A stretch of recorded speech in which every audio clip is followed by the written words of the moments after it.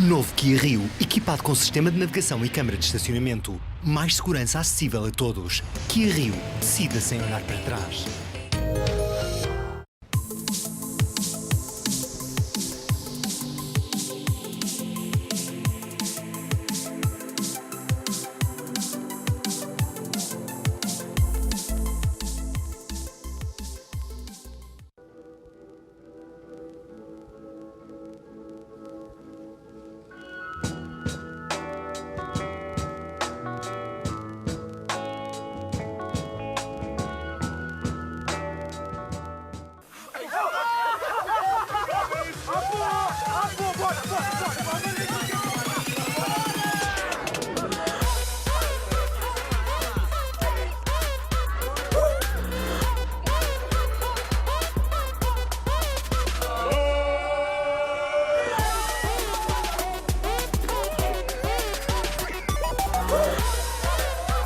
Novo Sumol Maçã.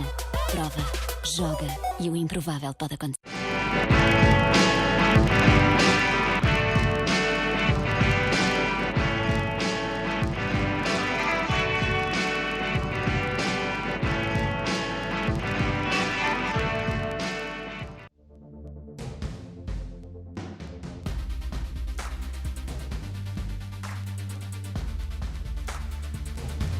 Bon dia, good morning, and welcome to day number 5 of the 2016 VISSLA ISA World Junior Surfing Championships. And what a beautiful morning we have today. And we've got an outstanding day today. I'm Bo Hodge along with Mike Latronic. Good morning, Mike. Bon dia.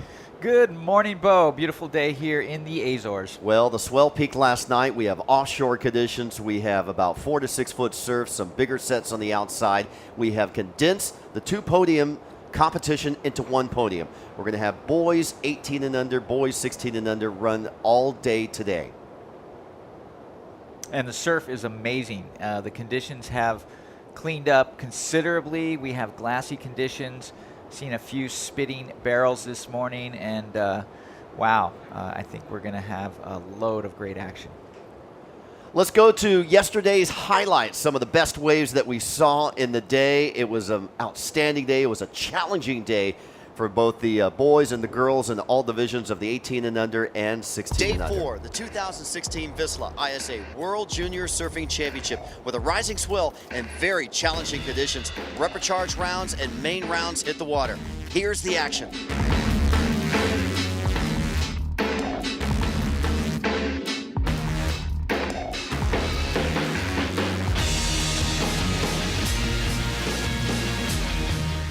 Here's Nina Reynal. Big bottom turn and banks it off the white water.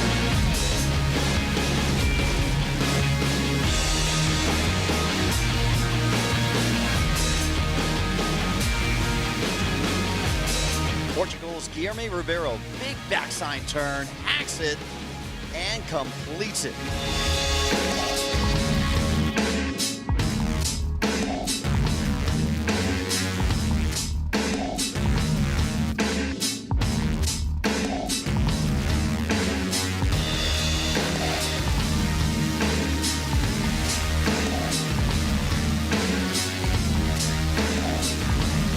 USA's Micah Cantor once off the back, big bottom turn, wraps it in the pocket.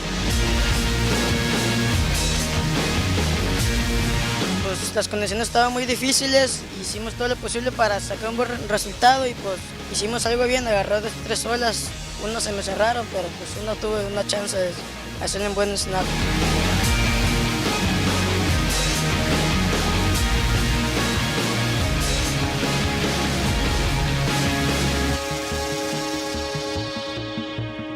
Tune in tomorrow as the world's best juniors tackle the waves of the Azores on ISAWorlds.com.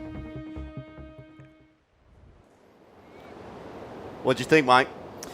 Well, I think it was pretty good. I think yesterday, although we had testy conditions, the kids are all right. They rose to the occasion, and there was some great surfing. Well, today is going to be even better. We've condensed, again, Podium 1, Podium 2, just into Podium 1. Just the boys only today. The girls get the day off. And the format of the day, we have extended main round heats. We have 6 main round heats we're going to start this morning. They have been extended from 20 minutes to 25 minutes due to the size of the swell. We'll begin with the boys under 18, the final 2 heats of their round number 2. 15 and 16. We're clearing the water. That's why we haven't started right now. A lot of free surfers out there. The water patrol is out there trying to get the surfers out of the zone. And a little bit of a delay this morning because a lot of free surfers taking advantage of the great conditions. So again, starting out with the boys 18 and under, main round number 2. We'll have heats 15 and 16. Then we'll move over to the boys 16 and under division. The last 4 heats that were not run out here on Podium 1. And then we'll move into the repecharge rounds.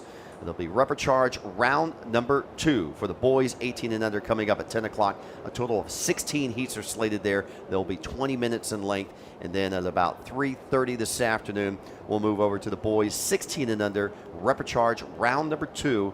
And we have about 9 heats to run in their round. I believe the girls have finished their repo rounds. And these are the last repecharge rounds that we will have in the contest.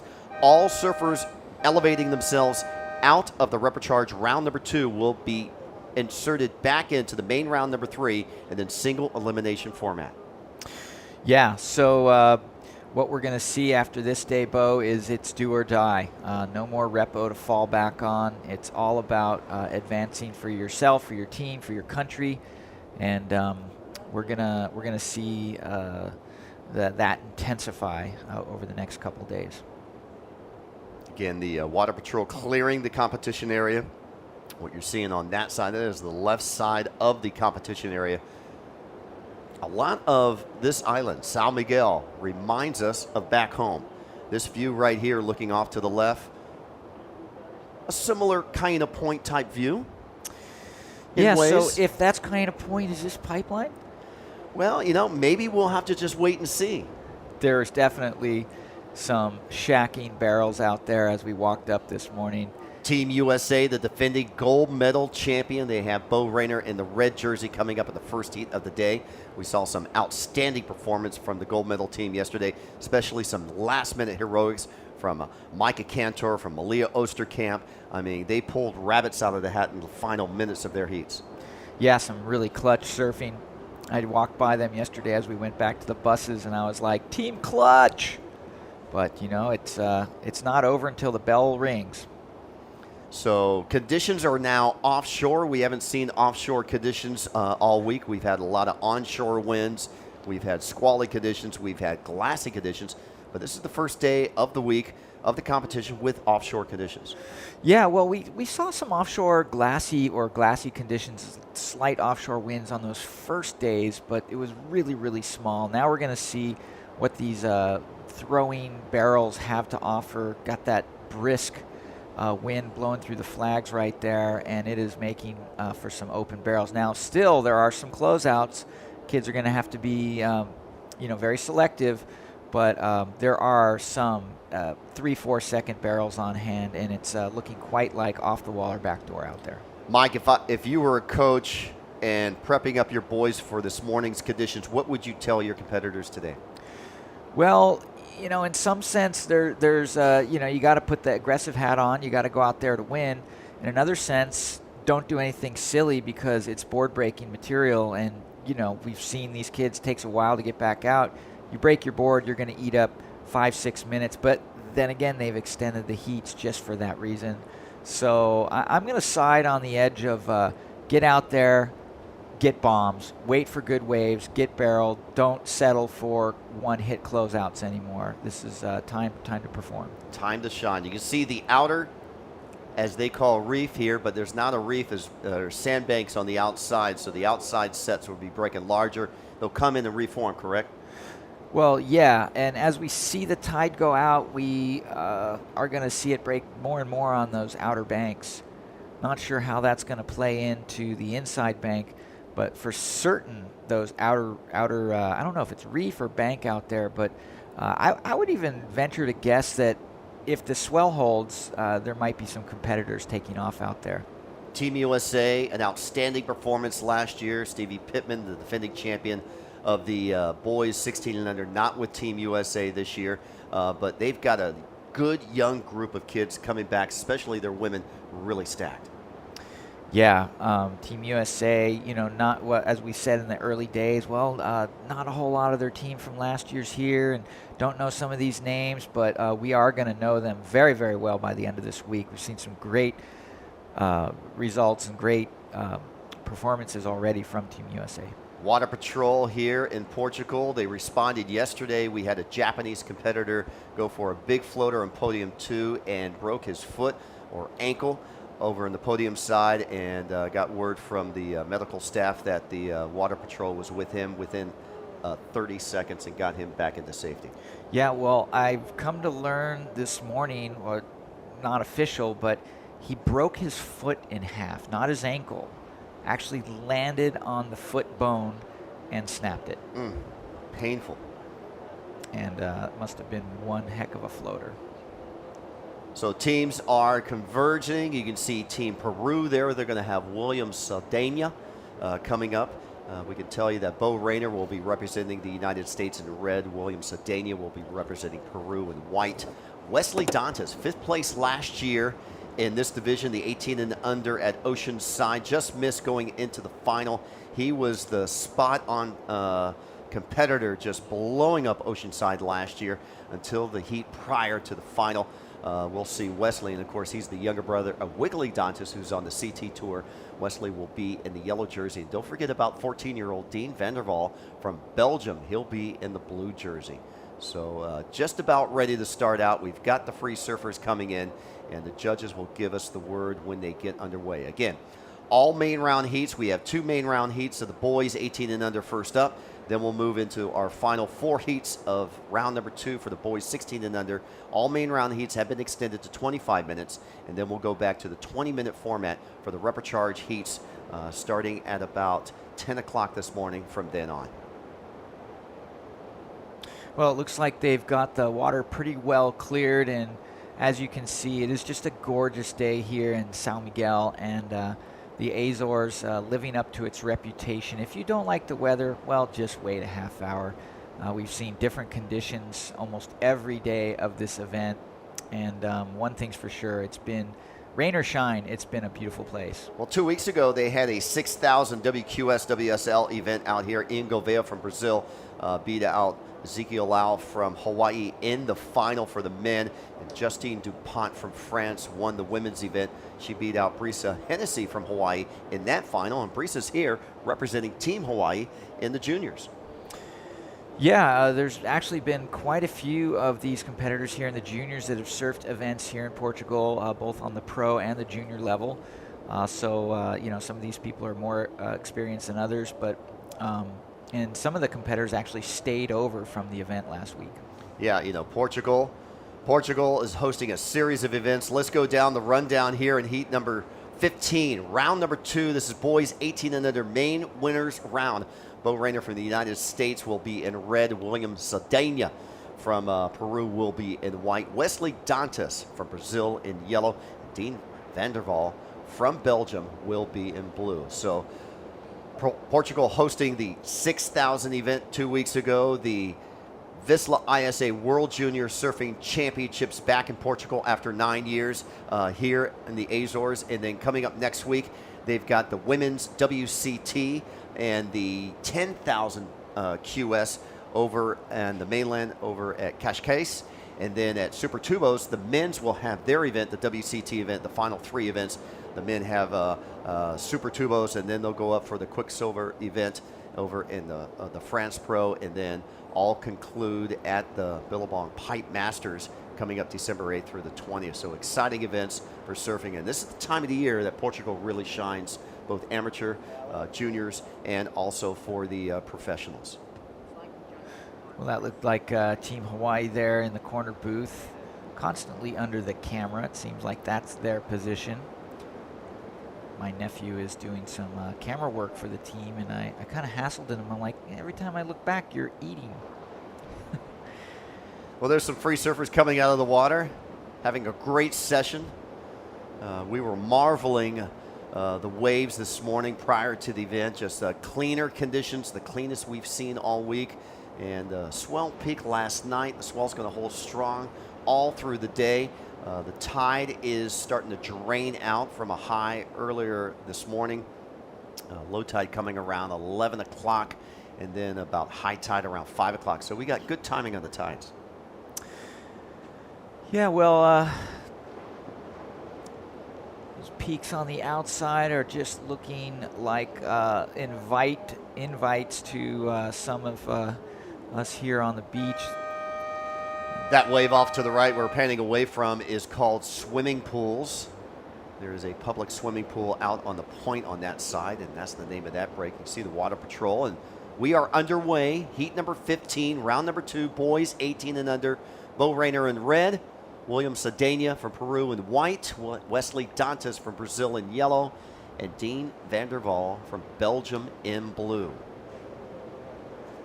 Well, we got a slow pan over from swimming pools. I was going to say that outer reef out there looked similar to some of the waves we have at home. If the tide drops and the waves get bigger, I'm hoping for an evening session. There's Wesley Dantas. He's an aerial specialist, and I enjoyed talking to Wesley in the back with Team Brazil, and he's gotten in better shape in the past year than we saw him last year in Oceanside. I think he's taken his surfing to another level. He is very serious. Of course, we know his brother Wiggly Dantas that comes to Hawaii each and every year for the past, I can't remember how many years, but at least for the past 10 years. And now Wesley making his name known in the junior ranks. And next to him is Bo Rayner in red. And Wesley, Bo, taking a look at this. Wesley will pull back.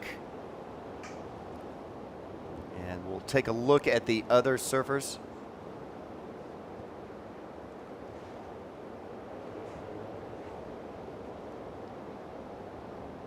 Up and riding, that is William Saldana from Peru.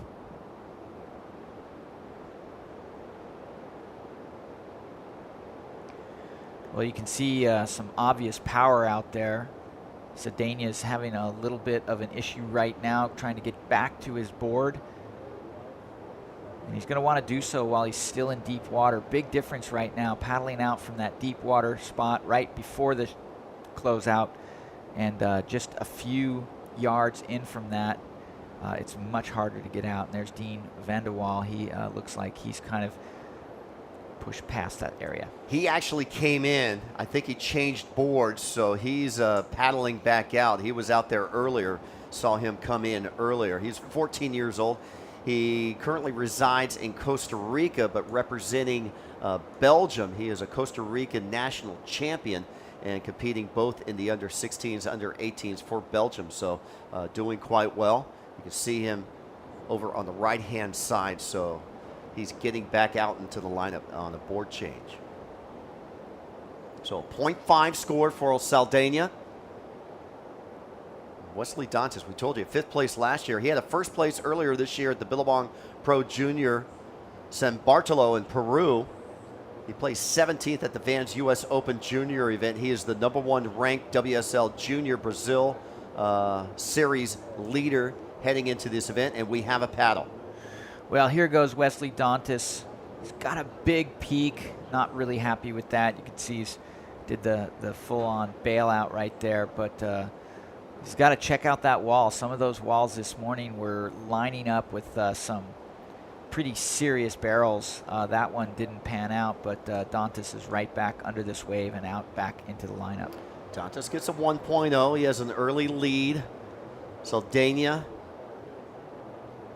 a quick jump off on his opening ride, a 0.5. So no waves yet for Bo Rayner or Dean van der Waal.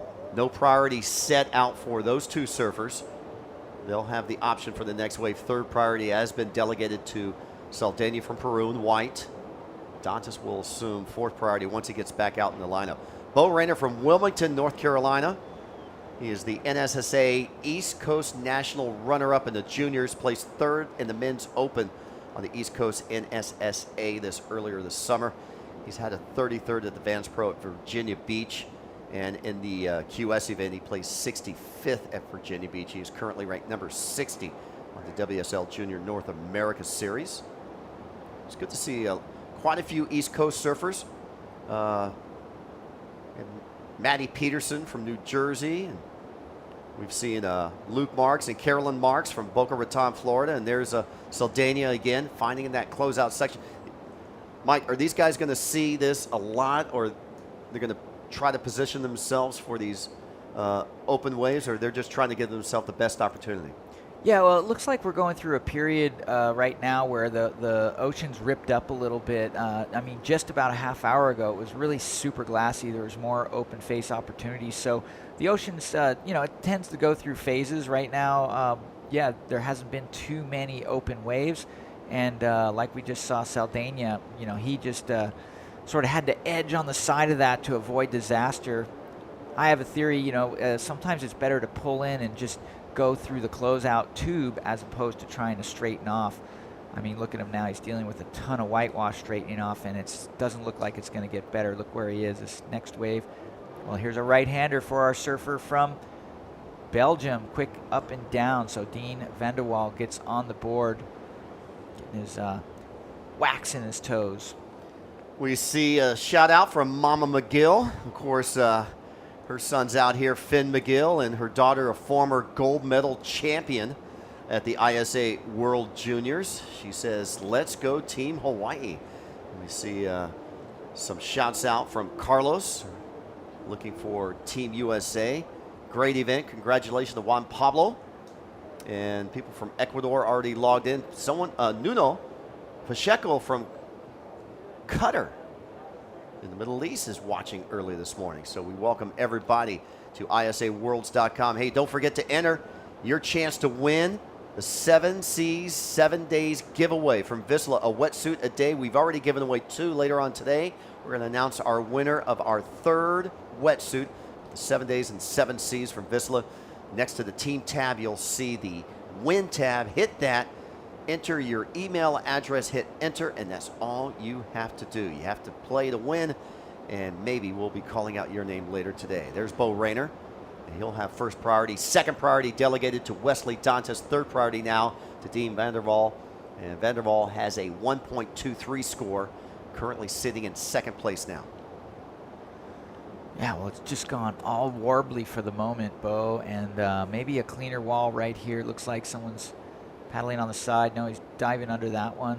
This outside set's now making its way in. We'll see if this has a double up, but yeah, pretty walled up right now. Pretty straight lineup. You can see the wall of water going all the way across. There doesn't seem to be a peak situation on this particular set. Mike, yesterday you were talking about the possibility of some of these surfers sitting outside in a 25-minute heat. Would you recommend that today? Well, right now, no. It doesn't appear to be consistent enough, but it is semi-high tide. When the tide drops out, you tend to see more action there on the outside. The swell did peak, however. I mean, we're still going to see solid energy. Should see it most of the day. But, yeah, I mean, based on the fact that the swell may be dropping slowly and the tide's kind of high, I wouldn't sit out there right now. Time remaining, 17 minutes remaining. Again, in a 25-minute heat for the main rounds. 5 minutes have been added by the contest director, Eric Kramer, to give these guys a bit more opportunity with this new swell. It actually peaked late last night, earlier this morning, and I think it's a good call giving them an extra 5 minutes in the water. Oh, great call. Yeah, they needed every second of it thus far. I mean, already about 8.5 minutes elapsed and not one single solid score yet. So definitely gives them time to be choosy. And more importantly, this is the first heat. Other competitors are watching what's happening here within the time period, you know, giving them some perspective on how to manage their time in their heat. Last year in this division, the boys 18 and under, the gold medal champion was out of Italy, the lone competitor for Italy last year. And this year, Italy has a full team in 2016. Of course, we're talking about Leonardo Fierlevante. Nome Mignon from France was the silver winner. Jake Marshall for the United States took the bronze, and Shun Murakami took the copper in this division. And all 4 of those surfers not back this year. And of course, we've seen Leonardo. He's currently ranked number 2 in the QS this year. And nice drop from Dean, and unable to make the connection on his backhand. Well, that was a clean-looking peak. Missed opportunity there for Van der Waal. Here goes Saldana. He's got himself an off-the-lip attempt, but just comes unstuck before that double-up. You saw how like a second wave in front of him. Now, beautiful-looking wave. Just board sort of skips out on the bottom turn. Bottom turn being one of the more important maneuvers you can do. Some people don't consider it maneuver. Most top surfers on the planet consider the bottom turn the single most important maneuver you can do because it sets you up for everything else. I totally agree with you there. 1.5 for Saldana, 1.3 for his second score. So our Peruvian sitting number one right now, and 0.93 awarded to Dean Van der Waal. So the 0.93 and the 1.23 has him in second place. Third on a single wave is Wesley Dantas with a 1 point ride. No waves yet for our surfer from the United States, Bo Rayner from Wilmington, North Carolina. He has not caught a wave. He's sitting there with priority, and he's being very patient with these low scores. There's really no rush. I think what he wants to execute is the right wave at the right time. Yeah, I mean, one solid maneuver right now is going to catapult any one of these surfers far into first place. So it's almost like this heat hasn't really lifted off yet. So we're down to 14 minutes, 14 seconds. Beautiful, clean conditions this morning. Offshore winds, a peaky swell that has peaked last night, a brand new one, and the swell will continue through tomorrow. And we may have a backup secondary swell coming up for the end of the contest. Here we go. All right, well, Wesley Dantas finds himself on a left-hander way down the beach, closing out. So another non-event over there. He'll get like a point or a half a point just for standing up, but it's not what he's looking for. There you can see he just gets up, wave runs away without him, and he goes for the lobster dive again. And here's what happened on the right. So Bo Rayner exercising patience, showing some good muscle through that closeout section. So barrel and a good snap at the end. Bo Rayner has just pretty much proven what we were talking about. He is going to jump far into first place with that wave. Saldana now completes his backhand maneuver on the right, so we'll be on standby for scores for 3 waves. Red, white, and yellow. 13 minutes remaining. Well, Saldana was finally able to complete an off-the-lip maneuver. That is going to definitely gather some points beyond what he's got. Not much, just one maneuver, but he will throw away one of those 2 low scores in his heat total. So we're on standby for scores. Judges reviewing the waves up in the tower. Again, only podium 1 is being run today. The girls have the day off. Podium 2 is closed down today. That'll reopen coming up tomorrow. And surfers who lose out in this heat, Mike, will have to surf later this afternoon. So for the first time in the contest, a pair of surfers in the first 6 heats of the day. We're going to see 12 surfers. They're going to be delegated into the repecharge coming up this afternoon. Scores not in for red, white, or yellow. Once they get locked in, we'll pass them to you. Some activity out in the water. Positioning, first priority now, delegated to Dean Van der Waal. Second priority, yellow, Wesley Dantas. Third priority, white, William Saldana. And fourth priority, Bo Rayner in red. Wow, it's just amazing that more than half of this heat is gone and still not one score over 5 points. Bo Rayner gets a 4.5. Sorry, Bo, you were going to interject. Yeah, just a very, very low scoring affair thus far. And it's sort of the first heat of the day. It's like the guinea pig. Yeah, Bo Rayner gets a 4.5. He goes from 4th to 1st place, so a new situation out in the water. Second place is our Peruvian surfer, William Saldana. Saldana gets a 2.67 on this last ride. Well, here goes Wesley Dantas. He gets a snap off the top, comes into the closeout, and just has to straighten off. There's just not a whole lot he could do right there. Finally gets a turn off, so that one backside turn will improve his position, and he doesn't need much. So Saldana 2.67, combo that with his 1.5, currently in second place, needing a 1.84 to go to the lead. And there's the replay, the block replay last of Wesley Dantas. He's currently counting a 1 and a 0.9. The 0.9 will be removed with his third wave score. So we're waiting one more judge to lock in. He gets a 2.77. So Wesley still in third, but just needing a 1.41 to go to second. Dean van der Wal from Belgium in blue with first priority has two low scores of a 1.23 and a 0.93. He now needs a 2.95 to go to second. Time check, 10 minutes, 20 seconds. Okay, here comes a left. You can see blue paddling forward on the edge. This is van der Wal. Big bottom turn, top turn off the top, this time complete. Let's see if he can get something else. Has to do a dive off the front of his board, but look at this wave. Glassy, sort of skipped on the bottom turn again, but this time hitting it much nicer off the top. So a good maneuver on a set wave. That's gonna bode well with the judges. Right now, here goes Saldana in the white. Has a little open shoulder, but digs a rail. So standing by for scores. Last of white, last of blue. And there's Dantas cracking the lip on the end. A lot of power with this young man. Definitely throwing some spray on that end section. First priority now to red. Bo Rayner, our current heat leader, on a one-wave score. On the beautiful right-hander. Got a pitch overhead from the barrel. Comes out with a nice hack. And here we go. Some sets are approaching. Scores are being put in by the judges. This will change the situation in the water. We're awaiting white, yellow, and blue score. Not sure what Dantas was able to do on that opening section, but that last maneuver is going to at least get him another score with bettering what he's got on his board. He wants to throw away that 1.0. And here goes Saldana again from Peru in the white jersey. This time he's got a little more open room to work with. Big snap off the top in the closeout, but doesn't complete it. Seems like every wave Williams been on, he has been incomplete rides.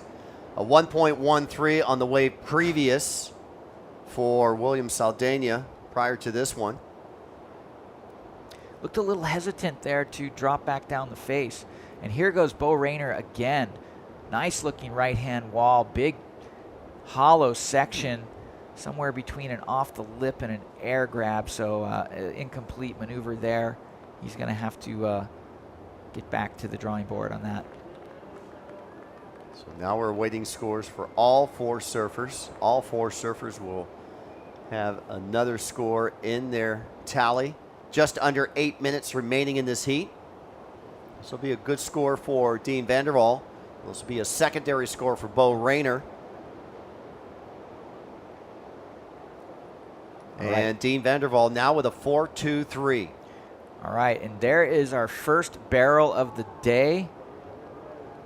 William Saldana from Peru, sort of sneaking in and sneaking out. Had a lot of whitewash to deal with coming out of that, but successful little cover up right there. And here goes Wesley Dantas throwing it up vertical, trying to negotiate out of it, but possibly an incomplete turn just because he didn't ride out.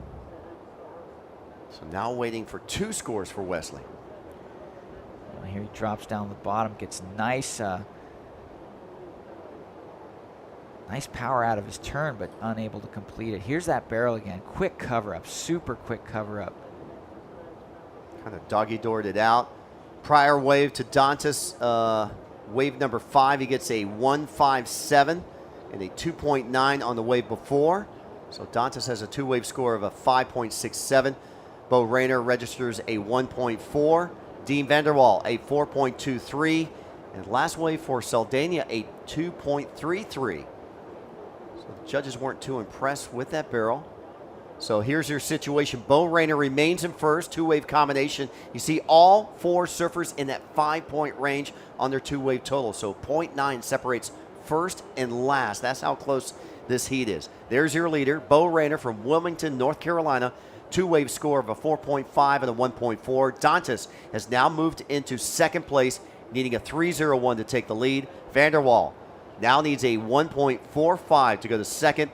And William Saldana, who had second place for a majority of this heat, now delegated to fourth, needing a 3.01 with 5 minutes, 55 seconds remaining.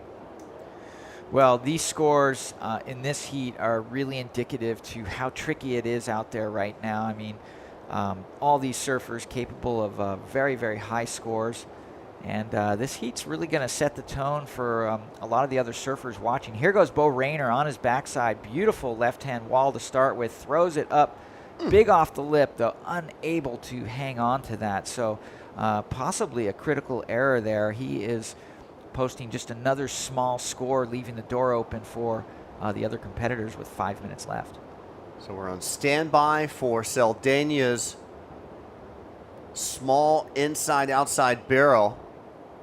Judges are correcting their score, and there it is, a 4.5. So Saldana goes from 4th to 1st place with a 4.5 and a 2.67 with a 7.172 wave total. Bo Rayner improves his margin. He drops to 1.4. He gets a 1.53. He needs a 2.68 to regain the lead. Wesley Dantas goes from 2nd to 3rd. Dantas now needs a 3.14, and Van der Waal now just needs a 1.81 to regain 2nd. So still close between 2nd, 3rd, and 4th, but the Peruvian putting a little bit of margin and the best wave of the heat. Well, it is still very, very close. Any one wave can change this, and here goes Saldana again. Sort of that takes a while to negotiate the drop. Does a little flick off the side, harder cutback right there, trying to maintain control, and he rides out of it, so that could well improve his situation, but took a pretty long time to get around this section on the outside there. You see he gets kind of caught up.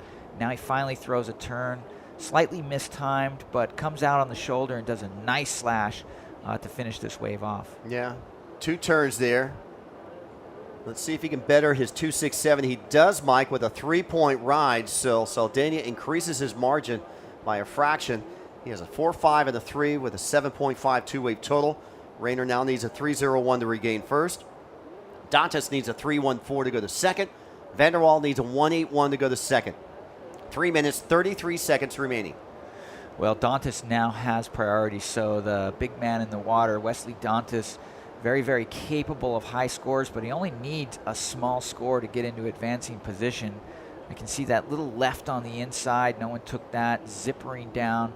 At this point, Bo, you know, my theory with the multiple maneuvers per waves is getting thrown out the door. At this point, I think all these surfers are looking for a wave that just give them at least one great turn.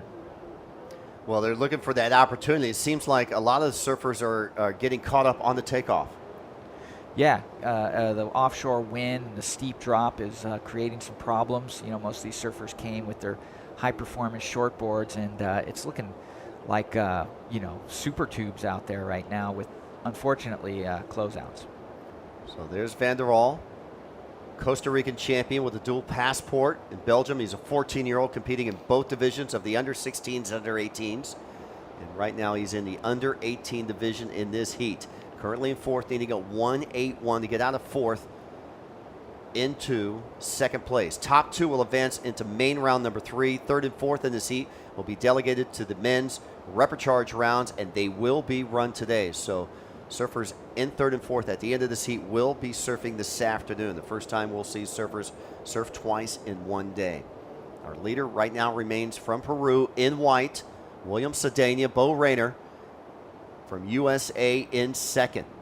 Wesley Dantas, 5th place last year in this division of the boys 18 and under at the ISA World Junior Surfing Championships at Oceanside, is currently in 3rd, needing a 3.14. 1 minute 40 seconds remaining. Well, you could see Dantas having a look at that. He's probably getting pretty nervous at this point. 1 minute and 30 seconds is not a very long time. So this is a clutch situation for Dantas, but as well, all the surfers realizing that any one wave can change the situation. They are all on the hunt in this last minute. First priority is that man right there, Wesley Dantas. He'll have first go of the next wave. 1 minute, 15 seconds and ticking. Yeah, well, it's go time in about 20 seconds. Dantas can't afford to sit much longer. He's going to have to just get one of these closeouts and do a big maneuver if that's what it's going to take. He only needs a 3.14. And similarly, Dean Van der Waal only needs a 1.81. So even smaller score required from the Belgian surfer. Just over a half a point separates second, third, and fourth. That's how close this heat is. 40 seconds to go. And Mike, like you said, it's go time now. Yeah, well, let's see what's going on. It looks like these waves are really just doubling up over each other and closing out. So it's an untenable situation. Very, very frustrating for the surfers. But this is it. This is going to be, it's either this wave or the next wave, and then the bell rings. 15 seconds remaining. Saldana in first, Rayner in second. Dantas needing a 3.14. Van der Waal needing a 1.81. 5 seconds to go, and Van der Waal is up and riding. Well, if he can just get one turn on this wave, and he doesn't get it. Interesting situation right there, Bo. And the sound of the two horns rounds out heat number 15, round number 2. The boys 18 and under will be on standby for Van der Waal's last wave. And it looks like it is a 107. So there you go. Official results. William Saldana from Peru, that man on screen in white, takes first. And Bo Rayner from Wilmington, North Carolina for Team USA takes second. They advance to main round number 3. William Dantas, delegated to the Repecharge round, 5th place in this division last year. And Dean Van der Waal from Belgium is in 4th. You're watching the 2016 VISSLA ISA World Junior Surfing Championships live from the Azores. Coming up next, our final heat in this round, heat number 16. Stay tuned.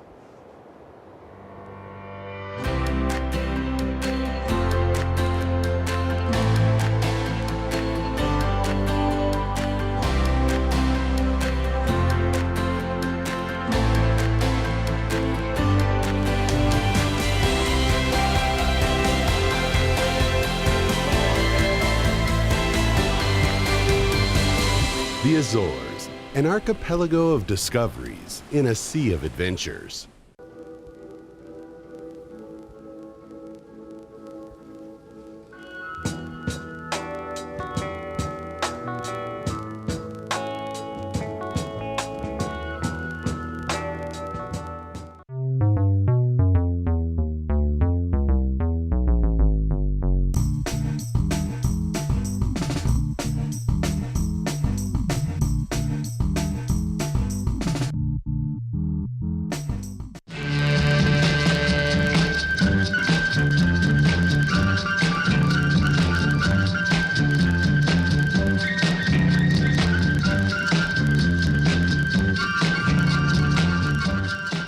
Novo Kia Rio, equipado com sistema de navegação e câmara de estacionamento. Mais segurança acessível a todos. Kia Rio, decida sem olhar para trás.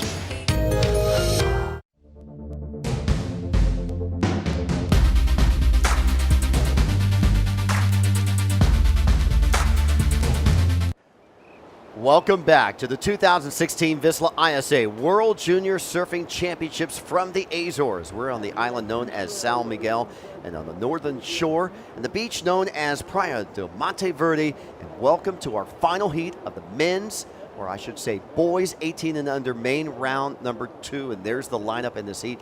Representing Costa Rica in red, Joseph Mendez. From Mexico in white, Luis Ray Hernandez. From Australia in yellow, Reef Hazelwood. And from Japan, Yuki Nakashiro. I'm Bo Hodge along with Lee Bartlett. Good morning, Lee. Bon dia. There you go. That's Take so 2. good. Okay, let's do this again. Right. Bon dia, Lee. Oh, bon dia, Bo. How are you this morning? I am doing great. The conditions are ideal. There's Reef Hazelwood from Australia, from the Sunshine Coast. Paddling, stroking in. He's already registered the 1.5, and here's his second wave. Here we go. It's going to be a 1 re-entry there. Did well to hang on to that, actually. It's very late. When we first turned up this morning, we thought there were going to be lots of barrels, but then we were watching 100 free surfers, so there's always somebody in the right spot.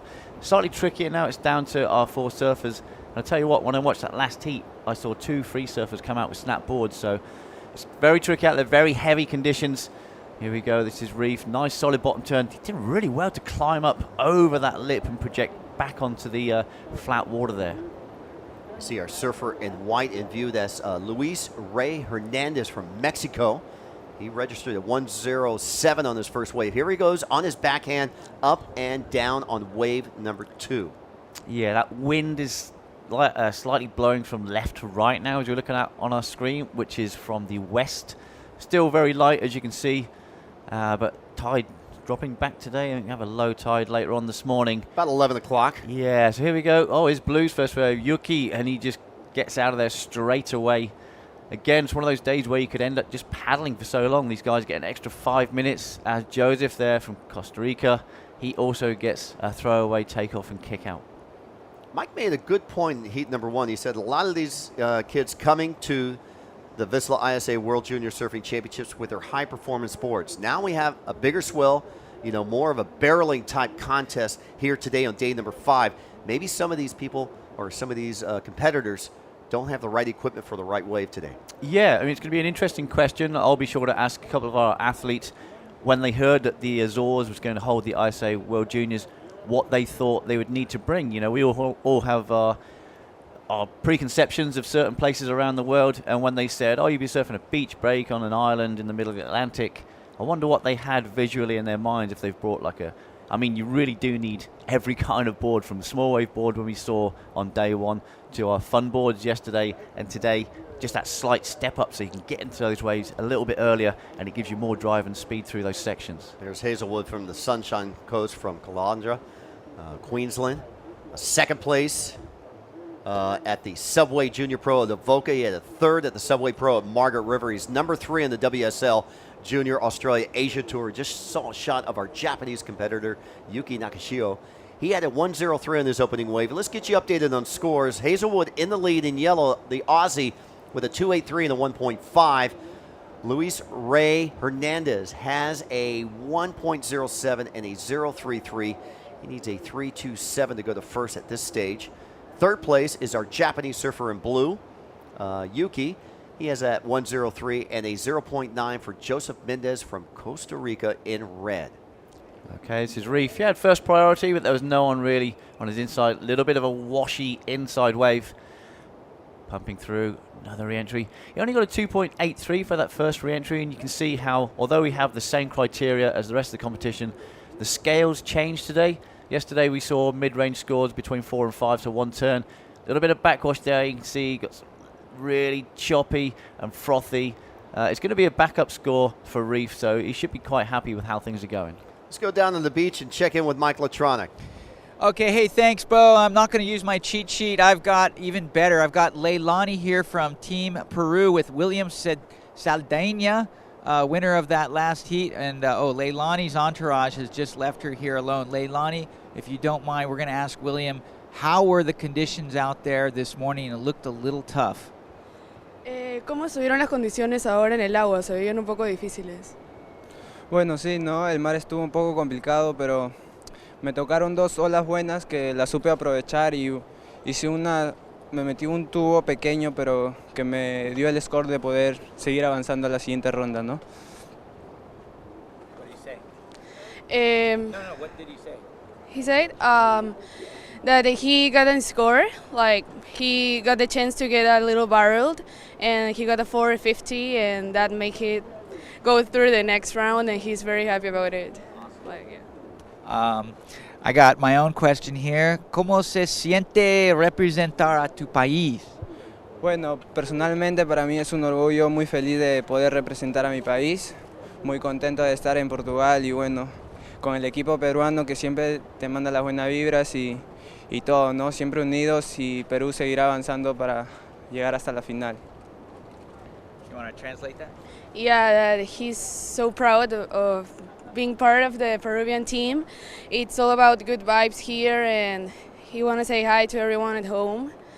And he's so happy to make it through the next round, and he's going to leave everything at the hit. Awesome. All right, hey, well, congratulations, and we'll go back up to you boys. All right, thanks, Mike, and congratulations to William Saldana from Peru. Peru just coming off a gold medal performance at the ISA World Surfing Games down in Costa Rica. And this time last year, the junior team placed 9th in Oceanside. And in Ecuador, Team Peru was a 6th place and 7th place in Nicaragua in 2013. So a very consistent top 10 team, the juniors from Peru, proving well, and William's going to be leading them here. Here we go. Joseph Mendez in red on that last ride of the during the interview. Well, he just disappeared off screen there. Not sure what he did on the inside. He didn't get that takeoff barrel. He's only got one score at the moment, it's a 0.9. And he's currently in 4th place as we see the set. Still breaking on that outside bank, and it kind of reforms and hits this inside where we see our 3 surfers there just in the middle of the screen. So Reef there with the second backup wave, slightly better than his first wave. Yeah, 373. I think that was the combination of turns there on his forehand. So he has at least the highest 2 wave scores so far in this heat. So he's setting the pace. He's being chased right now. He's in 1st place. First priority is our Japanese surfer who's currently in 3rd. Yuki will have 1st priority. Reef will have 2nd priority. Score coming in for Luis Ray Hernandez, a 2-point ride, and a 2.9 for Joseph Mendez. Here's a better shot, a different angle for Joseph. Yeah, we're from behind this time. Nice little check turn off the top there. All out on the open face. Another re-entry. Doesn't get a 3rd turn. He kind of does, but it's not complete. So that's where he gets his 2.9. Very similar to that second wave of Reef Hazelwood. And here we go. Luis, the Mexican, looking for that barrel, just get it clipped in the head, and he goes backwards over the falls. He was trying. Yeah. I mean, they get barreling waves down in Mexico, obviously. But Puerto Escondido, one of the Mexican pipeline, one of the most renowned waves. And, of course, the WSL had their big wave contest earlier this year, and Twiggy Baker won that event. But we saw some man-sized barrels down there this year with Kai Linney and Jamie Mitchell just charging. Here we go, Joseph. Trying to get it. I thought he was going to go for an air there, or at least get a big re-entry. Even if he did that one solid turn, he would have got a very similar wave to his last. When we were walking down the beach, we were shouting 2s or 10s, but it looks like 3s and 4s might get you through heats in this early stage. Nice snap there for Yuki from Japan. Doesn't ride out of it. He's got a 1.03. That's going to be a very similar score. Yeah, the 17-year-old from Japan. Here we go, paddling back out. 1st priority now allocated to Reef Hazelwood. Here's Yuki on the replay. Yeah, not one of the bigger waves, and then I thought he was going to get a nice top turn in there, but he kind of stalls out of that. Doesn't ride out of it. It could have been that mid-range 2. Unfortunately, it comes in just over his first wave, which was a 1. He's now rewarded with a 1.7 as we see the set still pushing through. Supposed to be a building swell today as well, but as you can see, and I'm sure these Mike and Bo have covered, much cleaner conditions with a more favorable wind this morning. Yeah, you can see that wind that you're describing from left to right as the spray is kind of rotating over to the east side of the beach. So it's not as clean as glassy as we got here earlier this morning. No, but hopefully if it's going to blow in any directions, it's going to stay in this direction. If it does pick up through the day, you can see, yeah, nice groomed lines coming through. Not many free surfers out there today. I think that just in case they snap that favorite board. Well, you said on the free surf turn over off on the left, you saw 4 broken boards come out in that first heat. Yeah, within 25 minutes, there's a couple of guys coming in with 2 boards. A couple of surfers actually paddled to the outer banks right in front of the rocks, but that separates our 2 beaches down here on our north coast. Very slow kind of waves. They caught 1 wave each and then came in. Yesterday, further down the beach, there's loads of free surfers. Down there today, it's like an oasis of just nothingness. So all the free surf done at Podium 2 area? No, there's no free surfers. Whoa. That shows you how heavy this beach break is today. Reef there, it's just going to be a throwaway. He goes to his backhand. These guys seem to have been in more of a rhythm where they're not getting caught out, so maybe this tide dropping back out is giving a little bit more of a paddle out area. And there, Luis did have first priority. He's now going to drop to at least 3rd. Looks like he's still further out back than our surfer in yellow.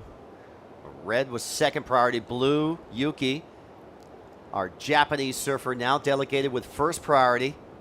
Yuki had a 17th place earlier this summer at the GoPro Junior Games in Chiba, Japan, a 5th place in Tahara. He's currently ranked number 17 on the Japanese WSL Junior Series this summer. And there's a shot of both white and yellow. White is Luis Ray Hernandez from Mexico, and Reef Hazelwood from Australia, from the Sunshine Coast, who is our current leader right now. Not big scores, as you see there. A combined score of 6.5 for our heat leader, so very small requirements for 3rd and 4th, and even for a surfer in 2nd to take the lead. This World Championship being presented by VISSLA. We're being supported by the Azor Tourism Association and the Portuguese Institute of Sport, Azor Airlines, along with Sumal. Our media partners include Surfline, the official forecaster, Surfos Magazine, Passion Extrema, Surfers Village, Waves, Zigzag Magazine, and Media Luso. So if you've got any messages, don't forget, you can send in some comments.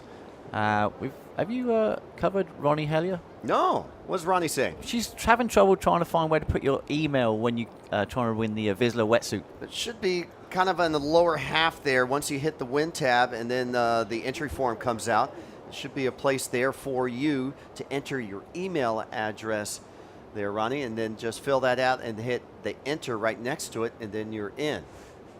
Maybe refresh your browser. It might be didn't download properly. Bit of a double paddle here. Surfer in yellow. He takes this wave on his forehand. So heat leader Reef just goes for a re-entry there. Slips off right as he's about to hit the lip.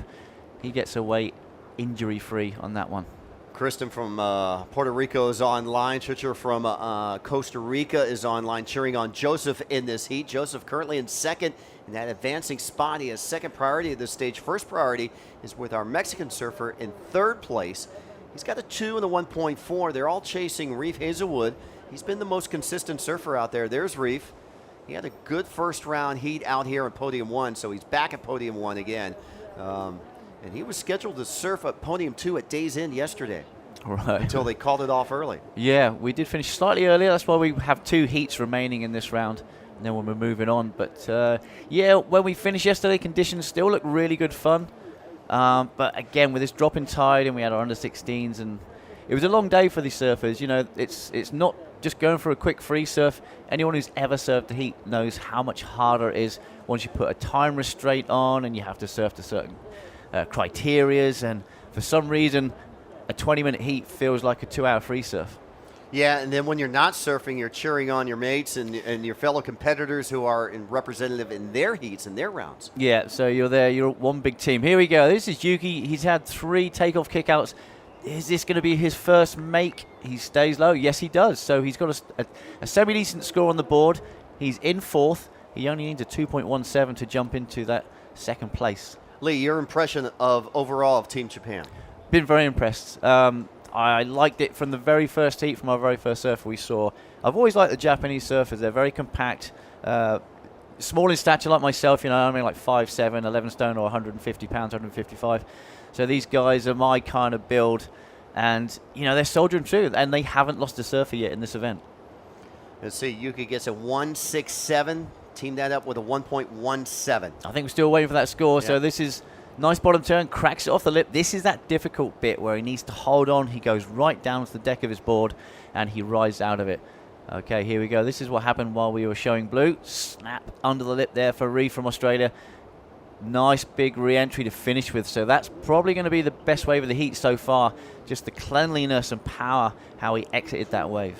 Well, it seems like Reef from the Sunshine Coast has been able to do the combination of maneuvers out there this morning. Yeah, not massive maneuvers, but he's making them. That's the main thing. And now Luis on a frothy one. Ooh, that was a straight-legged landing. Looks like he almost headbutted his knees with his with his head there. He's okay, though. He's going to turn around and paddle back out.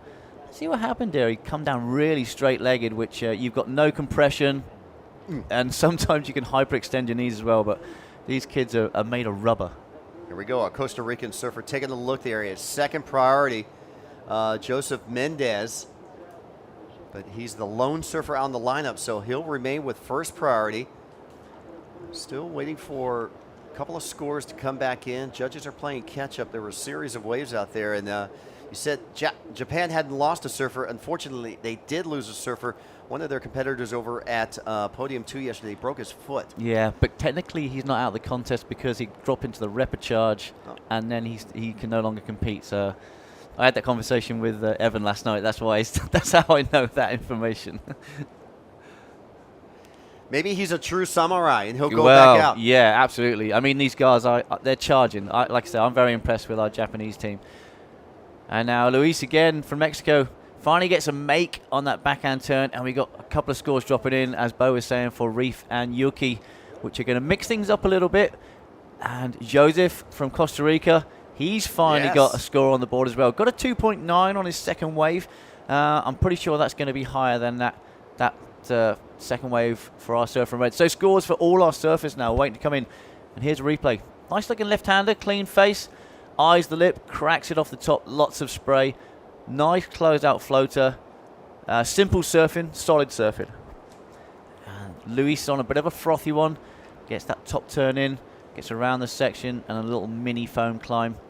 So scores for all our surfers as the judges play catch up. Yeah, still incomplete. We can't announce the scores until they're locked in. We've got 2 of the 3 judges with Reef's wave, 3 of the 5 judges for Yuki's wave, 1 of the 5, and here we go in blue, Yuki Nakashiro. Really nice looking left-hander. Looks super fun when the sun comes out. First top turn and then a crack rail and a claim. And it's not often you see our Japanese surfers claim waves, but you can see how tricky it is.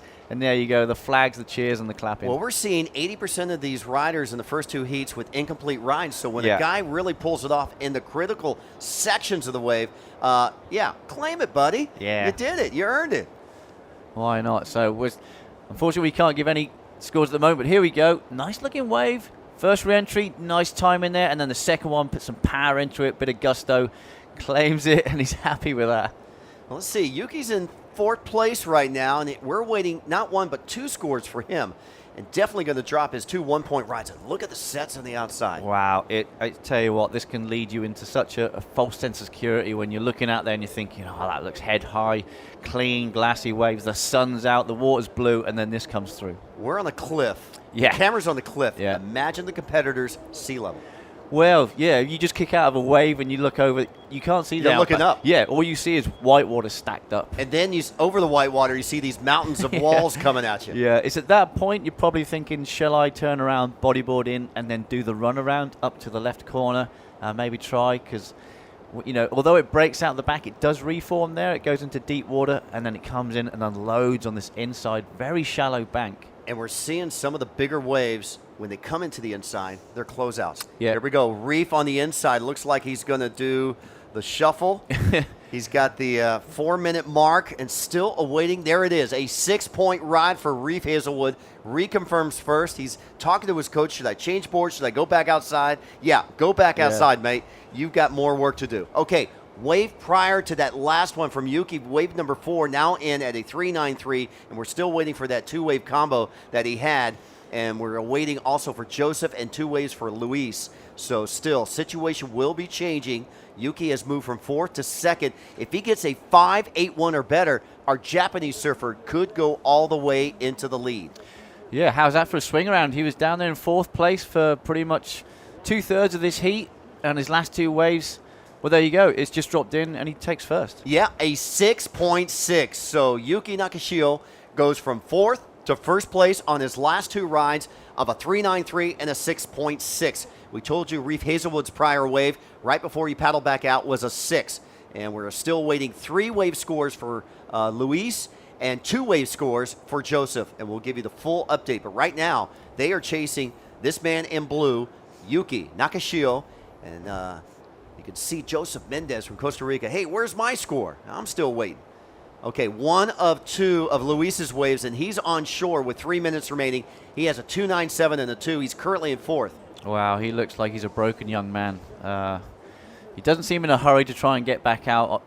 I don't think he'll get back out. The guys have been given 7 minutes today to paddle out back. Reef did the runaround, and it looked like Joseph and Yuki actually snuck out through that set. So they're out the back.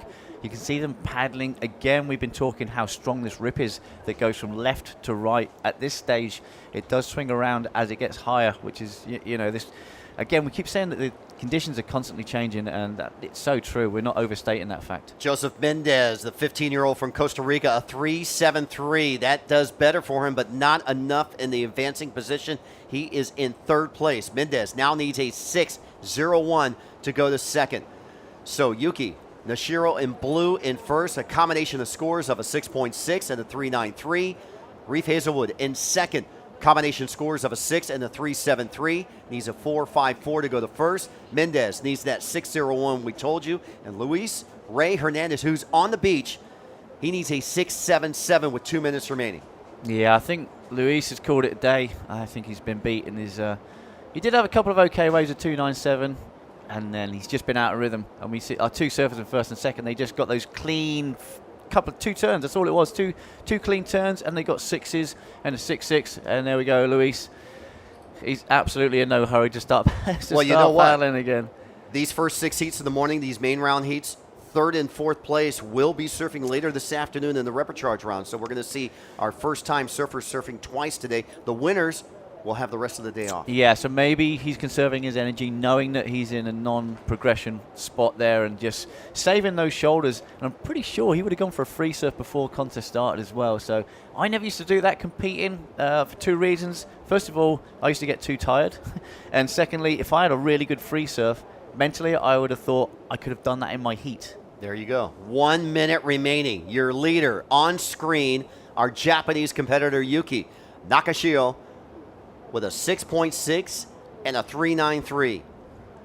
Well, you know, he was a good judge of that wave. When he claimed it, he was letting everybody know, I caught the best wave of the heat. Yeah, and not only that, he got out back really quick as well. So it was a win-win for our Japanese surfer Yuki. You can see the set still pouring through.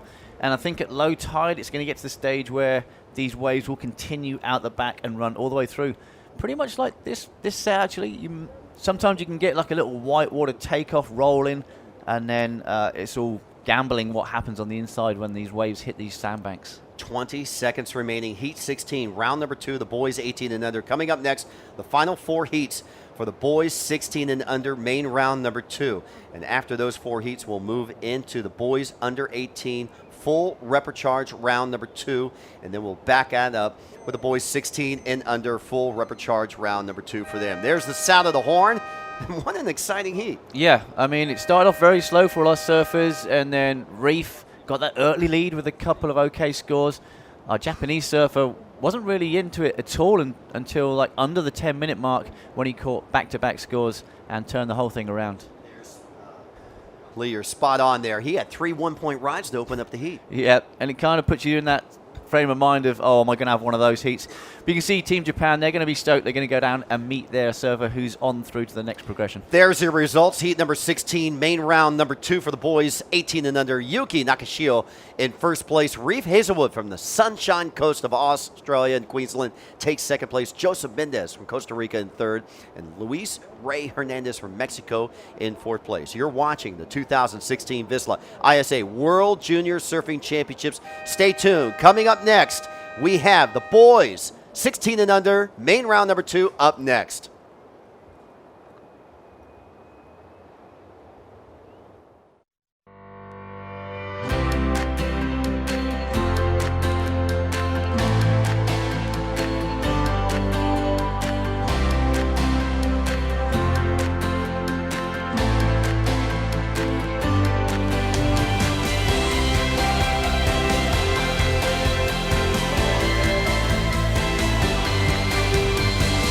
The Azores, an archipelago of discoveries in a sea of adventures.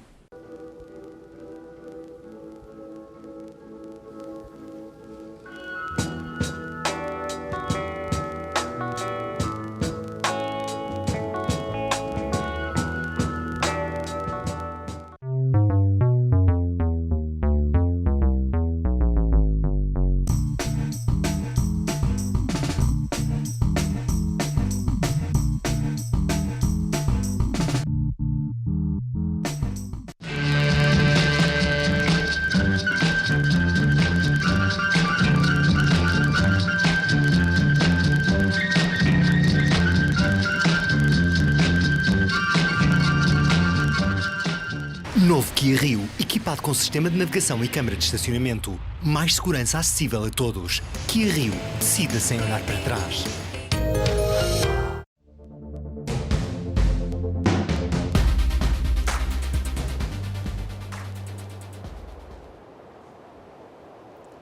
Good morning, everybody. Straight from São Miguel Island, Praia de Monte Verde, in the Azores archipelago off the coast of Portugal.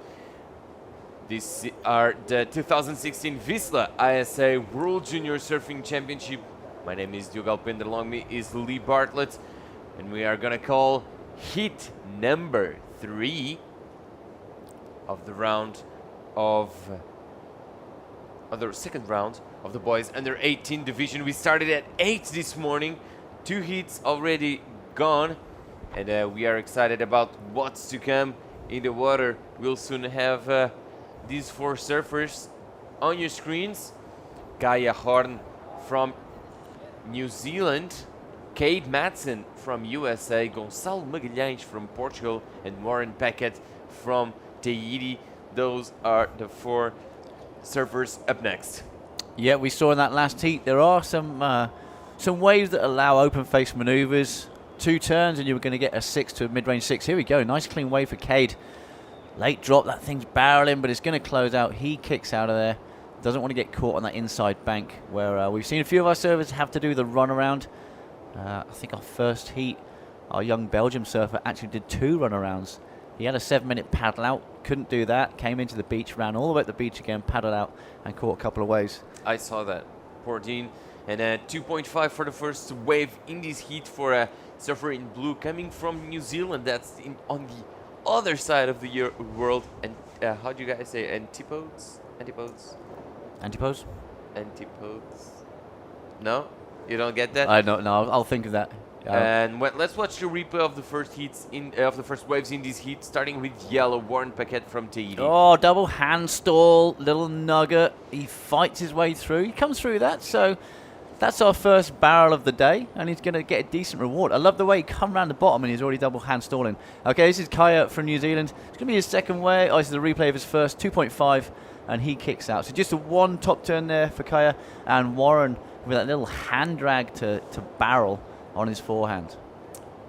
I was looking for a word that means on the other side of the world. Yeah, like the polar opposite. Exactly. Yeah. The polar opposite of Portugal. That's New Zealand, right? Yeah. there. So if you dug a hole straight down from where we are now, you're going to come out in New Zealand. You'd find a bunch of Kiwis. Yeah. Well, you'd melt in the center of the earth, but Yeah. you know. Well. Yeah. But that's actually in Portugal. So here in the islands, I'm not sure what's on the polar opposite. Oh, maybe Tasmania. Yeah, it might be. Let's go for score. 6-point right for the first of yellow, and that's the best wave of the heat so far. 3-point right for the first of white, 2.5 for the first of Kaya, and 0.77 for Kate Madsen. On your screens right now, it's Kaya Horn coming from New Zealand. We have seen him surf in this podium.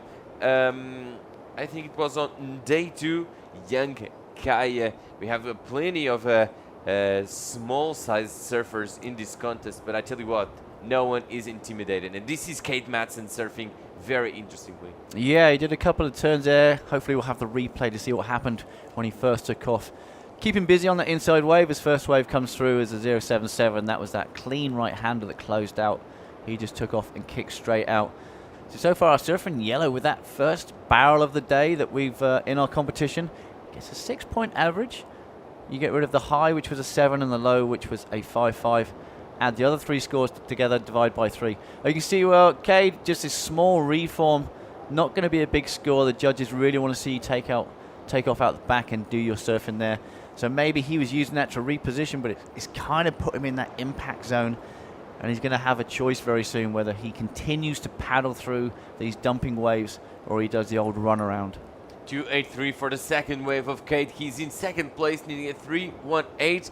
Cade Madsen coming to the Azores from California, having lower trestles as his favorite wave. He was global champion VQS 2016, won the junior season at the NSSA, also the men. So we have a very exciting surfer here in red, and hopefully we'll see some better things of him in the coming minutes. And we'll see what happens also with Warren Paquette. When in this type of conditions, when you start with such an interesting score, a good score for Warren Paquette, that must have been that must have felt good for him. Yeah, I mean he did that really well. I just loved the way he was stalling as he bottom turned. He had 2 hands in the water to slow himself down, and I was having a little chuckle to myself there as poor old Cade Madsen on the inside. He just stood up on his board and just dove off it to get under that shore break. You can see it sucking all the dark sand, the kind of black sand on the beach down here. Volcanic sand. Yeah, so it churns it up and it really makes it look evil when you get stuck in that impact zone. And when you come out from a surf, you've got this black sand all up your arms and up your legs, in your hair, in your ears. Because it's quite sticky. Yeah, it's very granular. You know, you get a lot of places where sand's smooth, and over here it's kind of coarse. And I think one of our female surfers actually got sandburn from being pushed up the sand after a wipeout. Oh. So it's very abrasive. Quick up and down there for Kaya from New Zealand there, just holding that rail. He's got a 2.5. currently in 4th place, so it's still plenty of time though. 25 minutes for these heats. So we got down here, the contest director, head judge would have looked at conditions and thought there's going to be a lot of paddling around out there. Maybe we should go with 25 minutes. Yeah, give these athletes a chance. And unfortunately, it's our repechage surfers that pay the price. But they get 20 minutes today, whereas yesterday they had 15. So for them, 20 minutes is going to seem like a long time compared to that. Absolutely. Let's go to the interview with Bo Hodges, who's right there with Yuki Nakashio from Japan, who did a good job on his last heat. That's right, Diogo. Here we go with our Japanese Ichiban surfer in Abunai conditions. Very dangerous out there, but Yuki did quite well. First off, my first question was, talk about the conditions. Kind of dangerous out there, bigger swell. What was your mind frame? What were you thinking? What were your coaches talking to you about going into that heat? 今日すごい波もね大きくてみんなね大きな波だったけども試合に挑むについて心の準備はどういう感じでコーチから指導されましたか？まあ波が難しいんでとりあえず攻めろと言われました。It's a kind of difficult wave, so just charge it. Okay, just charge it. Well, he was charging, but in the beginning, your first 3 waves were 1-point rides, so you kind of had a poor start, out of rhythm, and then you found your rhythm with your back end of your heat with your keeper scores. 最初の3本の波は1点台だったけど、最後の2本波はどのようにして選んで乗りましたか？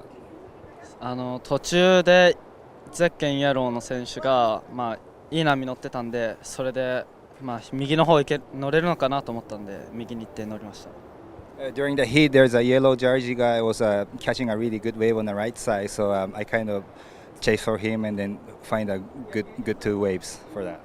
And let's talk about that 6-point ride that you caught. You did 2 powerful maneuvers, and that second maneuver you just kind of claimed it. You looked back to your team, you were really excited. You knew that was a good wave.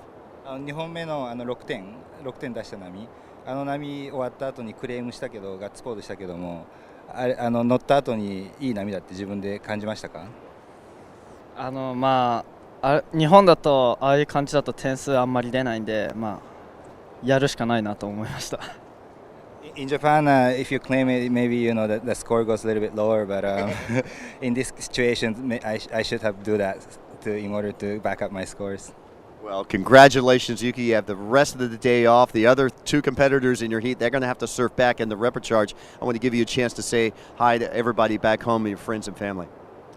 日本語で最後日本ので応援している皆さんにお願いします。応援してくれてる皆さん、今日1番で勝ったんで明日になるんで、応援よろしくお願いします。Thanks for supporting me from Japan, and today I survived for the first place to go to the next round. I'll do my best tomorrow. Please give me a cheer again. So there you go. Yuki and Reef survive out of that heat. They'll graduate on into main round number 3. Congratulations, Yuki. All the best to you, and hopefully you'll get a gold medal at the end of the week. Back up to you guys in the booth. Thank you both. Thank you, Yuki, and thank you, Junio, Japan's team manager, doing a great job in the translation of his athletes. And we had some good waves for red, I believe, a 303 and something around a 6-point ride. We're going to watch the replay soon with 13 minutes to go. This is very important for the young American. Okay, on his backhand, a little bit of a bumpy one. Gets out on that open face. Nice re-entry there. Digs the nose, but pulls it back out. And then a little check turn to finish. Double bumping to get over this section, which he does. So I'm taking it. That's going to be his 303. And this is his 6. Well, it's going to be around about a 6. Much cleaner wave. You can see the spray coming off his board. More time on that wave. Really smooth bottom top transition. And a nice clean exit. So this is why this is going to have almost a double point score compared to his last 303.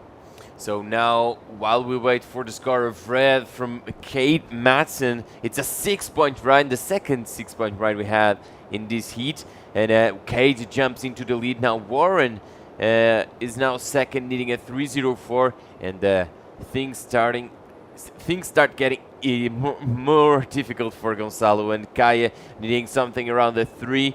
But there's still plenty of time in these heats. Lee in a 6-point ride, that must have been quite a relief for Team USA there. Yeah, I mean, when you're competing like this and the waves are this tricky and they're this heavy, when you kick out of a wave like that, you know you've got a good score. You kind of, the pressure's off now. He's got a backup of a 3. He'll be looking to drop that.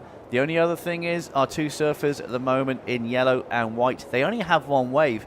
Kaya from New Zealand has a backup wave. It looked like he pretty much just took off and kicked out straight away. So Warren with a 6 from Tahiti, he's the danger man. It's all going to be down to our Portuguese surfer who has a 3. He needs to get something around that 6, anything higher than the 6, and he's going to jump into the lead. As we see surfer in red and white close to each other, and on the other side of our screen we have yellow and blue. That quite an interesting strategy. The 2 surfers that don't have a 6-point ride close to the surfers that do have a 6-point ride, just trying to get a feeling of what their those surfers' strategy is. Just trying to get one of those 6s and find something right there. Yeah, you're hoping that a little bit of luck rubs off on them to you. I've done that when I've been free surfing. I see somebody who's just getting wave after wave after wave, and I'll just go and sit next to him and just have a little chat, and hopefully that rhythm will rub off on me. Sometimes it works and sometimes it doesn't. It's annoying when you get these people that wherever they paddle, the waves come to them. We've all got those friends, where you go over and you sit next to them, a set will come in, they'll catch a wave, then it goes flat. They paddle straight back out on another bit, wave comes to them again, and you're thinking, well, what did I do wrong? Why is he getting all the waves? But that's just how surfing is, and that's what makes this sport so great. It's not something you can repeat over and over and over. It's not like a snooker table or a tennis court. These conditions keep you guessing constantly. Yeah, there's so many variables when you're in the water, so many things that can happen. A minor difference in the sandbank can change everything. A huge set that just broke might change something, and next set's gonna be breaking on some other place, and you really need to pay attention in the water, especially when you're competing, when you're going for a medal, and when you're trying to get your team some precious points for the ranking here in ISA events. Yeah, I mean, the way you'd look at it, maybe like a downhill mountain biker, they've got to go through the course, it's really twisty. Well, imagine if they don't get to walk that course first. They just take off, the thing goes go, and they're heading down this mountain, and they have to react to every corner for the first time. And that's what surfing is, because no wave ever breaks the same twice. Even though they look the same to the layman, there's all these subtle nuances that are different. A slight change in swell direction, a gust of wind on this time, a bit of backwash or some turbulence from the wave before, as we see our surfer in Portugal. Nice clean wave, and he nose dives. That's not going to go into his top 2, although it will, because it's his second wave. It almost looked like he was aiming for the barrel. Now Blue's up and riding. Okay, Blue. This is Kaya from New Zealand. He's currently in 4th place. He only needs a mid-range 3. That's not going to be it. But yeah, our Portuguese surfer there, he had the eye on the prize. Couldn't get down the face. Nice double hand drop wallet there for Cade. Unfortunately, gets that rotation on his tail and the release. Almost flipped him off the other way. Now here we go. He's pulling in. This is Warren from Tahiti. He's already got 1 barrel. That's one nice re-entry. And the little claim as well. So his first barrel was slightly longer than that, but it didn't have a finish. He did well to get in this barrel, and then he kind of finished it with a nice strong re-entry as well. So kind of expecting a similar, maybe slightly higher score for Warren on that second wave.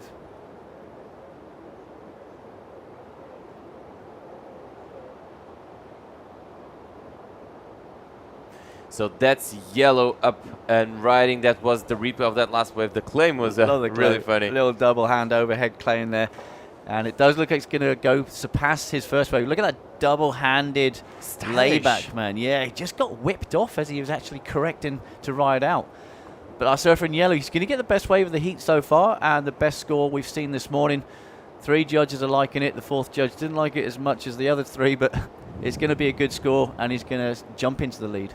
8 minutes to go. First priority is with white, but I don't think it matters too much because 7-point ride is the score for the surfer in yellow from Tahiti, Warren Peckett, and there he is, just about to leave the water. His job is done here, and everyone but red is in combo for first, and blue and white need one of the best waves in the heat so far to move to second. So it's now on Cade Matson's hands to hold on to that second place. as we see yellow. He might go for the run around. I'm not sure if he's going to go back. I don't think he's finished yet. He's got just 7 minutes, 15 seconds remaining. He's running around. It's good to see. It doesn't look like he's on a step-up board. I can see like a little swallowtail on that board. So it could be a standard board he rides and not one of those step-up bigger boards. Whatever board it is, it seems to be comfortable in the barrel. And one thing's for sure, coming from Tahiti, I'm pretty sure that Warren Paget is quite comfortable in this kind of thumping pitch break and heavy barrels conditions we have on offer here this morning. Yeah, that first wave when he was bottom turning and dragging both his hands at the same time, that's not something you can teach, and it's something that Warren's learned, obviously slowing down for those sucky reefs he has on his home break in Tahiti. Yeah, and it was obviously not the first time he had done that. No, he's no stranger to slowing down for the barrel. I imagine his favorite wave is going to be somewhere like Chopu. Not Chopo, but Urufara, which I have never heard of. But he does live in Papeete, and he was second place in under 16 Tahitian championships. And that was quite a peak, huh? Yeah, that looked perfect. I was waiting for that left to spit, and the second wave behind that doesn't do anything close to the first wave, which again just demonstrates how tricky surfing can be in any kind of condition. 6 minutes to go. Last of red. That stylish layback attempt was a 157. Meanwhile, we have seen a 1-point ride from Kaya Horn from New Zealand, as we see red looking over this wave to see if it had anything to offer to him, as we see a white just trying to find something to use his priority on this morning. This is the first heat of the under 16 division that this morning we already surfed, or we have seen the boys surf the remaining 2 heats of second round in the main event of the boys under 18 division. So now 4 heats of the boys under 16 main second round division is what's left, and then we're going straight to repecharge. We're more than 25 hits. Yep. The repecharge, they're the one who's suffering today with the 20-minute heats. They get 5 minutes less than these guys in the main progression, which is another incentive to stay in the progression. But once you get through this round, it's going to be do or die. There's no second chances for these guys. I'm just looking at the 2 different styles or attitudes of surfing this heat. You have Cade Madison from the USA. He's got 5 waves already. 3 of them are pretty much throwaways, and he's got his 6 in his 303. Now we look at Warren Paget from Tahiti. He's only caught 2 waves. It's a 6 and a 7.5. So he's been very selective, and he's done a really good job. He's found the only 2 barrels in this heat so far, and I think the only 2 barrels of the morning so far. But here's Kaya from New Zealand. Nice late drop there. Little top turn, slightly tentative. He kicks out. So he's looking for a 6-point ride.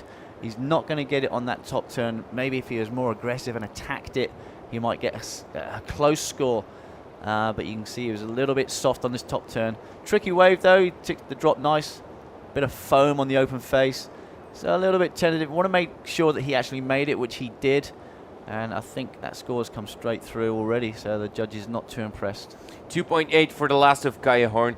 Still, it was enough to move him up to third, but he still needs a 6.24 to go second with 3 minutes and 30 seconds to go. And let me go back to that last heat that Yuki Nakashio won, because Yuki Nakashio is a past ISA scholarship recipient, and that's something that might have missed us. And these scholarships used to help surfers further their education and surfing careers, and they're awarded to students who show dedication in the classroom and in the water.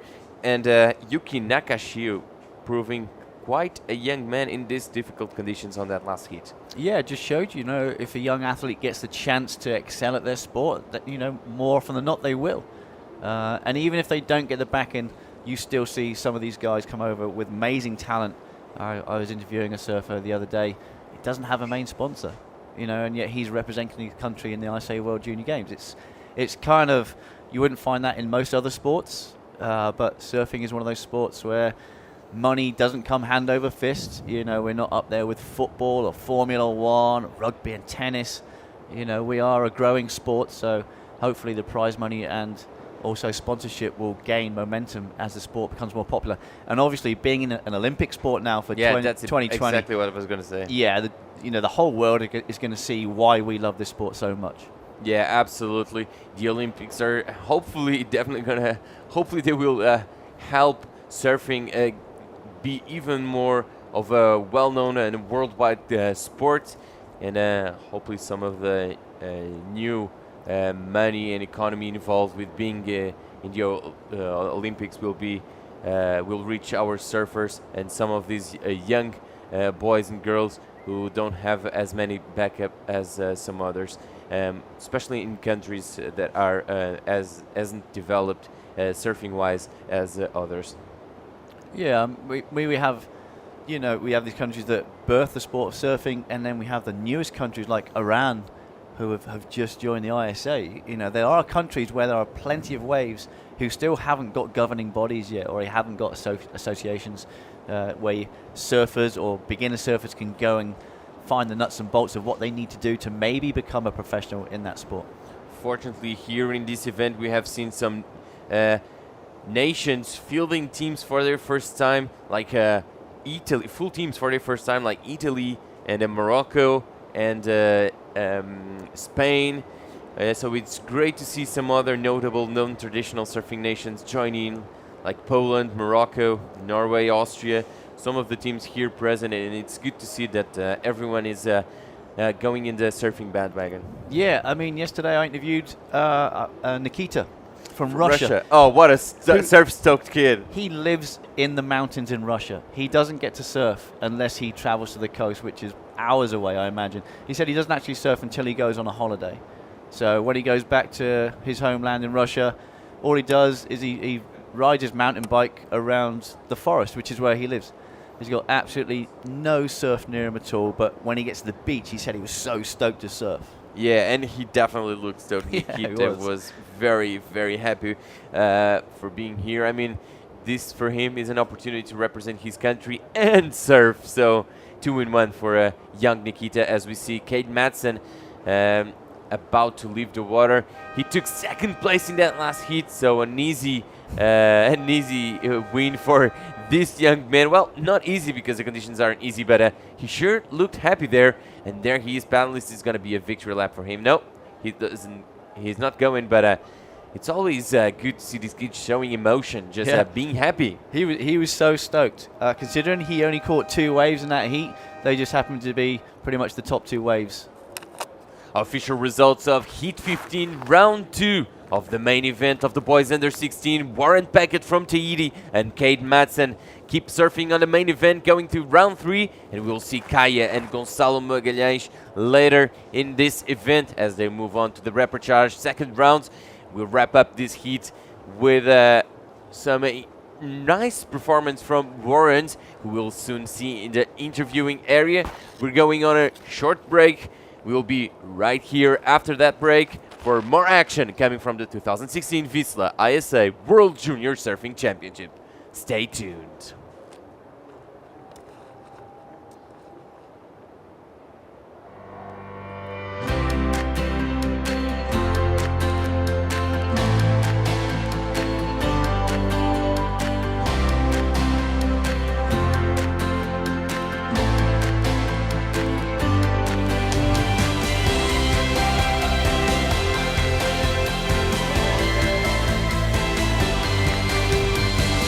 The Azores, an archipelago of discoveries in a sea of adventures.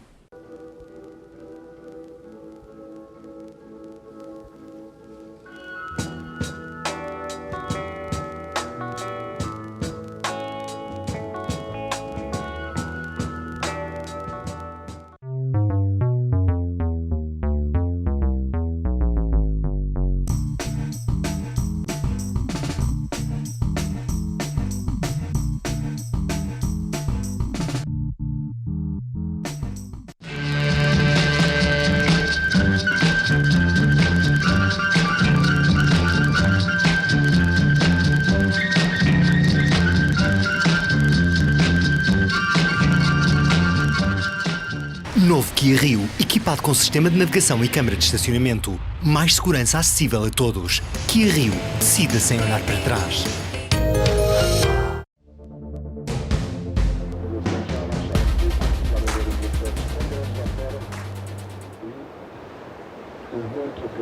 Welcome to the 2016 VISSLA ISA World Junior Surfing Championship, and congratulations are in order as we're gonna announce the winner of yesterday's 7 Days of 7 Seas VISSLA giveaway. Mariana Madeira from Portugal won herself a new wetsuit from VISSLA. Congratulations, Mariana.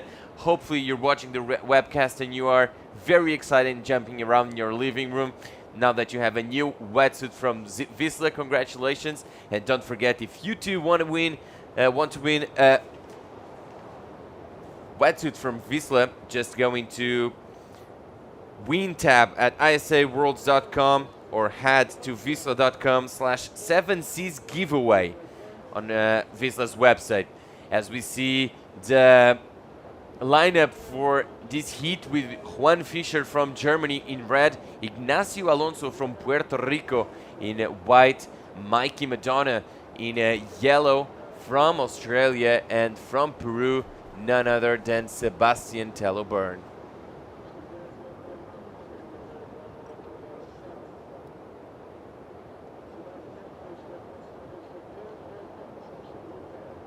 "21 minutes to go, and we have some scores on the board already." And welcome back, and good morning, Mike Latronic. Good morning, Diogo. Yeah, great to be here, and it is bombing out there. Look at, there's offshore winds, bit of closeout conditions on some of these sets, but I think we're set up for a better day of surfing. I think that once the tide starts returning inwards and the swell dies just a little bit, it's going to be gangbusters. Here is gangbusters Sebastian Tello-Byrne from Peru, trying to get things going here.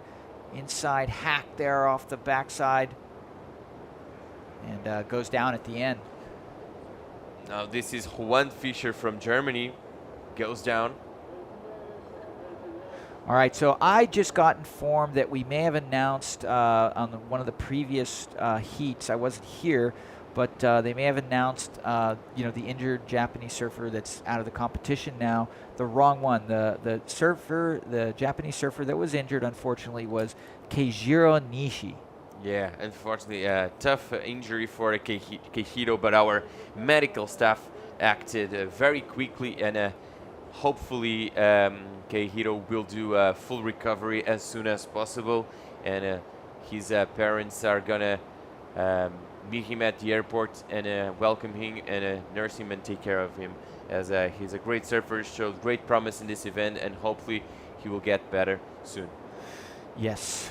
And we have one message for Lee Bartlett, but I'm gonna steal it away because it's so good. Thank you, Sharpie photographer, coming from the UK, from Wales. It's 30 years this week that the contest, the ISA Worlds, were held in Yuki, and that was when Fernando Aguirre, now ISA president, surfed for Argentina, and the amazing duo of Kelly Slater and Lisa Anderson were in Team USA. That's some really good trivia. Yeah, well, a lot of history there, and so awesome that our ISA president, Fernando Higuera, has such a rich surfing background. He was even in these events. And wow, look at Mikey McDonough from Australia muscling through that last section, finishing off with a huge backside re-entry right there. So he's got to be stoked with that. It's going to definitely match with his 2.77 and jettison him into first place. Let's take another look at it. Nice bottom turn off the top click. Sets it up a little bit of a cutback there, kind of a facey situation, but this last turn really crisp and does a good job of negotiating that treacherous little backwash bomb right there. Mikey Madonna from Australia, one of the teams that is still holding it down with no surfers having lost in this contest so far for Team Australia. And we have a 6.33 for Mikey's wave that we just saw. And we're going straight to the interview with Lee Bartlett, who's there with Warren Packett from Tahiti. Take it away, Lee. Thank you, gentlemen. Yeah, I'm here with our heat winner, Warren, and our team member, Vahine, who has been kind enough to translate into French for me. So I'm going to ask the first question about Warren. Only caught 2 waves, but they were the best 2 waves in the heat, and they were the first barrels we've seen on this podium. How did he find those waves?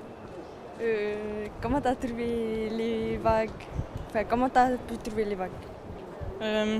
Ben, j'ai regardé d'abord le spot, j'ai cherché le pic, j'ai essayé de chercher le pic, et dès que je l'ai trouvé, je suis resté ici toute la série. Voilà. So he watched the waves before he went in his heat, and then he found the perfect peak, and he stayed there and found the 2 magic waves. So. They were magic, the first barrels we've seen, and he's very stylish in the barrel. Now his surfboard, is this his normal board or is slightly bigger because of the conditions? C'est ta planche normale ou ta une plus petite planche? Enfin, une plus grande planche ou une plus petite planche? C'est ma plus petite planche. Ben, que maintenant je l'ai essayé et ça, je crois que ça marche bien sur ce spot. C'est ta première fois que tu essaies là? So it's his first time trying this board, and he said it's a good board. So this is a keeper. He surfed it very well. And when you found out, when Team Tahiti found out the contest was here in the Azores, what did you imagine the surf was going to be like? Quand t'as su que ça allait être ici, comment t'as imaginé les vagues? Un peu comme à la maison, mais pas aussi gros que ça, quoi. Kinda like home, but not as big. Like he didn't think that it was gonna get as big as today. Well, he surfed it very well. Does he want to say anything to the friends and family back in Tahiti? Je remercie ma famille de m'avoir soutenu et mes sponsors. Et voilà. I think I got that. He said thank you to say hello to his family and thanks to his sponsors.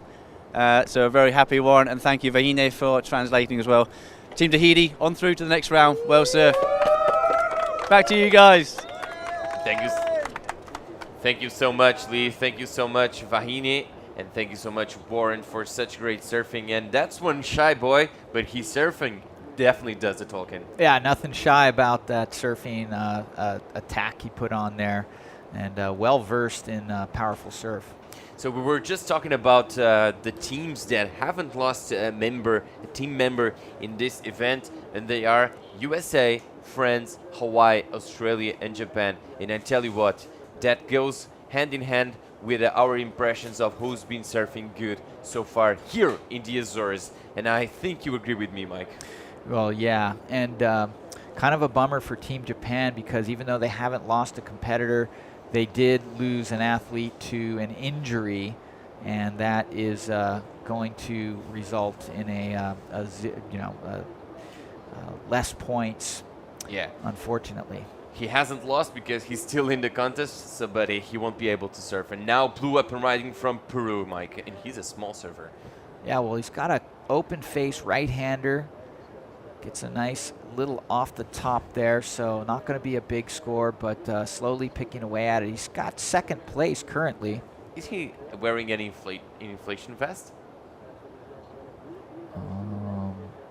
No. No, he just get big chest, brah.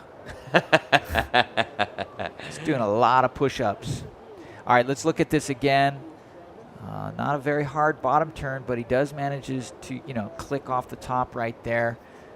It's going to be a small score, like I said. He probably could have stood to click that harder, and that's an indication, the soft bottom turn with a soft off the top, only a 2.37. But attention to other teams that may have... Well, let's go with the live action, with a replay action for this one wave of white. Okay, Ignacio Alonso, he sort of just gets a top turn, sort of a redirect, so not going to be a big score. And here we go, barrel attempt. There is red, that's Juan Fischer from Germany. Finds himself just a bit of a shampoo time, definitely had the stance, got locked into the effort there, so... he is all about drama right now, doing the duck dive, doing the lobster dive right there, and Sometimes that helps you stay in better position, but for what? This next wave right on the head. So our man Juan Fischer from Germany. Yes, coming from Uruguay, having Punch as his favorite wave. He's 15 years old, has a third place to his name, and that's a replay. Yeah, well, he's got the stance going, gets just a little tiny cover up right there. Maybe he should have stuck his hand in and grabbed earlier, but nicely played. Kicked out and just got slammed by a few more waves, so you got to admire the tenacity of our German surfer right now. And he definitely has the stance dialed, and hopefully if a better wave shows up, he will do a better barrel there. Germany, who's hoping for a finish in the 25 first teams here in the World Junior Surfing Championship, one of the non-traditional surfing teams we have here in the Azores, but fortunately they're doing an interesting job so far, with Juan Fischer now in third. Let's watch the replay from another angle, Mike. Yeah, from this angle we can really see if he got covered up at all. I mean, the judges, you know, he's in rail grab stance, but really not getting the cover up at all. Might have been better to do a big carve, because without getting barreled, you're just basically standing there. It was dramatic. I mean, it was a good barrel stance, but just unfortunately not a whole lot of curtain going over him, so the score is going to reflect that. He needed to slow down things a little bit to get properly barrel. And a 3-2-3 for this one wave of Juan, not enough to move him to second. In second is still Sebastian Taylor-Byrne from Peru. Team Peru, a past winner of this event, currently sits in sixth in the team standings in this event, as we see surfer from Puerto Rico, Ignacio, doing the runaround. Yeah, well, it's going to be a grind, and these kids have to be ready physically. You can see all that paddling, and then this run up the beach, and then he's going to have a solid paddle back out. Hopefully he's timing it. You can see there's no waves on the outside right now. A couple waves coming in through the inside, but when those bombs are breaking on the outside, you might as well wait on the beach. 10 minutes and 30 seconds to go. Team Australia still in the lead. They were, as you expect from Team Australia, warming up with some kikis with a rugby ball by the beach. Oh yeah, their rugby scrum, getting all amped up for the competition. Good team spirit for Australia this year. They've even brought their kangaroo prop to the beach, so really showing off the Aussie spirit. You know, such a proud group of young men and women, and they are one solid surf machine. Here we go. Here is Sebastian Taylor-Byrne on his backhand. Nice crack off the top, so he's trying to dump that 2.37 and make it a little tougher. He's in second place. He wants to separate himself from Ignacio Alonso, who only needs a 4.61, and Juan Fischer, who only needs a 3.15. So he's going to go do the runaround right now, not before he gets completely gobbled by whitewash. It seemed to me as if he was asking his team if he had to go again, or he should just head straight to the beach. Maybe it's for the runaround, I'm not sure. Yeah, well, he is busting. Look at those arms moving, so he's got a lot of energy. Looks like he's prepared well. Throwing it up there, and does a better job. Look at the score. 4.57 for the last of Sebastian, and there's definitely a gap now between himself and third and fourth place. Third, Juan Fischer from Germany, needing a 5.35 to go second, and Ignacio Alonso from Team Puerto Rico, needing a 6.81. 4.57, that's the second best wave of the heat so far. In the lead, still this young man from Australia with a 6.33 and a pretty low backup, but it doesn't seem to me as if he's too worried at the moment. And there he goes. That's the run around for young surfer in blue. So he's definitely going back in the water. There he goes. 8 minutes and 10 seconds left, so there's still plenty of time to find a gem and surf it well. I think I eyeballed Joey Baran from Team Chile standing on the beach as Tielo Byrne was running past. Must be, no doubt, a Chilean surfer coming up soon, or perhaps just doing his coach duties and observing the surf up close and personal. Up next, going to be Marco Mignon from France, João Vidal de Portugal, Samuel Pupu from Brazil, and Gael Jimenez from Mexico. That's going to be a very interesting heat coming up next for Mike and Bo to call. For now, 7 minutes and 30 seconds still to go. And Mikey Madonna with that 6.33 he got for an interesting backside wave, giving him the advantage over the rest of the field. And there's yellow first and red third on our screens right now. As expected, it's a bit of a better morning wind-wise, and we're going with red, but yellow was also surfing. Almost looked like a barreling corner there for yellow, huh? Yeah, well, yellow had priority. Not sure what the other angle is going to look like here. We'll probably get a replay of that momentarily. Right now, there's no priority in the water, no surfers with priority. But McDonough there paddling back out. Looks like he went some distance. He's got his arms going in the whitewater stuff. Tucks into the barrel. Let's see if he can sneak out of this one. He does. Rides out of it. And let's see if he gets a bonus turn. No, it closes out. So just a cover up, but really just deep for just about a second there. One of the best barrels we have seen so far, coming from the surfer in yellow, Mikey Madonna, and it sure did look like to us it was going to be a barreling kind of corner. And there's scores starting to pop on our screen. It's gonna be around that 6.33 he got on his second wave, and that was a meaty barrel section, like a heavy leap there.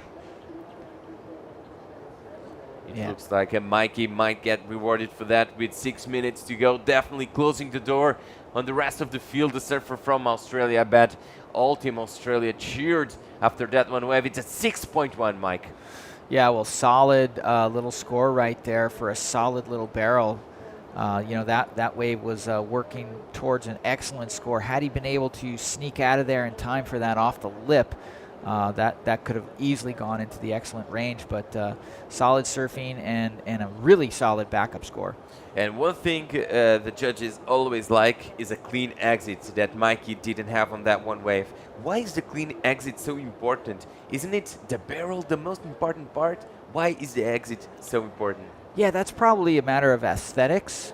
And sometimes there's really nothing the surfer can do about that. I mean, you're going to, they call it threading the needle.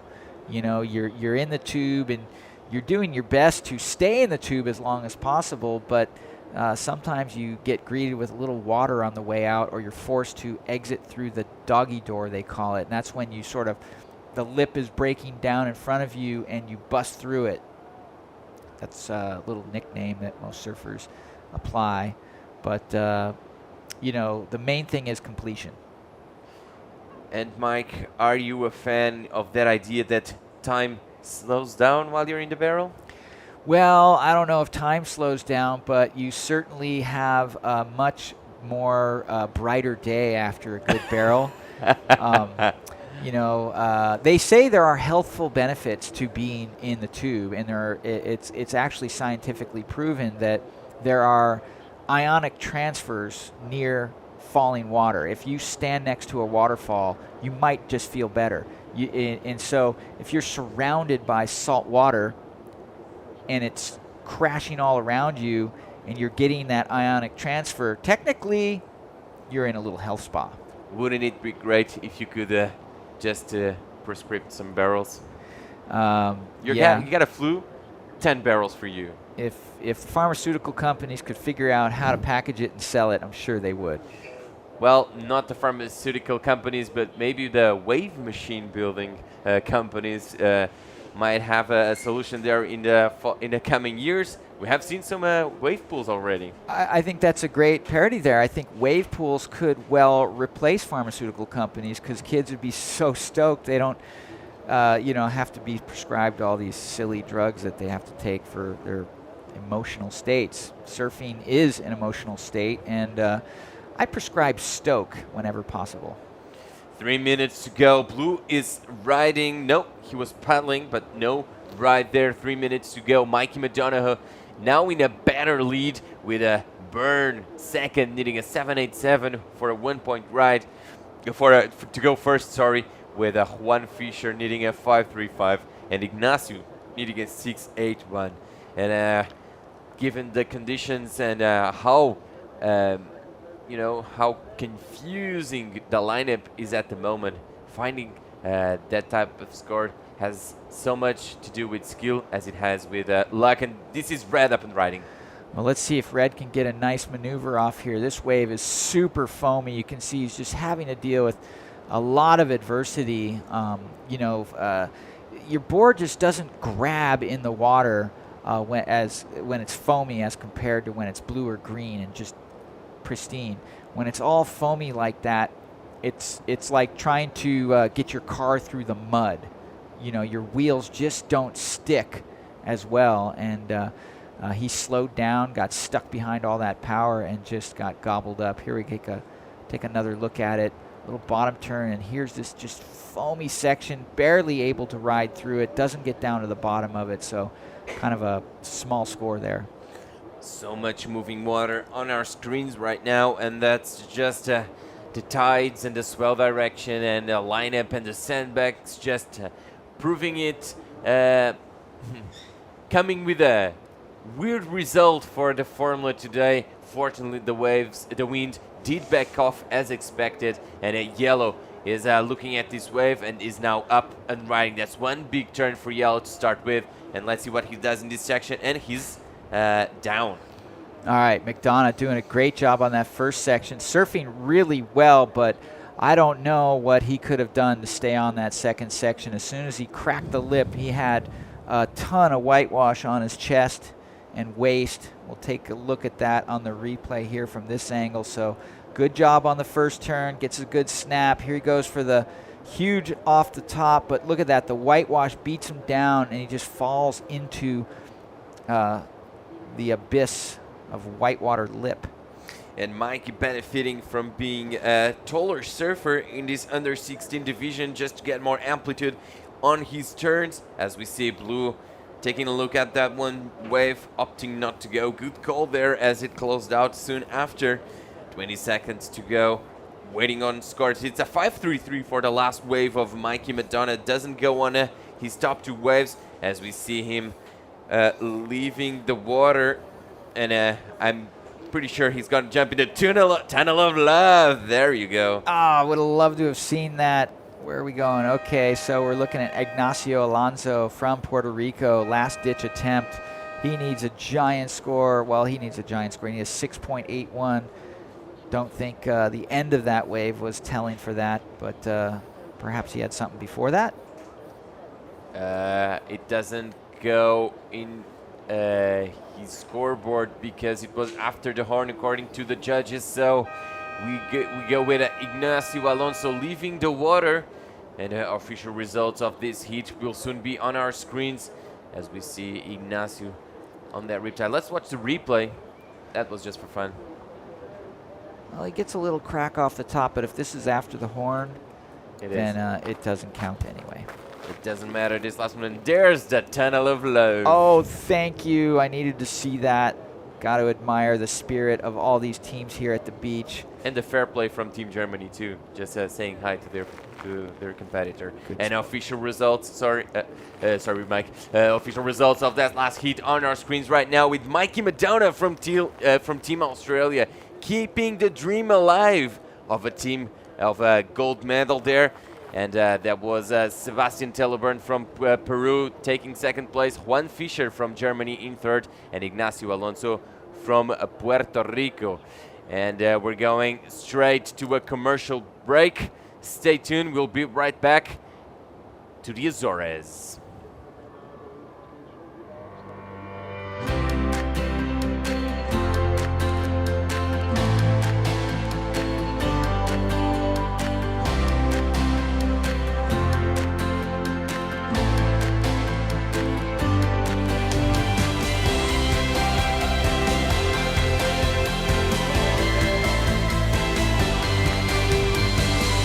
The Azores, an archipelago of discoveries in a sea of adventures.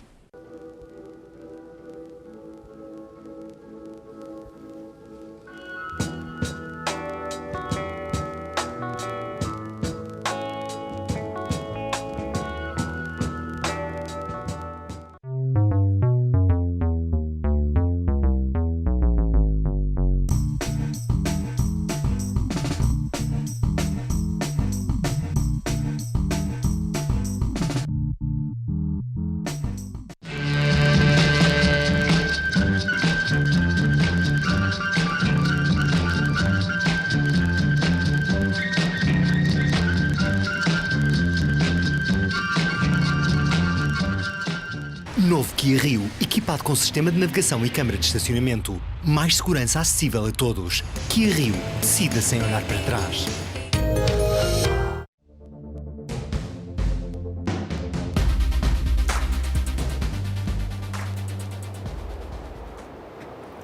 Welcome back to the 2016 VISSLA ISA World Junior Surfing Championships Heat number 17 of the boys under 16 round number 2. Let's introduce our 4 competitors in this round. Marco Mignon from France will be in red.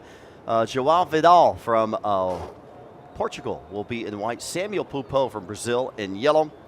And Gael Jimenez from Mexico in blue. I'm Bo Hodge along with Mike Latronic. Look at this beautiful array of sunshine and waves. Great weather today, Mike. Yes, of course. It's a beautiful day, and a beautiful day for a barrel. Samuel Pupo here. I'm sorry, that's Marco Mignon from France getting shacked. So that is going to stoke out Team France, and good start to the heat for Marco Mignon. Mignon's kind of a familiar name in here, ISA history. Yeah, last year his brother Nome Mignon was the silver medal winner of the boys 18 and under. And Marco, it was the bronze medal of the boys 16 and under for Team France. So a past medal winner. Marco going for back-to-back finals here this year. And let's watch his second wave.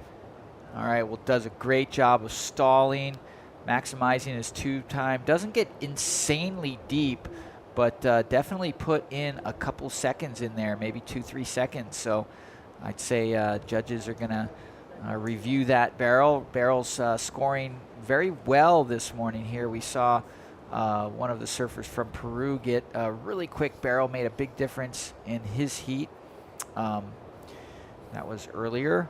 And we saw just in that last heat, surfer Mikey McDonough getting a deep barrel, getting a 6-point ride on a quick, deep barrel. So we'll see what the judges say about this one.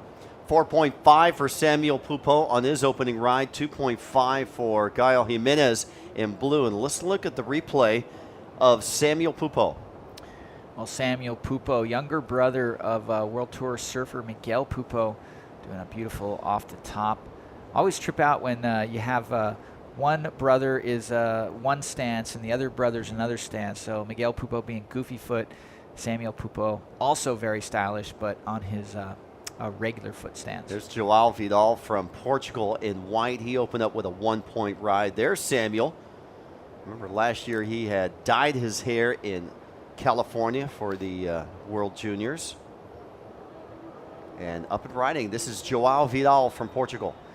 All right, well, semi-local boy here trying to make things happen, but once again, that closeout double up wreaking havoc. Really hard to time that, and even if you do hit it square, the landing right now is filled with pretty much question mark. You know, a lot of backwash, a lot of bumps. Definitely a tricky situation on that closeout move. Well, for the 13-year-old, he opened up with a 1-point ride. We'll wait for Joao's second wave score. We can tell you Marco Mignon, a 4.73. And there's Samuel still waiting for his second wave score.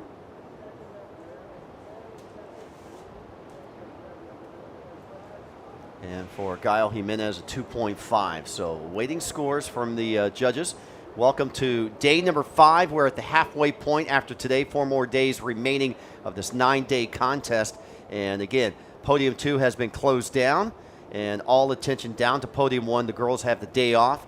Coming up tomorrow, girls will be back on front and center stage here at the 2016 VISSLA ISA World Junior Surfing Championship. So there is Marco Mignon getting back out in the water, a 1.5 and a 4.73.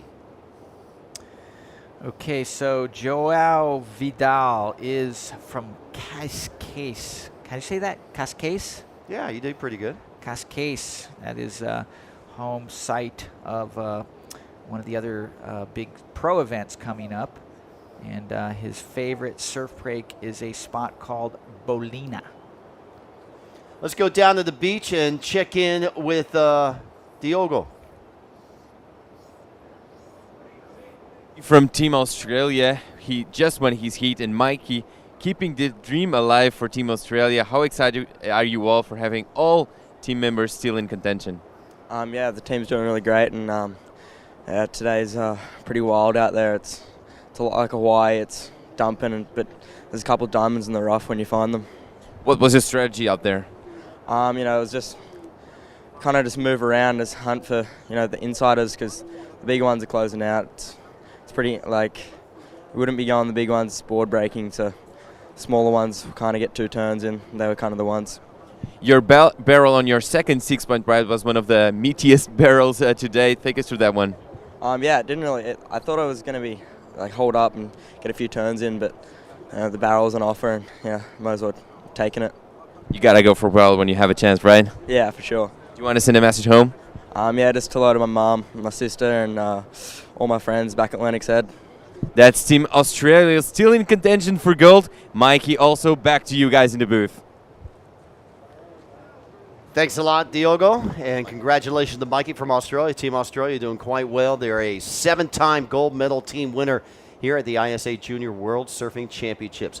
3-point ride now has been registered for Joao Vidal, and our situation is Marco Mignon, our defending bronze medal champion from last year in California, is in the lead. Now, here we go, Samuel Pupo.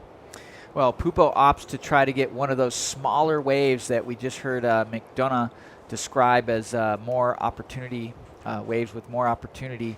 That one, not so. That one had just a tiny little shoulder, frothy little white watery shoulder, so Pupo not getting much of a score, getting out of it pretty quickly. And good move, because he was able to get back out to the lineup very easily. Here's the live drone shot coming over the cliffside where the judges and the beach announcer is situated, and the officials coming over where the teams are on the shoreline and panning out into the competition zone.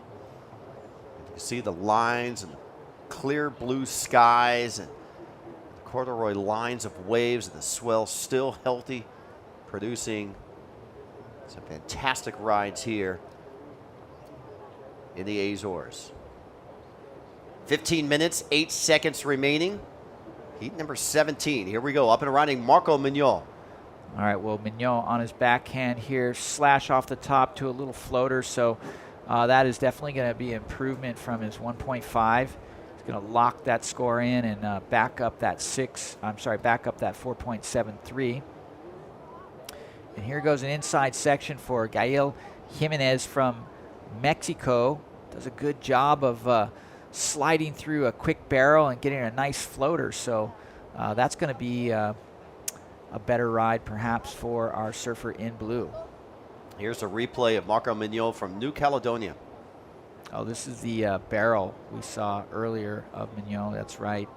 Nice little cover up right there. So they gave him a 4.73 for that, and his third wave score not yet just in. Still waiting for Gael Jimenez. Well, I just got a note in here from Philip Antonopoulos, and he is asking, what's up with the webcast? No picture, so I'm going to make sure we test that for you. I'm going on to the website myself, even though our internet connection is probably not quite as good as the internet connection you're enjoying in the United States. Webcast looks like it's looking fine, working fine. So Maybe refresh? Yeah, maybe just got to hit the refresh. There's also a tab you need to press in the middle of the screen. So if you're waiting for the screen to start by itself, you do need to press the sort of go tab. That drone just gave us a good shot of the lineup and the peaks and valleys that are happening out there in the competition area. Last wave score for Marco Mignon, his third wave score at 3:17. Still waiting for Gael Jimenez in blue. His second wave score not officially in. But we can tell you Marco Mignon in red in first, Samuel Pupo in second, Joao Vidal in third, and Gael Jimenez in fourth. Gael needs a 3:14, and now his wave's in at a 2:73. So now he needs a 2:91. He's moved up to third. Joao is in fourth, needing a 2:64. So still very competitive for second, third, and fourth. And our leader in red has separated from the leaders, from the rest of the pack. He has a 7.92 wave total at this stage. 12 and a half minutes remaining. First priority delegated to our Portuguese surfer in white, currently in fourth, Joao Vidal. Yeah, I'd say it's a pretty open playing field, even for first place, Bo. 12 minutes left. No one's really registered anything over a 5 yet. And I really like how the judges have set the scale. I think that, they're being very conservative with the high scores. They're waiting. They know that there's a ton of surfers here and opportunities where we'll see a lot more action. Should a surfer get a clean wave, we're going to see better maneuvers. And they're really keeping the scores in tow right now. So here's Samuel Pupo's got another small wave, busts the tail, slides it, able to complete that maneuver. So that's going to help him a little bit. There's one good maneuver, smaller wave, but he's got a 1.13 he's trying to throw away. Yeah, Mike, Samuel this time last year in California at the 2015 VISSLA ISA Junior World Championships. Finished in the semifinals, a 6th place overall finish, and in 2014 in Ecuador, he was in 13th place. So he's been gradually moving up in this Junior World Titles. Here we go. Pupo. Yeah, we'll take another look at this. Just a slight, click off the top right there. Got a little flare, got a little tail slide in it, so a little degree of difficulty there. Gets himself a 3.17, so definite improvement from the 1.13. And there you see a beautiful another drone shot. All the teams, plenty of room to spread out on this giant beach in Portugal. Yeah, São Miguel Beach, just tons of sand here, and all these breaks are pretty much sand bottom, even on the outside. So not one of the reef breaks that the area is famous for, but definitely packing some punch today. Marco Mignon in red on the last wave. He is your current heat leader. That will not be a keeper wave for him. He's already registered his high as a 4.73, backup of a 3.17. So Pupo in second place. We told you his placings in his last 2 ISA events. Earlier this year, he had a 5th down in Peru at the Billabong Pro Junior event, a 3rd place at the Virginia Pro Juniors, had a 13th at the Vans U.S. Open at Huntington Junior event. He's currently ranked number 5 on the WSL Brazil Junior Series this summer. And has already ranked in some positive scores in the WQS. He's in the top 100 at number 77 coming into this event.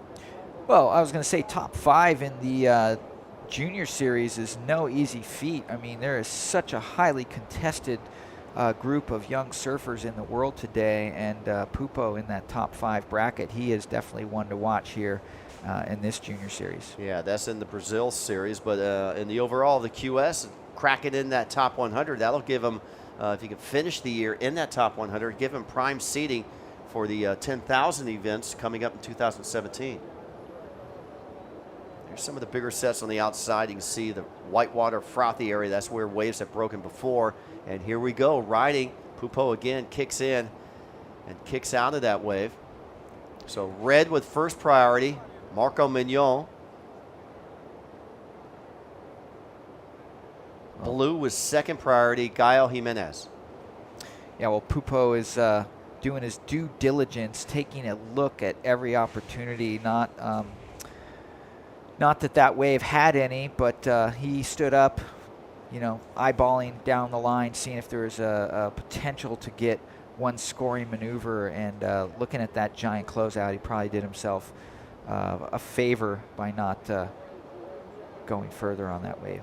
This World Championship being presented by VISSLA. We're being supported by the Azor Tourism, the Riviera Grande Municipality, the city that we're here on the island of São Miguel, Kia, and the Portuguese Surfing Federation. Our media partners include RTP, The Inertia, Magic Seaweed, Vibers Magazine, Grave Dad Zero, Coastal Watch, Free Surf Magazine, and Via de Escape. 7 minutes, 48 seconds remaining. Situation remains the same. Mignon in first, Pupo in second. Jimenez in third, needing a 4.95. Vidal in fourth, needing a 4.68. Well, Pupo finds himself open little corner here on this right, getting some good little work done there on those first two sections. So I'm going to venture to say this is potentially Pupo's best wave. Not as big as the wave he scored, the 4.5, but nice series of little turns. Here's the drone angle. So first off the top, real nice, and that cutback super clean. Decides to kick out, doesn't go for the little soup re-entry right there, but damage done. It's going to be, you know, mid-range to small score again. I mean, look how small that wave is, and then a little gutless there at the end, but a couple of nice turns. 6:55 remaining. Score slowly coming in for Samuel. Remember, top two surfers advance on into main round number 3. Third and fourth place will be delegated into the repecharge round, which will be coming up this afternoon. There's a double up wave. And for our surfer from Portugal in white, he has to kick out and sets out the back. So a 3.4 on the last ride of Samuel Pupo. Samuel still in second, still looking for that 3.41. So actually, we have a tie for first, Mike. 7.9, 7.9 for Mignon and Pupo. So when you have a tie on best two waves, you break the tie by going to the best one wave, and Marco has the 4.73 versus Samuel's 4.5. Well, still 6 minutes left. I'm sure all surfers in the water looking to find an opportunity here to bust out a high score. Right now, a high score would be meaningful for anyone, even fourth place. João Vidal could move into first place with a 4.91. And Gael Jimenez, he can move into first place with a 5.18. So tightly contested here. First and second going to have to improve their situation if they want to lock down on those advancing positions. Look at the beauty of this great city.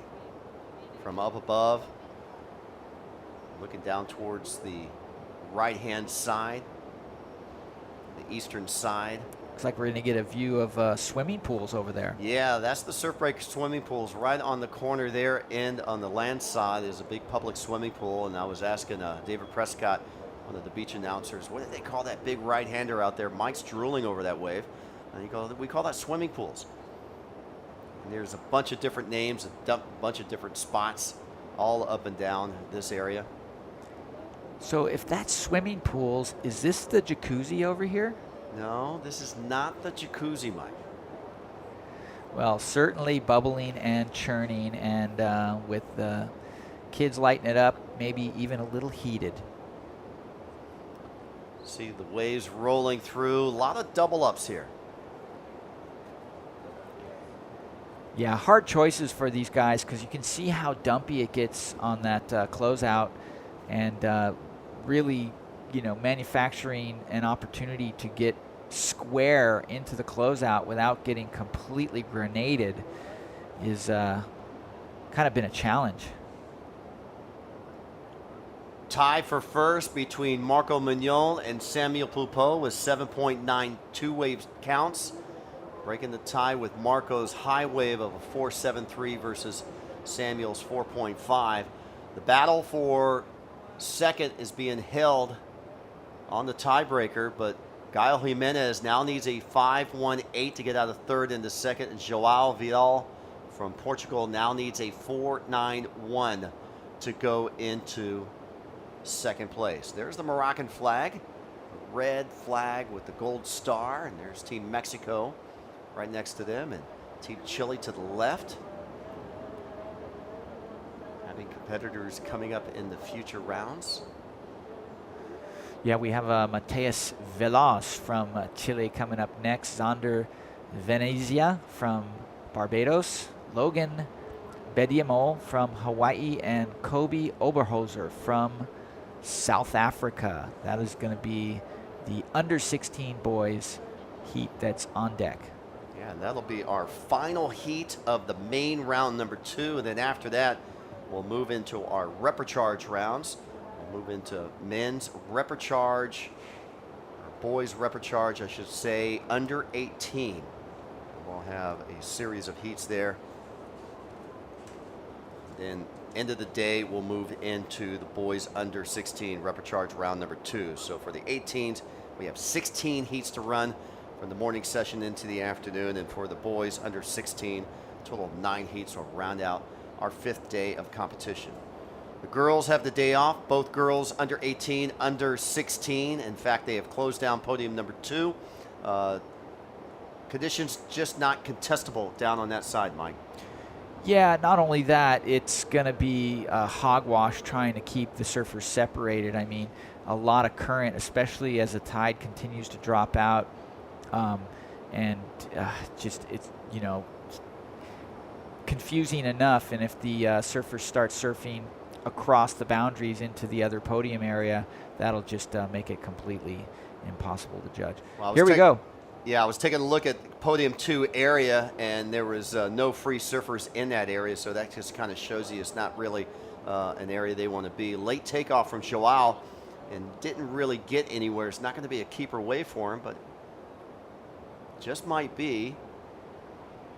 Well, frustrating situation to be, you know, surfing pretty close to your home country and just keep finding closeouts right now. So really testy conditions here for the Portuguese surfer. You can see the frustration. He looks towards the beach like, what am I going to do with this?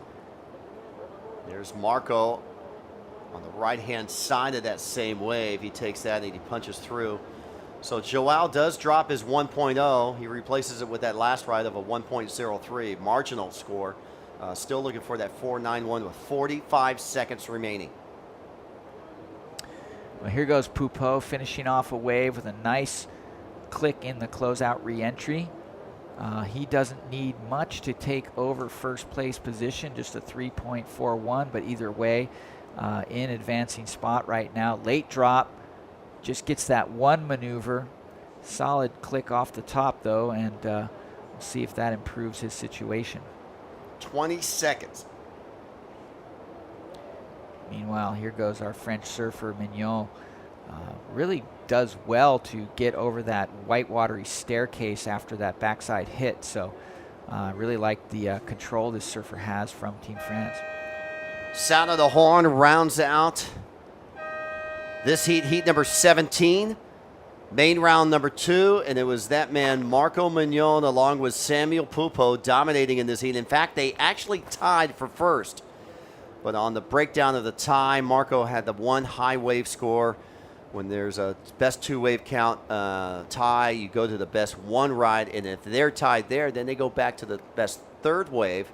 If they're tied there, they go to the 4th wave, and if a surfer doesn't have a 4th wave and one does, then that's how they break the tie. So there you go. Samuel Pupo registers a 3.83 on his last wave, so he does break the tie of the 7.9. So Pupo goes into first, Mignon into second, Jimenez into third, and we are still waiting for a wave score for last of Marco Mignon. He needs to do better than a 4.5 to break the tie that was held earlier. And there's our surfer out of Mexico, Gael Jimenez. And it doesn't look like it's going to be breaking that tie of a 3. He needed a 3.61. He gets a 3.57. So 0.03 separates the tie that was earlier. So another fractional score. And Samuel Pupo from Brazil wins heat number 17 of the boys 16 and under, main round number 2. Marco Mignon, the former bronze medal winner from last year of this division. Gael Jimenez takes third place, and Joao Vidal from Portugal takes fourth place. You're watching the 2016 VISSLA ISA World Junior Surfing Championships live from the Azores. Our final heat of this round coming up next, heat number 18.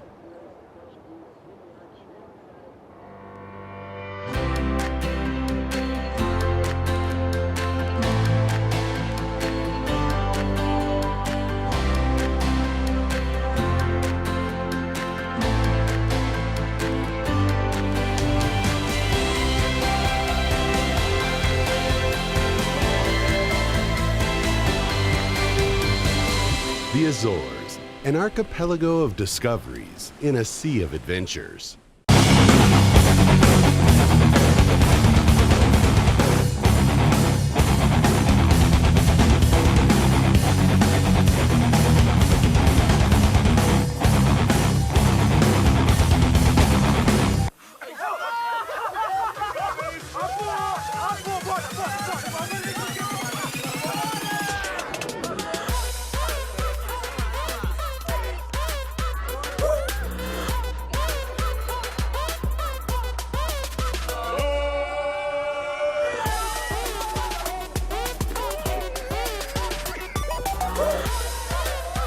Novo Sumol Maçã.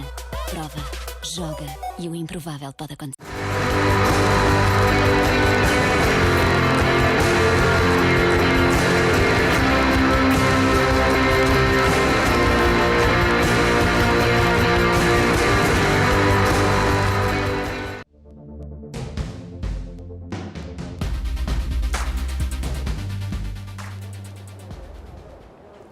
Welcome back to the 2016 VISSLA ISA World Junior Surfing Championships. We're in our final heat of the main round number 2 for the boys 18 and under. And let's meet our surfers in the water right now. Xander Benitez from Barbados will be in red, and the white jersey from Chile, Matthias Veloz.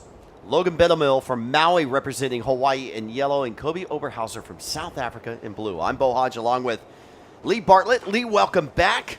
Did you go in for a surf in the free surf zone?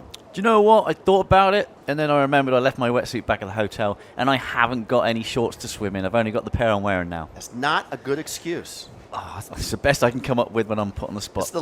This was the last chance of taking those 2 25-minute heats and going out for that free surf. I was just watching these guys battle these heavy conditions. Watch this. Not looking good for Logan there from Hawaii. So he's used to powerful waves. And now out the back, Kobe takes off on this left-handed, cracks it under the lip. That was a nice little check turn under the lip there. Tricky one. You can always dig the outside rail as you're coming straight back down. But pig dog stall there. Yeah, almost an old school curtain bash like we used to do back in the day. Kind of an AI maneuver there, kicking out. There's Xander from Barbados in red, so a flurry of waves here opening up. And welcome to the final heat. Let's watch some replays. First up, this is Xander's first ride. Oh, look at his fins just skipped out. Nice little turn back into the whitewater, but that first turn, it's like his fins weren't in his board. You see these waves breaking on the outside. That's where that frothy whitewater section is. The boys are on the midsection on the inside. Some people asking on the comment page, how come the surfers aren't on the outside, Lee? Well, there's no real open face out there.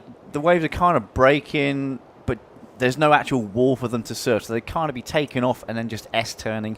They're not going to get scores. Here on the inside, they can maybe at least do 2, if they're lucky, 3 solid maneuvers. Or we've seen a couple of barrels this morning as well. And we're seeing some double ups there, some merging of waves too. Yeah, again, we keep saying how tricky this place is, and with an increasing swell from yesterday, you can see that the surfers are, I mean, I don't think they're being more selective. I just don't think there's as many scoreable or, waves with that opportunity to catch out there.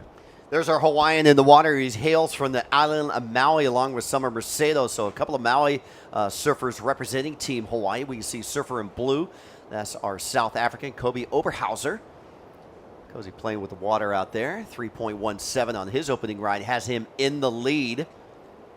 Just stretching out those, as if your arms aren't stretched enough from paddling out. But here we go. Big crack for Logan. Laid back. He's thought he might want to do those ones where he collects himself in the whitewater, but gets bounced off, and it's going to be very, very similar to his first score. Yeah, Logan opened up with a 1.5. And here's a replay of his takeoff on this wave. Not one of the bigger waves, but he's thinking maybe get one decent maneuver in. He does. He lands, goes into the layback. A lot of times you see these guys stand straight back up, but unfortunately he couldn't do that there. Here we go, Kobe there, just missing his fins. It's like his back fin fell off. Let's go down to the beach and check in with Mike Latronic. Okay, I am standing here with Mr. Samuel Pupo. You know, I've interviewed this guy before, and I swear he was about this big when I interviewed him last. He's getting bigger, getting stronger. Good job in that heat. Testy conditions out there, huh? Yeah, for sure. I mean, today I think it's more being a competitor, you know, just trying to get the opening waves and just trying to focus on one turn and getting a low score. But for today, I think it's a good score, you know, a 4 and a 3 you can make a heat. So for sure not the conditions I found in my first heat, getting a 9 and surfing good, but making the heat today and hopefully waves are good for next heat. Well, making the heat and making it with style. I, for one, really enjoy watching your surfing style. You and your brother, Miguel Pupo, who is on the World Tour, very stylish surfers. You turned out regular foot, he turned out goofy foot. Is there any at-home arguments regarding that? I don't know. I think when I was younger, my brother was really helping me a lot, but I don't really know why I turned regular. I think for my dad, I don't know, because my brother and my sister, they're goofy, so. But yeah, for sure, my brother on the tour, he's one of the most stylish surfers and have so much flow and style on his surf. So it's kind of, we both have different styles, I think. Like we surf like stylish, but you know, different strategies on a heat. Yeah, but thank you so much for helping me when I was younger, and now we're here. I'm doing the QS, and maybe we'll get a heat together. Well, you got to remind your brother, too, that the winningest surfer in the world, Kelly Slater, is regular foot. Yeah, for sure. I mean, I think the best surfers on tour used to be regular, you know, Joe, Taj, Kelly. And now I think it's kind of turning to goofy, you know, Gabriel. All these guys that are surfing so good. Well, yeah, no matter which way they stand, there are some unbelievable performances. Nice performance by you. We'll see you in the later rounds. Obrigado. You want to say anything in your native tongue to the folks back in Brazil? For sure. I want to say hi to my girlfriend and my dad. I really wish you guys were here, but, you know, my mom is going with me now. Hopefully, next contest we can go all together. All right, cool. Thanks, Samuel. Hey, don't go anywhere right now. We've got the giveaway for the DeBlanc shades. Every day, our friends at DeBlanc are giving away a brand new pair of these beauties. And none other than our gentleman right here from Team Peru, Alonso Carrera, got himself an 8.43 and an 8.77, total heat score of 17.2. Here you go. Why don't you crack those open and throw them on your face, see how they fit. All right. What do you remember about these two waves yesterday? That heat was very hard. Waves were really big and intense, and I started like a little slowly, and then I got the first 8 with a 2 maneuver wave, and then there was the big set, and I saw like a right that like I just went for it, did a big turn and got the 8.77 with a turn. Like, I'm very happy with it, and yeah, it was a good heat, hard. A little bonus there with the new pair of shades. Thank you very much, Alonso. Actually, you got the evil twin. Do you have a brother? Yeah, I have a brother. He's not the evil twin. Now you have the evil twin. Yeah, I'm stoked. Thank you. Right on. All right, so thanks for the shades, and back up to you boys. Thanks a lot, Mike. Congratulations, Alonso. Congratulations, Samuel. And, you know, last year, Samuel finished 6th in the semifinal, right before the main final. Him and Wesley were knocked out right prior to that grand final from last year's under-16s. And here we go. Boom. Nice crack. This is Xander from Barbados. One maneuver on that closeout before that section comes in, and here we go. This is Kobe. Kobe in blue, speeding down the line. I thought he might be punting for an air there, but it looks like he caught a rail and goes down. So Xander with that last wave, looks like he's jumped into quite an early lead. We still have 14 minutes on the clock, 14 and a half minutes on the clock. So here's another replay of Kobe. Couple of quick up and down for Kobe, as you can see, unmade. So Kobe's scoreline not looking too good at the moment. He started with the 3.17, which is okay in these conditions. You know, you could probably finish, if you finish at 5 or a 6, that could be a backup score. But at the moment, he's in second place, so he's not doing too bad. Yeah, he's caught 5 waves. His keeper waves are the 317 and the 167. Kobe hails from Warner Beach in the Zulu-Natal area on the east side of South Africa. He plays 5th at the Billabong Series in Balado over in his neck of the woods. He's currently 14th in the WSL Junior Series on the African side, and seeing where he is on, he's still paddling back out, so he hadn't confirmed priority. Priority in white right now, designated to our surfer out of Chile, Matias. He hadn't caught a wave yet. Look at the set on the outside, Lee. Yeah, I mean, you had people asking why they're not surfing out there. There's not a great deal of scoring opportunity, to be honest. And you could sit out there the entire heat and not have a wave come through. At least on the inside, you do have a chance of catching these reforms. And we have seen a couple of barrels this morning. I mean, outside, that wind picking up slightly, still cross offshore, blowing into the right-hander, so blowing left to right as we look on screen.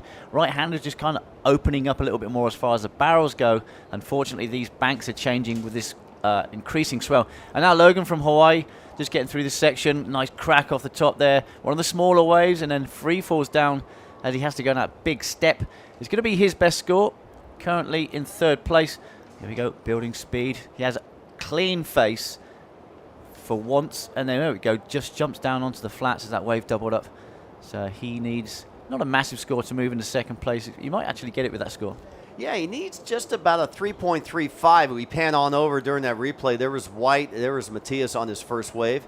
Maui boy, Logan Bellamo, paddling back out. We're still on standby for his last wave. He's counting a couple of 1-point rides, 1.5, 1.37. This is the 2nd year for Logan being on the World Junior team for Team Hawaii. Last year he was competing at the ISA under 16s, and he finished in 13th place. He had a 7th place earlier this winter at Sunset Beach at the Junior Pro. Also a 9th place at the event in Tahiti of the Junior Pro and the Pipe Pro. He also finished 17th. He's number 6 on the Hawaii Tahiti Junior Series on the WSL, and he's currently ranked number 451 on the QS. So he's been dibbling a little bit in the QS, and hey, he gets that score.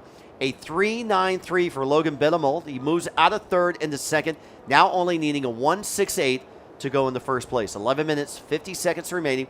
This is our final 25-minute heat. Coming up next, we'll move into the boys under 18 Reprecharge round number 2, and we'll delegate their time zone back into the 20-minute format.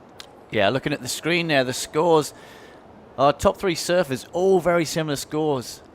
A 3.67, a 3.93, and a 3.17 for the single best wave so far for red, yellow, and blue. Surfer in white only has 1 wave, it's 2.33. He only needs a 3.1 to move up into 2nd place. So very tight as we're just under halfway through this heat now. It looks all our surfers are out the back, just waiting their turn. White first priority once again. So he's only had 1 wave, and he's already got first priority. You know what, Lee? You know what the girls are doing today? They've got a day off. I bet they're around the island of San Miguel, taking a tour trip and visiting all the different destinations and things to do. What do you think? Yeah, I would. If I had a day off today, I'd definitely go and see the sights and sounds around this beautiful island. Everywhere, every part of the island is different to the one you visit before. You know, the Azore Tourism Association has set up a great, you go to any of the hotels, there's pamphlets there.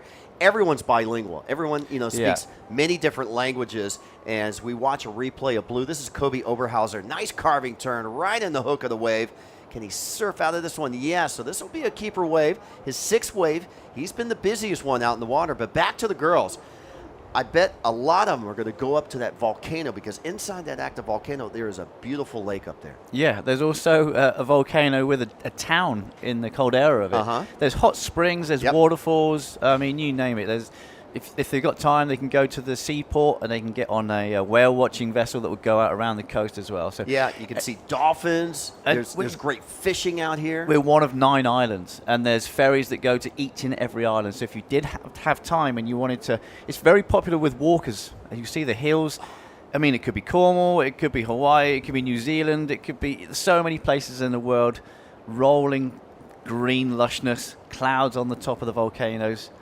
I mean, it's a picturesque place. It's an hour and a half from mainland Europe, and you can fly direct from Boston and from Toronto. Wow, you know a lot about this place. I've been here 4 times before. 4 times? Yeah. Well, this is my first time to the Azores, and I am blown away about the beauty of this island.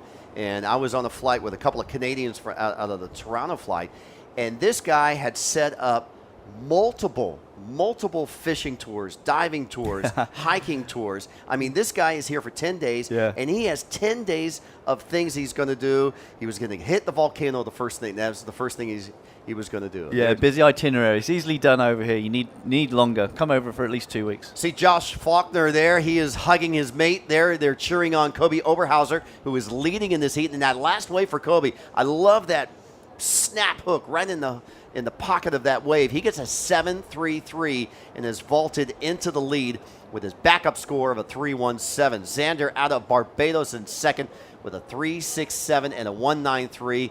And for Logan Benhamel, he's not too far behind. He's just fractions of a point behind Xander. The Hawaiian now needs just a 1.68 to go to second. And Matthias is on the scoreboard with just a single wave score of a 2.33. He now needs a 3.28, 8 minutes, 15 seconds remaining.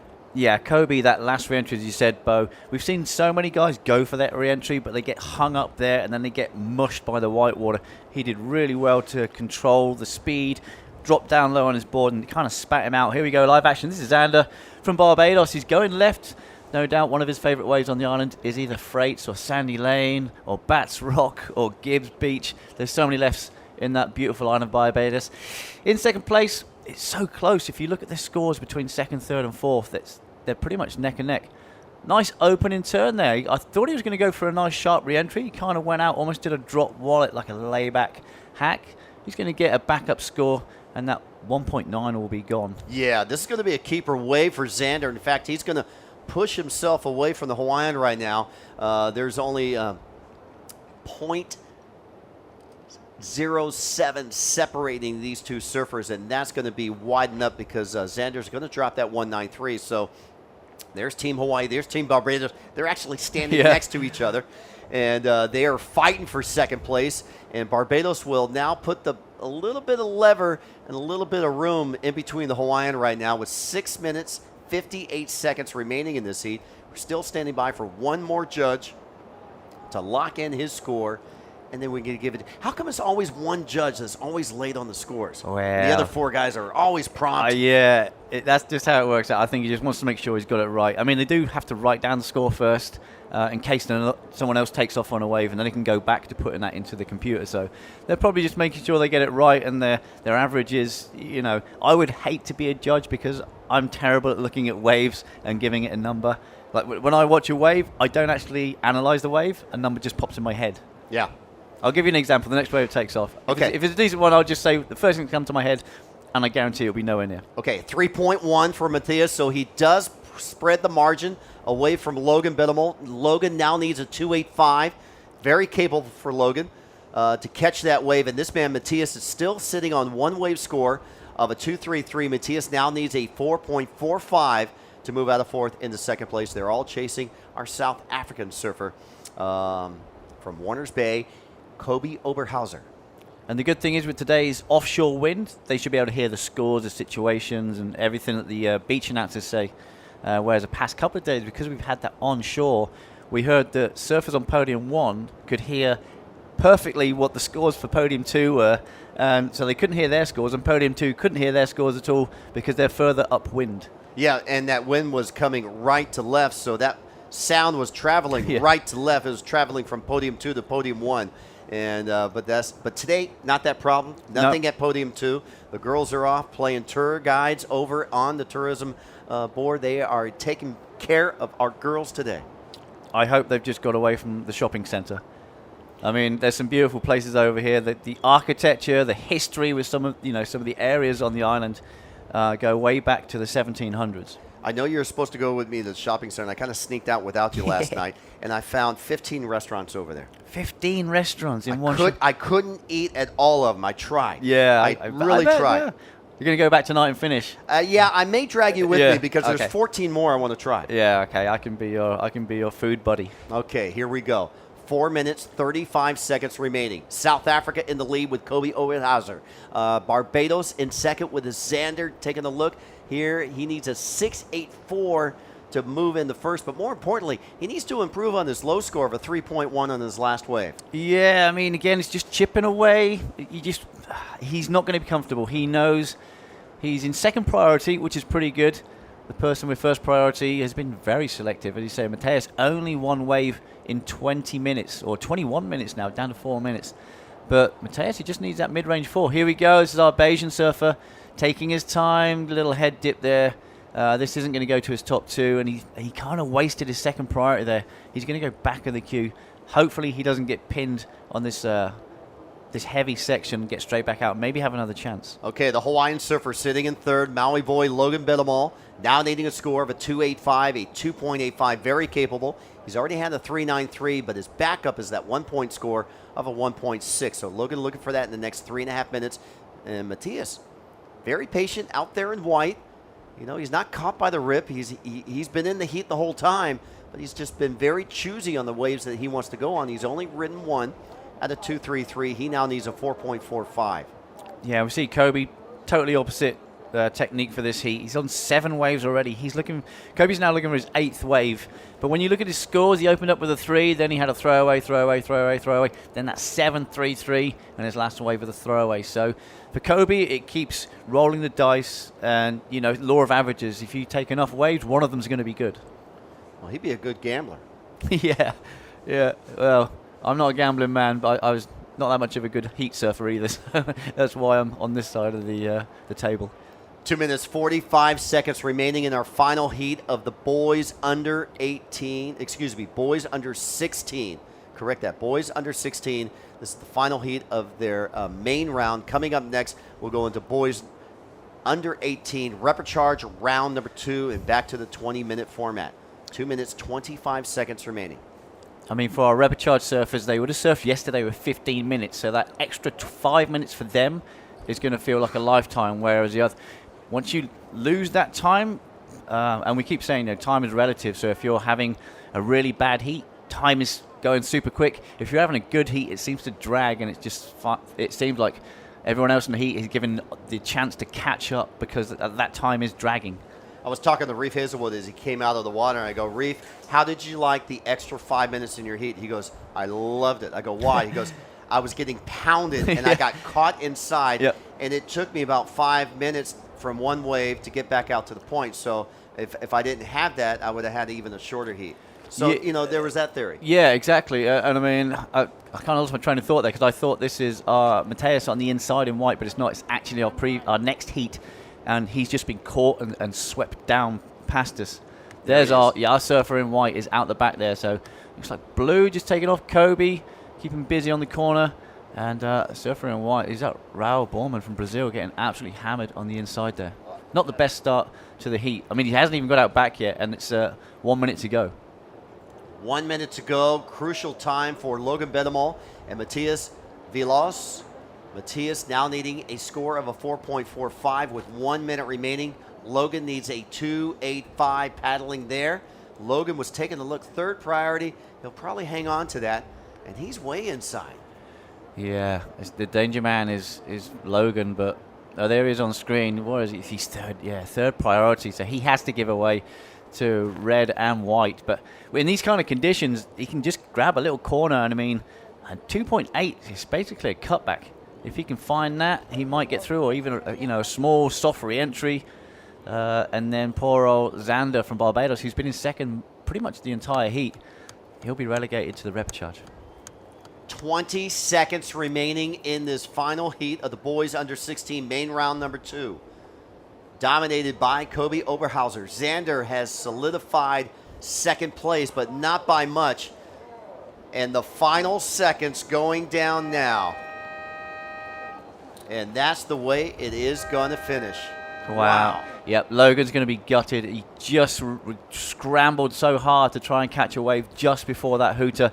And as we see, that's Kobe there continuing his wave selection. That's not going to be scored up after the hooter, but he's already done the damage, and he's walked away with the first place, moving on to the next round. Yeah, so unofficial results, and now they are official results. Here we go. Heat number 18 of the boys under 16. Kobe Oberhauser in first, Xander Matthias in second place, Logan Bedemal from Hawaii in third, and Matthias Vilas from Chile in fourth. You're watching the 2016 VISSLA ISA World Junior Surfing Championships. When we return, Repercharge, round number 2 of the boys 18 and under. Stay tuned.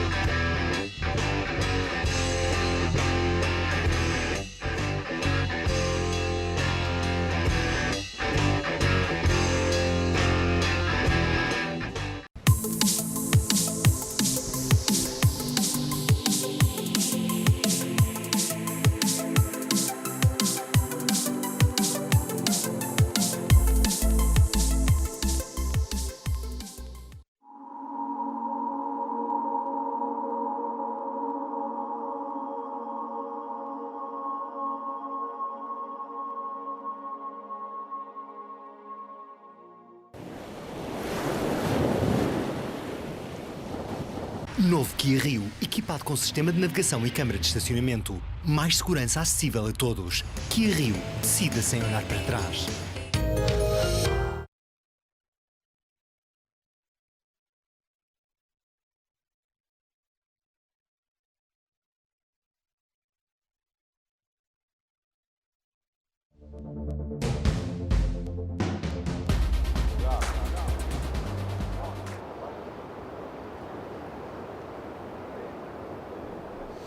Good morning, everybody, once again, and welcome to the 2016 VISSLA ISA World Junior Surfing Championship, straight from the island of São Miguel, Azores main island, its capital, Azores archipelago off the coast of Portugal.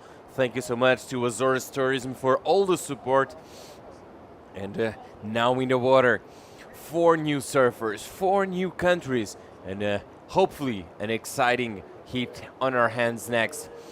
While we wait for the interview with Kobe Oberholzer, we will see these beautiful, beautiful views, beautiful sights here from the Azores, with the contest on our left and green, beautiful mountains on our screen.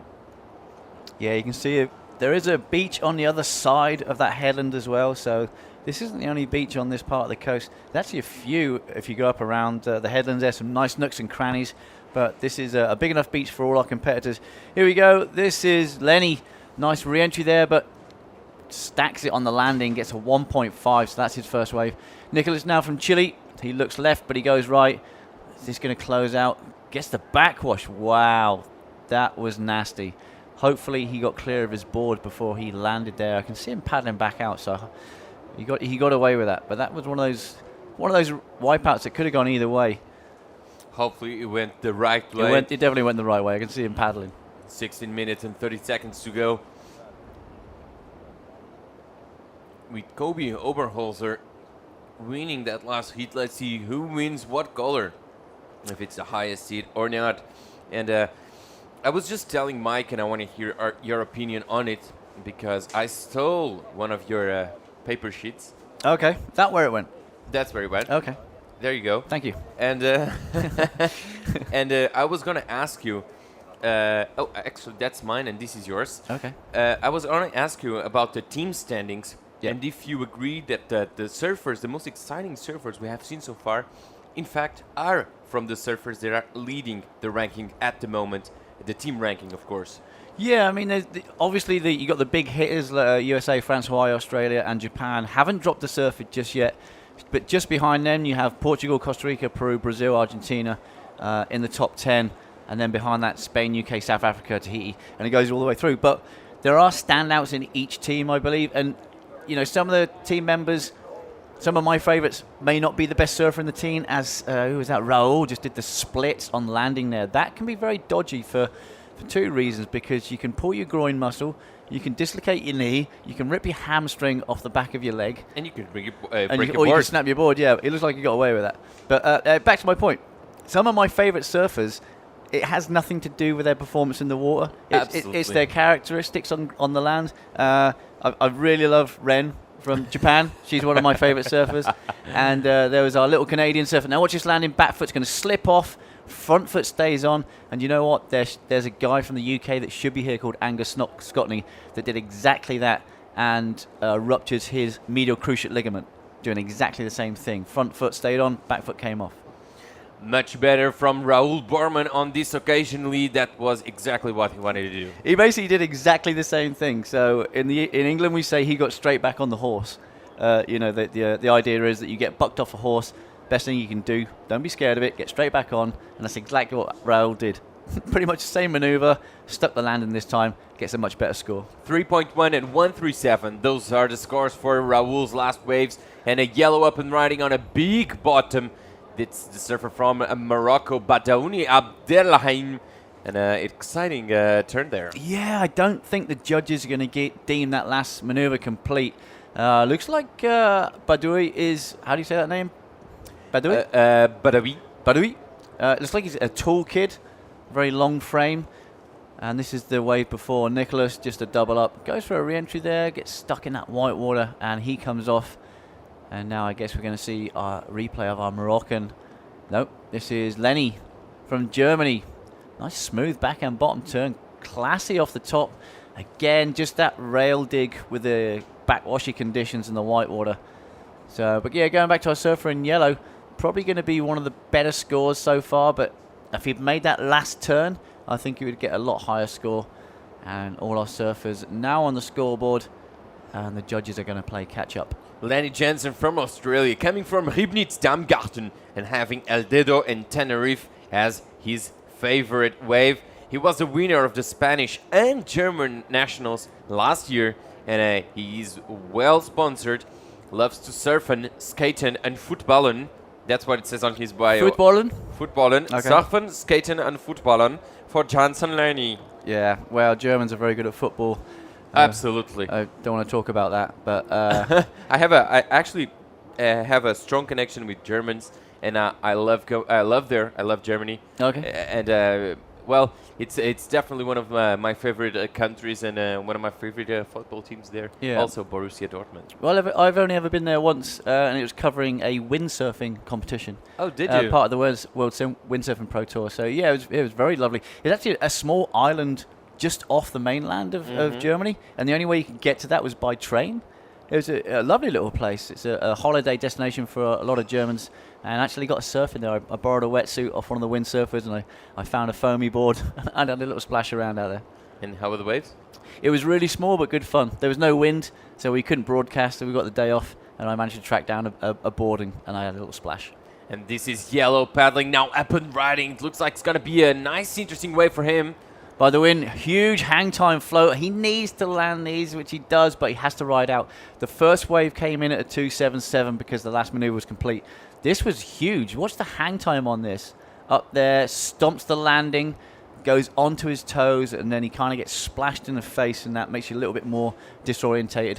But it's enough to put him back into second place. Kudos for commitment for Badaoui Abderrahim from Morocco. An interesting wave and a lot of intent in that floater attempt for the young Moroccan, and hopefully we will see some Moroccan teams in the next ISA events and in the next events for the VISSLA ISA World Junior Championships in the coming years. It was certainly exciting to welcome the first Moroccan full team here in the Azores. And they're still in contention for a good place in the 21st teams. Now sitting in 23rd. 23rd at the moment, but they still got surfers in the event. That's the main thing. So as soon as these surfers start dropping out of the repechage, then the back half of the contest as far as positioning will stay the same, and it's the top end that will start readjusting to see whoever has the most surfers in further as the contest progresses. But we were talking about interesting characters we got to know here in the Azores, and it looks like we're going to have a wave for the surfer in white, I believe, Borman. But first, the beautiful Chilean flag from Nicolas Canelo in the water in blue. And we were going to talk about some interesting characters we got to know at this event. You said you talked about Iran, also for the young Canadian kid you got to interview. Myself, I gotta say, Kai Wolf from South Africa. She was feisty and just a colorful character. And there goes white up and riding, Raoul Borman. Nice big re-entry there. He lands that cleanly, up for a second one early, which he needed to do, and the big claim, the double big claim. So look for the best score of the heat so far. Scores dropping for white, and 3.1 was his best wave. It's going to be his backup, because I see already one wave from one of the judges, and hopefully we'll see the next scores dropping soon. And Kai Wolf from South Africa, and there's some other great kids just doing some epic interviews here at this event for sure. And another one of my favorites is obviously Nikita from Russia. Oh. I mean, for Surf Stoke, even though he's complete... I mean, you talk about landlocked, he lives in the mountains in Russia.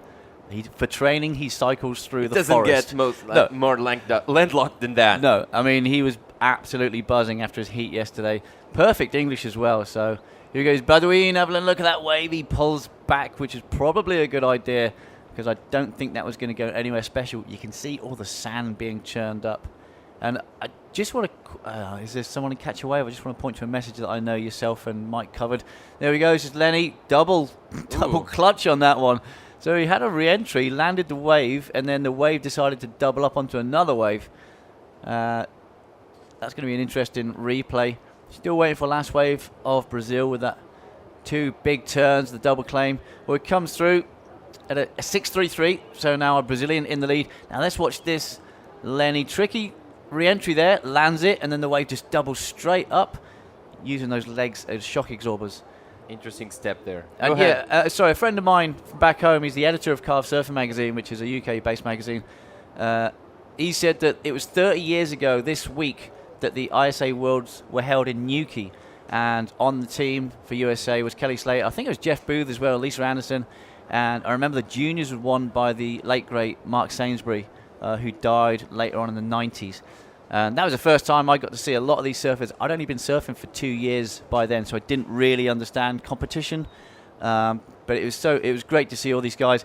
And do you know what? Considering it was a contest in England, we had good surf and good weather. Amazing. Absolutely amazing. Yeah, I am not lying. Lucky days for the team. There is video out there on YouTube if you want to have a search around. Kelly Slater, I think he was 86. He would have been 14 years old, maybe 15 years old. So he was a little grommet. Obviously, those years have long gone, but it was good to see, these guys come over, surfing our waves, and it showed us what we could do on our waves and kind of pushed our levels further higher.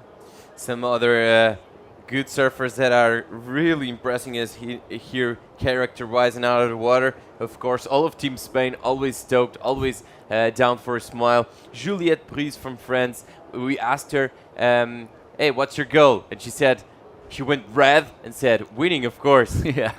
Yeah. I mean, it's horrible to put these kids under that much pressure when you say, oh, you want to win, don't you? And they always, they should be just taking it heat at a time. As we see Lenny there, pulling in, but incomplete of that brow. Didn't quite make it out.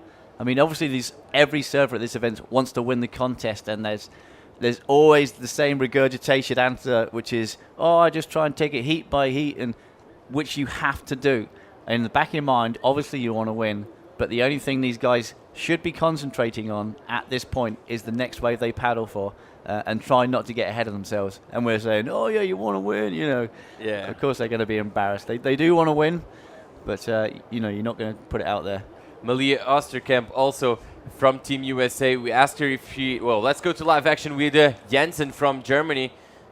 A little bit of a check turn there. He was a bit tentative. I thought he was really going to hit it, and then he thought maybe a floater. So he had a wave before, a 3.8.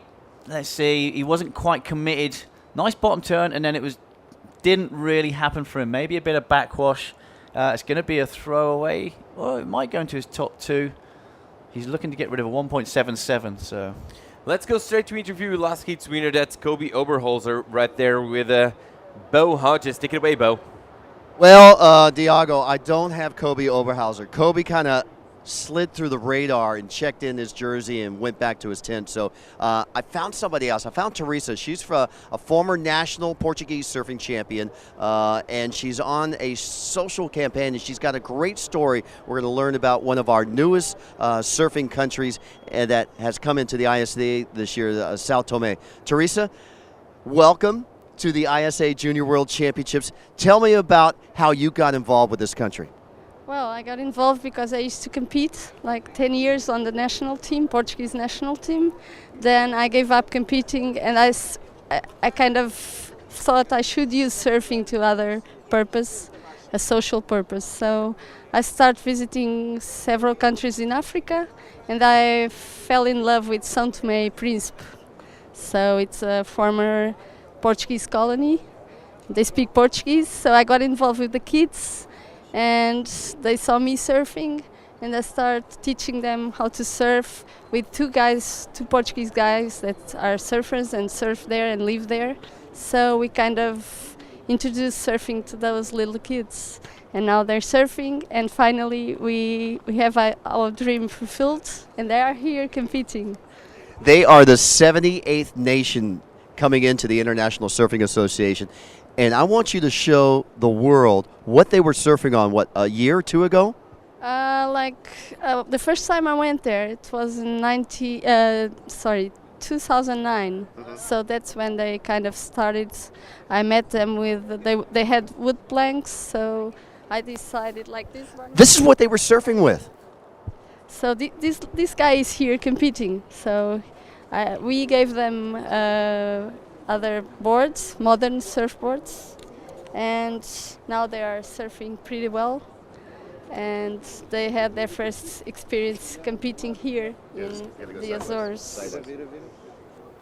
So kind of like pipo boards that we use in Hawaii from the olden wooden days. And I mean, look at this. This is amazing. And now some of these athletes are on regular surfboards and competing. Yes, and they have a lot of talent, I must tell you. The problem is that they don't have many experience competing.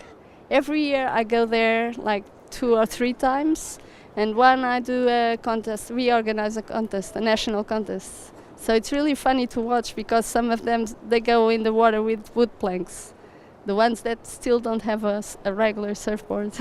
You have the biggest heart I've ever seen.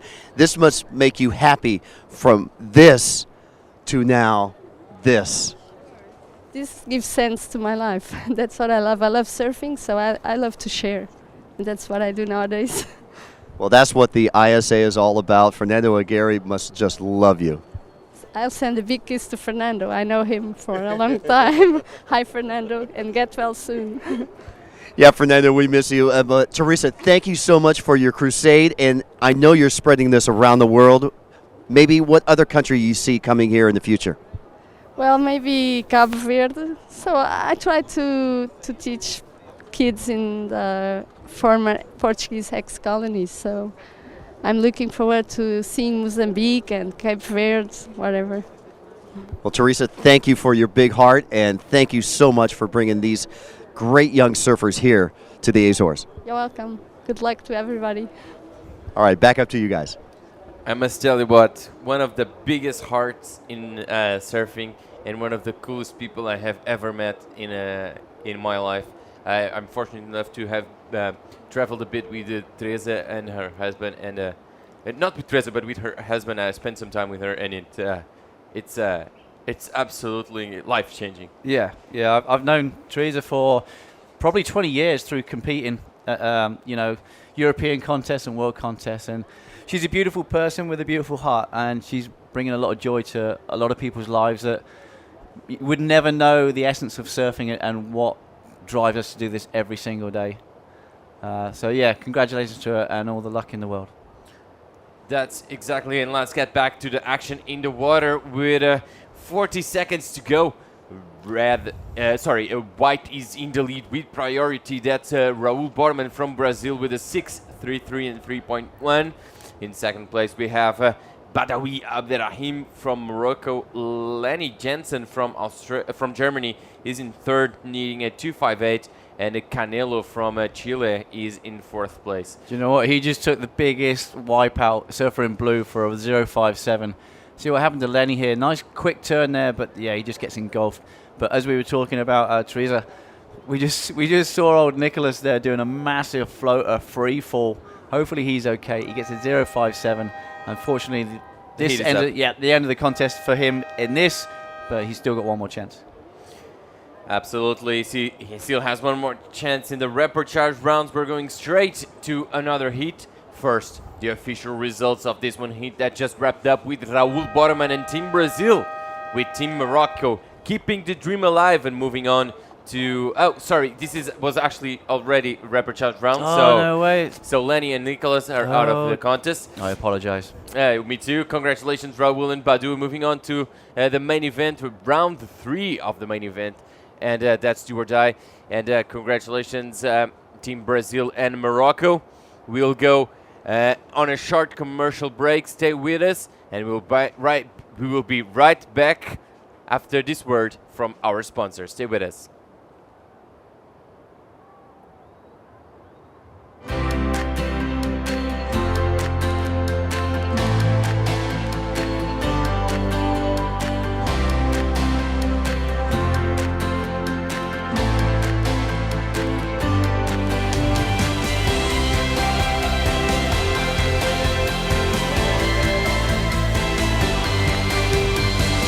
The Azores, an archipelago of discoveries in a sea of adventures.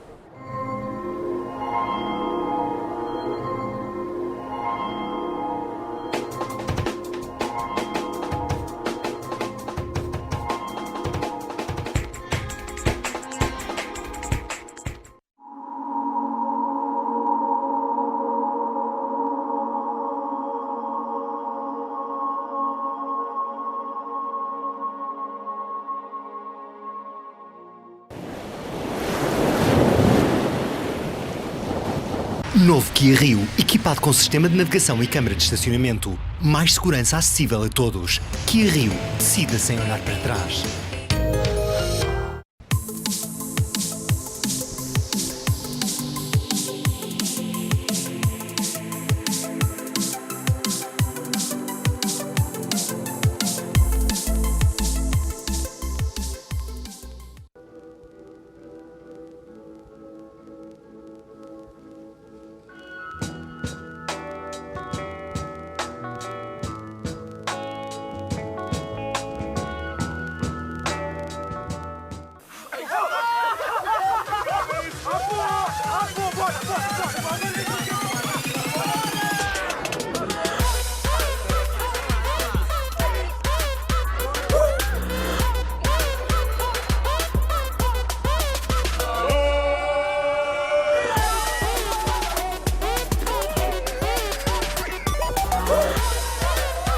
Novo Sumol Maçã.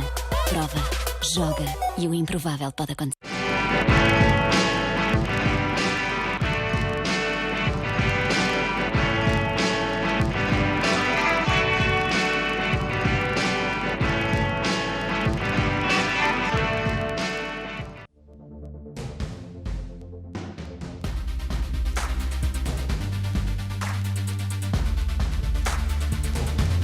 And welcome back, everybody, and Mike Latronic to the booth, and welcome to the beautiful island of São Miguel in the Azores.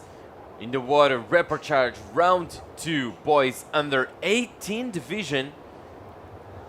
And in the water, it's Alan Cleland from Mexico, Arne Keynes from Belgium, Esteban Chavez from Costa Rica, and Agustin Cedeño from Panama. 20-minute heats for the repechage rounds, and I would say that's pretty much enough. As we see, the kid from Argentina. I remember he competed yesterday. I think that's Franco Radziunas broke with a broken board. And up and riding, that's Esteban Chavez, Mike. Yeah, well, Esteban Chavez getting a crack off the top. That's what we want to see, and we want to see more of it. So looking at some small scores here during the break. Not too much to mention. Alan Cleland from Mexico getting a 2.60. Here it is. Bottom turn, slash off the top, so just one turn. Pretty good little slash right there. That wave doubling up into the abyss of a closeout after that. So he opts to kick out. Now it looks nice and smooth out there. Absolutely, and in these rapid charge heats, we're going to 20-minute heats. And do you think that's more than enough? I think that's what they get. Normally the rapid charge can be 15-minute heats, so I think a 20-minute heat for rapid charge is generous. This is their second shot. No room for complaining, no room for excuses. It's do or die right now for these surfers. First and second will advance. Third and fourth will go home or be done for the event for now. This is the last rapid charge round for the boys under 18 division. The boys who make it go to main event, third round. And again, it's do or die. We had so many participants, so many countries that we can't go as we don't have time to do as many rapid charge rounds as in previous ISA contests.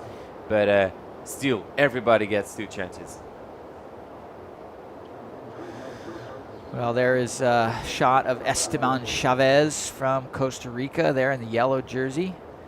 Now we got a wide shot, all 4 surfers. Looks like about 100 yards separating them, so a lot of room to move, but not a ton of open waves. So wave selection coming big into play and priority as well. Although sometimes it's just a roll of the dice. You really never know what you're going to get. All right, here goes Esteban Chavez looking at this wave. Opts not to stand up.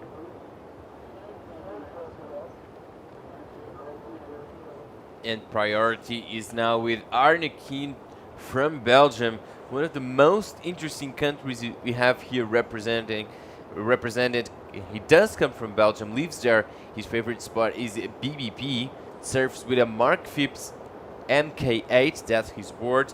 Loves everything sports and got a 4th place in a Belgium championship, as we see precisely him up and riding on a decent backside turn.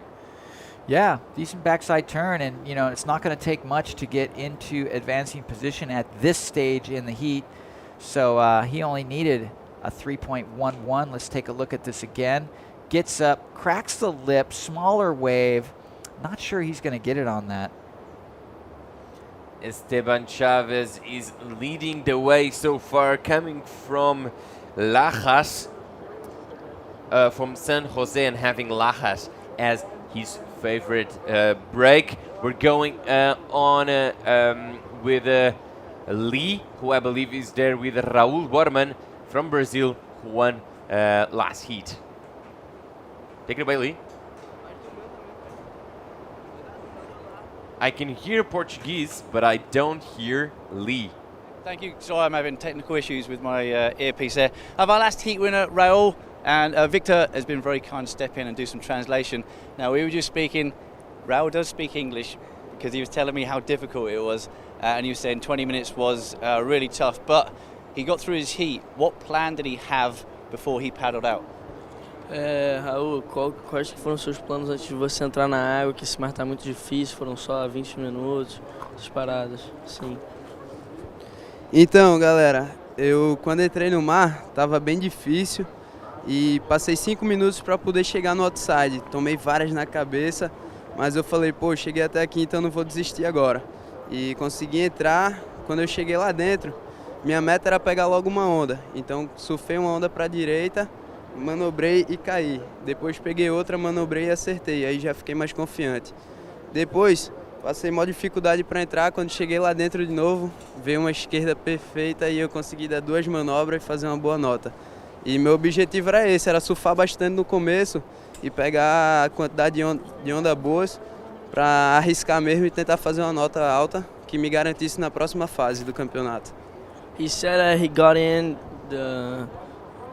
at the ocean in 5 minutes, but he arrived later, so he lost like 3 minutes of his heat. And when he arrived, he said, "I just want to take a wave quick," and made me confidence. And he got one, and he fell. Then he got another one.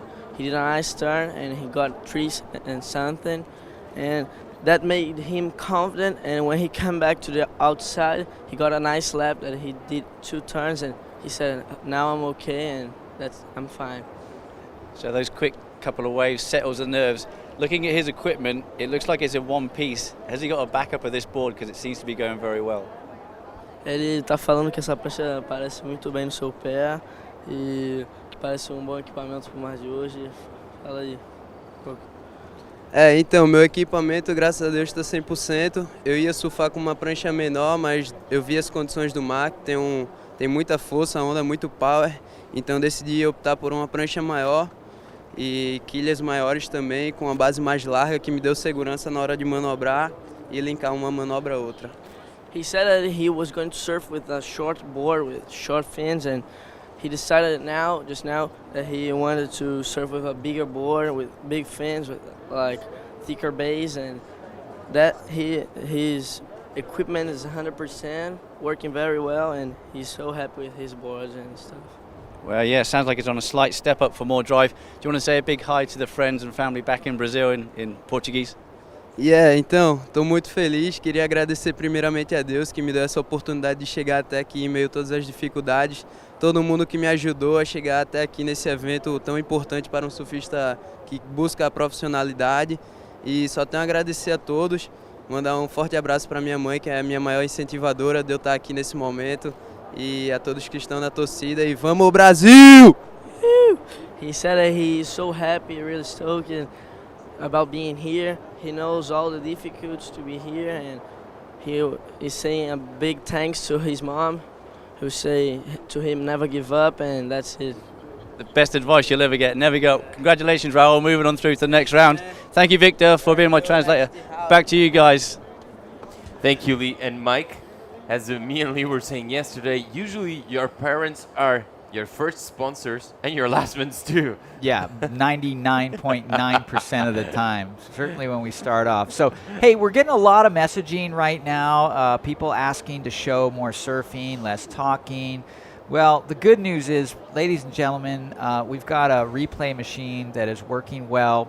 And I have to say, there's a lot of time between good waves. Okay, so let's start looking at this. Here is Alan Cleland from Mexico. One really nice snap on that wave. Got himself a 3.57.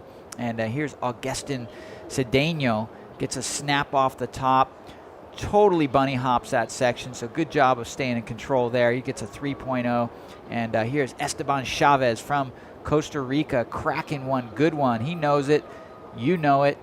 And I'm not sure if the score has been registered yet, but right now, Chavez in third place. Here's a replay of another wave. Oh, no, different angles. So nice bottom turn, top turn combination. Gotta love the expressive nature of these young competitors. But yeah, I mean, in the entire time we went to that interview, 6-7 minutes elapsed and only 2 or 3 waves ridden. So you know, we're going to catch up with some color. People, be patient. There's a lot of closeouts, and we're not going to miss anything. We're going to show the rides if we miss them during the interviews. If there's ever a time to catch up with color and do interesting stories, you know, this is it. As the rounds progress, yes, there's going to be more intense surfing, and I think this swell's going to drop a little bit. I think we're going to see a lot more competitive arena with longer rides and more surfers performing later on in the competition. But for now, Eric Chavez got some scores in, Diego. 4.23 for the last of Esteban and 2.3 for the previous one. So Esteban is in the lead with Alan Cleland with a 3.57 and a 2.6 on his last two waves. He's in a close second place. Third, Agustin Cedeño needing a 3.18, and fourth, Arne needing a 4.45. So interesting times, low scoring affair, and everything can change in the last 6 minutes. I remind everyone that this is the last report charge round, which means it's do or die. You got to be in those two first positions. Yes. And one more shout out to second place in the very last heat, Badawi Abderrahim. I probably didn't get that right. Badawi Abderrahim. Badawi Abderrahim. And we are very proud of you. Good work. That's from Aziz in Kuwait, Kuite. I assume that's either near Morocco or in Morocco. So a bit of national pride and support for the Team Morocco. Yeah, absolutely. And it's good to see. Exciting times for Team Morocco, too, as we go to live action with White. Well, White manages to get a quick up and down there, gets his board above the lip line. Not much else on offer after that. That is Arne Kint from Belgium taking that duck dive, getting right back out there. He'll probably improve on a 1.07, but he needs a 4.45 to get into advancing position. Not enough on that wave. There we see the beautiful scenics in the long range there. Also, very deadly situation if you're watching the waves from those rocks and you get swept off there. So people be mindful of the ocean. It is as beautiful, it is as dangerous as it is beautiful. And I tell you what, that's a good, more than a mile away, so good camera work there, and blue up and riding. Yeah, that was Augustin again. Cedeño opts to go for a big off the lip, and unsuccessful, so he's going to go back to the drawing board. Right now, it's all about getting a 3.18 is what he needs to get back into advancing position. Esteban Chavez still in the lead with 4 minutes to go.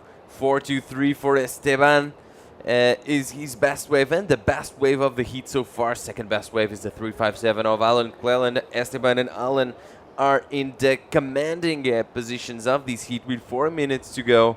We are on the second heat of Report Charge, second round in the boys under 18 division, and 14 more heats to go in this division, do or die. As we said, 20-minute heats, and we'll wrap it up by 4 o'clock, and Red up and riding.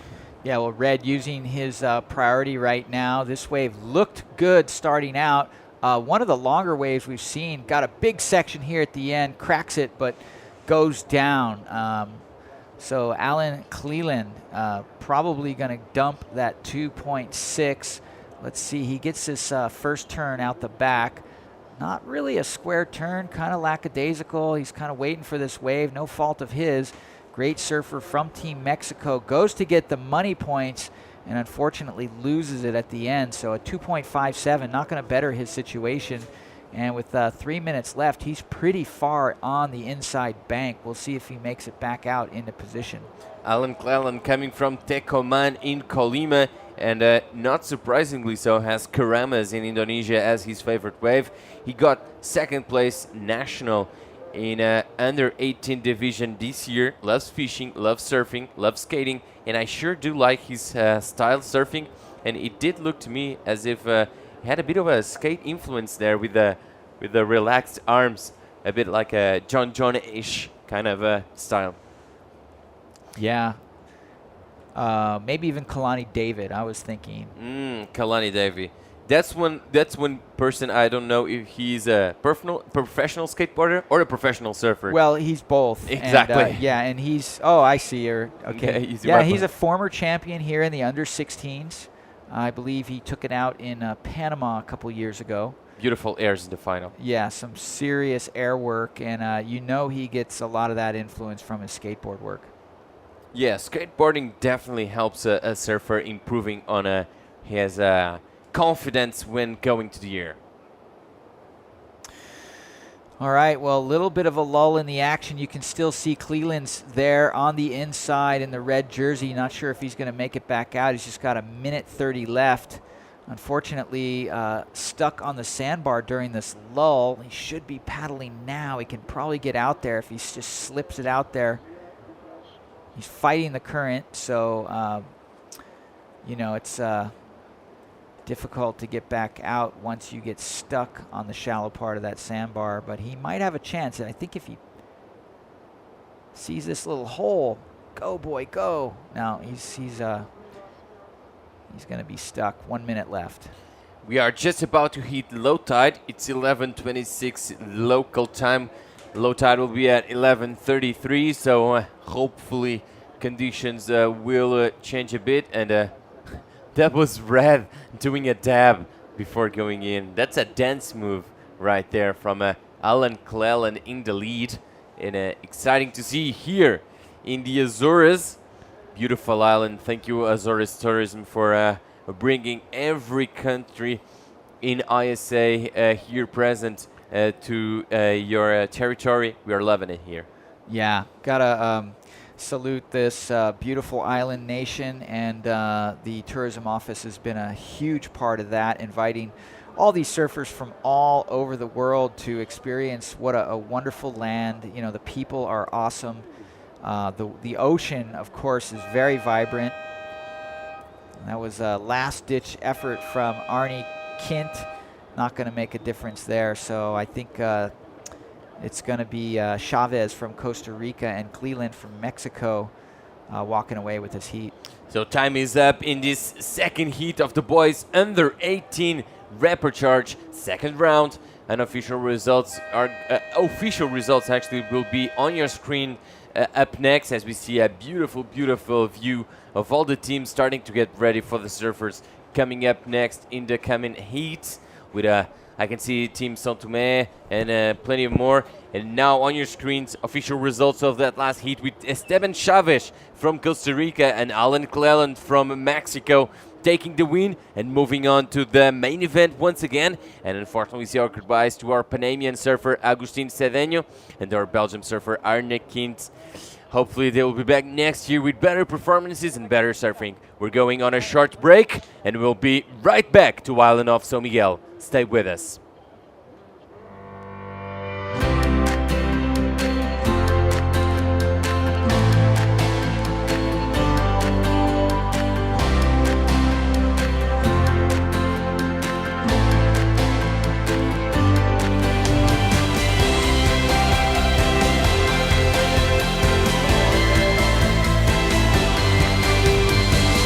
The Azores, an archipelago of discoveries in a sea of adventures.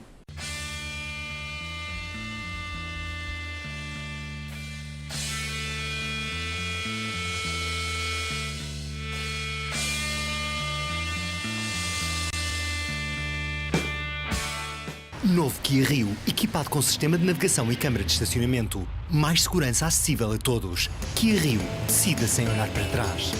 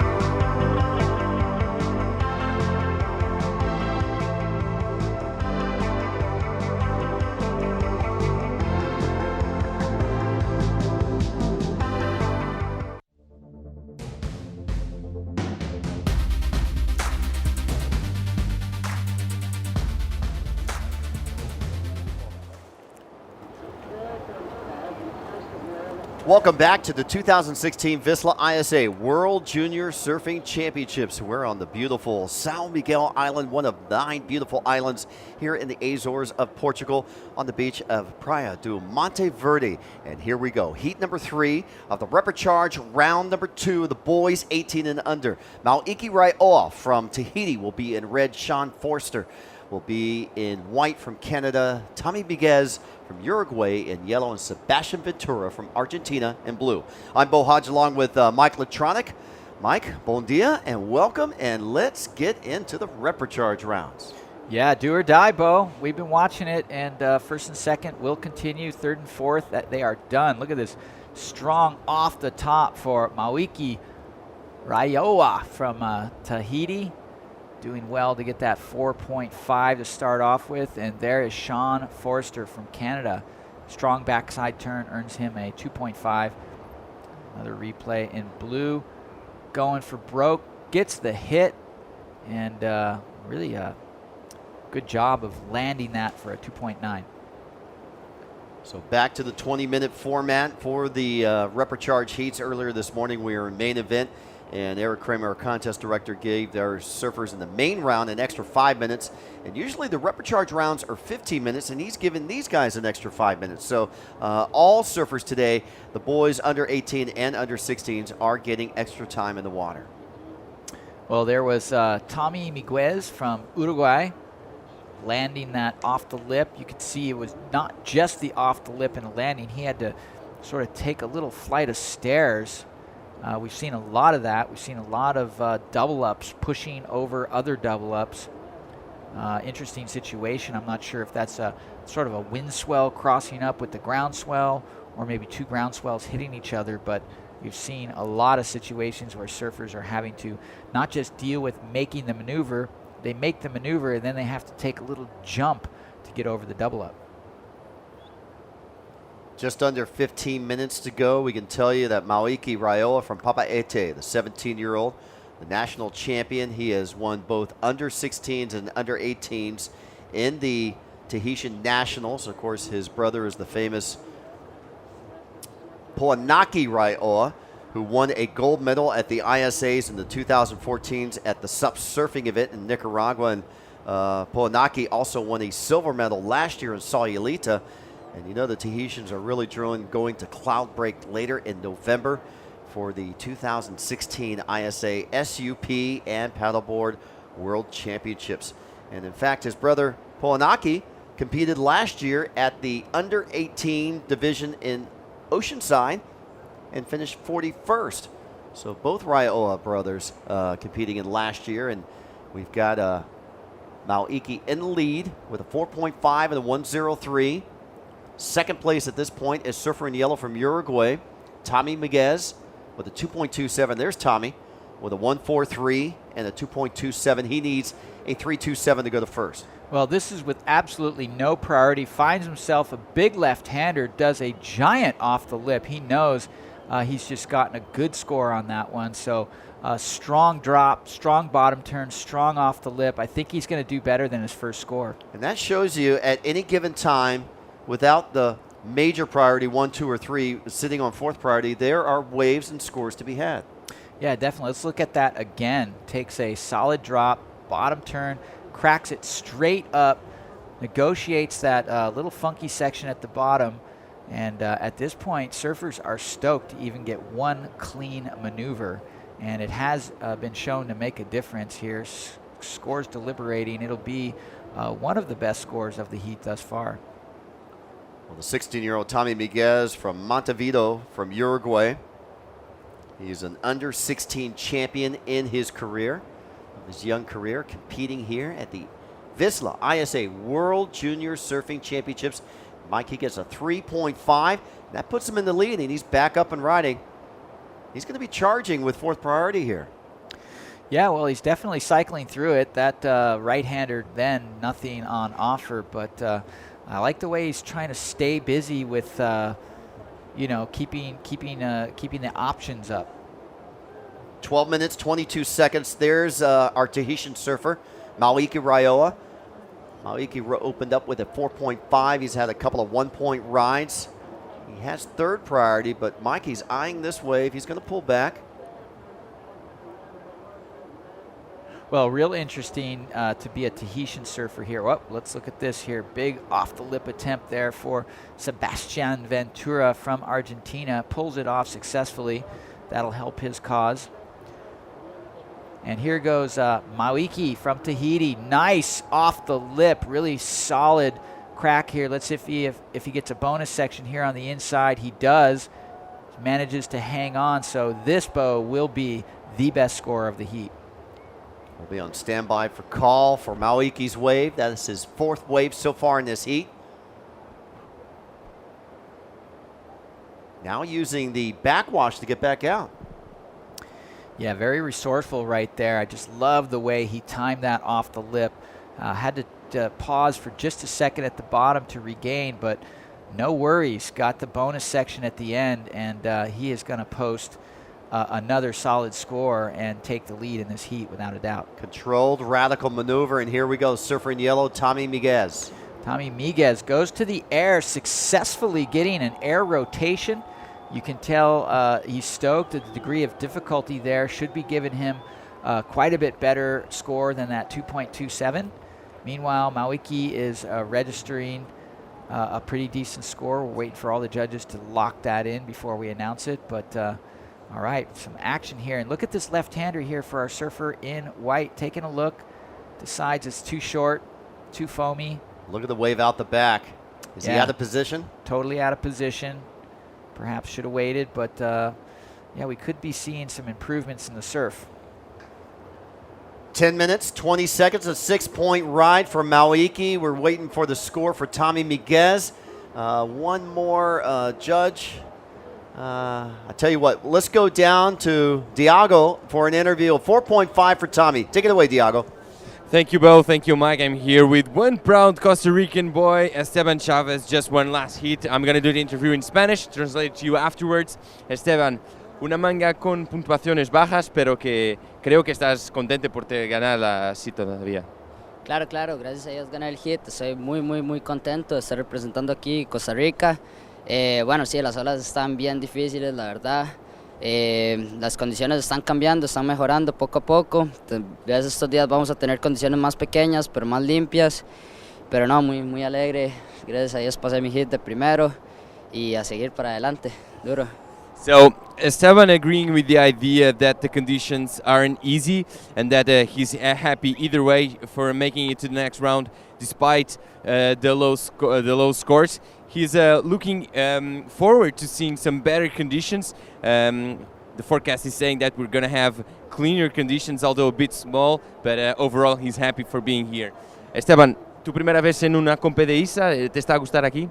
Sí, me encanta la verdad. Muchas naciones, muchos equipos, todos como gran familia, están representando su país, entonces lo hacen de la mejor manera, todos muy juntos y eso me alegra mucho estar aquí representando.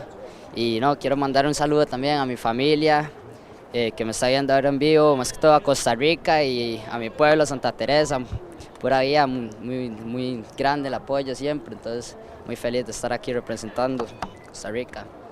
So Esteban now saying that he's loving his first time on an ISA contest and he has all the right ideas in his mind. Loves seeing the different nations, loves seeing everybody acting like a big family, and he wrapped it up with a message home. Back to you, boys, and enjoy. Thank you. Back to you, boys. Thanks a lot. Congratulations, Esteban Chavez from Costa Rica winning the last heat, and Alan Cleland from Mexico advancing on through. Here we go. Surfer in white, Sean Forrester. Sean Forrester, I love that little click turn right before he took the drop. Sets himself up for a solid backside snap. He needs to get a 5.51 out of that to get into advancing position. And, well, I don't know, if he didn't get the 5.51, he's definitely put himself in better position because he's going to do a fair bit better than a 2.5 in my estimation. Our leader, Mawiki Raiola from Tahiti. Surfer in red with a 6.0 and a 4.5. Here's Forrester. Yeah, I really like that stall turn. So more of a floater off the lip than an off the lip, but still very critical.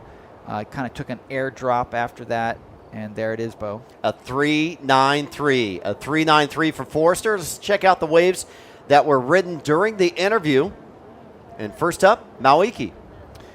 Maoiki drops to the bottom. This was that good score he got, the 6.0. So this was just before the interview. Bonus turn on the inside, gets a little off the lip float. Rock and roll right there. Here is Tommy Miguez. I love this little click 360, and it paid off because he's now in second place. He got a 4.5 on that one, and boosting his confidence as well. So 4.5. Do you think that was a low score for an air reverse going right on the backside? Hello? I was reading a message on the message board. Sorry, Bo. Okay. One more time. The 4.5 on that air reverse. Do you agree with that? Oh, yeah. I think the degree of difficulty was there. I think he pulled it off clean, landed it with style. As far as a one maneuver shot, I'm completely agreeing with the judges. Okay, there you go. So Tommy Miguez in second with a 4.5 and a 3.5, needing a 6.01 to go to first. Sean Forrester now in third with a 3.93 on this last wave, a 2.5. He now needs a 4.08 to go into second. Sebastian Ventura from Argentina has a 2.9 and a 3.27. He also has a throwaway of a 1.13. Sebastian now needs a 4.74 to go into second place. Time check, 5 minutes, 40 seconds remaining. Blue with first priority, Sebastian. Yellow, Tommy with second priority. Red, Maoiki with third priority. So I was reading a little message here because we've been getting a couple messages here that the people want to see more surfing. Holly from the USA says, we are trying to watch family surf. Okay, I'm trying to understand this because there's no one from USA in this heat, but the main gist is, you know, let's just thank the ISA for doing a webcast and showing us all this action from around the world. Some of the stories that we're getting from the beach are meaningful, and you know, there's a lot of closeouts out there right now. So our team, our camera team's been doing a really good job of capturing all of the replays. So listen, families, we're not intending to miss any of the kids' rides, and we will be bringing it to you. Just not a whole lot of long rides happening, and definitely a long wait in between quality waves. And during that interview, there were no waves being ridden at that point. We showed you the two previous rides going into that interview. And so we're catching all the equipment there. There you see Sebastian Ventura from Argentina taking a look at this left-hander. He doesn't need much. He needs a 4.74 on this wave. One off the lip, throws some spray, but no bonus section on the inside. You can see the low tide is disallowing any kind of reforms on the inside. Meanwhile, Maoiki just doing a beautiful job on his backside. Manages to hold on through that second turn, but not really riding out through that, I'm going to call it a giddy-up section. That was that was a double-up section. I don't think anybody could have rode out of that one, but I think he completed that maneuver right after. Let's watch it again. Well, damage done on that first turn. Possibly one of the best backhand turns I've seen all morning. Snapped it, lands it. Really curious to see if they'll give that a second maneuver. I think that score is going to go high just based on the first maneuver anyway. Nice slashing turn from Sebastian Ventura, and he also encounters, it seems like the bigger wave meets up with that smaller wave and they join together on the inside. Yeah, really interesting, challenging situation, because just by the time you land your maneuver, next thing you know, you're faced with jumping a double up section. So as we saw with Maoiki, was unable to ride through that whitewash, but as I said, big turn out the back just before that. His brother Poanaki is watching the webcast. Poanaki's getting ready for the series of SUP events that are getting ready for at Dana Point, the Pacific Paddle Games, just about a week and a half away. So Maoiki is going to see an near excellent score here. Just wanted to note also we have Gabriel Castro from Brazil. I'm sorry, where did that just go? Yeah, from Brazil, cheering on Tommy. And that must be Tommy from this heat, Tommy Miguez. So Uruguay and Brazil teaming up there. Anyway, some good energy from Brazil for our surfer in yellow, currently holding down second place still. Still on standby for scores, last of red, last of blue. time check, 2 minutes, 15 seconds, last of red now in a 7.5. So I think the judges deemed that a successful ride on that second maneuver, Mike. I don't know. I think if he, to me, if the second maneuver was complete, he might have gotten an 8 or a 9. I think that 7.5 was based on, hey, we'll give him some credit for the second maneuver, but I'm calling 6-7 points on that one backside turn alone. So a 7.5 combo that with his fourth wave and kicks out of this one, a 6 point. So in the lead, commanding lead, the battle is for second place. Our second place surfer's Tommy Miguez from Uruguay. Tommy's counting at 4.5 and a 3.5, needing a 9.01 to go to first, so he needs to improve on his low end of that 3.5. And judges giving less than the point for Mauiki, so you saw just pretty much he just kind of darted in and darted out of that wave. Third place, Sean Forster, a Canadian, has been quiet, 2 waves ridden, a 3.93 and a 2.5. He needs a 4.08 to go to second place with 1 minute, 15 seconds remaining. There's Sean. He's holding down first priority. And Sebastian Ventura out of Argentina, 4 waves ridden. He now needs a 4.74 for a surfer in blue to get out of fourth. Surfers in third and fourth in this heat are eliminated and accrue points for their team. There's Sebastian paddling back out with under a minute to go. So advancing surfers will go back into the main round 3, and thereon it'll be single elimination all the way to the final 4. All right, well, very capable Sean Forster in white's got priority. He is looking to try to get just that 4.08 or better, and small time left. There's your heat leader, 22 seconds remaining. Forster scratching, finding a wave. Well, he did pelt that section pretty good. Not sure if he got a turn on before that. Judging by the one hit, I don't think so. And judging by the hand motion there, probably didn't get another good maneuver before that. He looked a little bit frustrated. Well, smashing the board. Here's Forster. Yeah, just a one-hit wave, so smaller wave. Nice hit. Not sure it's going to get into the 4-point range, so probably a missed opportunity there for Sean Forster. Scores coming in under the requirement, needing a 4.08. He gets a 2.93, so he stays into third place, and it'll be Mauiki Raioa. Oh, excuse me, yeah, a 2.47, so it still wasn't the 4.08, and it still remains Mauiki Raioa from Tahiti in first, Tommy Miguez from Uruguay in second place, Sean Forster in white in third, and Sebastian Ventura in blue in fourth. You're watching the 2016 VISSLA ISA World Junior Surfing Championships here from the beautiful Azores island of São Miguel. Coming up next, we have our next heat of the boys under 18. It'll be heat number 4. Stay tuned.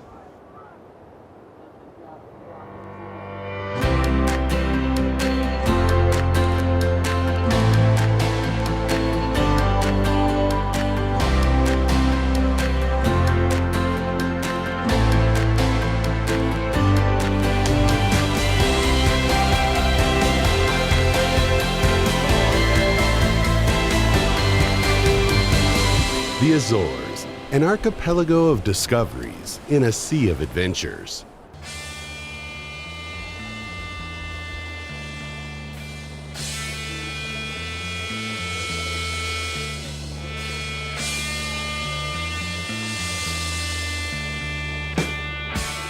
Novo Kia Rio, equipado com sistema de navegação e câmara de estacionamento. Mais segurança acessível a todos. Kia Rio, decida sem olhar para trás.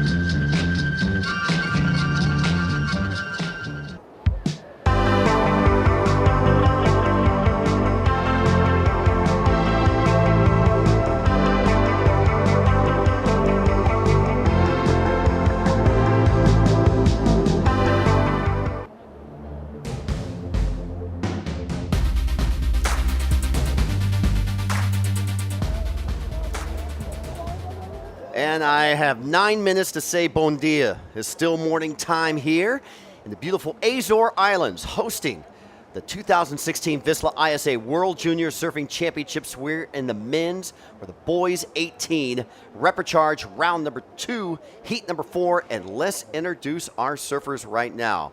Boado Abuba from Morocco will be in red. Sebastian Soto from Puerto Rico in white. Joachim Correa from Portugal in yellow. And Manu Scott Areleta from New Zealand will be in blue.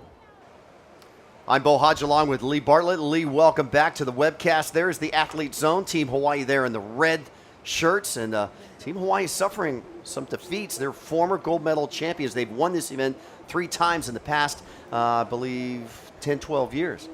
Yeah, I mean, you'd think they would be used to surf like this, and they obviously are very accustomed to powerful waves, but beach breaks, not so sure. I mean, a lot of luck comes into these, and you can see BA from Morocco, he's doing the runaround already after his first wave. Yeah, let's watch his first wave. This was during the commercial break, a 1.57 for our surfer out of Morocco. Nice looking wave to start with, then it just closes out. He comes on, he loses contact with his board, starts leaning back, and he did the best thing, which was to get away from your board. You don't want to land on top of that thing as you're being thrown over the falls. You can hurt yourself and you can snap your board. But you can see he's powering up the beach with the team behind him. Yeah, and that's team support, and that's what the International Surfing Association is all about. Wrapping a nice forehand turn there.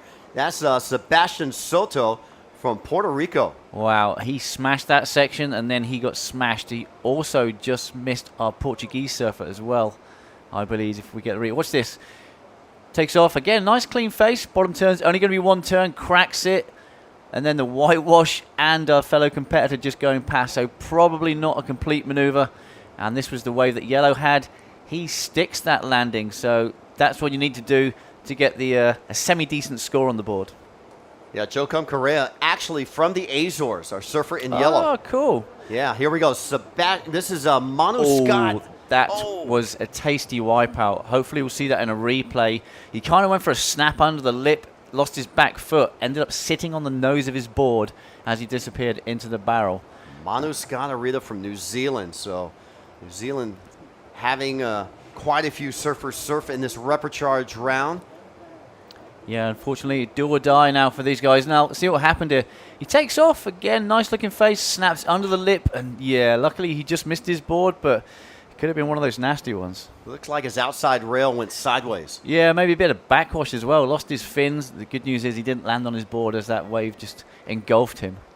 Well, our Portuguese surfer in the yellow, he's going to get a good established score here in the beginning. He has competed in the ISA World Junior Surfing Championships last year at Oceanside. He was in the under-18s. He placed 41st. And he was actually last month at the 2016 ISA World Surfing Games in Costa Rica, placed 61st in the men's open, and won a silver medal for Team Portugal, which was going into the last day leading in the World Surfing Games. And we can tell you that Correa's had a fantastic summer. A 5th place here in Portugal at the junior in Espino, and a 5th place in the Spain event, a 17th place in Portugal, and he's ranked number 15 on the European WSL Junior Tour. He's a bright young spark early in his career, so he's hopefully got a big old future. Tide's still dropping out. You can see that little wave cresting out the back. When the big sets come through, they do break all the way through, but I'm sure you guys have noticed that it's the medium to smaller waves have the scoring potential, although we do have a couple of scores already, and we have our surfer in yellow there. There's Correa, opened up with a 3.5, lives here in the Azores. There's our Moroccan surfer, we're going to call him BA, a 1.57. And there is Manu Scott Arita from New Zealand, 1.03, throwaway score. You know he wants to get some more back out there. And Sebastian Soto from Puerto Rico in white has already incurred a 2.4 and a 0.33 to his wave count on his 2 opening waves and has 2nd place. And there he is on the inside. Well, trying to regroup from some of the pounding. Yeah, it's not very deep there. It's one of those things where you stand up on your board and you kind of get pushed down the way. But here we go, live action. Surfer in blue, Manu Scott.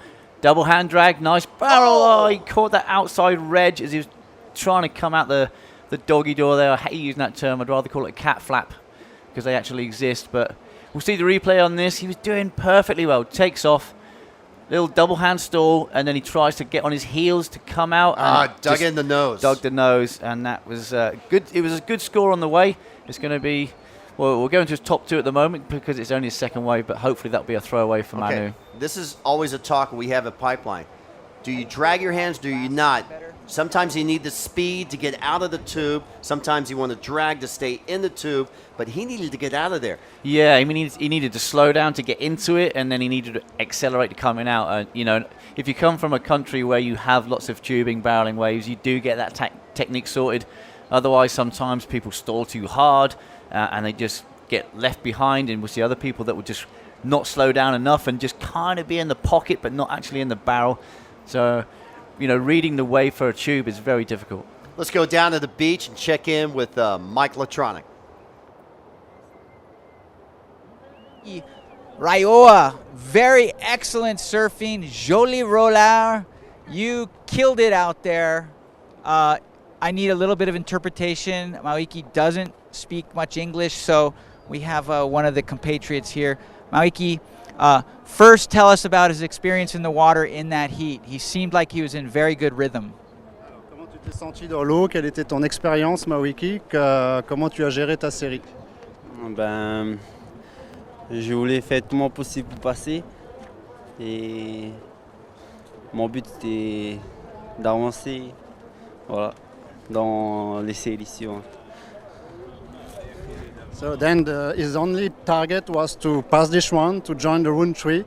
So he just go in the water to do his best, find a better wave, and then kill them, as you said. And he's happy because it was done.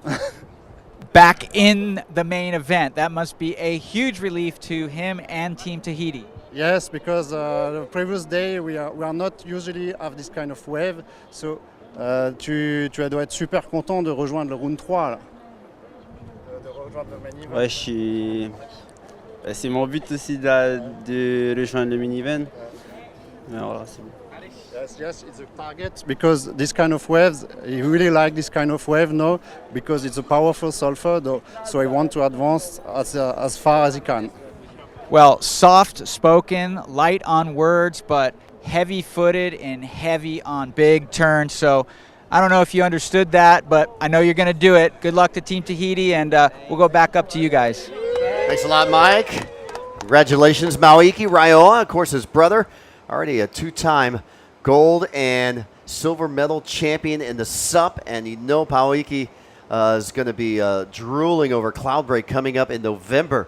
You know, the ISA is going down the Fiji in Cloudbreak and Tavarua for the 2016 ISA SUP and Paddleboard Championships. And Mawiki was in the competition last year, the World Juniors, placing 33rd.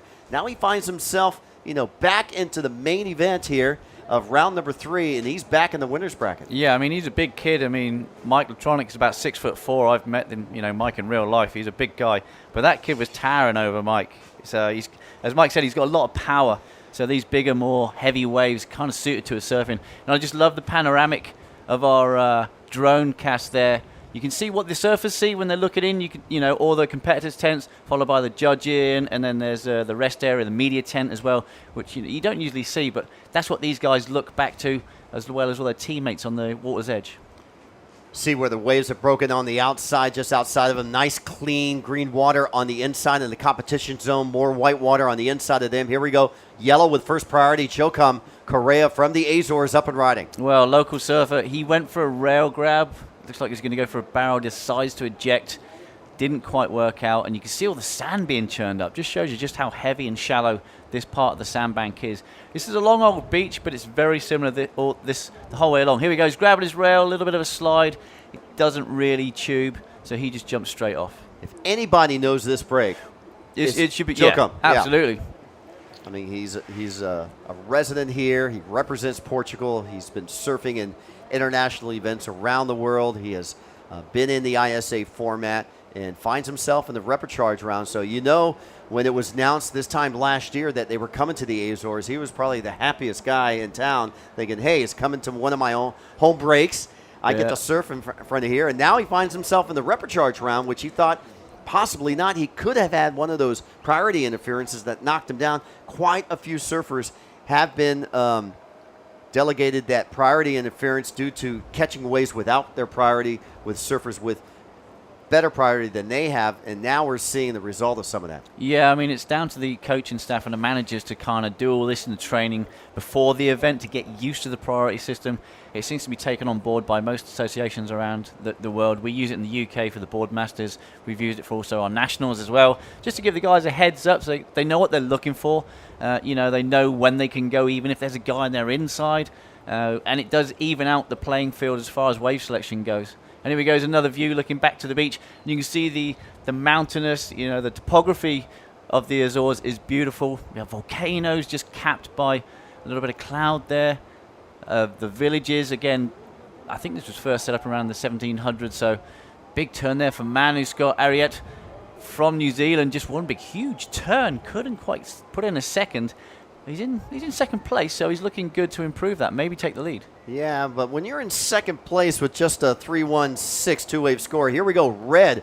This is our Moroccan surfer. He really goes for the high potential scoring maneuvers, but not able to pull off them right now. But something tells me he's going to pull one of these off. He also goes for the most consequential maneuvers. He disappears, look at this, straight down into the sand. Not very deep, so he probably did hit the bottom there.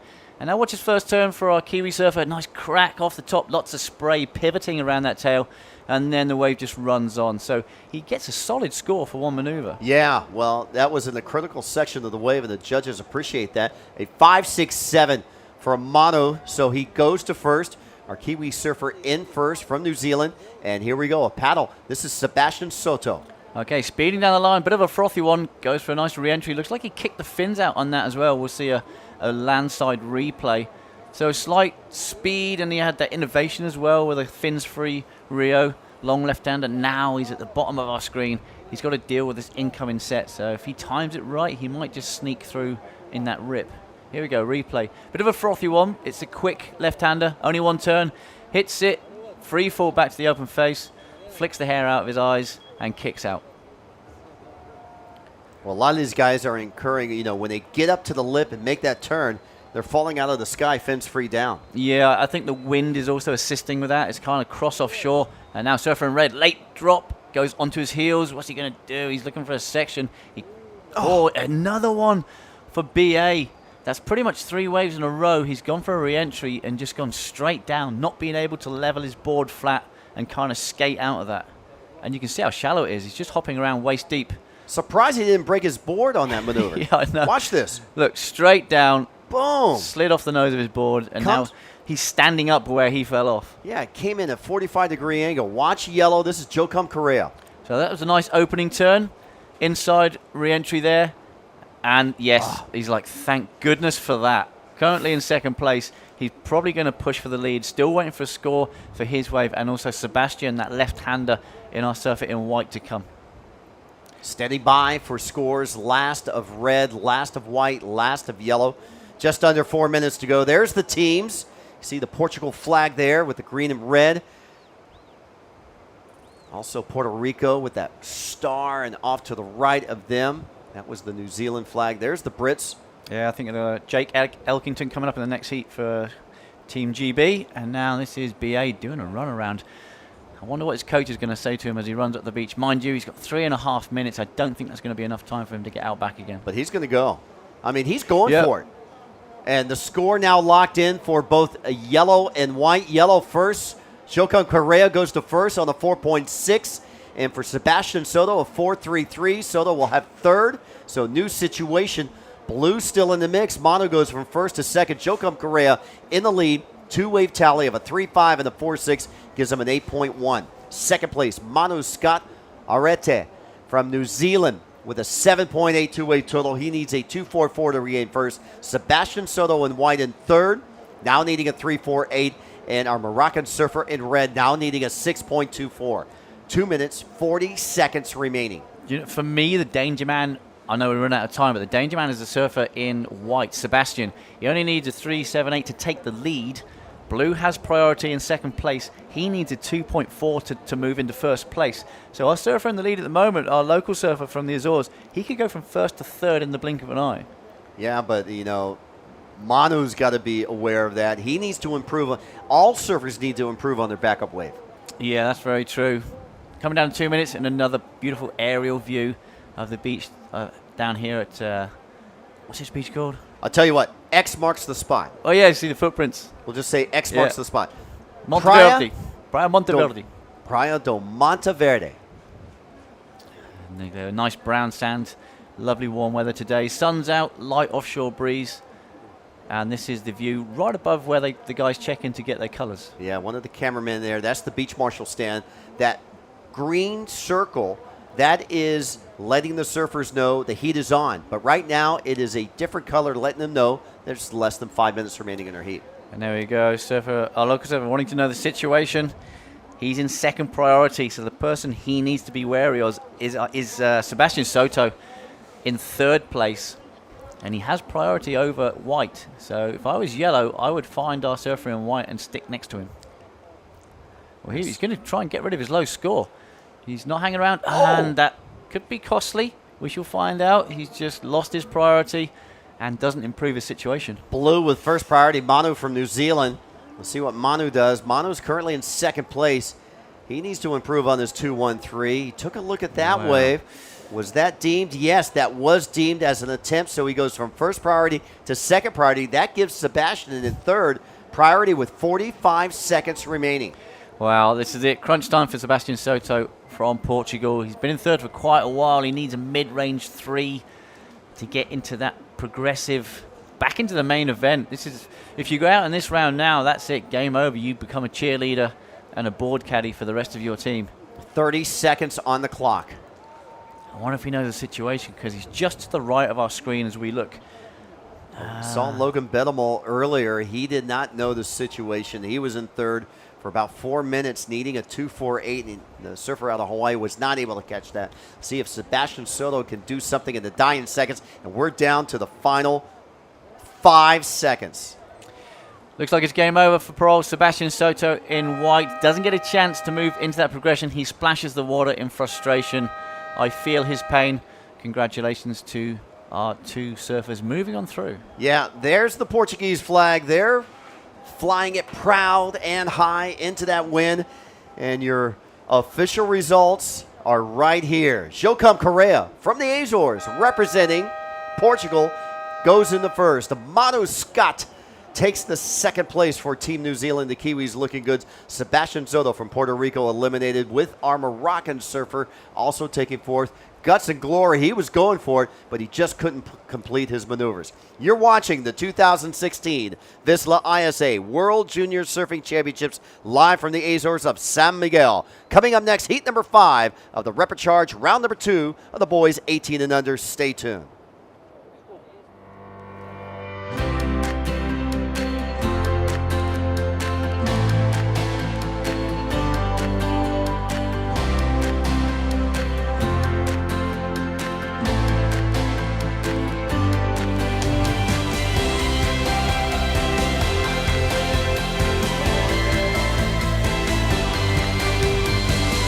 The Azores, an archipelago of discoveries in a sea of adventures.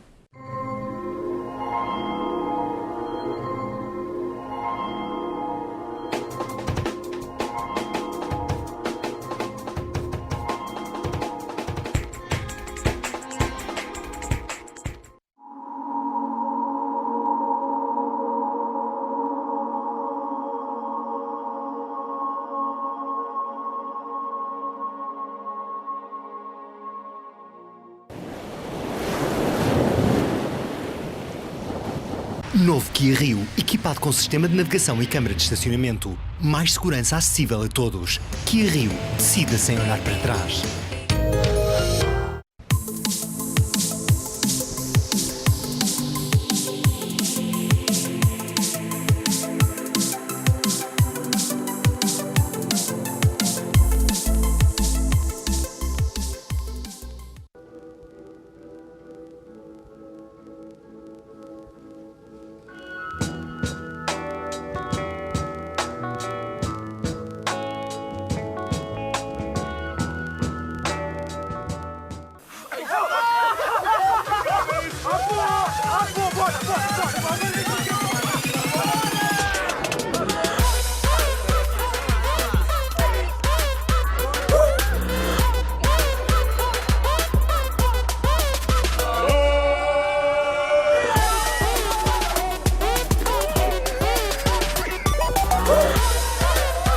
Novo Sumol Maçã. Prova, joga e o improvável pode acontecer.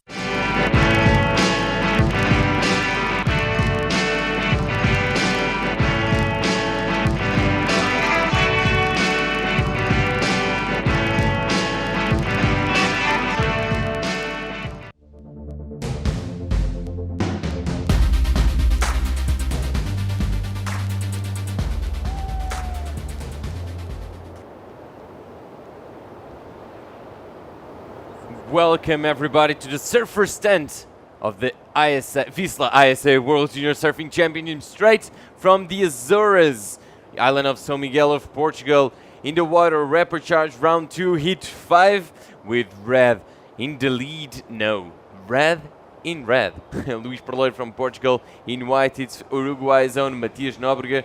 From Great Britain, Jake Elkington, yesterday's winner of the blank highest score total. And in blue, Patrick Mainstone from Spain. We have a 5.6 already for Matias Nóbrega, good starter for him. And Patrick Mainstone with a 4.27 and 1.23. 16 minutes to go. My name is Diogo Alpendre along with Lee Bartlett. Hope you're enjoying the show when you stay here with us for the coming days as we are narrowing the field by the day, and soon we will have champions here in the Azores. Yeah, we'll be crowning our champions, our gold, silver, bronze and copper in all 4 categories on Sunday. The surf is going to start getting smaller from today. This is definitely the largest swell we're going to have all week, and very testing conditions for the young surfers, but we have seen some big scores, some massive barrels and a few heavy wipeouts as well. Fortunately, not many broken boards in heats. Not in heats, no, but free surfing, there's a few casualties this morning. Here's Jake Elkington from the UK. Nice off the top. As Diogo said, is a double step, maybe almost a triple step down. Just a one turn there for a surfer in yellow. He gets himself some free sunglasses yesterday for a couple of 8s. I'm pretty sure he'd love one of those to pop up in this heat. Because it's rapid charge, it's again 20 minutes. And now paddling. Red has priority, so he can do that. Absolutely legal maneuver there by Luis. Just making sure that our surfer in blue there, Patrick, couldn't get a barrel. That's very tactical. And also now Patrick taking this one on the head. So for now, white is in the lead. Surfer from Uruguay. As we see from Team Spain, one surfer with a very non-Spanish name in Patrick Mainstone. He's in blue, and he's up and riding. That's the replay. Nice re-entry there for Patrick. He's going to double up on that through to the inside. Doesn't get a closing maneuver. He just kicks out, and he gets rewarded a 4.27 for that quick left-hander. And Patrick Mainstone, don't get fooled by the name. He was born in Santander, Spain. That's where he lives. Has a Spanish wave as his favorite. Liencres was Spanish national champion. And yeah, definitely Spanish. Yep. Here we go. Here's Jake, surfer in yellow. He lives in South Africa. He comes over to the UK quite a lot, so grandparents over there. Just one maneuver for Jake. He's already got a 3.0. And talking about Patrick's wave. Oh, here we go. I'll come back to Patrick. Just a one hang time floater there, free falls onto the flats, and he kicks out. It's not going to be as good as his first wave, but he'll probably move into second place. That probably felt good, though. Yeah, just to stick it, and it looks so calm in between sets. It looks, really good fun surf. And to try and get a couple of quick scores under your belt before those wash-through sets come is the main aim, especially when we're down to 20 minutes.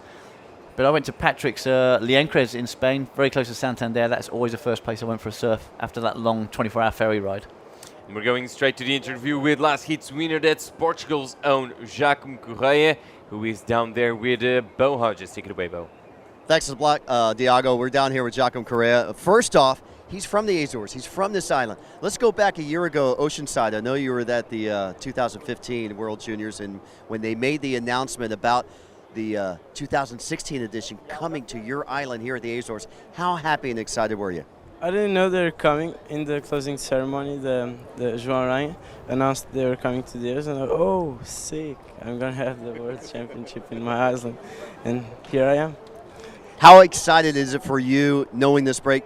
Let's talk about the conditions out there. Very challenging, right? It's hard. It's hard to find the good ones because it's always pushing down the beach, but the coaches were here in the tents with the boards, taking me to the sides, and I could find the 2 good ones, and yeah. Well, congratulations. You're back now into the main event, round number 3. Now we go single elimination. But let's talk about São Miguel. Tell us about this island. Tell us about, your favorite places to surf and your favorite things to do around this island. Usually I surf in the North Shore because it's more consistent, but I don't surf too much in this beach. I surf in the other one, Real Santa Barbara, but now it's not good because of the sand and not in the outside, it's all over the beach. So I've been surfing here in the QS. Yeah, it's different. It's different now. What are some other favorite things you like to do around here? There's a lot of things to do in this island. You can go to the mountains, see the lakes. You can go to Furnace and to the hot waters. It's good for the tourism. Yeah. A lot of tourists out here, a lot of things to do. I want you to talk in Portuguese and tell everybody how proud you are that being here, representing the Azores, representing Portugal, and going for a gold medal. In Portuguese? Portuguese, yeah. Estamos aqui, estou em casa. Está o Lula agora na água, vamos todos apoiá-lo. Vou entregar o líquido e vou parar e gritar por ele. Well, congratulations to you. All the best luck in the rest of the contest, and we'll see you in the main round. Thank you. There you go. Giacomo Correa from the Azores advancing on in to the main round number 3. Back up to you guys. Thank you both. Thank you, Jacques. Good job, buddy. Fellow countryman of mine. Moving on in first to the 3rd round of the main event. And meanwhile, that was Yellow. Yellow got a 3 and a 2.47, and this is Yellow's last wave. Yeah, I like Jake's approach. Just keep him very busy. That's his 3rd wave. Doesn't finish that last turn. His front foot slipped off. He's chipping away. He's currently in 3rd, not needing a massive score to move into 2nd place. Only a 2.5. He doesn't get it on that wave. He comes up a bit short. But with, half the heat's gone. He's had 3 chances. The best wave so far, Mateus from Uruguay. Just that 5.6. He hasn't caught any other wave, but he hasn't needed to at the moment. He's not really being pushed for the lead. So this is our surfer, Patrick Mainstone from Spain. Oh my goodness, did he go over the falls on that one? That thing just doubled up as he came down from that re-entry. He's okay. His board's still there in one piece. He has a quick look, make sure it's not been creased along the bottom, and he'll make his way back out. And when we see this, it's so misguiding because it just looks like a fun 3-foot beach break, easy paddle out, and then we get these outside rogue sets coming through, which kind of make things, and it looks like the wind is slowly turning around to more of a westerly direction, which is blowing left to right as we look on screen. Yeah, but I tell you what, I spent some time looking at the ocean on my break, and it sure looked like it was getting smaller. It might have to do something with the incoming tide, and now up and riding that's red, and it sure looks like it's going to be one nice wave for the surfer from Portugal. Okay, Luis, a 2nd turn, he just loses his fins on that one. First turn was really nice and clean. He had one of those smaller, longer, really, like there was no white on the face of the wave. Look how that pretty. was a bit of a mistake, wasn't it? Yeah, look how pretty this wave looks. So nice crack off the top, lots of spray, and then he just pushed it a bit hard on his closeout turn. Got the fins out, couldn't engage again, and he just comes off. And now White, a little cheeky pig dog, backside tube, not super deep, but it's his 2nd wave. He's just been overtaken by Patrick Mainstone from Spain, and this will put him back into the lead.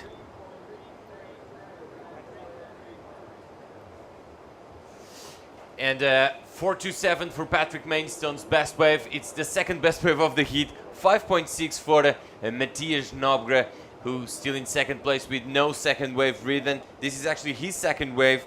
That's that barrel attempt. He got a little shampoo there, but... Yeah, he wasn't ultra deep, and it wasn't that clean an exit, but it's going to be a backup wave. He needs a 0.08 to move back into 1st.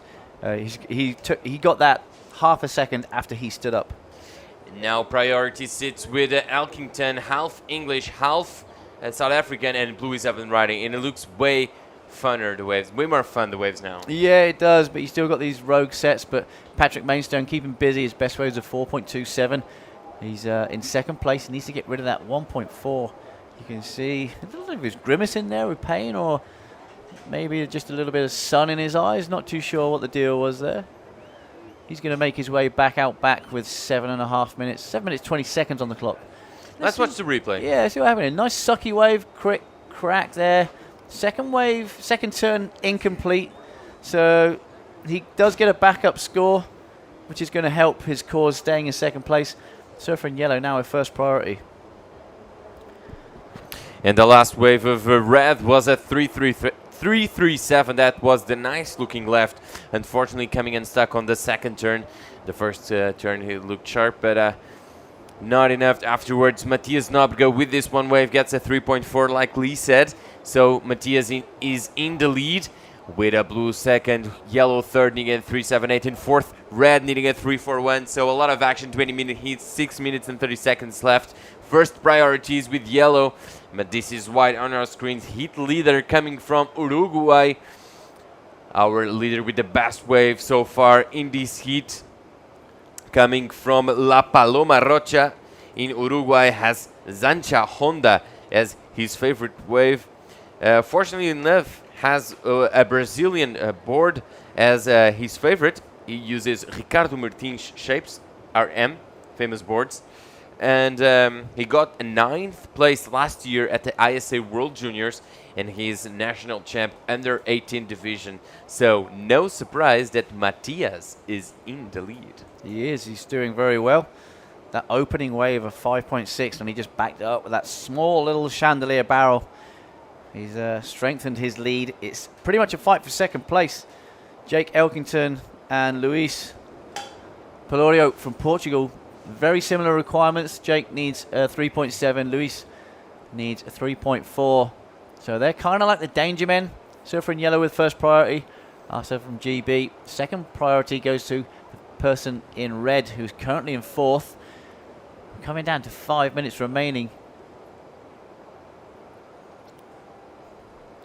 You can see these guys, as you said, Diogo, the swell does seem to have dropped a little bit as the tide's starting to drop out. That was the forecast after it. Maybe the swell peaked through the night. So this could be the downside of this swell. Hopefully the wind won't get too strong from the west. And you can see the bottom corner there changing into red means 5 minutes. So it's a visual guide for our surfers out the back. And, you know, most of these guys are going to have a watch and it will beep at 5 minutes. But in case you forgot to start your watch, it's a good visual idea that you've got 5 minutes to go once it goes red. And it's cool for the people at home to know that these surfers have this kind of aids from our team and from everyone, that there's a plaque there for to help them know that they're in the 5 minutes now up and riding. That's yellow. That's a much better way for yellow. Yeah, Jake, little double fist pump there for Jake. Two nice turns. The first one was kind of like a setup turn for his big closeout re-entry, which he stuck nice and clean. I think we also had red, was it? Possibly split the peak. We'll find out with our replay. And that thing in yellow there, that's our water photographer. That's that's our water photographer. Yeah, he's... yeah, there we go. Let's watch the replay of blue. Nice re-entry. Kicks the fins out in the open face, but only the one maneuver for Patrick Mainstone there for Spain. And now this is Jake Elkington's closeout re-entry. He did a turn just before that, so he did get two maneuvers off, whereas Patrick only got that one maneuver. And you can see there's one of these sets pushing through. Let's see how this hits the sandbank. And I did see the surfer in a red on the bottom right of our screen. So there's a wave coming for red too, an important one. He needed a 3-4-1 to go to second, but yellow is going to improve his situation. Not blue though, 2.5. So 3 minutes and 15 seconds to go. Very important heat for both Jake and Luis, who are now in the non-qualifying positions, Lee. Yeah, I mean, we are 3 minutes on the clock. I wouldn't be surprised if we see our surfer in blue there, Spain, drop a couple of places as we are live action. Just a quick up and down there for red. If Jake and us and Luis get their requirements, our surfer in blue is going to exit that point, and he could drop down all the way to fourth. Yeah, absolutely. 3 minutes to go. These 3 minutes are absolutely crucial for the outcome of this heat. We see a lot of scores coming for red. yellow and blue, situation is definitely going to change. Yellow is going to jump to second place. Red is going to be in a close third, and blue is going to be relegated to fourth. As we see white up and riding. Lost a bit of control there, but held it down. Nice. Yeah, Mateus there from Uruguay. He's been very selective. That's only his third wave in, well, 18 minutes. Just the one maneuver. He's looking to get rid of a 3.4, that little backhand barrel he got. I'm not sure he's going to do it. It was a very similar score. 417 for the last of yellow. Yellow jumps in second place. 363 for the fourth wave of red. Not enough. Red needed a bit more to go to second, so he now needs a 355. Now blue is now fourth, needing a 291, and this is the replay of the last wave of white. Yeah, it goes for a re-entry, a bit of a soft landing. Surfer in blue there. He does improve on his second score, but it's not enough. He's still now in third. And that was red. Red up and riding as well. So 1.5 minutes on the clock. We're going to have a few scores to drop in. Surfer in yellow has just moved up a place. Surfer in white still comfortably in the lead at the moment. And now on screen, our GB surfer. It's going to be a late drop. See how he deals with his first section. Nice big swooping off the top. Digs that nose. I thought that might happen. That wave really sucked out as he went out into the flats. The good news is he hasn't gone too far, so he should get quickly out back and maybe get another chance. Good thing, double up. Just pops over that first wave and ducks under the second wave. See what happened here. This wave really sucked up. Could have a bit of a delay on his bottom turn. Nice re-entry, and then just didn't get enough weight on that tail to keep that nose from digging, and he goes down. That's going to be a throwaway. As we see a rogue set just starting to break in the lineup. I'm gonna say that we'll see these sets break less and less often, as hopefully this swell will decrease a bit in the afternoon. And during the afternoon, 30 seconds to go. Scores dropping for red. It's an important wave. Red's last wave, but we also have one wave to show and to come up for UK zone. Jake Elkington, 15 seconds. 3.53 for the red. Not enough. He needed a 3.55 to go to second. And Jake Elkington sneaks through to the next round with a few seconds to go. There won't be another wave for red or yellow. It's white taking this one. And the heat is over. Time is up. Congratulations, white and yellow. So unfortunate for red and blue. Blue was in a qualifying position most of the heat, but unfortunately coming in stuck in those last minutes. And red, unfortunately, Portugal's own, missing out on a qualifying spot. Look how close second, third, I was just about to say. are. Yeah, look at the overall scores. Surfer in first has a 9.4, and then second, third, and fourth has a 7.17, a 7.16, and a 7.10. That's as close as it gets. As we hear the horn blow for next heat to start, and this is white, very happy. Look at him. His friends just told him that he made it. He won some precious points for his team, and again, like Lee was saying, look how close the scores are for second, third, and blue. Second, third, and fourth, sorry.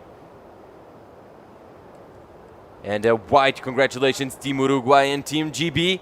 Unfortunate moment for our Iberian surfers, with Portugal's own and Spain's own, Luis and Patrick, unfortunately coming unstuck there. Apologise. I'm just looking at the shout-outs for Uruguay there. Diego, Pupi, Diego, El Pepe, Andres, all shouting for Team Uruguay in that last heat, so they'll be happy with that result. Absolutely, as we prepare to go on a break, and we will be right back after this with more action from the VISSLA ISA World Junior Surfing Championship 2016 from the Azores Islands. Stay with us.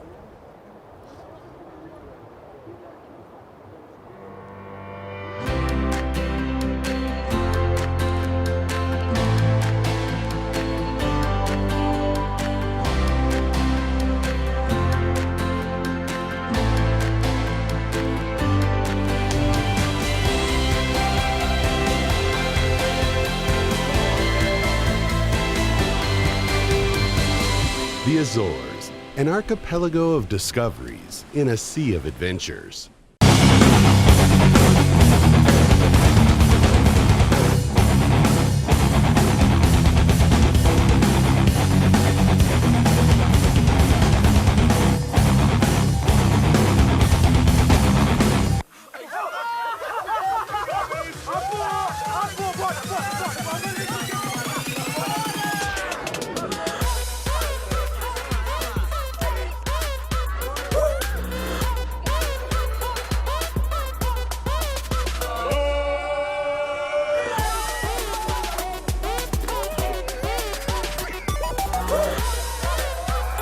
Novo Sumol Maçã.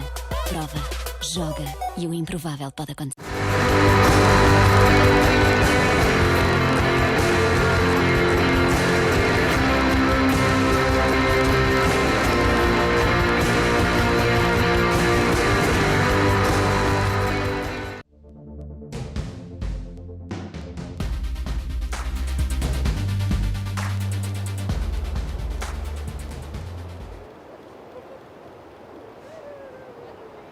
And we're back and welcoming back everyone out there and Mike Plutronic to the webcast booth.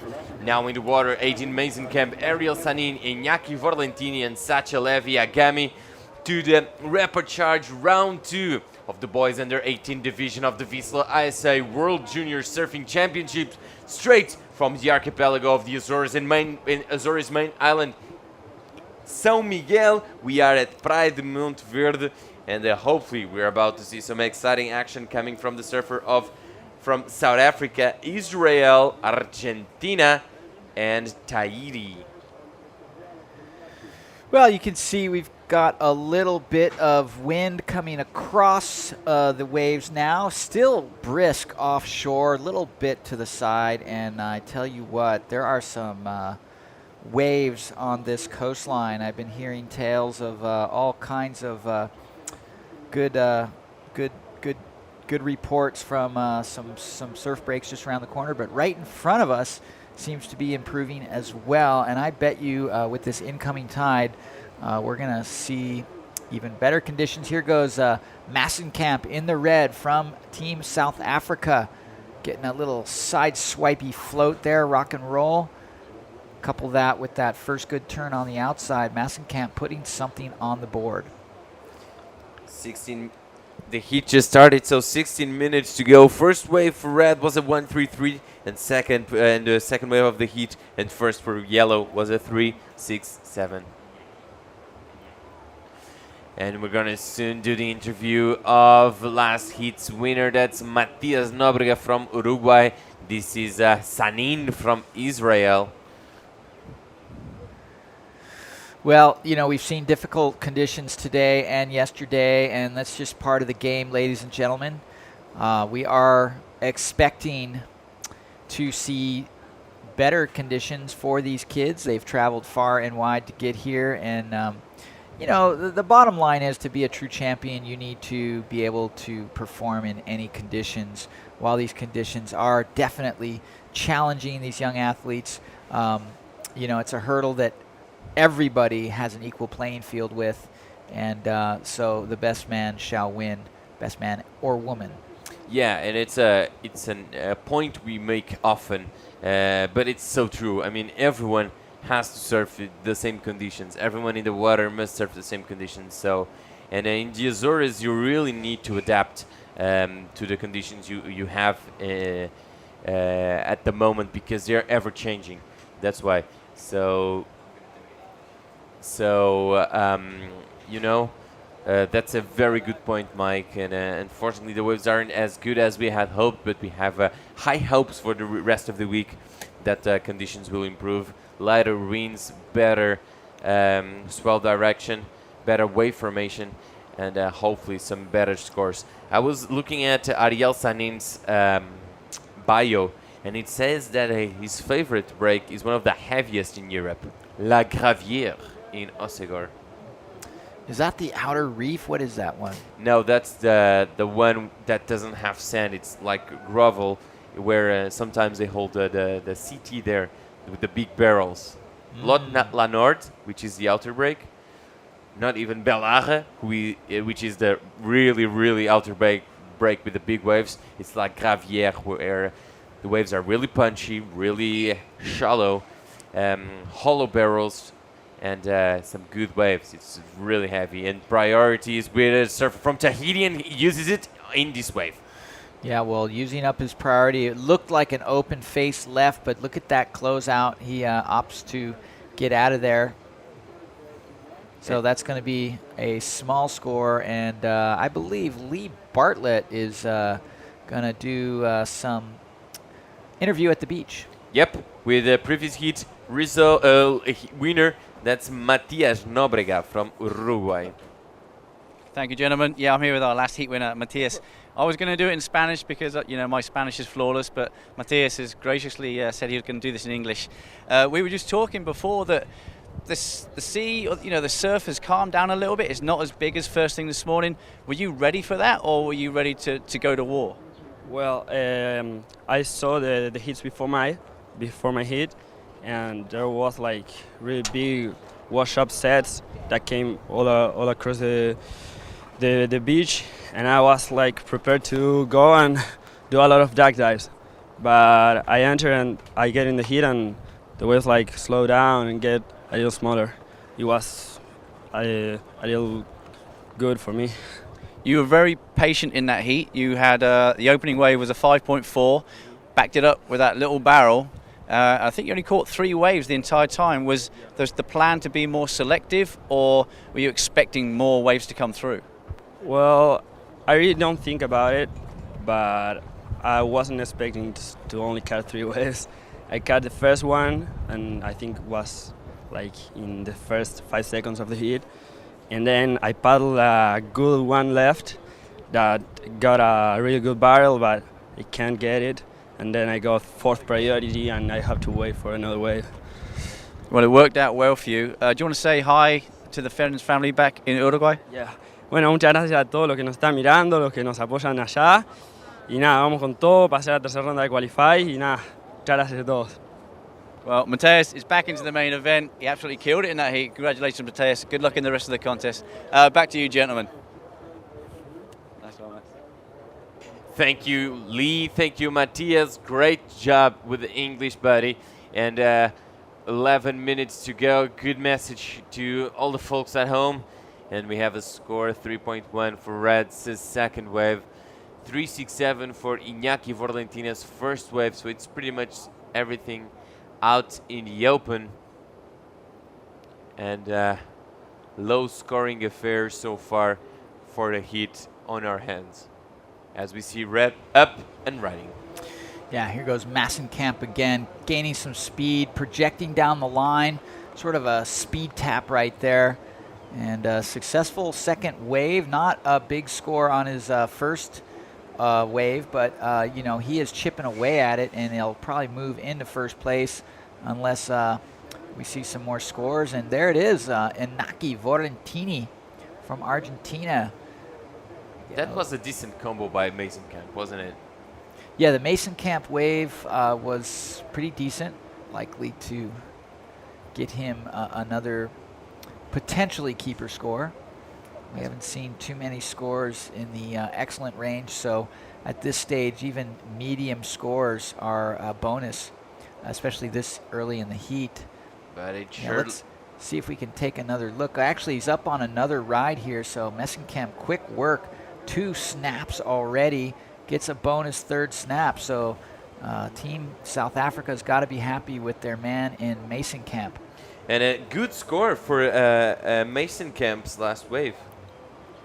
6.67, that's the best wave of the heat so far, and one of the best waves we have seen in the last couple of heats.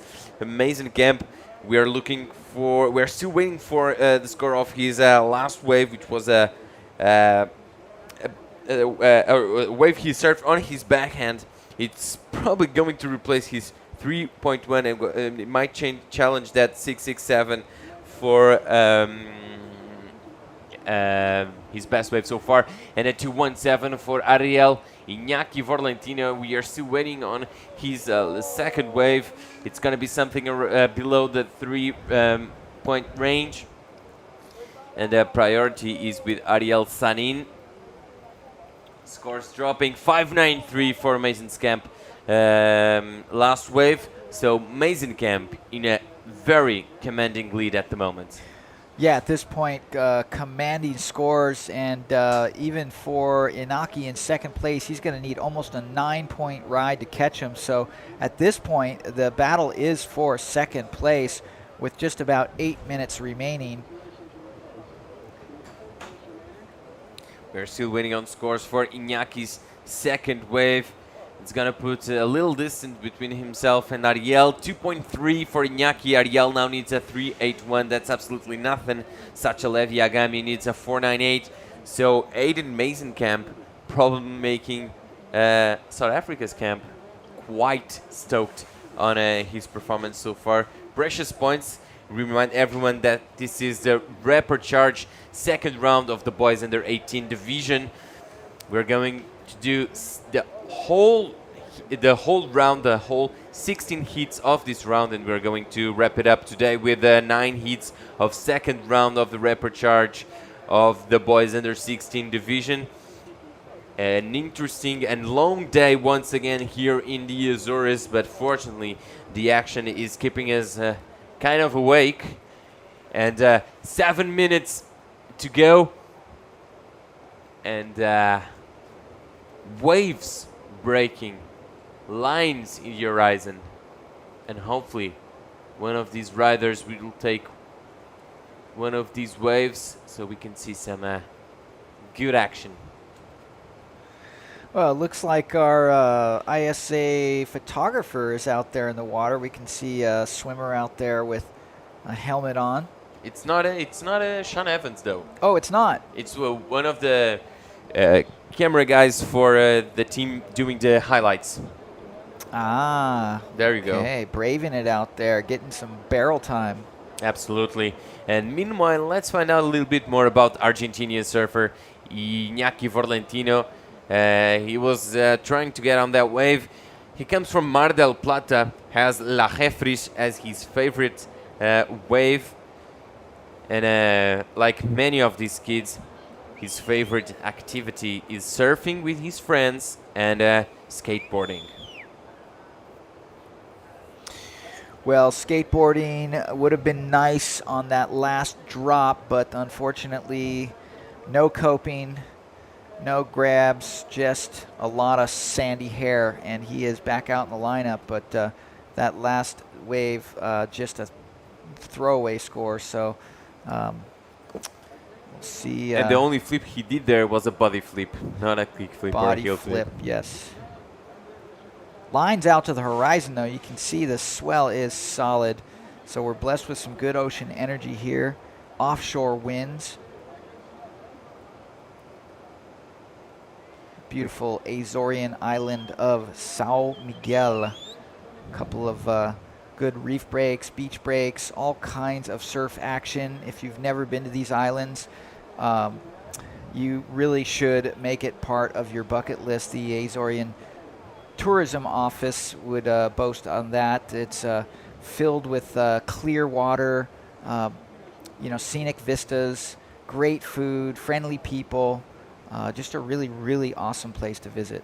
And in fact, the Azorian Tourism Office has put on websites especially orientated for people coming from English-speaking countries. Visit Azores.com, where you can get all the info you might need for your first times here in the Azores, the things you can do, the places you can check, where you can shower, where you can have a surf session. I mean, it's a beautifully put website. There's plenty to do here in the Azores. You can do whale watching, you can go to the lakes, you can surf, you can go to the hot springs, you can go on trekking, you can go climbing, you can go trailing, you can go running. There's plenty of stuff to do here. You can highland hop if you like, if you are more of a person who likes to be in different places. There's 9 islands for you to discover here in the Azores. I can tell you their names. It's São Miguel, where we are. Then we have Santa Maria, Graciosa, Terceira, Faial, Corvo, Pico, and São Jorge. Those are the 9 islands. I'm going to have to really, really study that index, because I don't even think I can pronounce all those. But, yeah, what a cool archipelago. And, something you didn't mention that I look at, too, is just, being an American, I really enjoy the ambiance of, like, the European-style towns. Just to hang out at the cafes and, walk the cobblestone streets and sort of get that. I mean, it's kind of touristy, but, once you're here, you're like, oh, my God, this is really cool. But good on you to notice, because I'm probably just used to it, so I don't notice those small little good things that that other people might enjoy, and it's good for you to point that out. And it might be a good point of interest for fellow Americans of yours. Yeah, well, similarly, I live in Hawaii where there's a lot of tourists, and, we'll walk down the street with a friend that's visiting, and they'll say, wow, there's coconuts on that tree, or there's papayas on that tree. Well, yeah, we see that every day, but they're like, whoa, there's fruit right there. Yeah. Yeah, here in the Azores, you have beautiful, beautiful pineapples, really juicy and really tasty pineapples. We get those here. And a Lots of Red was a 5.93 red in a commanding lead since pretty much the beginning of the heat. And now Blue is up and riding, going for the barrel. Well, definitely deep in that barrel. Had some promise to come out. That was Sasha Levi Agami from Tahiti. He's really got nothing on his scoreline to speak of. He was going for broke on that, thinking he was maybe at Ta'apuna there in the main island of Tahiti. That was a hollow left barrel. Now he's stuck on the sandbar. Look, he is just getting pelted. That thing exploded right in front of him. Yeah, well, that was all or nothing because there's only about a minute and a half left. So, unfortunately, the Tahitian is behind the 8 ball right now. He might be able to get back out for one more wave. And the horizon is stacked. There's plenty of lines coming. The ocean the waves have definitely dropped in size, and there's a bit of a better formation, probably due to incoming tide and the offshore holding down those walls a bit more. And hopefully we'll see some better rides in the coming minutes. With 1 minute to go, we have Mason Kemp in the lead. Forlentini second with priority. Third is Sanin from Israel, needing a 3.81, and Blue fourth, needing a 4.15 to go second. Yeah, it's all about Aiden Mason Camp from South Africa right now. Only surfer in this heat to really score, mid-range scores, and he is enjoying that comfort right now. You see him out there, out the back, pretty unaffected, unworried. 30 seconds left, so. And that was an interesting situation with Yellow. Actually, White had priority, and Yellow forced him to go on that wave so he could have priority, but then the other one did the same. So Yellow trying to better that 2.3 so that Sanin doesn't get the 3.44, the 3.81. He needs to go second. Some priority situations by the last seconds in this heat, and this is red. This is one to leave. Well, they call this a victory lap. Mason Camp just planks it off the top, rides out of it for just a second, but then just gets annihilated by Whitewater. So good way to finish the heat. Yeah, absolutely. A little bit of an exciting moment there with Mason and Yellow and White just going for priority. The backwash there, as we see Team South Africa happy with the win from their countryman Mason Camp. All right, so is it Mason Camp or Mason Camp? I'm going to ask him. No, I'm going to ask him because I'll be doing the interview. I'm going to listen to you ask him. And Aiden Mason Camp from South Africa, the Brew in this heat, taking the win. As we see Team Argentina, Team Australia by the shore. Just about to welcome Team South Africa, about to welcome their teammate with some high fives. That's what you want. That's what you want to get from your friends after a heat, right? High fives, no win or lose, high fives are always good. Exactly. And official results of that last heat now on our screens. With heat 6 now over, we're going to heat number 7. Congratulations, Team South Africa and Team Argentina. Good luck for your next events, Team Israel. For your next heats, Team Israel and Team Tahiti with Ariel and Sasha. Unfortunately, coming unstuck there, a bit short of what they needed to make it through to the next round. We're going on a short commercial break, and we'll be right back with Bo and Mike for the call. Stay with us.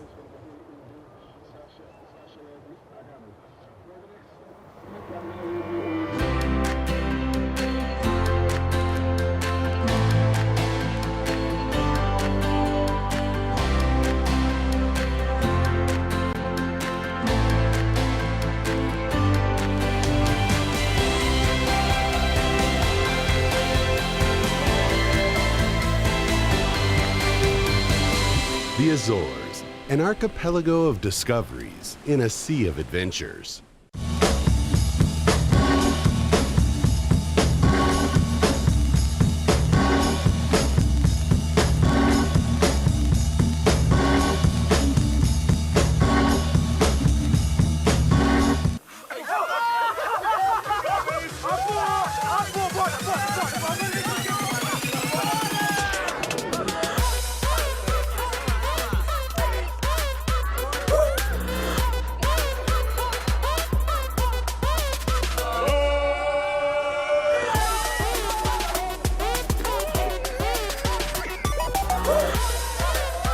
Novo Sumol Maçã. Prova, joga e o improvável pode acontecer.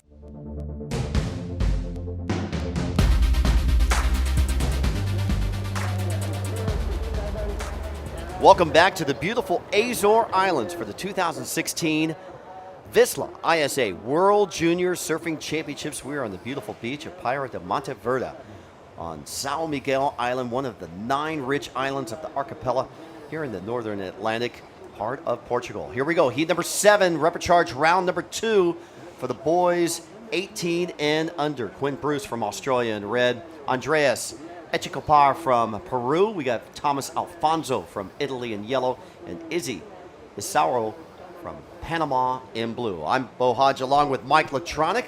Welcome to another 20-minute heat. Top 2 advancing onto main round number 3 for single elimination format from then on.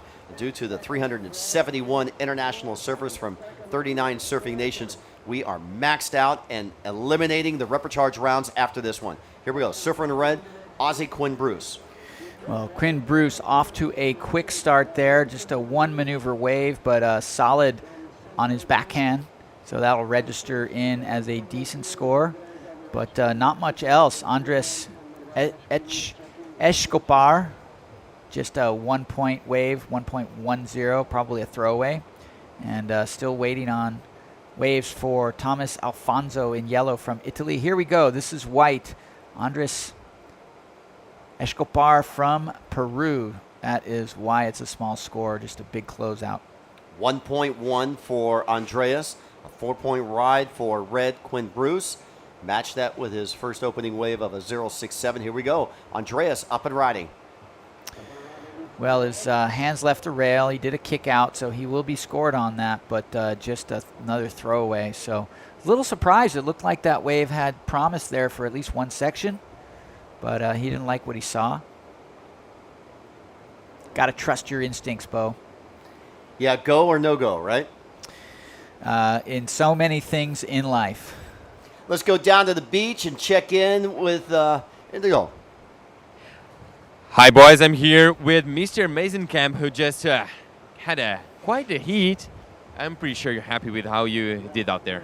Yeah, I'm really happy to make my heats, and coming to the repecharge rounds was pretty difficult, but yeah, I'm stoked. There's a couple waves.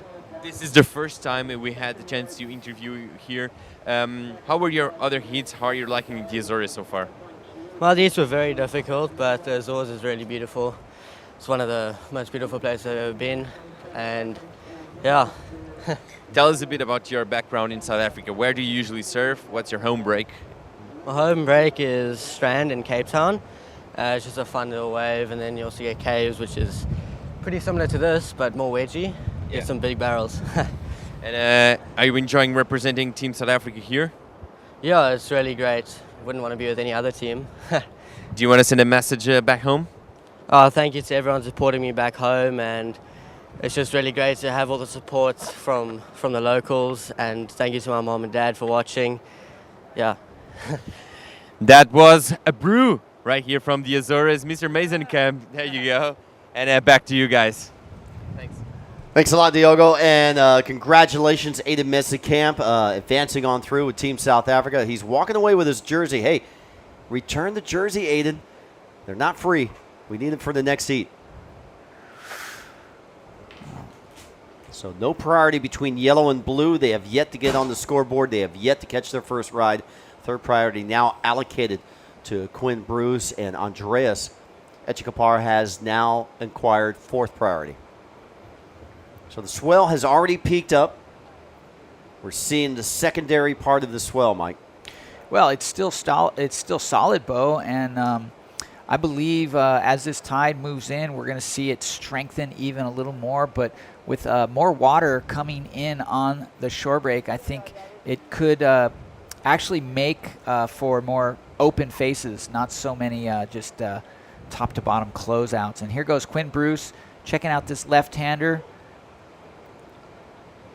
Well, he had a bit of backwash to deal with right there, and thought he pulled it for a second, but he kind of went down just at the tail end of that maneuver. So going to be a throwaway for Bruce. Quinn Bruce, 18 years of age, from Coolangatta on the Queensland coast of Australia. Had a second place in the 2015 boys under 18 Australian national titles. Had a 12th place in the under 16s at the 2014 ISA World Junior Surfing Championships in Ecuador 2 years ago. He's had a pretty good summer series down under with the first place at the Subway Junior Pro at Margaret River, a third on the Gold Coast, a third over in South Australia at their event, a fifth place in Cronulla, which puts him in fourth place at the WSL Pro Junior in the Australia-Asian region. So he's had a pretty good junior season in the Aussie Nationals and on the WSL Junior events that were held earlier this year. Finds him place in first place. Last wave, a keeper wave right now, a 147, and here he goes on the inside section.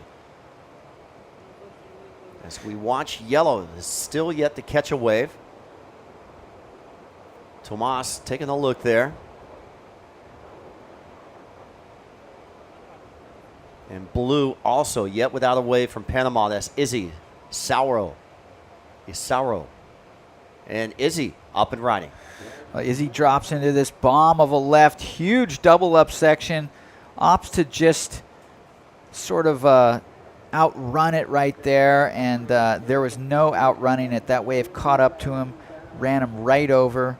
But at least now Isaro is on the board. Got a wave. 12 years of age competing in the under 18s here and also in the under 16s for Team Panama. 1.5 score for Izzy. Yeah, one of the smallest competitors in the contest. It's no wonder that wave looked triple overhead. So great effort there from Izzy. And he is going to have a heck of a time here getting back out. You can see him on the inside. He's going to make his way back to the beach and do a bit of a run around. Here comes some waves. Here's Escapar bashing into that backside section.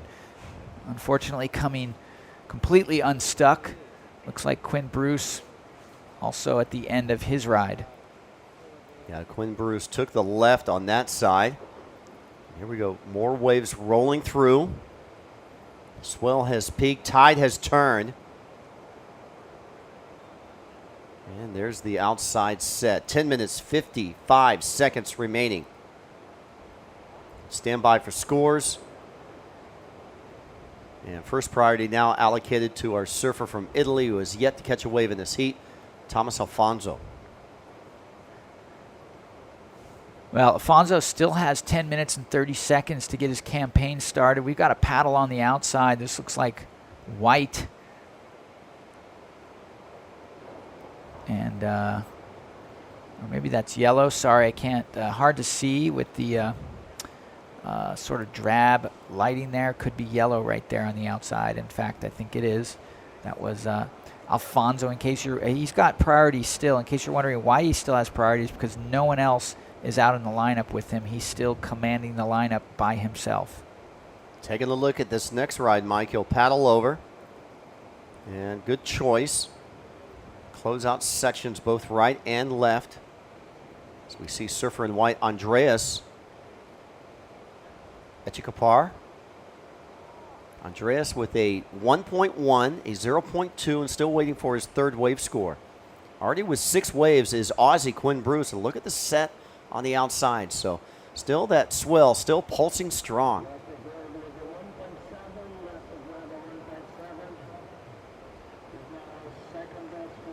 Yeah, look at those outside peaks. You know, I've been mind surfing those every single time. They don't look very hollow, but it looks like you could get a maneuver out there If these waves were rolling all the way through, if there was a chance that these waves would roll through to the shore break, I bet you the kids would be all over that stuff. But these waves, all of them seem to be backing off just before the peak. There's our 12-year-old competitor from Panama, and you see the power of the wave that pushes him back. We can see yellow Thomas Alfonso on the right. So, yeah, Mike, that was Andreas in white sitting outside. And it looked like Tomas was paddling from the right-hand side.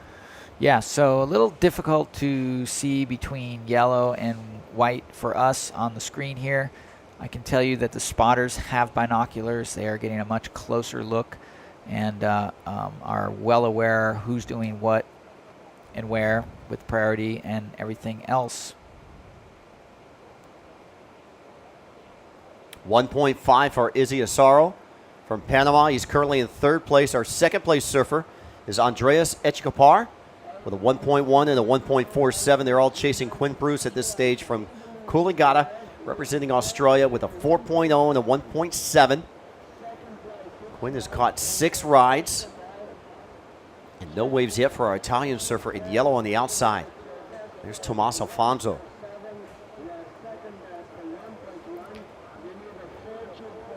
This World Championship being presented by VISSLA. Don't forget to enter the 7 days and 7 seas giveaway. Another wetsuit will be drawn tomorrow.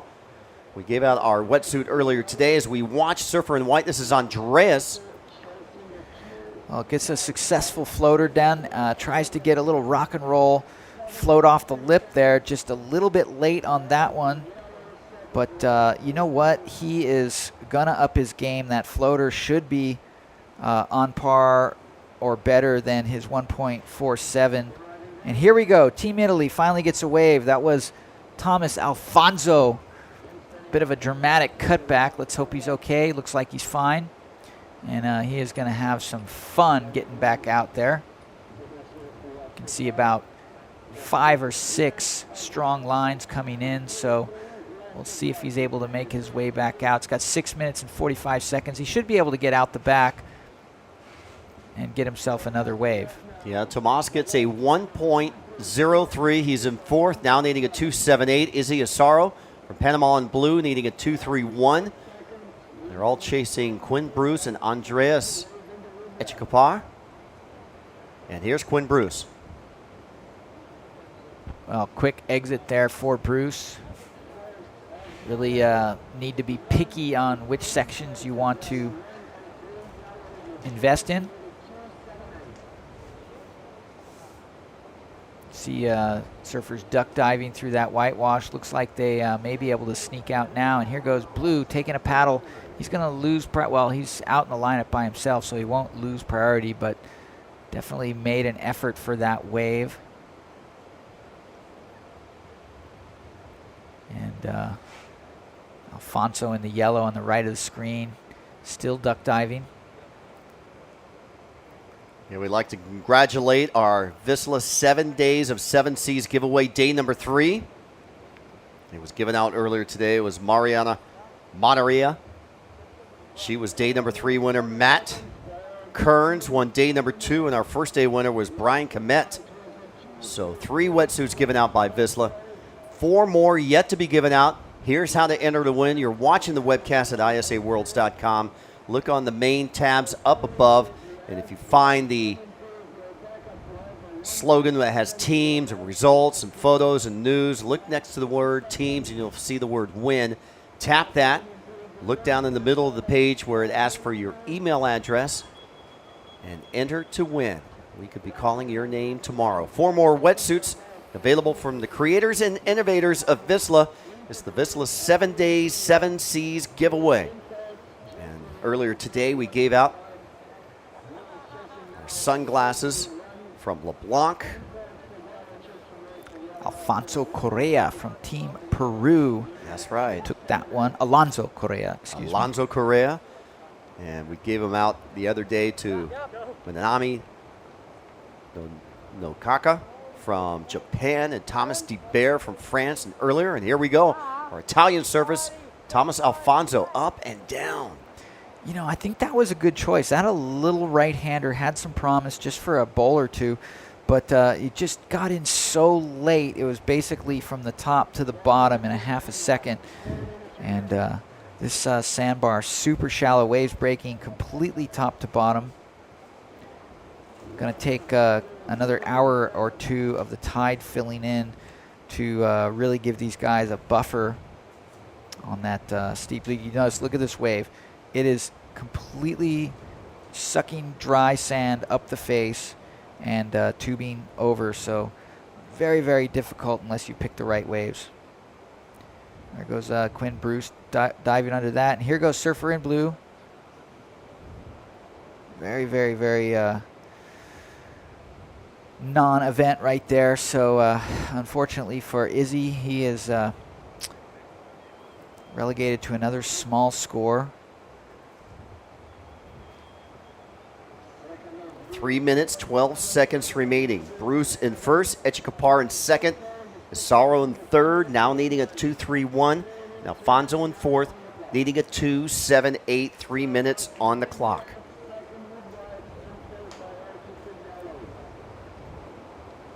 '16 VISSLA ISA World Junior Surfing Championships, live from the Azores, a beautiful island, one of 9 of the Azore Islands known as São Miguel. And here we go, Quinn Bruce. Well, Quinn Bruce has picked a smaller wave, but probably a great choice as he was able to get a couple of maneuvers in this time. So he's going to finally match that 4 with a score in the at least the 2-point range, maybe higher. You can see it's just a small wave, but here he goes. Bottom turn, top turn, click. There's the points. Gets another little turn right there.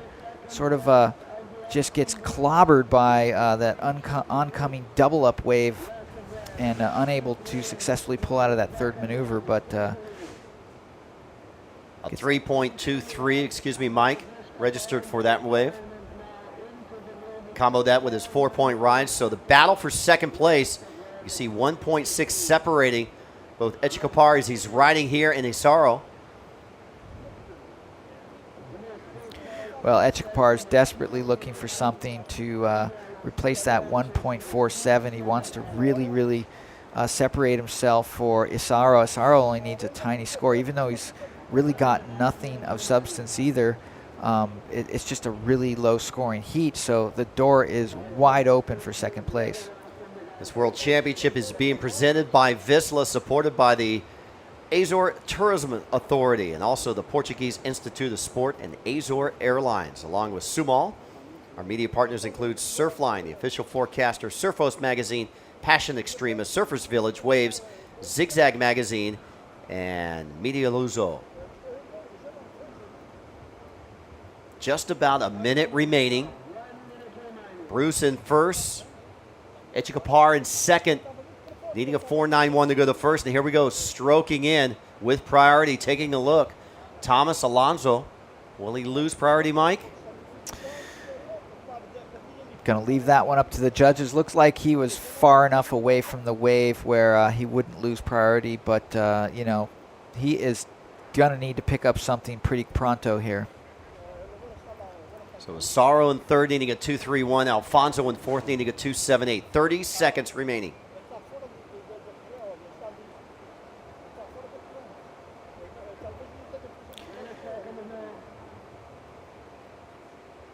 Just about 15 seconds still.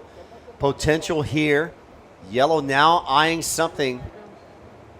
Yeah, this is the last hurrah. Unable to stroke into that wave. If he had just gotten up and done a turn, he only needed a 2.78 to advance. So not lucky there for the Italian, who was just on the cusp of catching that wave. So sound of the horn to round out this heat. Heat number 7. Reprecharge round number 2. The results will be official. Beautiful day here in the Azores for day number 5 of the 2016 VISSLA ISA World Junior Surfing Championships. Quinn Bruce from Coolangatta wins the heat, hands down. Andreas Echikapar takes second place for Peru.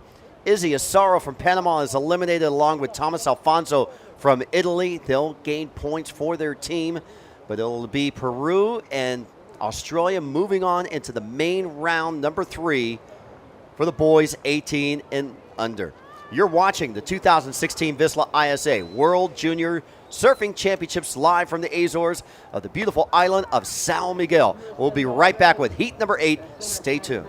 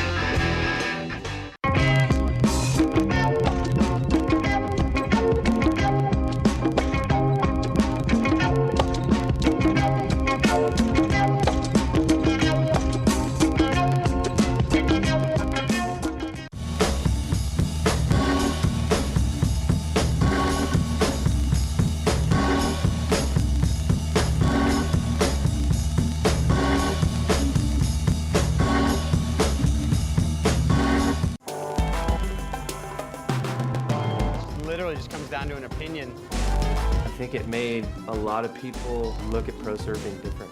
I couldn't imagine living life any other way. Novo Kia Rio, equipado com sistema de navegação e câmara de estacionamento. Mais segurança acessível a todos. Kia Rio, decida sem olhar para trás.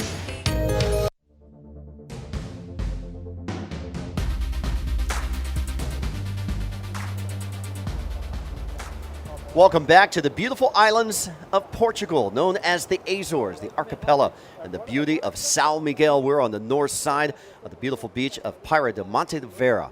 And here we go, heat number 8, repechage round number 2 for the boys 18 and under. And in the water right now we have Edmisol, the cruise from Sao Tome. He'll be in the red jersey. Arthur Sequeira from Brazil will be in the white jersey, yellow jersey. Andreas Alvarez from Mexico, and in the blue jersey, Keir Bourne from Barbados. I'm Bo Hodge along with Lee Bartlett. Lee, welcome back to the webcast. We're going to send Mike on interview duties and look at these 4 surfers out in the lineup.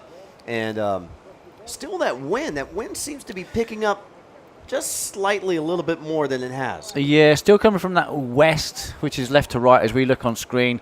And I was just watching there on my break, like the previous couple of heats I talked about with yourself and Diogo. It looked like the swell was calming down. I think we've just had a change in judges, so that's why we had a little bit of a longer break. So you haven't missed any waves through our advertising.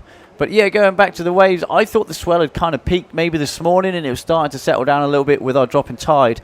But that last heat, they had plenty of sets coming through, doing the old breaking on the outside, rumbling through to the inside. But you know what? A lot of those waves were not totally contestable.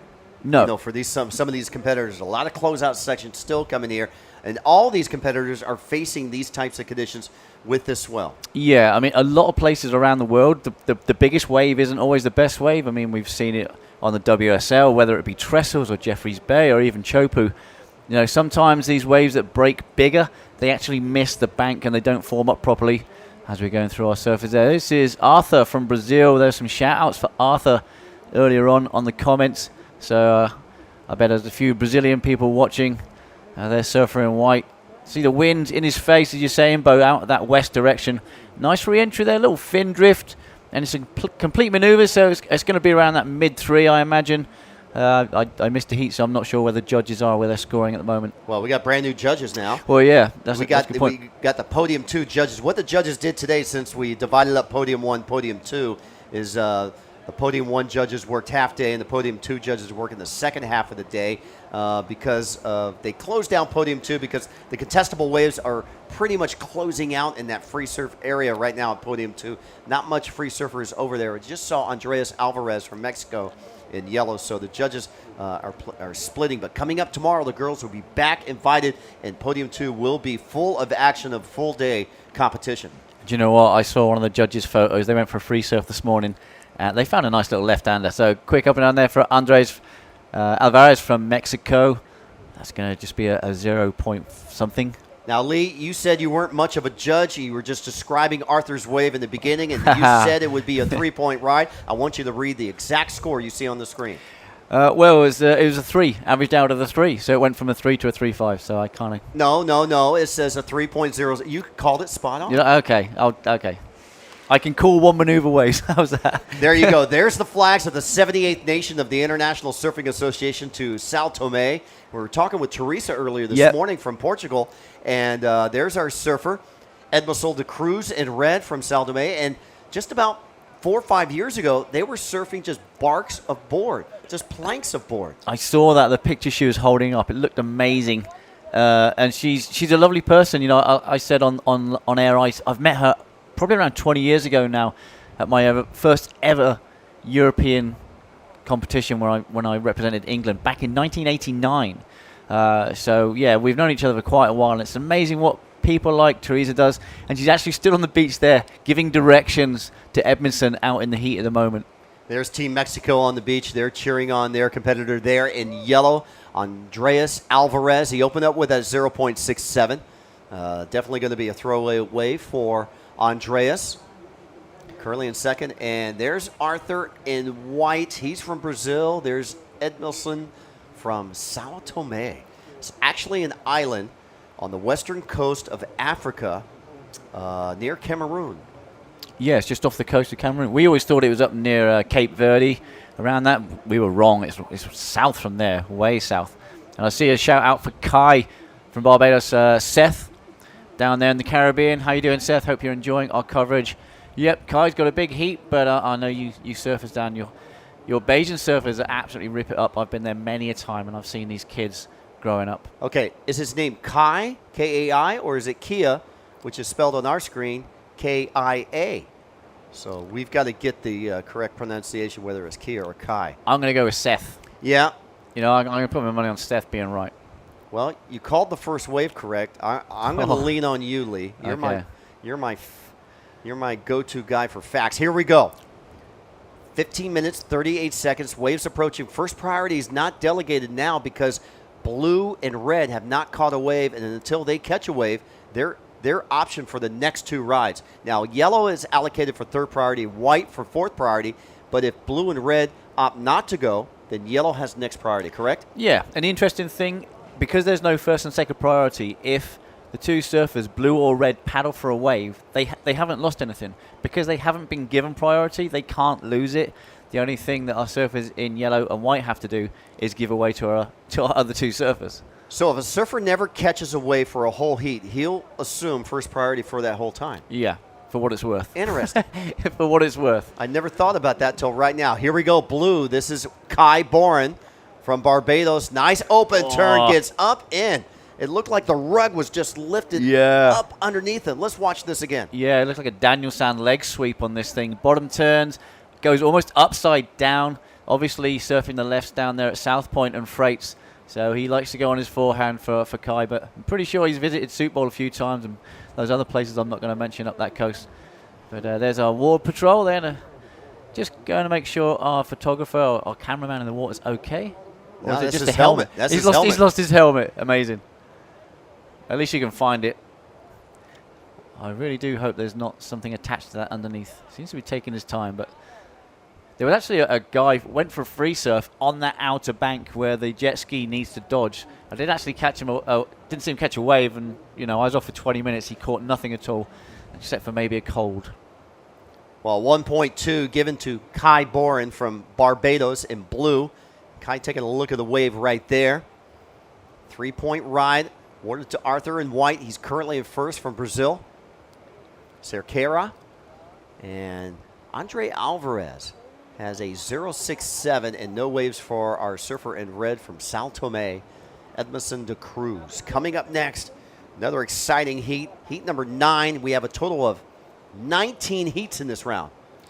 19. So that means, looking in, we have 18. Here we go. Surfer in white, Arthur.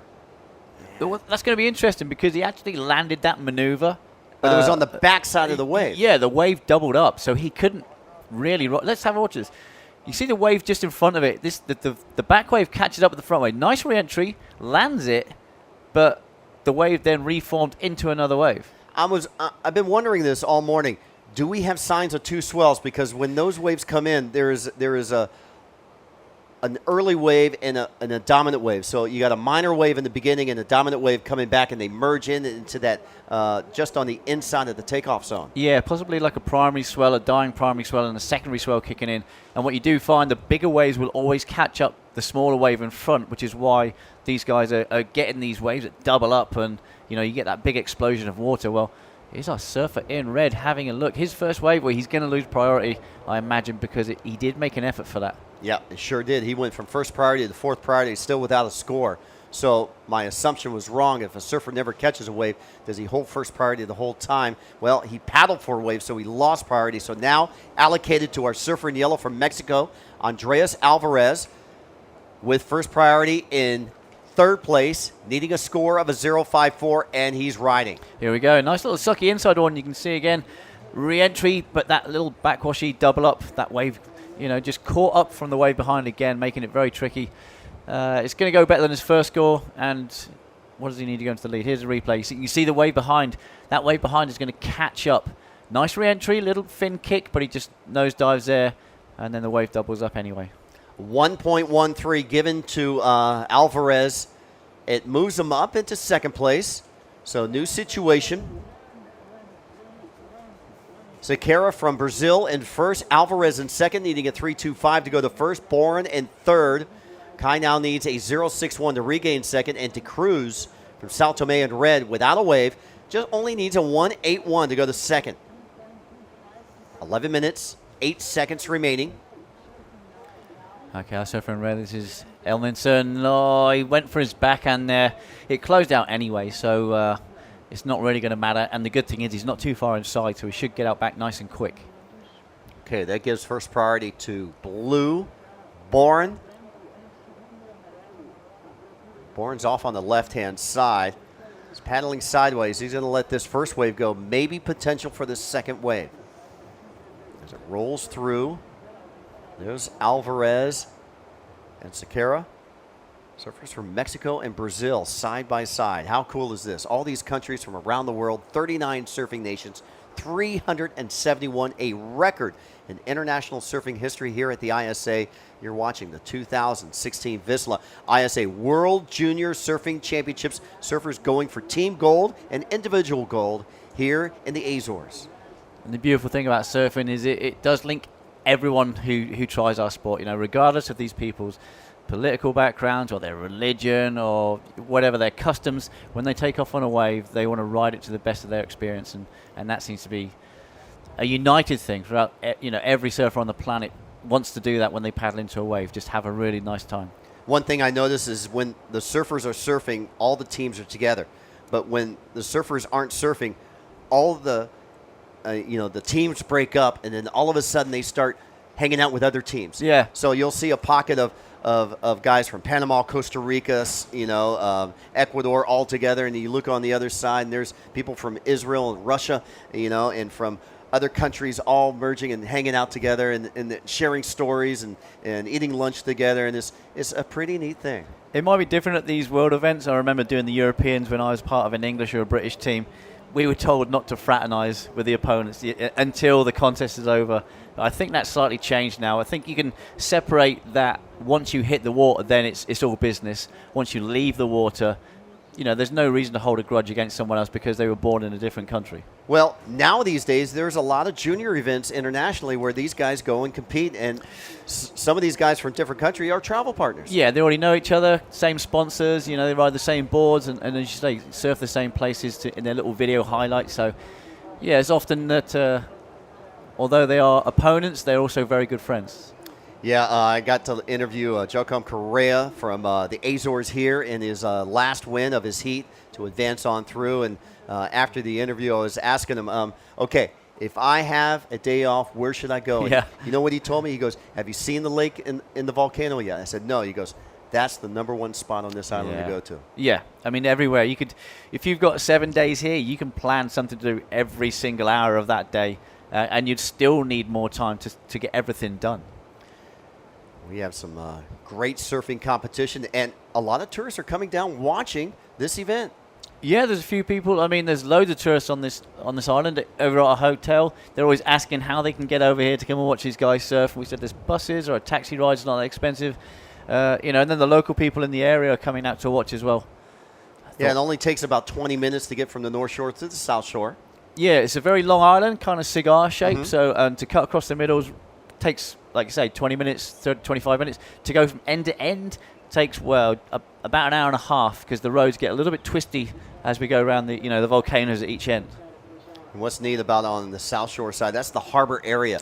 Lots of bars, lots of restaurants, a lot of shopping, a lot of great shopping areas down there. And a massive cruise ship as well came into port. Where is that cruise ship from? No idea. It was huge. I just thought it was a massive hotel on the waterfront, and I could see the chimney stacks and the bow and the anchor, and I'm like, that's not a hotel. Well, on their list, hey, we're gonna go to we're gonna leave London, we're gonna hit France, we're gonna hit Portugal, we're gonna hit Spain, and then we're gonna take it to the Azores. Yeah, I just want to know how lumpy it was coming over, because we've had a little bit of swell the last couple of days, but I'm pretty sure that was a big old boat, and it probably cut through anything that you could throw at it. Well, we haven't seen much surfing. This has been one of those off heats. Yeah. Last heat, we had a surfer with 8 waves, another surfer with 6 waves and 4 waves. And here we go, a rider. This is Andre Alvarez. Mexico, very smart surfing. He's got nothing to count on at the moment. A 0.6 and a 1.1. He's going to get a score. It's going to be, again, around about that 3, maybe 3.5, as it was a solid maneuver. So I need to multitask now. I'm not very good at this. 6 minutes on the clock, 6 minutes, 20 seconds, just waiting for a last score of yellow. I tell you what, I was very close to my 3.5. Maybe I should start judging. What do you think? Maybe you got a secondary career. I would hold on to your first career as color commentator. Nice carving turn off the float section of that crashing wave. A 3.67 is awarded to Alvarez, and he solidifies his position in first place now, taking it away from Arthur. Yeah, as I said, that's smart surfing. He'd been sat for quite a while. His best wave up to that was a 1.13. But we still only have one wave ridden by our Bayesian and our surfer in red, Elminson. I can never get that name right, so I'm not even going to try to pronounce it. Where he's from. Sao Tome. Sao Tome. I do apologize if you're watching from Sao Tome. Sao Tome is the 78th nation inducted into the International Surfing Family of the ISA, and they are 100 surfing nations strong. The latest nation to be inducted is the country of Iran. So who knows, maybe a couple of years from now at let's say the 2019 VISSLA ISA World Junior Surfing Championships in Newquay, England, we'll see Iran competing where you normally surf. And you know what? I can put money on who the coach will be. It will be a young Irish lady called Iski Spears, who's been out there over the past couple of years teaching these young Iranian ladies how to surf. And when she goes surfing, she puts on the full headgear. Obviously, it's tradition over there. She needs to respect the locals. But yeah, she started up getting these girls out in the water. That's something they've never done. They've got waves over there. They've just never been able to surf.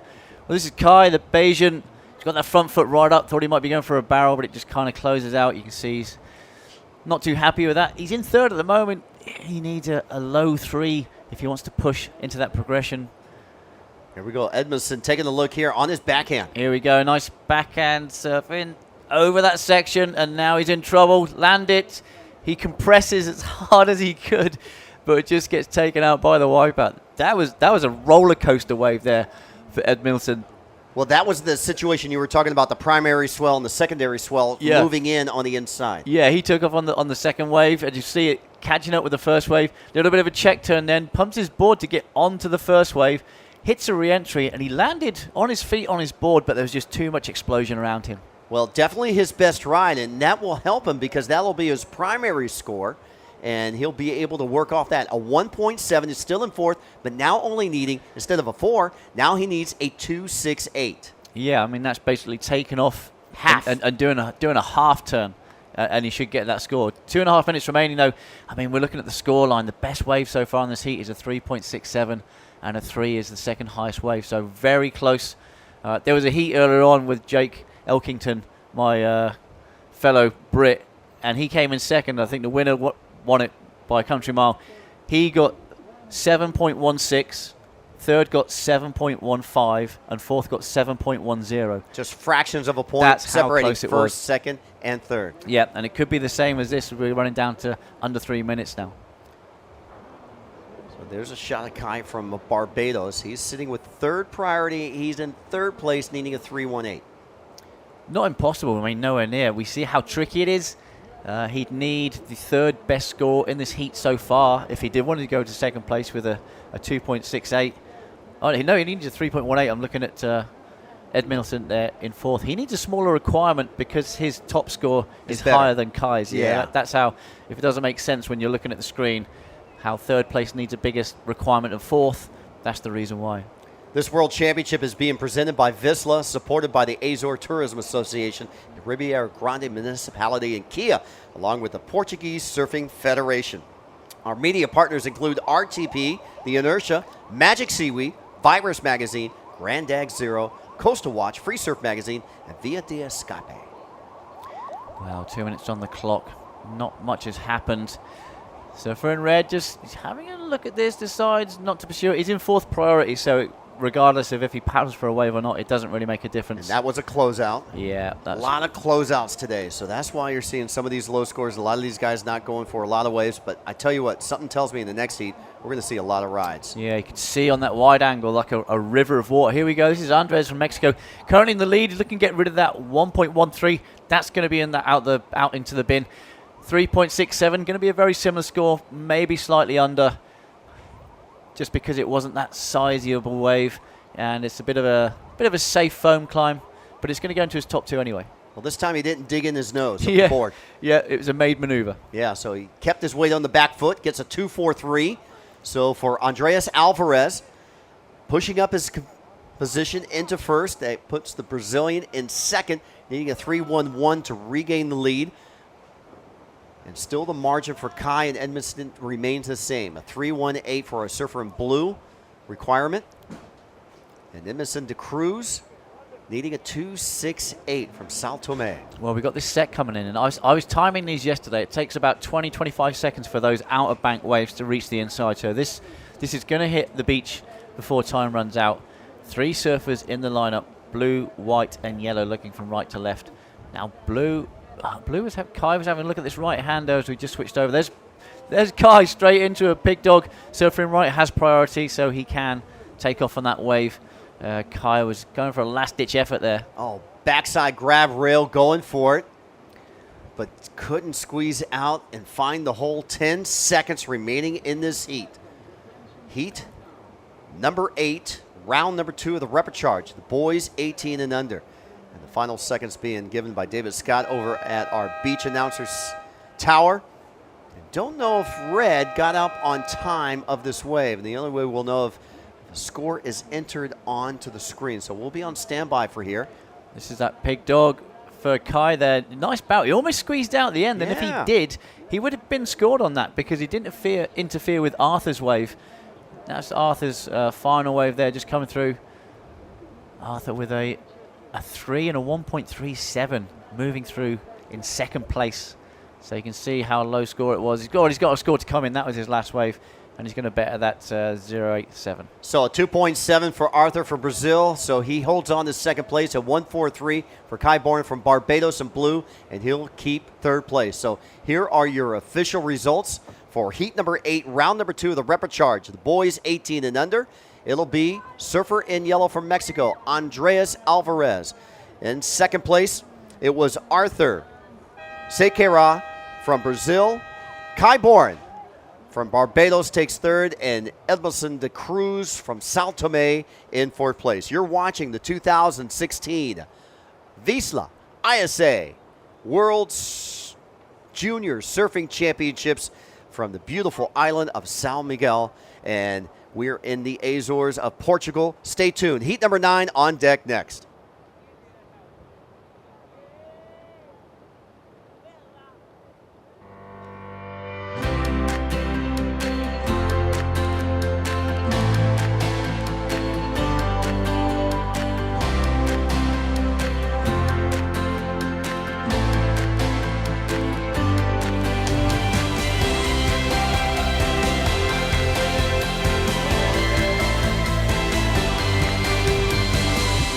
Azores, an archipelago of discoveries in a sea of adventures.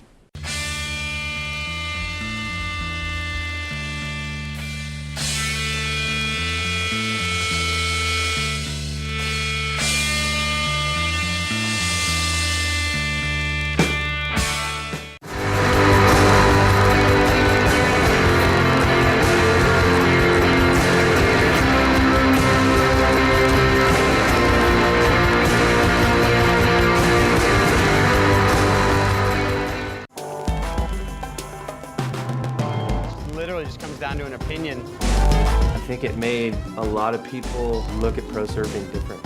I couldn't imagine living life any other way. Novo Kia Rio, equipado com sistema de navegação e câmara de estacionamento. Mais segurança acessível a todos. Kia Rio, decida sem olhar para trás.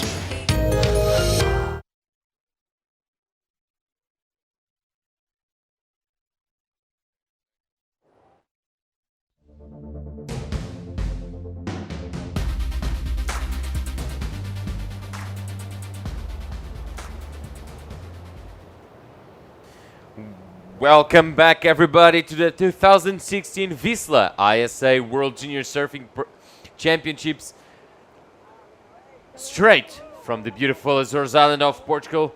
We are live at Praia do Monte Verde on the wave reach island of São Miguel. For the heats in the water is heat number 9, featuring Malachi Martinez from Costa Rica, Alejandro Monsalve from Peru, and 2 surfers from Wales, Sharon Hughes and Loan Nicol. This is one more heat of the under 18 boys division Report Charge 2, and 2 surfers from Wales in this heat. Yeah, this is another one of those bragging right heats. This is Kieran versus Logan, Hughes versus Nicol. Kieran is in yellow and Logan in blue. Logan with a quick up and down on his first wave, 1.0. So Kieran, is that how we say that yeah, name? sorry, yeah, Kieran. Okay. Kieran Hughes. Kieran Hughes and Logan Nicol. But then they've got Alejandro and Malachi to deal with as well. They're out to get first and second. So it's going to be one of those heats where there's a battle within a battle. First and second are going to progress, and then it's down to bragging rights. Who buys the beers? Oh, they're under 18, so they can't buy beers. Unlucky for them. Yeah. Bragging rights maybe for girls. Well, yeah, bragging rights. I'm pretty sure whoever loses out of these 2 boys, the winner's going to let them know about it. 16 minutes to go. The heat just started. We are on 20-minute heats for the Report Charge, just like yesterday. And we are soon gonna do some more action. Well, 16 minutes on the clock. Only another 2 waves ridden so far. Alejandro with a 0.83. We do have a shout. Oh, it's quick up and down there for Logan again in blue. I'm going to give a shout out looking at our message board from Mama Shannon from Costa Rica, Kill It Malachi Martinez and the Costa Rican team. Pura Vida from all your friends and family all over the world. So, hello, Mama Shannon watching Malachi. Hasn't got a wave yet. Surfing in red from Costa Rica. Second wave for blue comes in at 0.6. You can see the fishing. What's that one got on there? Blanca, something or other. So yeah, very rich oceans around these islands. If you want to come over and do some scuba diving, they have whale spotting as well. So plenty to see on land and out in the ocean over here, the Azores. And thank you to the Azores Tourism for making this event happen and greeting us with such open arms. I've been lucky enough. This is my 4th trip to the islands, and I love it. I'm going to come back in the off season. Logan keeping busy there with that splash of white or goldeny white hair.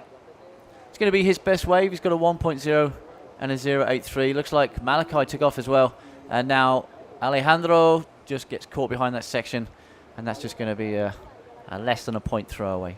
And I want to say a big thanks to all the ISA officials that have been helping us out in the last days and since the beginning, actually since before the beginning of the event. Thanks so much, everybody, for the precious help and always available to give us a hand, even during hits. And this is the replay of a red and blue in the last wave. Yeah, well, blue's going to get, around about that 3 I imagine Malachi Martinez in the red is going to get a slightly higher score because it was a bigger wave and he attacked that section more aggressively, whereas Logan's wave was slightly smaller, wasn't so clean, so he couldn't really get the power into it. But it's going to be a nice score for Logan. He's in the lead at the moment.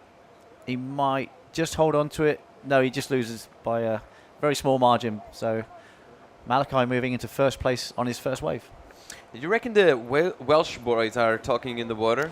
I imagine if they're close together, they might. I don't think there's going to be any team tactics involved. I think it's just get out there, boys, do your best, you know, and just keep busy. Why no team tactics? Well, I think the surf doesn't allow for that. You know, because there's no inside position really, we see a lot of straight-handed closeouts. You really need to get on a corner. So if it was a more defined peak or, you know, more defined left or right, you might see some tactics. But at the moment, it really is throwing the dice of where you paddle out. Malachi there, backing up that 3.83, did really well with that double up.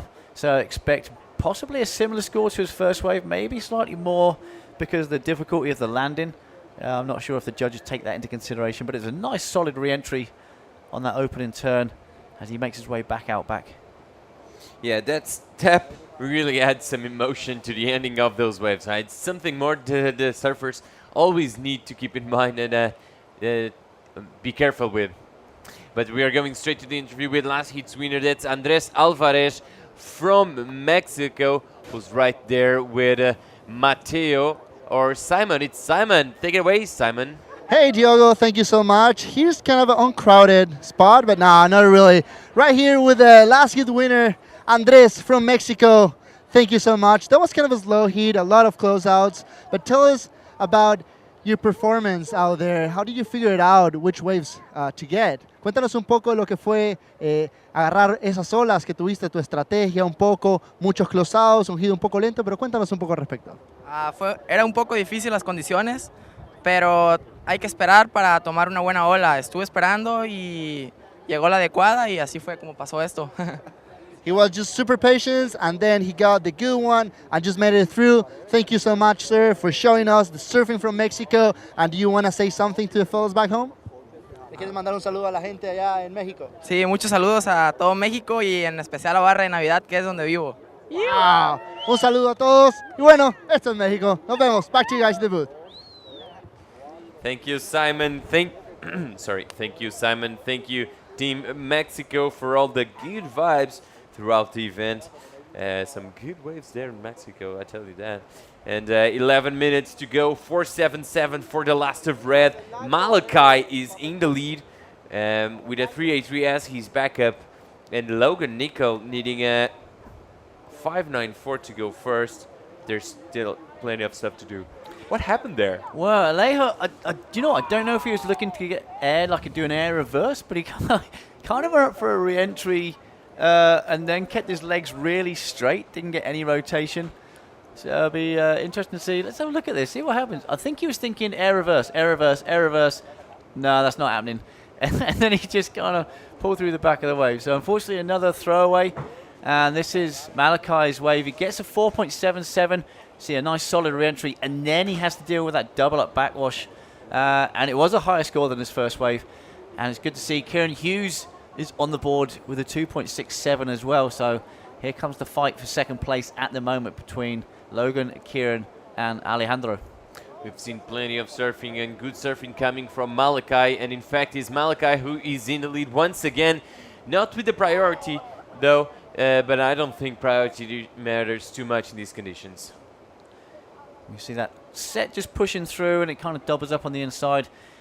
I still feel that this is the downside. I got a feeling that the swell peaked maybe late last night, early this morning.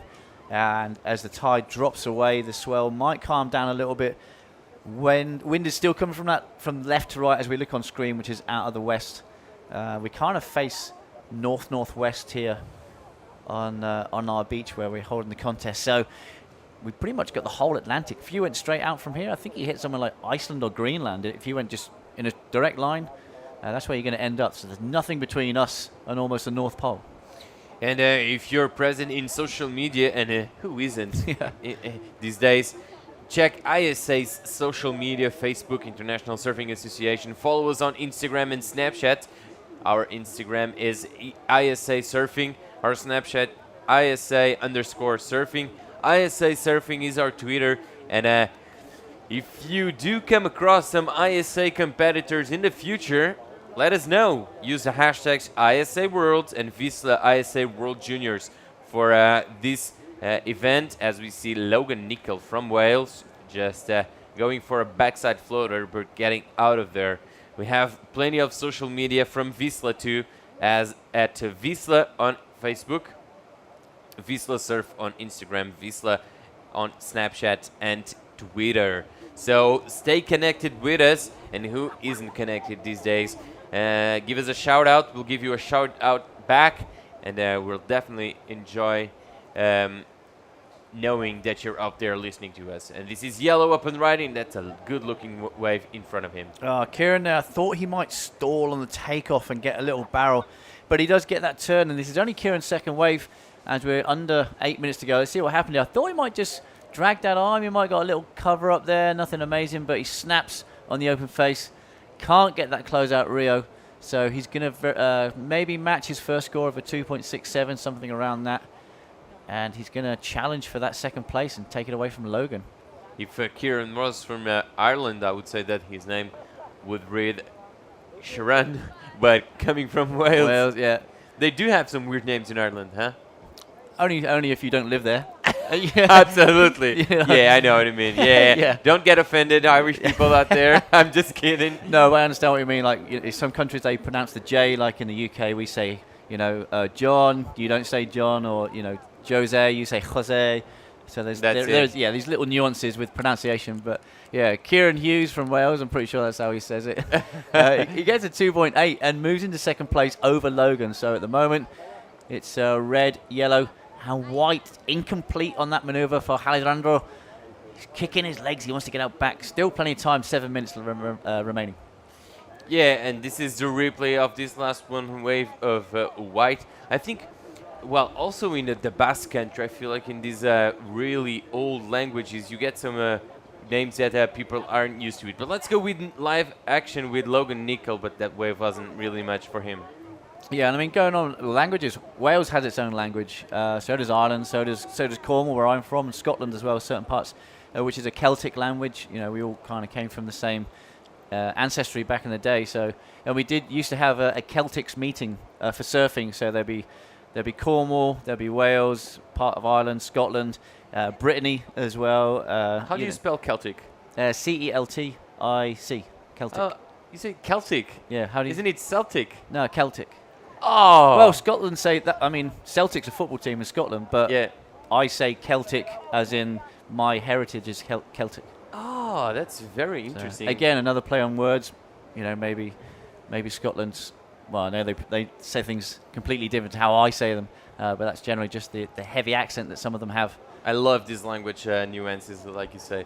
It's really interesting to just to know how these languages ended up as they are at the moment. And 5, let's get back to the water in with his heat on our hands with 5 minutes and 25 seconds to go. We have Malachi still in the lead. Malachi, have a laugh, isn't it? Yeah, Malachi. Malachi. Yeah. If you just change the kind of pronounce the word slightly different, it's Malachi having a laugh. The Welsh brothers, the Welsh surfers in second and third, with the Peruvian in fourth, Monsalve Alejandro, and quite a low-scoring affair so far. But 4.77 and 3.83, those are the two best waves in this heat so far, and those belong to Malachi Martinez, who is in the lead, as we just saw the disc being turned. Yep, under 5 minutes remaining in this 20-minute heat. Logan there in blues kept very busy. He's already on 6 waves. Our surfer in red only has 2 waves, as well as our surfer in yellow, and our surfer in white on 4 waves. So Logan being the busy boy and currently in third place, he needs a small requirement now, 2.81. You can see him waving frantically to find out what's going on. The bad news for Logan is he's back of the queue as far as priority is situated. And 4 minutes and 15 seconds to go. You haven't done it yet. Just to sign up for the VISSLA 7 Seas giveaway. if you want a new wetsuit, no worries. VISSLA will hook you up. You just need to sign up. To sign up, you just need to click on the win tab at isaworlds.com or head to VISSLA.com/7Cs giveaway. And you're gonna be, if you are the lucky winner, you will get one of VISSLA's new wetsuits, which I haven't had any of any VISSLA wetsuit in the past, but I might just go that way on my next wetsuit. I think they've gone for simplicity. They've, get rid of panels you don't need, which let in water, and just go back to basics and give you a solid, good wetsuit. They just want hardcore surfing at their base, performance and fun. Creating and innovating by going back. There are some good lessons in the past in VISSLA, taking some good notes from the past for sure. 3 minutes to go. The Azores present us with some lines in the horizon. Let's see if any of the surfers will catch one of these waves, and let's see if these waves do materialize in some interesting rides. For now, it just looks like they just look like some bouncing lines. Yeah, the tide's still, I believe the tide's still dropping out. But it is calming down. From when we first got here this morning, it was a solid beach break. And it does seem to be relaxed a little bit. And this wind has helped. I think this westerly wind has kind of groomed the waves. But maybe those big swells we had through the night earlier this morning has changed the sandbanks. So they might not be as predominant as when we first got here on Saturday and Sunday. We had those 2 fingers of sand, and we have podium 1 on 1 finger of sand and podium 2 on the other finger of sand. So after this swell's gone, it'll be interesting once the surf calms down to see where the best waves are and if they're still in the same place. And here we go, Kieran Hughes. This is going to bouncy, double up. Is he going to pull in? No, he's not going to pull in. You can hear the Spanish announcers lads next door screaming to pull in Spanish. But yeah, poor Kieran had this backwash to deal with right there. Kind of knocks his concentration. In fairness, it didn't really open up into a big gaping barrel. But you can see the guys on the shoulder thinking, no, I would have pulled in there. But, he's in second place, so he's doing something right. 1.5 minutes on the clock. Malachi Martinez still in the lead. Only 2 waves caught, but that's working for him with a 4.77 and a 3.83. Again, those are the 2 best waves in the heat so far. Malachi Martinez coming from Costa Rica. For now, everybody online coming from Wales are pretty happy. Not completely happy, but at least mildly happy, because one of the Welsh surfers in this heat is for now making it to the next round and back to the main event, as we see Logan Nicol from Wales up and riding. That's one unhappy chap there after that 1 wave lead. Yeah, a 2.81 is Logan's requirement. From our tight camera angle then, I don't know if that left kind of reeled off. I imagine it might have pinched a little bit, which is why, he's asking for a time. Here we go. On the inside, this is Alejandro, one of these smaller inside waves. Judge is not really rewarding this kind of wave, and he kind of messed it up anyway, so he wasn't needing a massive requirement. That did look like it run off, and then it would have shut down on Logan. 30 seconds remaining. I don't know if he's got enough time to get back up. Our current heat leader, Malachi, that was only his 3rd wave, I believe. Won't go into his top 2. So he's been very selective, and this is Logan right on the inside. He's going to be a little bit dejected, but he should be happy for his fellow teammate Kieran moving on through. Absolutely. So last few seconds in this heat with Malachi Martinez. For the looks of it, he's going to take the win, and one of the 2 Welsh surfers is going to make it through with a Peruvian, Alejandro Monsalvo, taking 4th. As we see the disc now sideways, showing that the heat is over. Official results of heat 9 of Rapid Charge round 2 of the boys under 18 is now over. We'll soon have 1 more heat in the water. But first, we're going to go on a break, and we will be right back with Mike Dronick and myself for the call. Stay with us.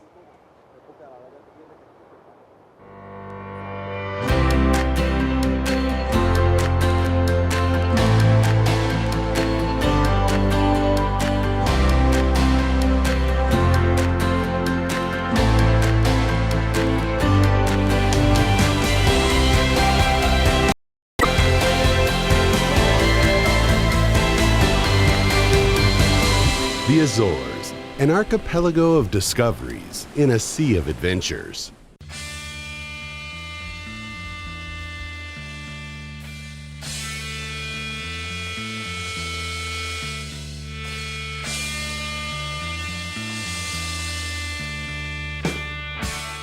Novo Kia Rio, equipado com sistema de navegação e câmara de estacionamento. Mais segurança acessível a todos. Kia Rio, decida sem olhar para trás.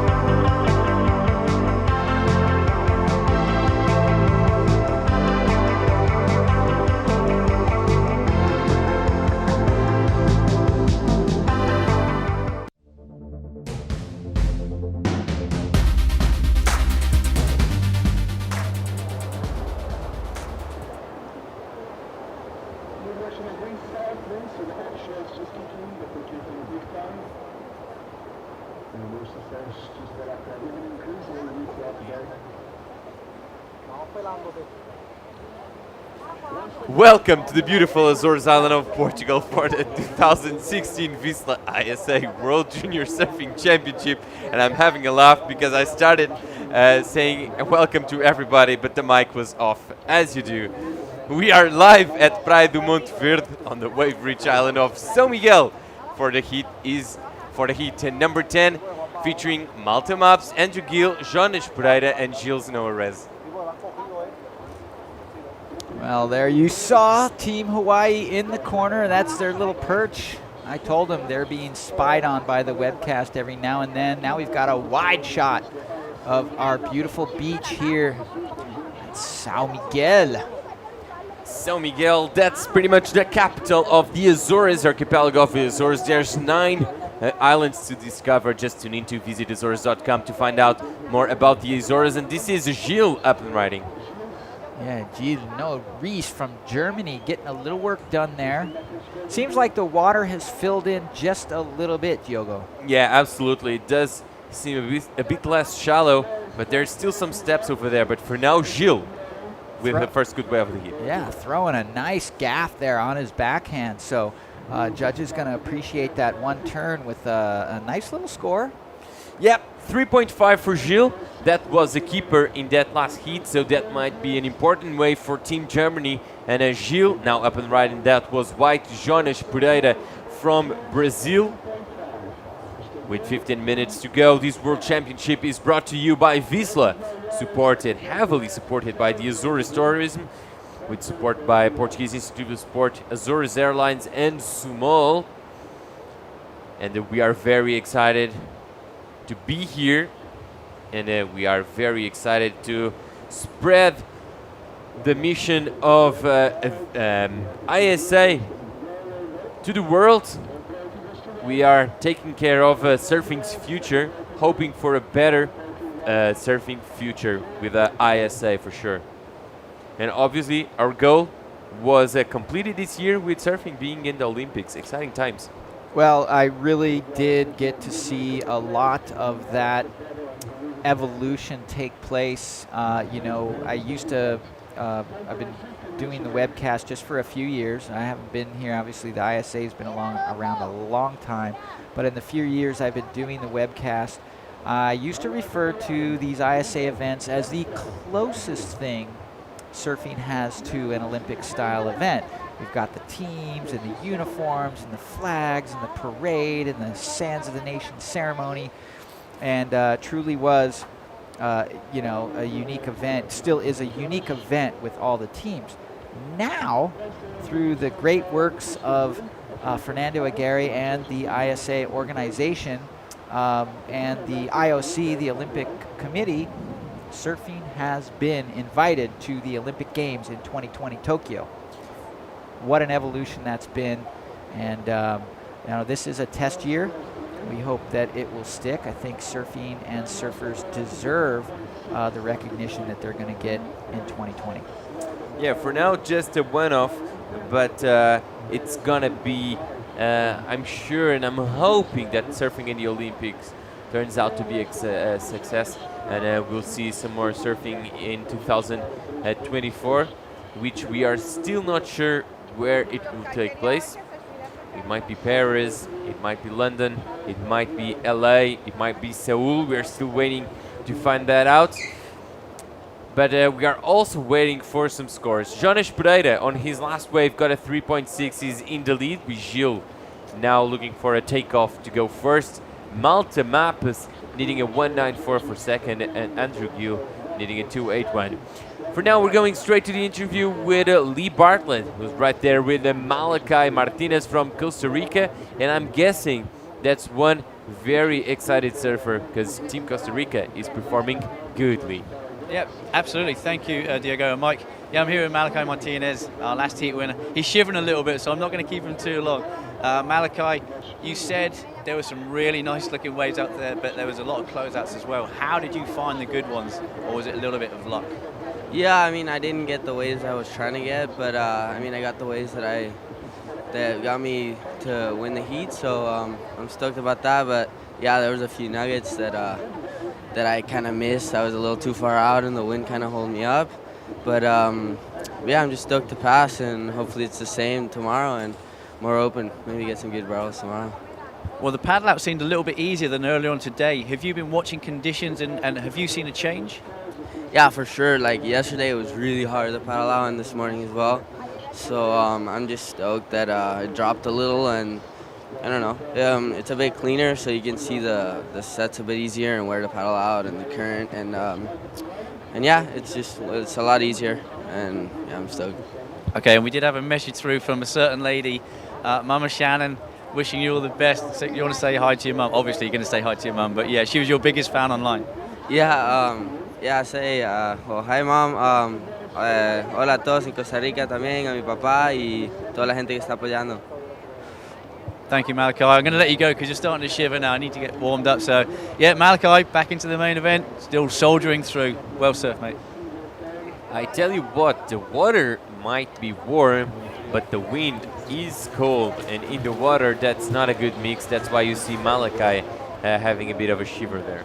And let's not forget, Malachi is from Costa Rica. If you've ever been to Costa Rica, you know it is very hot, very humid most of the year. I mean, you step outside of your door and you start sweating. So maybe Malachi is not used to it. Let's watch the replay of this one wave of Andrew Gill from Barbados. Andrew Gill hits it high and tight, but comes unstuck, just maybe drifted a little too far over that lip. Nice attempt, though. That was one of those maneuvers that either ends up as 5 points or 1 point. Yeah, absolutely. Andrew Gill just needing a score, a small score to go second, needing a 2-1 with 10 minutes to go. We have a pretty international heat on our hands. Yeah, we got some call-outs from Barbados. Seth, come on, Drew, take the win. Obviously referring to Andrew Gill. So, Andrew, you're going to need to make your next big off the lip. Got Seth chiming in for you. And Zachary Cook from Barbados also. Yeah, Andrew, represent families bout they heavy. Some kind of slang going on there, but that's what it says. Yep. Hopefully we aren't swearing or participating on some local innuendo. But good luck to Andrew and good luck to Jonas and Malte and Gilles. I'm pretty sure there's people from everywhere in their home country supporting their fellow countrymen. And this is Jonas Pereira going for the barrel. And that was a one-tight barrel. Yeah, well, Pereira opting for the tube and not paying off. So he is sitting in first place by virtue of that 3.60. Highest score of the heat thus far. He's got a throwaway after that, just a 1.7. So relatively low scores today on the whole. You know, we'll still see an advancement. I mean, it's pretty incredible. It's not isolated to any one heat. There's just been a lot of heats with low scores. Even, you know, a 10, 12-point score is considered a high score today combined. Yeah, absolutely. I mean, the conditions aren't really helping out the surfers, but you got to do what you got to do. And if the conditions present themselves this way, you just have to go out there and try to find something. Try to outscore the waves you have on offer, outscore their potential, as we see Red looking at this ride. It might be a good one. He's paddling and he's up and riding, going around that section. Take it away, Mike. Yeah, it looks pretty open. So Andrew Gill's got one hit, another little whitewash crank, gets stuck up there, rides out, but he'll have to rely on those first two turns. So take another look at that. Goes to the bottom, off the top, so he's going to get a few points there maybe. Gets another little whitewash crank right there, and then sort of digs a rail. So that last maneuver not complete, but yeah, Andrew a bit conservative there, just connecting the dots, making sure that he surfed that wave to win.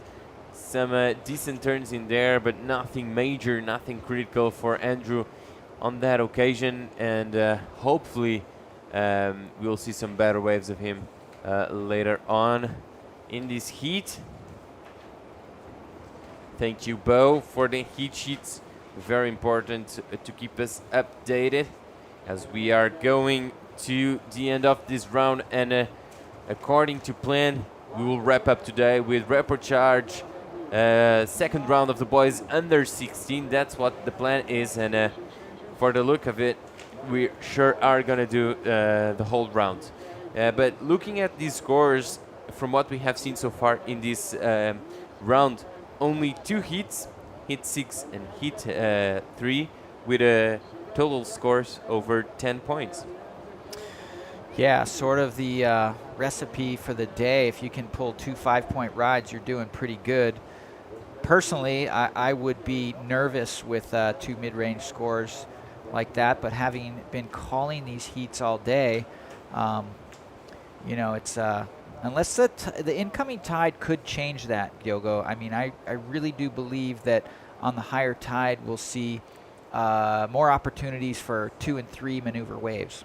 Fingers crossed for that. 6 minutes to go. Last of Reds is a 2.93, enough to take Red to second place. Now Blue needs a slightly bigger takeoff for a 0.74. That's what he needs to go second, as we see Red on an up and on an in and out, with a Malte Map is in fourth with only a 1.57, needing a 2.67 to go second. In the lead still Jonas Pereira. Let's watch the replay of Red.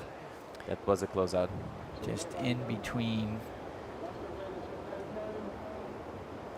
5 minutes and 40 seconds to go. Round 2, heat 10. 6 more heats to go in this division, in this Repocharge round 2. We are on 20-minute heats, and we sure are excited by what's to come. The field is narrowing down by the day, and we can almost smell the medals by the hour. Yeah, every day now, and especially after today, the ratings and the points and the eliminations and the victories are going to mean oh so much more, because from here on out, there is no fallback Repocharge. This is it. First and second go straight back to the main rounds, and those future main rounds will not see a Repocharge. Yeah, and that's due to the number of participants here, right? Yeah, of course. This is the biggest junior gathering for the ISA ever. 371 competitors, 39 different nations. And as I've heard so often this week, the ISA is a victim of their own success.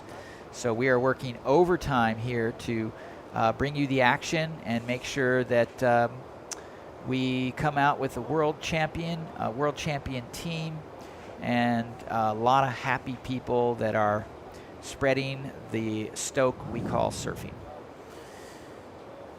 4 minutes to go. Situation stays the same. Only one wave served for blue and for yellow. Blue has one of the best waves in the heat so far for 3.5. He needs nothing to go to second, so that's why you see surfer from Barbados just catching a lot of waves, going from here to there, just not giving up. He knows he needs a score.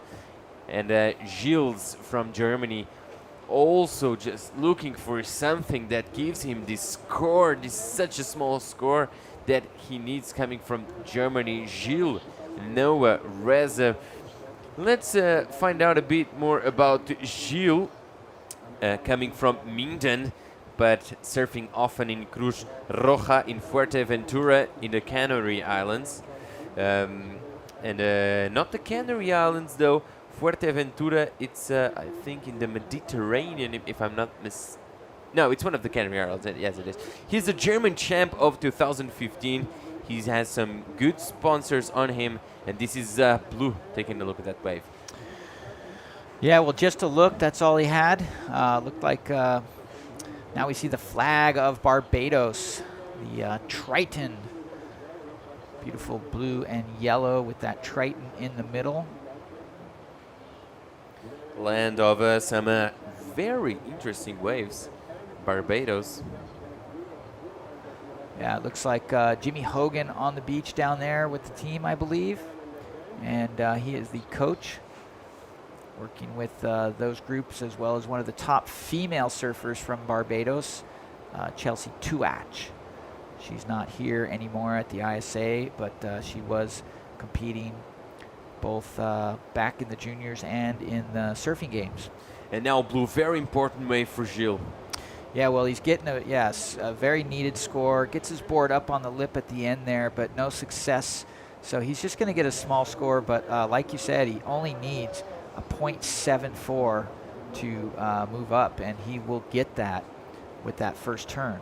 But keep an eye on Yellow. Yellow needed a 267. He might just get that. That's the turn that might give the score and the qualifying position for the surfer in Yellow. He tried to go around this section but didn't make it. He really wanted it. We have scores 3.1 for Malta. That's enough to move him to second place, but not for long, as Gilles got a 207, jumps into the lead. Jonas Pereira now in second. Malta Maps in third. Andrew Gilles from Barbados in fourth, needing a 205.188. A very close heat. Every surfer is pretty much the surfer in first is has a 557 and the fourth a 423. Hey, I just got a shout out from a friend of mine, Tammy Moniz. Hi, Mikey. She's stoked to hear our voices. Is Noah surfing in the next heat, or is it the heat after? No, Noah Mizuna is indeed in the next heat with Francisco Alameda from Portugal, Manari'i Vara-Umana from Tahiti, and Gabriel San Miguel from Puerto Rico. So Noah Mizuna will have a hotly contested heat coming up right next. And we know you are up early because it's 4 a.m. So is it good morning or good night? I'd say that's good morning to one of the hardest working ladies I know. There you go. And there are 30 seconds to go. 293, 36, and 3.5. Those are the best waves of the heat so far. A very low scoring affair. The surfers are split by less than a point and a half. And very important wave for Jonas. Oh no! He was in the second place, so he didn't need a score, but still, it would have been great to finish off this heat with a good wave. We hear the horn blow, and it sure looks like it's gonna be blue and white, moving on to the next round. Well, you know, that wasn't much of a wave there, but for Jonas Pereira, he did improve his situation, and like you said, advancing, key word. Let's see the official results of that last heat. As we see the disc sideways, and now showing green. The next heat is on, and official results on your screen. Germany and Brazil making it to the next round. Unfortunately, one of the German surfers is out, and the surfer from Barbados, Andrew Gill, is also out of contention for a medal. These are the official results. Congratulations, Team Germany and Team Brazil. We're going to go on a short commercial break, and we will be right back with Mike Lutronic and Bo Hodges for the call. Stay tuned. There's plenty of good action to come.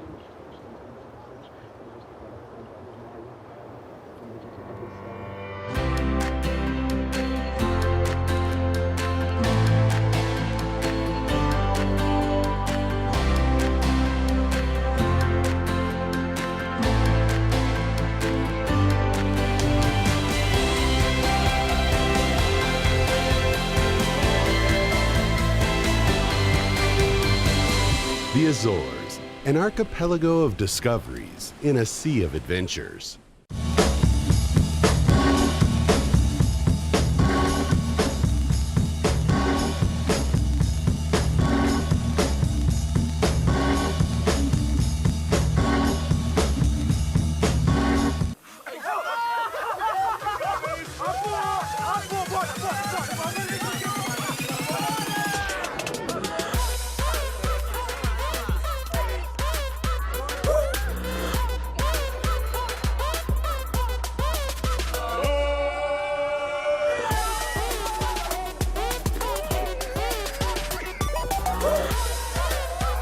Novo Small Maçã.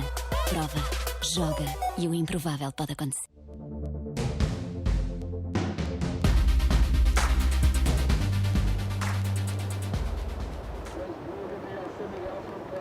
Welcome back to the beautiful Azore Islands of Portugal, the archipelago. Yeah, we can see you, our camera lady up there.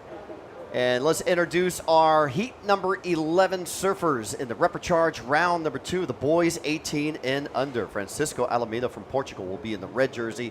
Manaria Vairumana from Tahiti will be in the white jersey. Noah Mizuno from Hawaii will be in the yellow jersey. And Gabriel San Miguel from Puerto Rico will be in the blue jersey. I'm Bo Hodge along with Mike Latronic.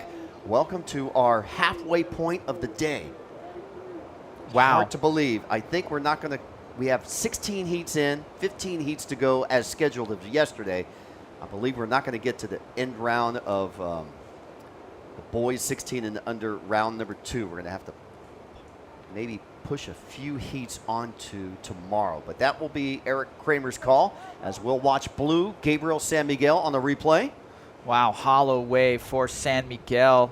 Threads the needle, doesn't get too deep, but tiny cover up there. Judge is going to give that a little bit of juice. He's got a 283.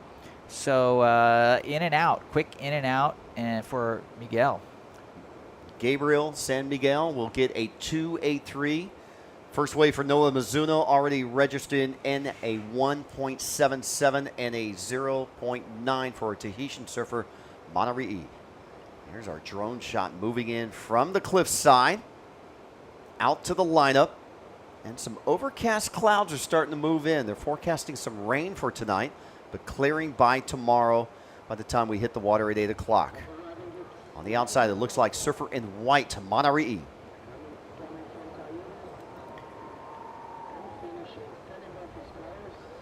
Love that aerial view. Well, I'm sure we'll see a replay of front angle there. Monterey hitting it hard. Nice backside snap there. Gets a second rebound. Second one even more critical. So judges are going to like that. That's going to be way above his .90. And there's Noah Mizuno in the yellow searching. He's going to have priority at this point. Second priority to Francisco Almeida from Portugal. So we do have somewhat of a local boy here. When it says Portugal, you never really know if they're from the mainland Portugal or out here in the Azores. But let me see if I can figure that out. Well, we can tell you Noah Mizuno is from Kuli'o'o from Oahu on the southeast side. This is his second year on the ISA World Junior Traveling Team for Team Hawaii. He placed 21st last year in the under-18s. There's surfer in blue. This is Gabriel San Miguel from Puerto Rico. Open up with a 2.83. Okay, well, he was born, Francisco Almeida was born in Lisbon, and his favorite spots are in Portugal, so I would have to guess this man is from the mainland, and here he goes right now. Gets a little click turn, but that's it, so just a quick up and down. Meanwhile, big score coming in for our man in white from Tahiti. Yeah, one more score locked in. We'll give it to you after we watch Noah Mizuno on his second wave. Well, Noah Mizuno's just got a ton of lip and whitewash to deal with there. Got a little cut back before the closeout section, but just got tromped on by that closeout. So testy conditions here. There it is from another angle. Little cut back, and look at this double up. Just no hope right there. Just clicked it. Let's go down to the beach, and Diogo, take it away. Yeah, boys, I'm here with last heat's winner. That's Gilles. So Gilles, Germany not a traditional surfing nation. Tell us a bit about your surfing background. Yeah, normally I live on the Canaries, in Fuerteventura. Yeah, I lived there like since I was 7 months. Like I lived whole life there, and surfing there is pretty good. Like Germany is not good for surfing, but yeah, Germany, the team is getting better and better. It's good. And yeah, I live in the Canaries, so for me it's pretty good. The waves are nice there, so it's good for training there. So are your parents German, that's it? Yeah, the boys are German, but yeah, we get to Canaries with like 17 years ago. Oh. And tell me a bit about the conditions out there. Like in the Canaries? No, yeah. no, here in the here it was like pretty hard. Like you had to find some good waves. It's like a little bit of current. Yeah, but the waves are hard, but yeah, that's how it goes. Yeah. You happy for being here in the Azores? Yeah, like pretty much. I'm so happy, so stoked for the German team. The team is pretty good this year, so I hope we get a good result here. And tell me a bit about your fan saying the Germans. Is it a bit of a joke with you guys? Yeah, of course, it's a joke. Like we every time you say the Germans, so it's a joke for us. Good job, buddy, and good luck for your next heat. Thanks a lot, man. Do you want to send a message home? Yeah, for my parents, thanks for supporting me, to my sponsors and everything. Thanks a lot. Thank you, Gilles, and back to you guys in the booth. All right, congratulations. A stoked surfer right there, Gilles. Noah Reese advancing on into the main round number 3. So this Repercharge round number 2, advancing surfers will be interjected back into the winners round because of the large amount of record-breaking surfers that we've had for 2016 cannot physically compete all the Repercharge rounds. So Eric Kramer, our contest director, has decided only 2 rounds of Repercharge, and this is our second round of Repercharge. Winners will advance and meet the winners of main round number 2, and then single elimination format all the way to our final 4 in our 4 different divisions. All right, well, here we go. Surfer from Portugal getting a big bash off the top. Can he hold on through it? He doesn't. So really strong maneuver there. Unfortunate for Francisco Almeida, not able to hold on. Probably would have been a rival to that 667 of our surfer in white, Varu Amana. Outside set rolling in. It'll reform who has first priority. Our surfer in blue, Gabriel San Miguel from Puerto Rico, registered at 2.83. Here's what we missed during the interview. This is Francisco Alameda. Yeah, nice deep bottom turn, but the backwash just got him on the exit. So incomplete move there. Gets a 1.53. Still in third place. So our Tahitian in the lead, Manari'i Vairumana. Combination scores of a high of a 6.67, a low of a 2.67. Noah Mizuno from Kuli'o'o representing Hawaii. He has a 4.072 wave count, breaking it down of a 2.3 and a 1.77. He needs a 7.05 to go to first, but more important, he needs to score higher than his 2 current waves that he has right now. Third place, Francisco Alameda, now with a 1.37 and a 1.53, needing a 2.55 to go to second. Gabriel San Miguel with first priority in fourth place. There he is on screen, only needing a 1.25 at this stage to go into second place. 10 minutes, 20 seconds remaining, just about at the halfway point. And look at Almeida on the inside. He's got some work before he gets out there. This double up is not going to be forgiving. A lot of whitewash pushing in towards the beach, and this high tide is just moving even more water our direction. So he's going to probably be dealing with that for another 45 seconds or so before he finds clear water. Here we got the drone shot, someone paddling in. That was Blue with priority. He's going to lose priority for paddling for that wave, more than likely. We'll see priority switch, but there it is. Noah Mizuno now has priority. Well, good position for Noah Mizuno. Noah competed at this event in California, Oceanside, California last year, finished 21st, getting some valuable points. Team Hawaii winning a bronze medal as a team last year. 2014, Team Hawaii was the gold medal winning team in Ecuador. Yeah, so Noah Mizuno comes in as Hawaii's top seed, and he's exited in the first round of the main event.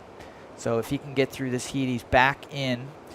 Nothing matters once you get through this heat again. You're back in with all the main round surfers. Here we go, surfer in blue. Catching his second ride, Gabriel San Miguel from Puerto Rico. 16-year-old will paddle back out and gets a 0.97. So Gabriel in third, needing a 1.25 to go to second. Beautiful shot up there. There's a cliff. We're in all those containers. The judges are on the top floor, the announcers on the bottom floor, staff on the front side, the medical team. Those white tents to the right, those are the athletes' tents. And there's quite a few of those white tents stretching all the way down past podium 2. All right, looks like a rider up there. Not sure who it is. We're pretty high in the sky, but we're going to get back downstairs for a replay. This is live action. Nice snap off the top from Gabriel San Miguel. He's going to need that. And there's Red paddling out still. I think he's just making it back out from his venture on his last wave. Oh, no, there he goes. Nice snap off the top. Second turn comes unglued again. So we'll be on standby for scores for last of blue. Francisco from Portugal, a 1.37 and a 1.53. Yeah, well, quick snap there from Gabriel San Miguel. And likewise, quick maneuver there for Manari'i. Not complete, so probably won't do better than his 2.6. Well, Noah Mizuno, the top seed for Hawaii, had a good winter season starting out the junior events locally in Hawaii. Made the final at the Sunset Beach Pro Junior event where he took a 4th place, a 5th place showing over at the Tahiti event at the Papara Pro Junior, and also competed at the Pipe Pro Junior, placing 25th overall in the Hawaii WSL Junior Series. He's currently ranked number 2 and ranked 202 on the WQS. Here we go, Noah Mizuno. Well, Mizuno got dropped out of second position before this wave, but already 2 good cracks and trying to maintain through this one. Doesn't ride out of the last maneuver, but that will no doubt replace his 1.77. Here we see it from the takeoff. Deep bottom turn, big off the lip, flares it up there. So good job on that first turn. Crispy second turn, no third turn completion, but he rides a little way, but judges really want to see him break through that whitewash and ride out into the flats. Well, Mike, I'm going to say that's a keeper wave for Noah Mizuno. He's back in the ball game. He's delegated to 4th because of the waves from Gabriel San Miguel, incurring a 3.97 into his scoring line, and Francisco Alameda a 3.87. So Noah Mizuno at this stage needs a 4.51 to go to second. If he gets a 7.05 or better, he could go into the lead with 6 minutes remaining. Another shout out to Tammy Moniz out there in Webland. How's it, Tammy? Yep, Bo Hodge is right here. You got it correct. She heard your voice. She knows it's you. Aloha. And she is apparently sitting with Annie Marie, Noah Mizuno's mom, and they're both, quote, stressing out together. Oh, ha, ha, ha. My God. Mama-san together. We got, well, they both live in Kuleola, so they probably live near each other right there. I wonder how strong the coffee is. Well, it's got to be, let's see, it's 4:31 in the morning in Hawaii, so we know it's dark outside. Tammy, how does Turtles look from here, from your site? Tammy, you can stress a little less, as well as you, Annie, because Noah Mizuno just posted a 5.83 on his last wave, putting him back into second for now. And there is Manari'i Varuamana. Nice off the lip, this time completion. So Let's take a closer look at that. Winds up, gets it nice and vertical. So good solid hit from the young Tahitian. I think he will better the 2.67 or at least get really close. So the Pacific Islanders sitting 1 and 2. Manari'i, Vairumana in the lead. Combination scores right now of a 6.67. He's currently counting a 2.67, and Mike thinks this last wave is going to eclipse his low score wave. Noah Mizuno has now moved into second with his scores of a 5.83 and a 2.3. And now in third place is Gabriel San Miguel. He needs a 4.17, and this man, Francisco Alameda from Portugal, on the elimination right now, he needs a 4.27, so second place is not locked up by any means. 4 minutes remaining. First priority, red. Second priority, blue, so Francisco and Gabriel holding down first and second priority. You see them on screen right now. Well, you know, first place isn't really safe either because, you know, this is one of the more contested heats we've seen in a little while. Everyone getting a pretty decent score, so only a 7 needed to overtake first from fourth place. That waves Gabriel San Miguel in the blue. He's going to need a 4.17 to move up. Let's take a better look at this. Drops down this wave. He gets a click off the top, but didn't really project off the bottom into that. So judges are going to take that into note. Probably going to inhibit the score a little bit.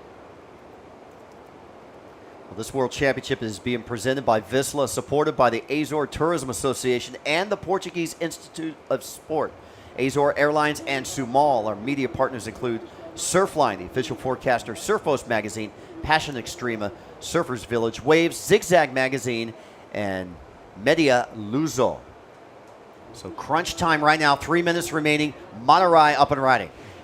Marari'i is just going for broke. Let's hope his ankles are okay. He just hit that wave so hard, but it hit back. Check this out. Off the bottom, cracks it. But that's exactly how I tore my meniscus this spring. How's it feeling? I can surf. I mean, I posted a photo on my social media. What, bro? You don't follow me on social media? I saw it before you even saw it. I was just being nice but and you know asking what? friendly. I knew how your knee was. It was all Photoshop, so. No, it was not. Yes, back in the water, gleefully so. If you're watching this webcast, chances are you are a lover of surfing. I can only admit that. I'm gleefully addicted to the ocean and surfing, and I think that's what the ISA is all about, you know, trying to shape a better surfing future, working with these young kids. And, you know, competition is the forum. Of course, there's first place bragging rights and all that stuff, but really just brother and sisterhood from around the world, gathering of the tribes, and always good to tap into surfers from around the world. That's a good shot of showing that double up wave coming through as the drone kind of gives those pixels. 1 minute, 40 seconds. This is crunch time. First priority belonging to red. Francisco Alameda needing a 4.27. There's Gabriel San Miguel. He had third place needing a 4.17. So that's pretty crucial for San Miguel. If he can get right back out, he may have another shot at another wave. But that was an opportunity missed. There's our two leaders, our Tahitian and our Hawaiian in the water. Tahitian on the left, our Hawaiian on the right. Mizuno in second, needing to drop and do better than his 2.3 low wave. He has priority on this wave. He'll take it. Mizuno up and riding. All right, Mizuno is looking to replace a 2.3. He's already done it. Sufficiently snapping hard in the section. It won't be too much bigger than the 2.3. I don't think it'll rival the 5.83, but good job of dropping to the bottom and snapping hard. So style and flair, he's going to get a better score to strengthen his position. Okay, 35 seconds, Annie. Can you hold on for 35 seconds? Noah's mom's watching right now at 4:30 in the morning in Hawaii. A 3.97, so he does better. He stays in second, and we have a split peak here. We'll watch red. Red went to the right. I believe blue went to the left. Blue wiped out. Well, pretty crucial what red did. Red needed a 5.94 to take over second position. In the final seconds, and he does not. He gets a 0.33 and under a point for blue. Gabriel San Miguel, and there's the horn. And our Tahitian, Varumana, will take first. Our Hawaiian Mizuno will take second.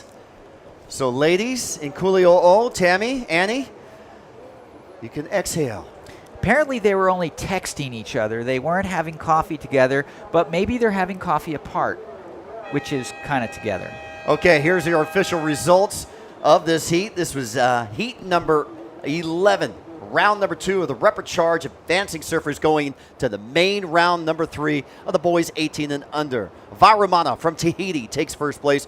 Noah Mizuno from Kuli'o'o takes second place. Gabriel San Miguel from Puerto Rico in third. And Francisco Alameda from Portugal in fourth place. When we return, heat number 12, Reprecharge, round number 2. Up next, you're watching the 2016 VISSLA ISA World Junior Surfing Championships live from the Azores, from the beautiful island of São Miguel. We'll be right back after this.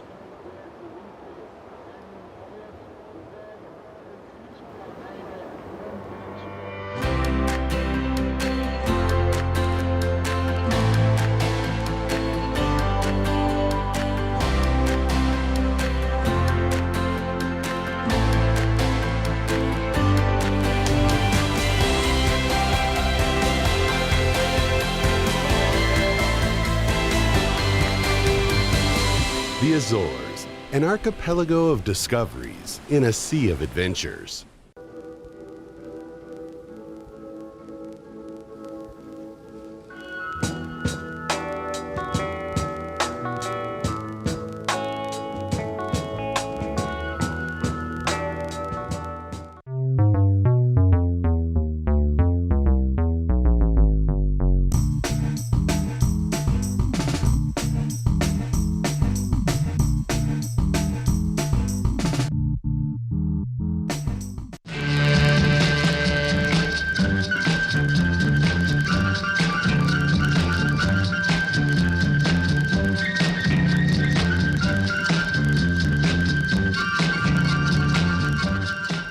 Novo Kia Rio, equipado com sistema de navegação e câmara de estacionamento. Mais segurança acessível a todos. Kia Rio, decida sem olhar para trás.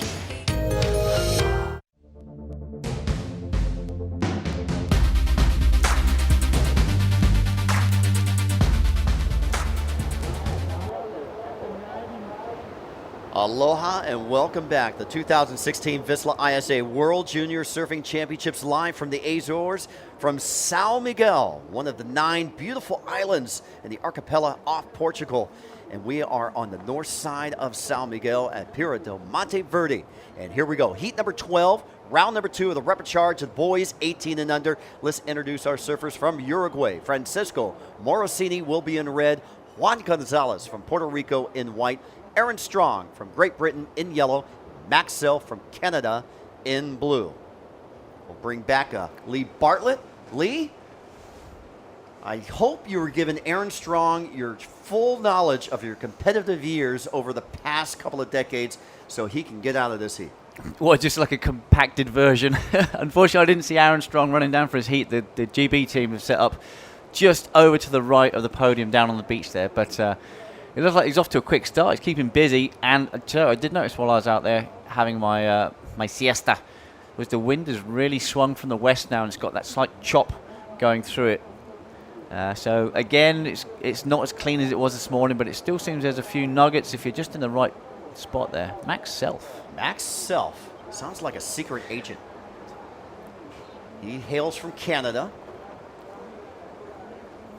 Max in the blue jersey in this heat. Already scored up a 1.23 on his first wave.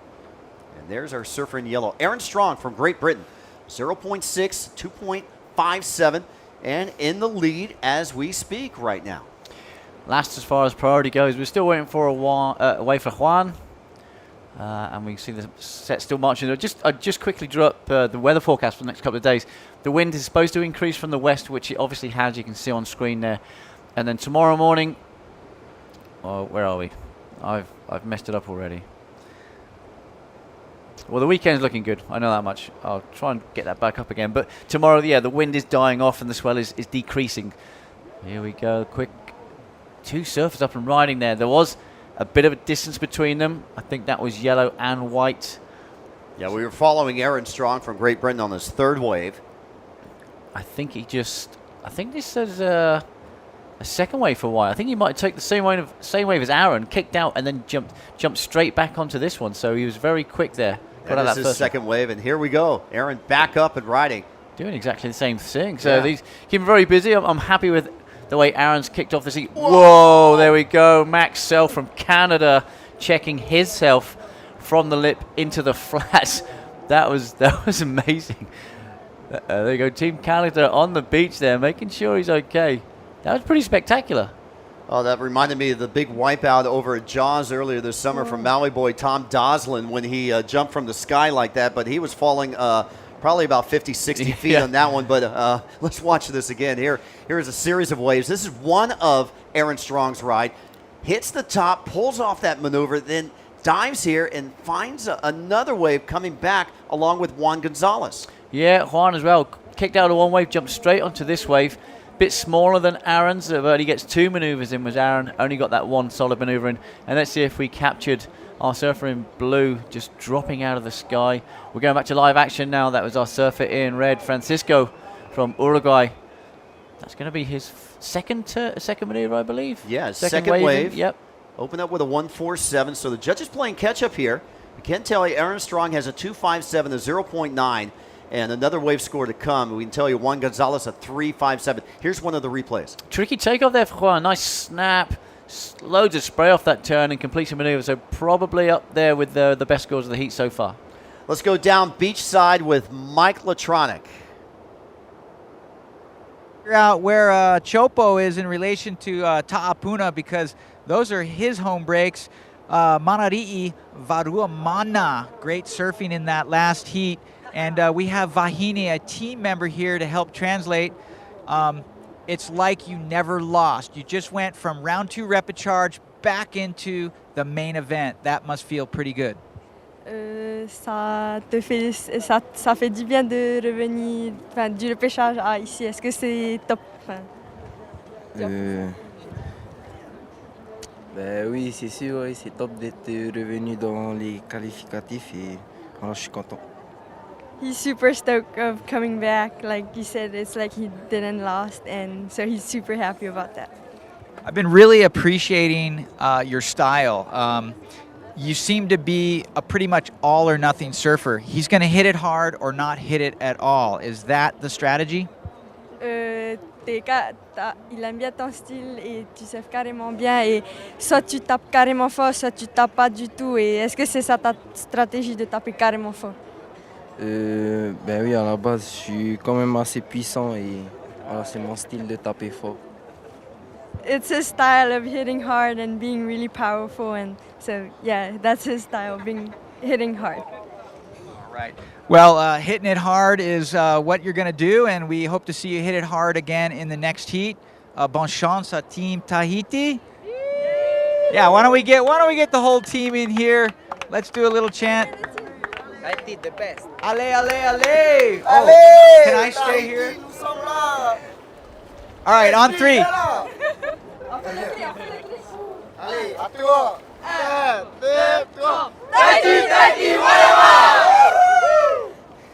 All right, back up to you folks.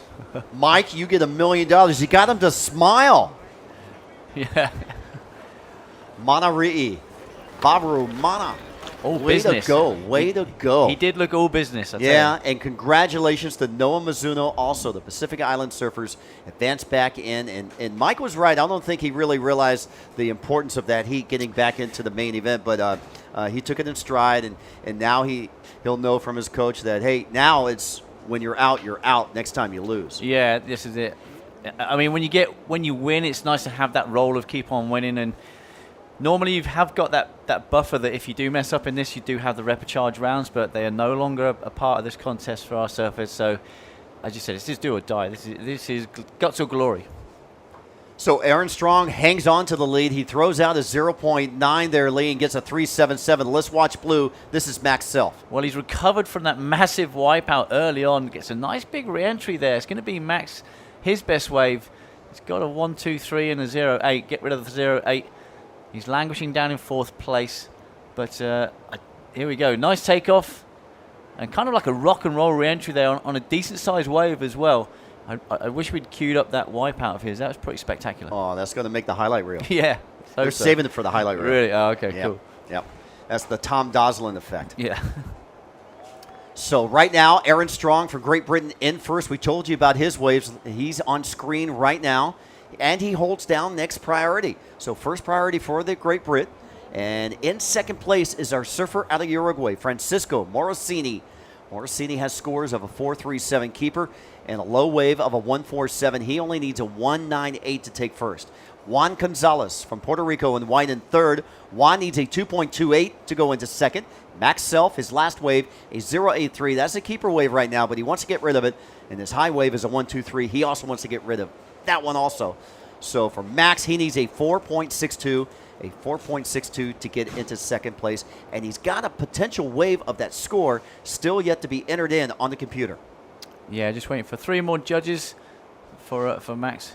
Okay, we're going to have a look at this wave. So this is the wave before that last wave of blue, which comes through at a 3.93. Look at that thing double up. He just hits the eject button and jumps for his life. Now, if we can bend that about 50, 60 feet, that was Tom Doslin at Peahi and Jaws back in January, February. Different ballpark, and you can see Aaron there not happy with that. He knew that was a mistake. I'm pretty sure he must have got a turn off before that to be really upset. Let's have a look at this replay.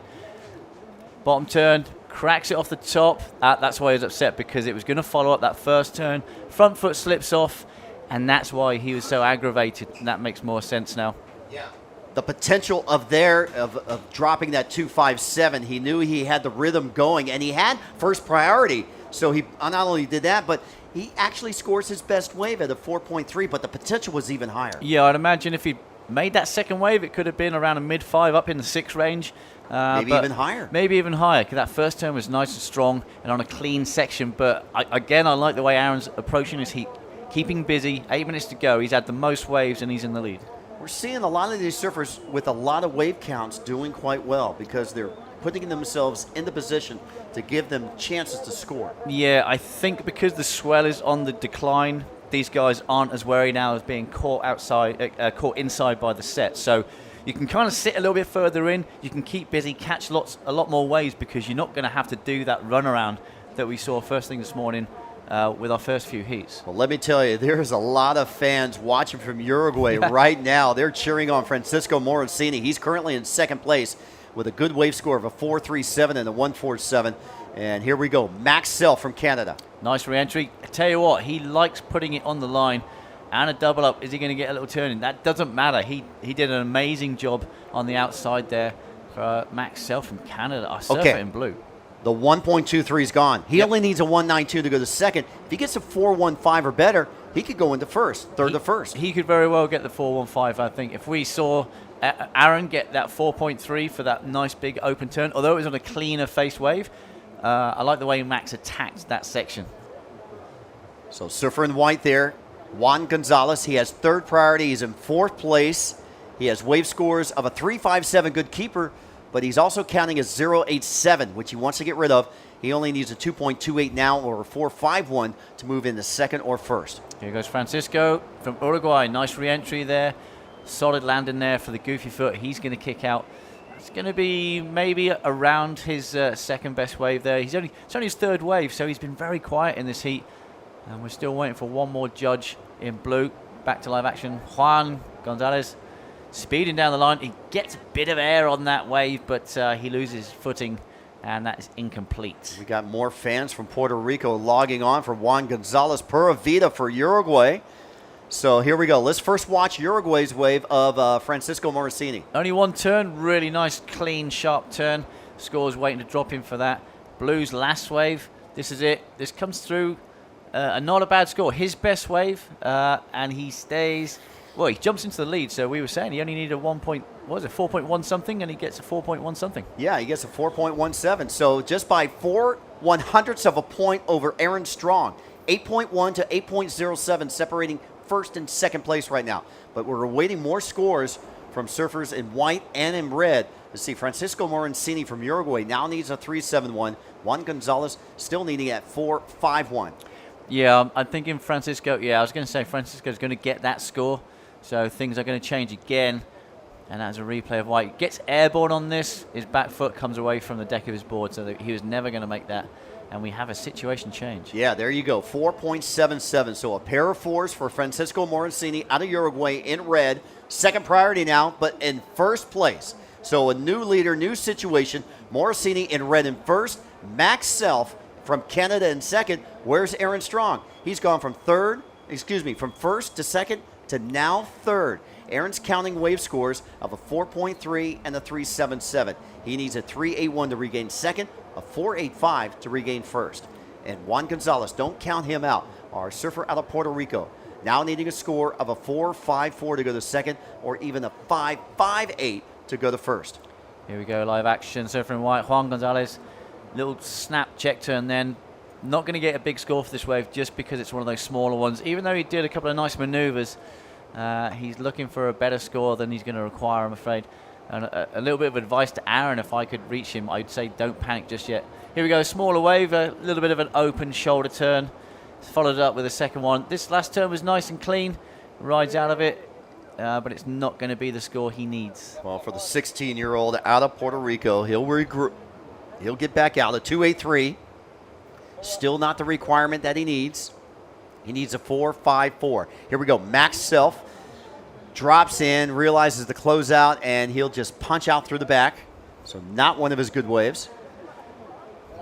Yeah, 3 minutes, 45 seconds to go. I did pull up. I keep wanting to tell you about the upcoming weather. Today we do have a stronger westerly direction from the wind. Tomorrow the winds are going to go very, very light and kind of variable, so blowing from different directions. We should still have a lot of swell. It's 4 to 6 foot at 12 seconds intervals, which is still, you know, a solid enough time for us to get some good surf.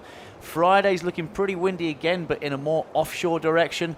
That's going to kind of make the swell disappear a little bit on Saturday. We still have 2 to 3 foot, and then Sunday looking really nice, light offshore winds, 3 to 5 foot for our prize giving, and our ceremony should be a good day to a long week. So today was the biggest day of the contest, and the surfers have made the big swell into the afternoon. And here we go, Aaron Strong snapping a turn on his backhand. Right, he needs to get rid of this 3.77. That was a solid turn. It was clean. Let's have a look, see what the judges think of it. Hopefully get this replay queued up. Again, it's a little bit of a smaller wave, just a one turn. He does get the fins out a little bit. It comes in short of the requirement. Wow, a 3.17 for Aaron Strong on that last ride. He needs a 3.81. So he is 3/100ths of a point behind Max Self. That's separating second and third. That's separating being in the contest and being a cheerleader. Yeah, well, here goes blue. I'll come back to Aaron in a minute. Max Self has been the bit of a surprise in this heat. He took a really heavy wipeout. He's brushed it off. Thought he was going to go for an air there, but he's in second place. He has a couple of decent scores, and I can see now why Aaron was so annoyed at himself when he had that 4.3. But there you go, opening cut back there for us from blue. Max building speed. I really thought he was going to bust an air, but it kind of didn't allow that. Goes for a re-entry, doesn't ride out of it, won't go into his top two. 1 minute, 50 seconds remaining. Heat number 12, round number 2 of the Repicharge. Some bigger sets on the outside. The swell still showing its power, its drive. These waves will break on the outside. They'll stop breaking, then they'll break in the competition area. And a lot of these bigger waves are the closeout sets in the competition zone. Yeah, not the best waves to catch, even if you could. Mostly closeouts. We've seen the higher scores on those smaller medium waves, but you can't take off with these little inside reforms. The judge is just not going for that, as we see a couple of smaller scores for those kind of waves. Yeah, but Max Self getting a 2.53, so not one of his top two. So the requirement for Aaron Strong is still the same with 1 minute to go. He needs a 3.81. Juan Gonzalez, he needs a 4.54. Francisco on a frothy one's going to be, oh dear, he lost contact with his board there. Hopefully he's going to be in okay and his board will be in one piece. Looks like he's going to paddle straight back out. So yeah, no biggie there for Surfer in red. He's your heat leader right now. Looks like he's going to come in maybe. Aaron taking a look there. He had second priority. Couldn't get into that wave. It looked like it was a closeout. 30 seconds remaining. Oh, still time for Aaron. Surfer in red is out of this. He's on his way back in. Surfer in white is out the back. with first priority. Aaron's got second. Let's see what happened here. He was kind of wanted to get up early, but wow, he came unglued with his board and almost landed back on it again. Very dangerous situation there. 13 seconds. This is it. I thought this was going to be Aaron. This is Juan down in fourth. Oh, I thought he was going to get a barrel. He kicks out. You can see the bit of emotion. Our surfer in white there. So Aaron Strong leading through about 60% of this heat, and then the onslaught from Max Self passes him. And then here comes Francisco Morosini out of Uruguay with a pair of fours, good enough to go to first place. And there's the surfer out of Uruguay coming out of the water. Team Uruguay waiting for him right there on the shore. USU. That's the Uruguayan Surfing Federation, and they are welcoming back. The results are now official for heat number 12. It is Francisco Morosini from Uruguay in first, Maxwell from Canada in second by .03, and Aaron is just going to be beside himself once he realizes he didn't lose by a point. He didn't lose by .1. He lost by .03. Aaron Strong from Great Britain takes third, and Juan Gonzalez from Puerto Rico in fourth place. You're watching the 2016 VISSLA ISA World Junior Surfing Championships live from the Azores. Heat number 13 coming up next of the Boers Under 18 Reprecharge round. Stay tuned.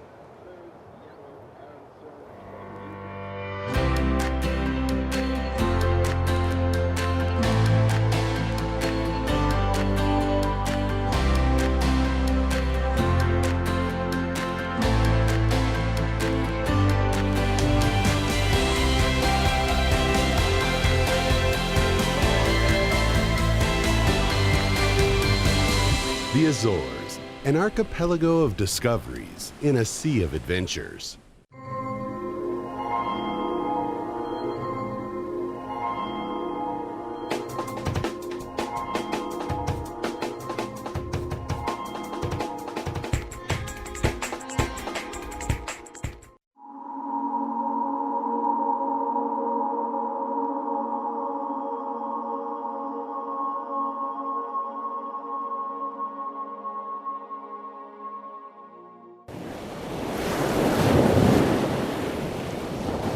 Novo Kia Rio, equipado com sistema de navegação e câmara de estacionamento. Mais segurança acessível a todos. Kia Rio, decida sem olhar para trás.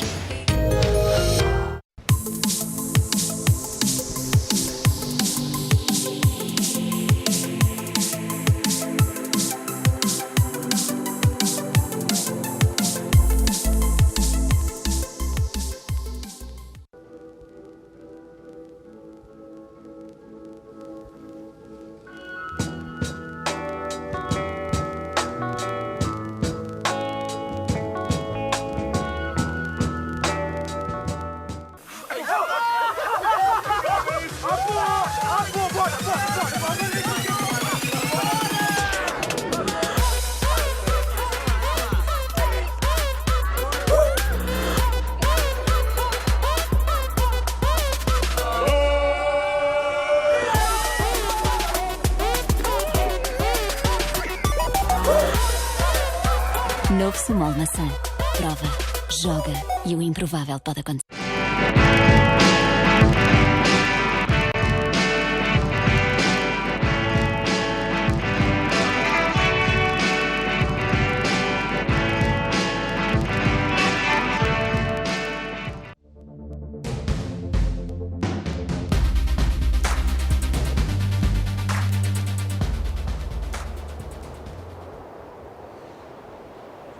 Welcome back, ladies and gents, to beautiful Azores island of Portugal for the 2016 VISSLA ISA World Junior Surfing Championship. We are live from Praia do Monte Verde on the wave-rich island of São Miguel. In the water is heat number 13, featuring Red's own, Hawaiian's own in-red Kua Yokata, I think. From South Africa, we have Bavon Willis. From Panama, Luis Carlos Lopes.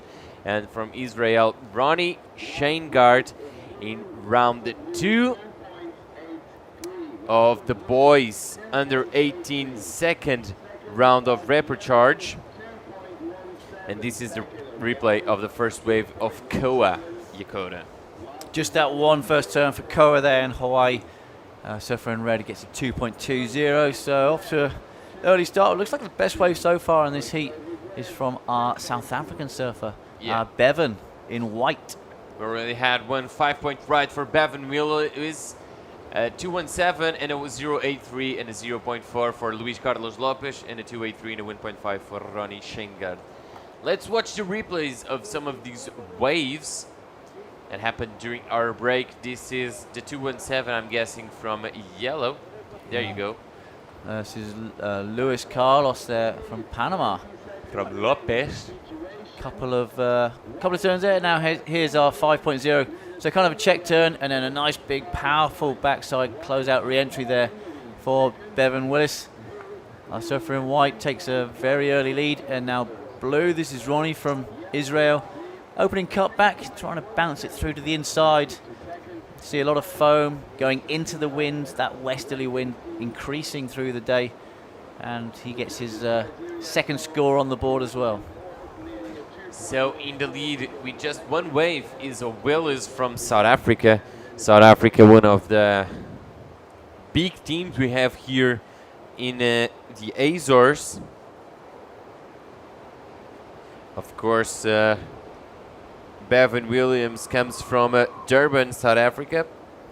Has a very famous wave in Mozambique as his favorite one. Let's not say the name of that one. I bet it's not a right-hander. Here's a replay. This is Koa's last wave. Nice first turn there. I thought he was going to go for an air reverse. Kind of plays it safe just to get past that double up backwash. And that's going to be his best wave.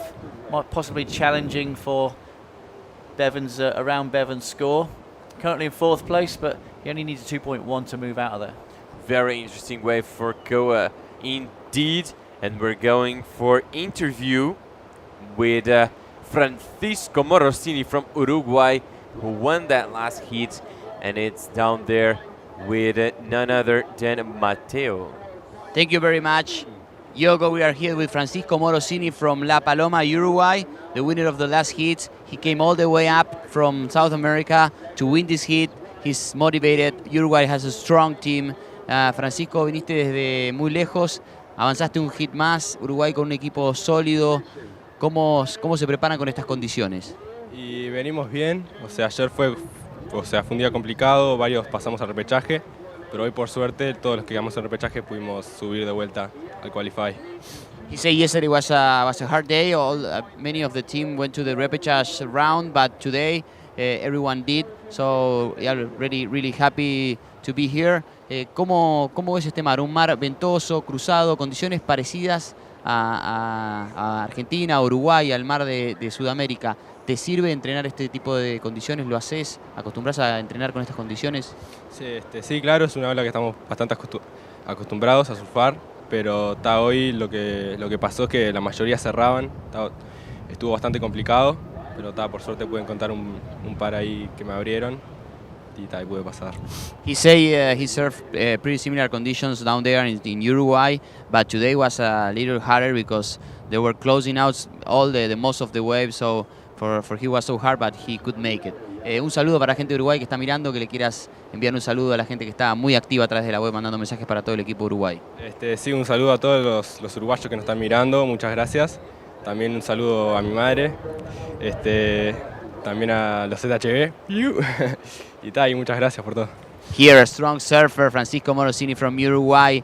He won the last heat. Uruguay is going so strong for the next round. See you guys. Go back to the booth. Thank you, Mateo. Very happy winner there, Francisco. Moving on through, and we have a message online from Anita Yokota. Anita, I've just sent my counterpart upstairs to get this name fixed. It's I know it's annoying you, and it's not right because that's not how his name is spelled. So he's up and riding as we speak, and he's currently in 1st place. So even though we haven't got his name wrong, he's carrying on doing his job. So we're going to get that sorted out right away for you. I hope we haven't caused you too much distress, and I hope you're enjoying the webcast. So there's been a couple of waves ridden. Surfer in red there, as I said, currently in the 1st place. Surfer in 2nd is currently South African in white. He needs a 2.04. There's a good score going to drop in for Bevan. Just waiting for one more judge and the situation will change.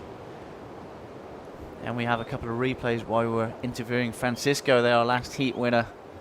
Last wave for red at 2.70. And a nice little flyaway re-entry there for Luis Carlos Lopez from Panama. A 1.27.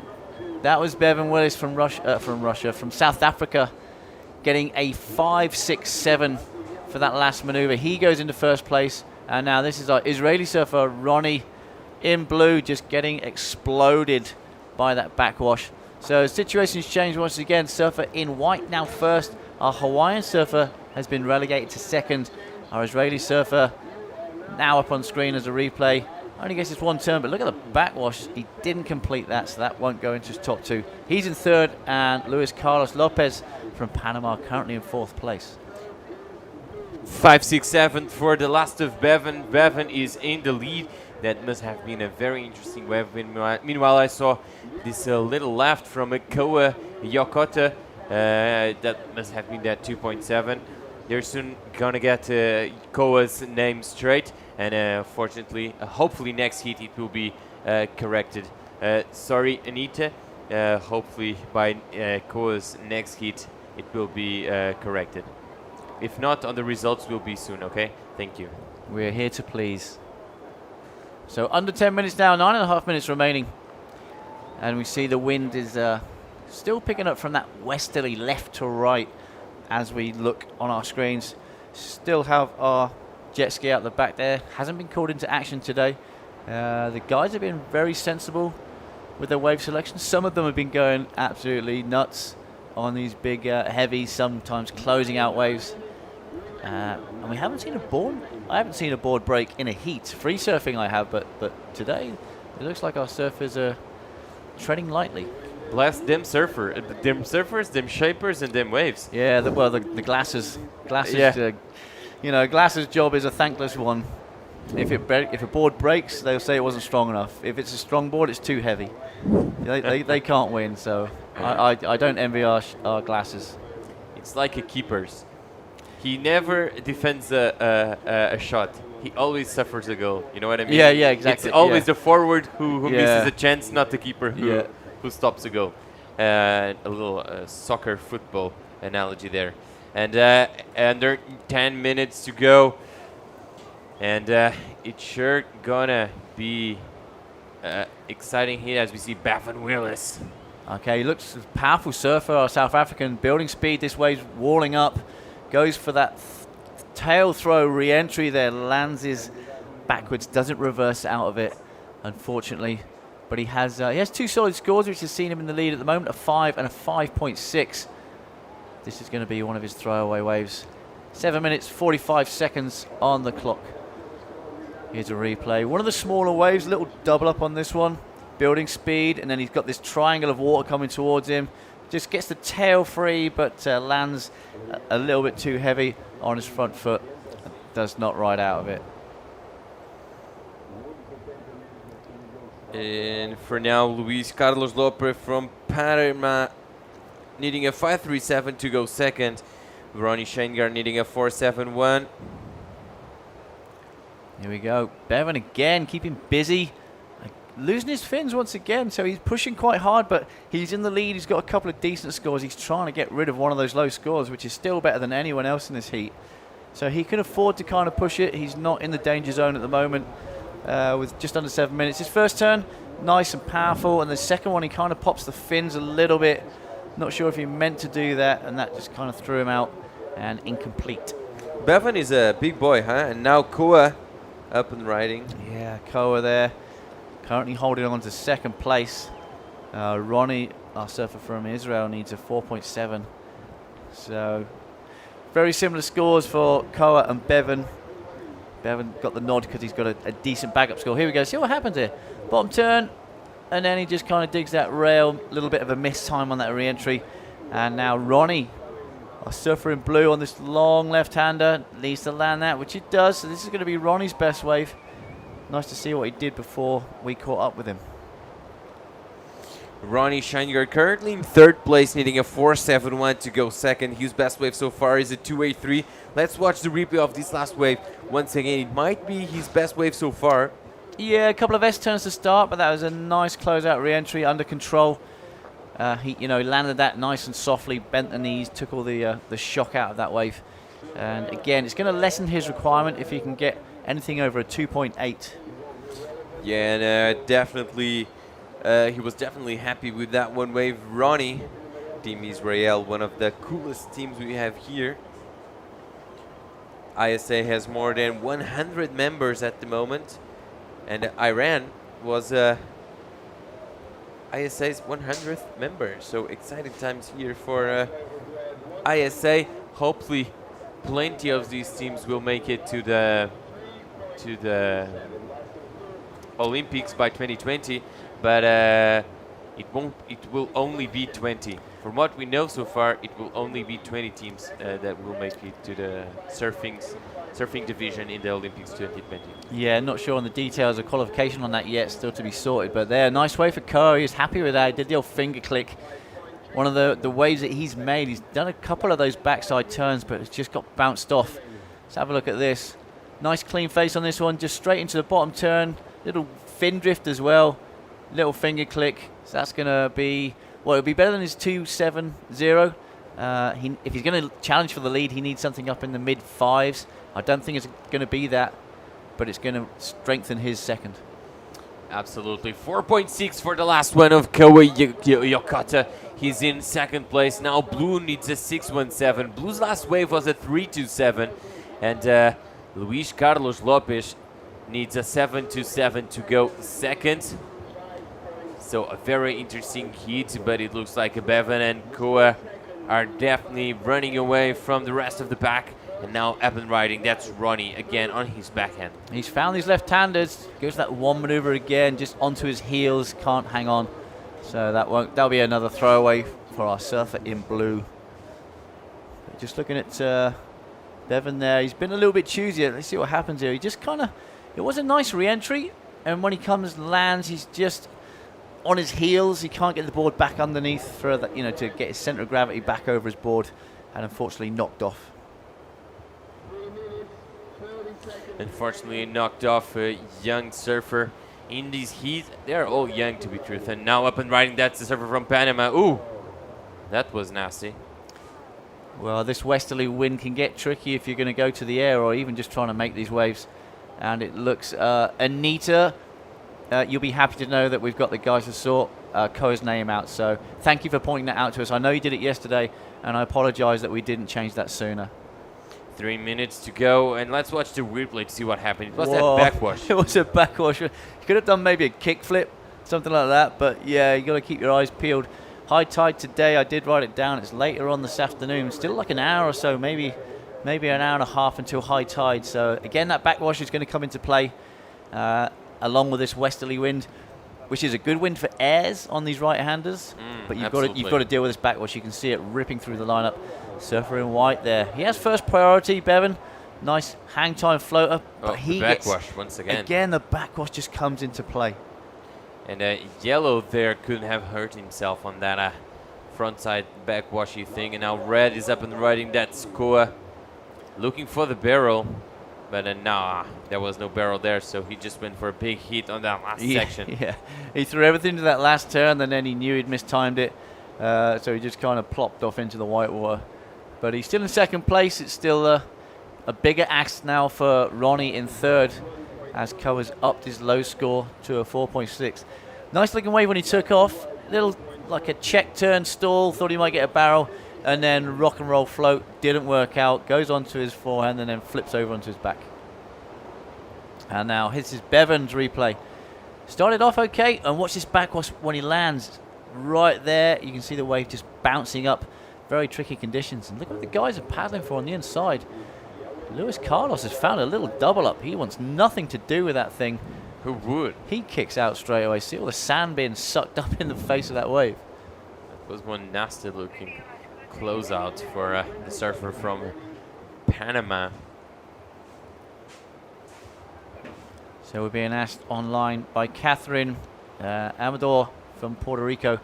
Can I see the repcharge heat 16 on Monday? If it was on podium 1, Catherine, yes you can. you just go to the ISA website or go to ISA on YouTube, and they have every day from start to finish in English and in Spanish. So if you know roughly when the heat you wanted to watch was being surfed, you can just scroll through that timeline and watch the heat as many times as you like. So I hope that helps. Thank you, Leander. 1 minute to go.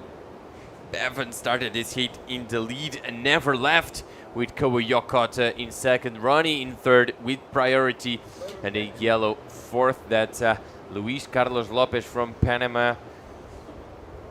Koa Yokota just trying to keep the dream alive for Hawaii. Hawaii hasn't suffered any loss in this contest so far.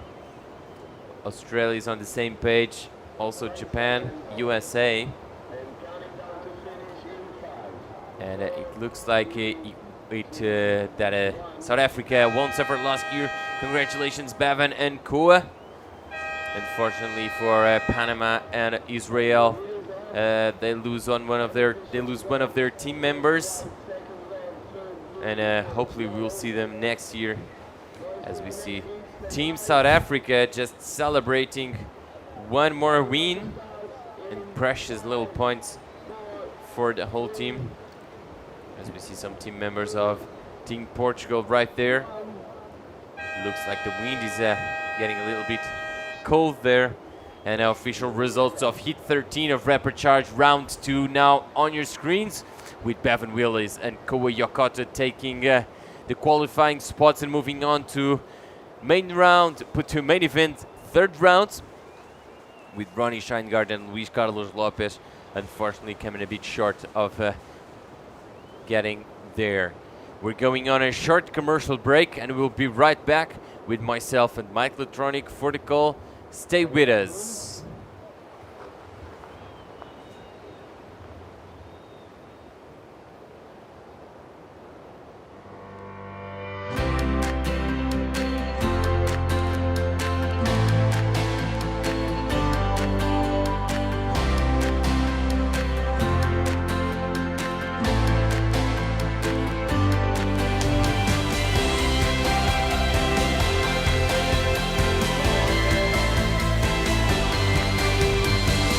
The Azores, an archipelago of discoveries in a sea of adventures.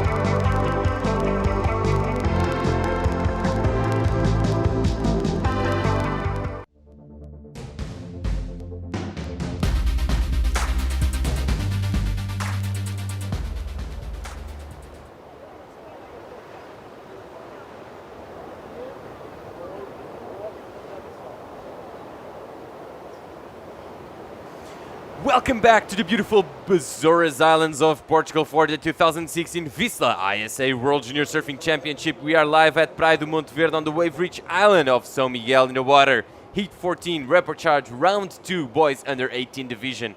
From Portugal, in white, it's João Moreira. From Uruguay, in red, that's Juan Vargas. From Britain, UK, Team GB, that's Spencer Bridges in yellow. And from Team Italy, Andrea De Maria. We already have some waves surfed. It's 267 for white and a 120, and this is first wave for blue, and one of the longest waves I've seen in the last couple of heats. Well, length of ride is not one of the criteria here, Diogo, but it is not. Usually a long ride means a linkage of a lot of turns that time. Not the case, but well done by Andrea De Maria from Italy. snaking together a couple of sections right there. Small score due to the smaller maneuvers he was doing. And here goes Juan Vargas from Uruguay. A little stronger surfing there. You can see the spray flying off the top of the wave. Trying to stay with that. Would have been probably a good move for him to simply shift his weight forward and ride out of that and get credit for that last turn. But he sort of stomped on the tail and fell backwards into the whitewash. So a couple good moves before that, though. That's going to improve his situation. There's Joao Moreira. Moreira. I'm not going to try that. I could hurt myself doing that. All right, one more time. Moreira. That's it. Okay, and here is Spencer Bridges. I can handle that one. And he's handling this left-hander. Got a couple moves, though. He's making use of his space right there. And now blue up and riding. That's Andrea Di Maria. He got a 2-2-3 on his first wave. A little more radical now this time. He's really moving his board. You can see now at the full tide, the waves are actually looking like they might double up on the inside. And they do double up. They double up so much that you sometimes have the backwash affecting their formation. Well, yeah, little Makaha here is starting to show up. That backwash was wreaking havoc yesterday. Full highlight reel on some of the wipeouts. It's bad enough at low tide you're getting some very, very critical wipeouts. Add a 2-foot wave coming back at you from the beach, and well, it's exciting. It definitely is something that the surfers need to keep in mind so that they don't get surprised and end up hurting themselves or snapping the board, which is something that you don't want to happen in a big event or a small event, either way. And it looks like White has seen something. He's paddling. Maybe that's just him fighting the rip. Also red, but I do see some movement in the lineup. Well, White has priority, so he's getting in position. He has really any choice of wave he wants. He's paddling for this wave, so now he's going to potentially lose priority. Red had second priority, taking advantage of the fact that Moreira was out of position, and Red is doing some pretty decent work there. The angle, we couldn't really see exactly what was going on because he's so far down the beach now. Surfers have elected to ride this peak. I believe that's the west side of the beach. It is the west side of the beach.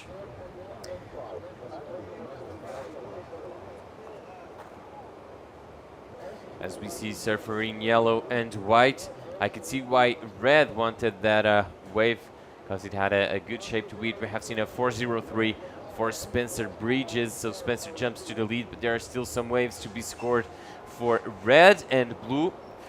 13 minutes to go. The Azores Islands just keeps its beauty. The ocean and the sky might look gray and there might be some rain coming, but I tell you what, you go to the water and it's crystal clear.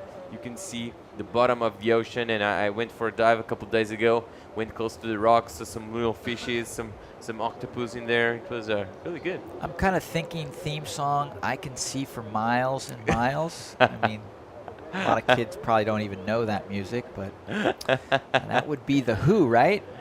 Yep, I think that's so. Scores dropping for the last of Red. It's an important wave for Red, as Red needed such a small score that he's going to jump into the lead. Juan Vargas, 3.77. Juan in the lead. Spencer Bridges now second. Blue third, needs a 3.54 to go second. And White fourth, needing a 3.44 to go second. João Moreira is now in fourth place. The young Portuguese surfer has some accolades to his name in the junior ranks. But meanwhile, let's go with White from the previous heat. Bevan Willis, who won ahead of Koa, Ronnie, and Luis. I'm guessing that Bevan is ready right there with Lee Bartlett. Take it away, Lee. Thank you, Diogo. Yeah, I'm here with our last heat winner, Bevan. We were just having a quick chat before we went on air, saying how much the conditions have changed from yesterday. You much prefer it today than yesterday, or you're a man? You're a big lad. You must like a bit of power out there. Yeah, I do like a bit of power, but yesterday there was a gnarly rip and it just wasn't for me. But now it's really good. You can get a couple turns and offshore winds. It's perfect. Yeah. When you go for a free surf, when you're not in a heat, do you take in another board? Because if it's quite heavy out there, we saw a couple of boards snapped in the free surf, or is that your go-to board? No, if it's a long free surf, like after the contest, I'll use my backup. But like today, I've just been free surfing with this, hoping it's not going to snap. Okay, I'll keep this short because you're in board shorts and it's getting a little bit chilly. Do you want to say hi to the folks back in South Africa? Yeah, I'll say hi to my parents, my brother and sister, and all the friends that are watching. Thanks. Brilliant. No, my South African. This is what? What? Yeah, that's my South African done. Thanks to Bevan. Moving on through. Congratulations, mate. You surf really well. Very challenging. Back to you, gents. Thank you. Thank you, Lee. Thanks, Bevan. Kudos from a team manager of Team South Africa. All the brews in here are very exciting for what's brewing for Team South Africa. Some pressure points right there. You gotta love some of the terminology and different language from around the world. I always marveled at the word for basically the backyard barbecue. Do you know what that word is? In what language? South African terminology. Okay. Actually, I'll probably butcher it, but here it goes. Braaivleis. Oh. Braaivleis. Okay. Oh, shoot. You know what? We're going to need a South African professional to cue us. And next time I interview a South African, you're going to ask him I that. am going to definitely find out Braaivleis.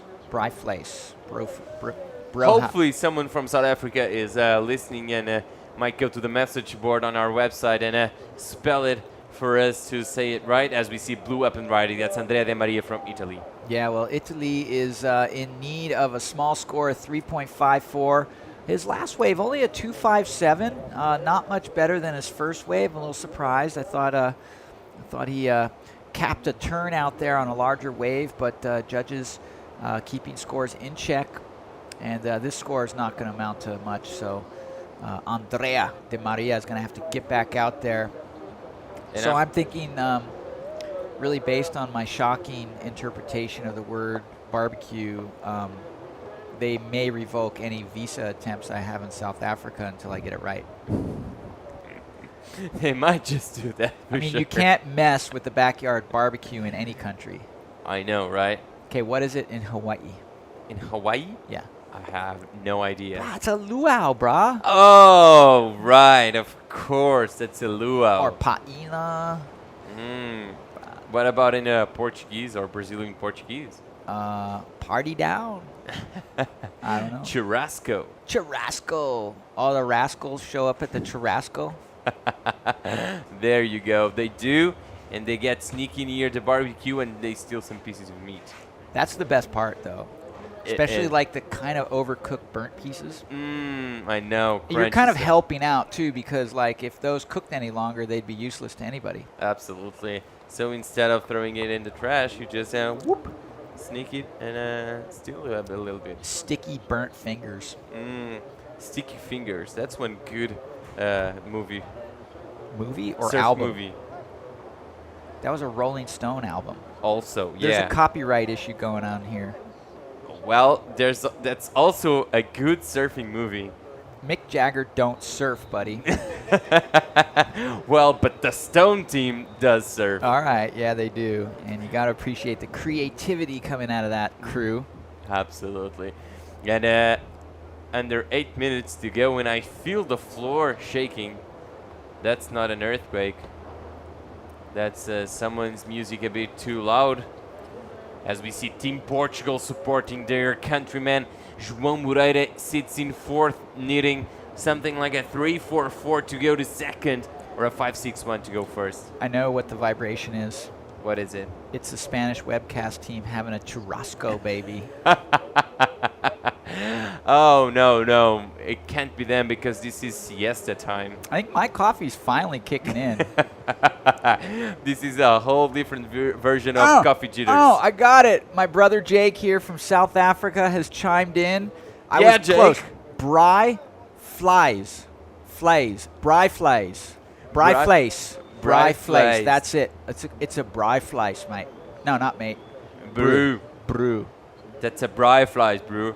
And that was João Moreira with a interesting effort for a 3-4-4. Unfortunately, we're not going to see the replay, I think, but it's going to be close. It might be his close to his best wave or his best wave. It's a 2.9 for João, enough to move him up to third. But now he needs a 3-2-1 to go second. Not enough. 6 minutes and 10 seconds to go. Juan Vargas from Uruguay still in the lead with Bridges from UK in second place. Well, Bridges is going to want to throw away that 2.07, undoubtedly making the job much harder for João Moreira. Yep. Moreira. Yeah, and now Brad up and riding. That's a heat leader. He's out of there. Nothing there for young Vargas. You know, this heat is still wide open. Plenty of time. Highest score is 4.5. Theoretically, it would only take fourth place. Andrea De Maria could get a 5.71 and move straight to first place. So very, very, very wide open heat still. Nothing is set in stone yet. As we see Blue up and riding, precisely Andrea De Maria, of who you were talking about, with a decent backside heat. He's happy there. Yeah, he got a good hit, but with priority, I would say that was a fairly curious choice of waves. He had priority, had any wave he wanted in the lineup. He may well improve. That may well be his best score due to the quality of the turn. But I think that, you know, when you need a 5.71, you want to pick, the wave is the canvas, the surfer's the artist. Your picture's only going to be as good as, the canvas you choose. And now, if you have some special paint, on the other hand, Gabriel Medina, Air 360, what have you, But as suspected, I see initial scores coming in from the judges. De Maria is posting what looks to be his best wave thus far. That will decrease his need for a second wave. He'll need a smaller score moving into these final 4 minutes. Absolutely, and there 5 minutes to go, and we see João Moreira just not stopping. And I feel like Mr. Bridges is definitely chasing him, using his priority. Bridges has priority, and he's trying to use that to stop Moreira from getting one of the most important waves in Moreira's career. He needs a good wave to move up to second. But now Andrea De Maria moves to second with his last wave, the 3.03, needing now a 3.08 to go second, and Moreira back and forth, needing a 3.21. So this heat is pretty much out in the open. Yeah, still everything open. I think Spencer Bridges trying to hold priority and stay on white is potentially a bad move. There's too many waves. There's too much time. I think that Spencer would be best off just focusing on throwing away that 2.0 with a 6 or a 7. You know what I mean? Like, especially because it's now Andrea who he has to worry about. But I feel like you're saying, the heat is so much. Everyone is so close to each other that he should just be worried about himself. Right. I mean, Moreira could get a 3.21 and go to second place. And I'm sorry, that's who he's following. But De Maria could get a 3.8 and move to second place. So it's just, I think,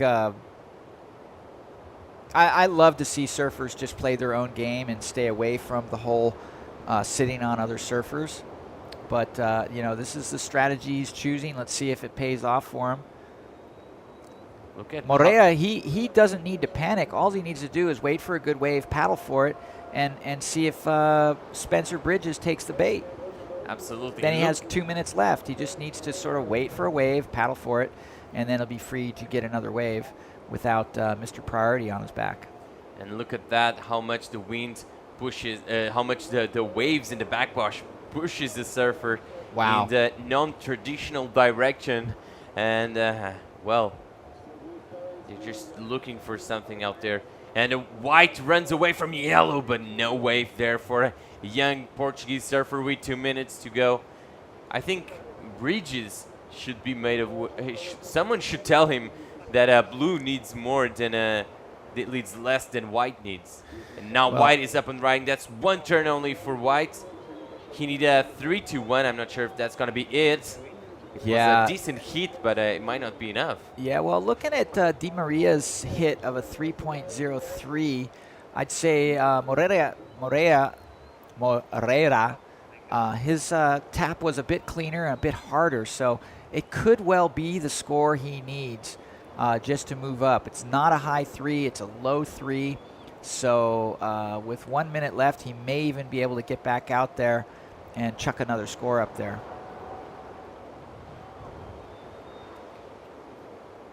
Hopefully Moreira will do just that.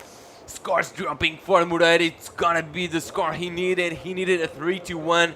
He's gonna get something well over that. And he's gonna jump to second place with 1 minute to go. He's looking at the beach, looking at his teammates to see the reaction, to see if he got the score. Everyone's waiting for it. Everyone's screaming for him. Look at Team Portugal waiting eagerly. 3-5-7 for João Moreira. Now yellow trying to get back, and nice turn for yellow for Bridges, and this is what Bridges wanted. He needed a 2-4-5, and he probably got that. Yeah, Bridges did look like he got what he needed to do done. He needed to improve on a 2.07. We only saw that wave. Not sure if we saw the entire wave, but what we did see was 2 or 3 little maneuvers, and Bridges is going to put down a good score, but one more chance for our surfer from Portugal. Gets around this section, throws it up into there, maintains, and comes out of that. Will that score be enough? João Moreira needs to improve on a 2.90.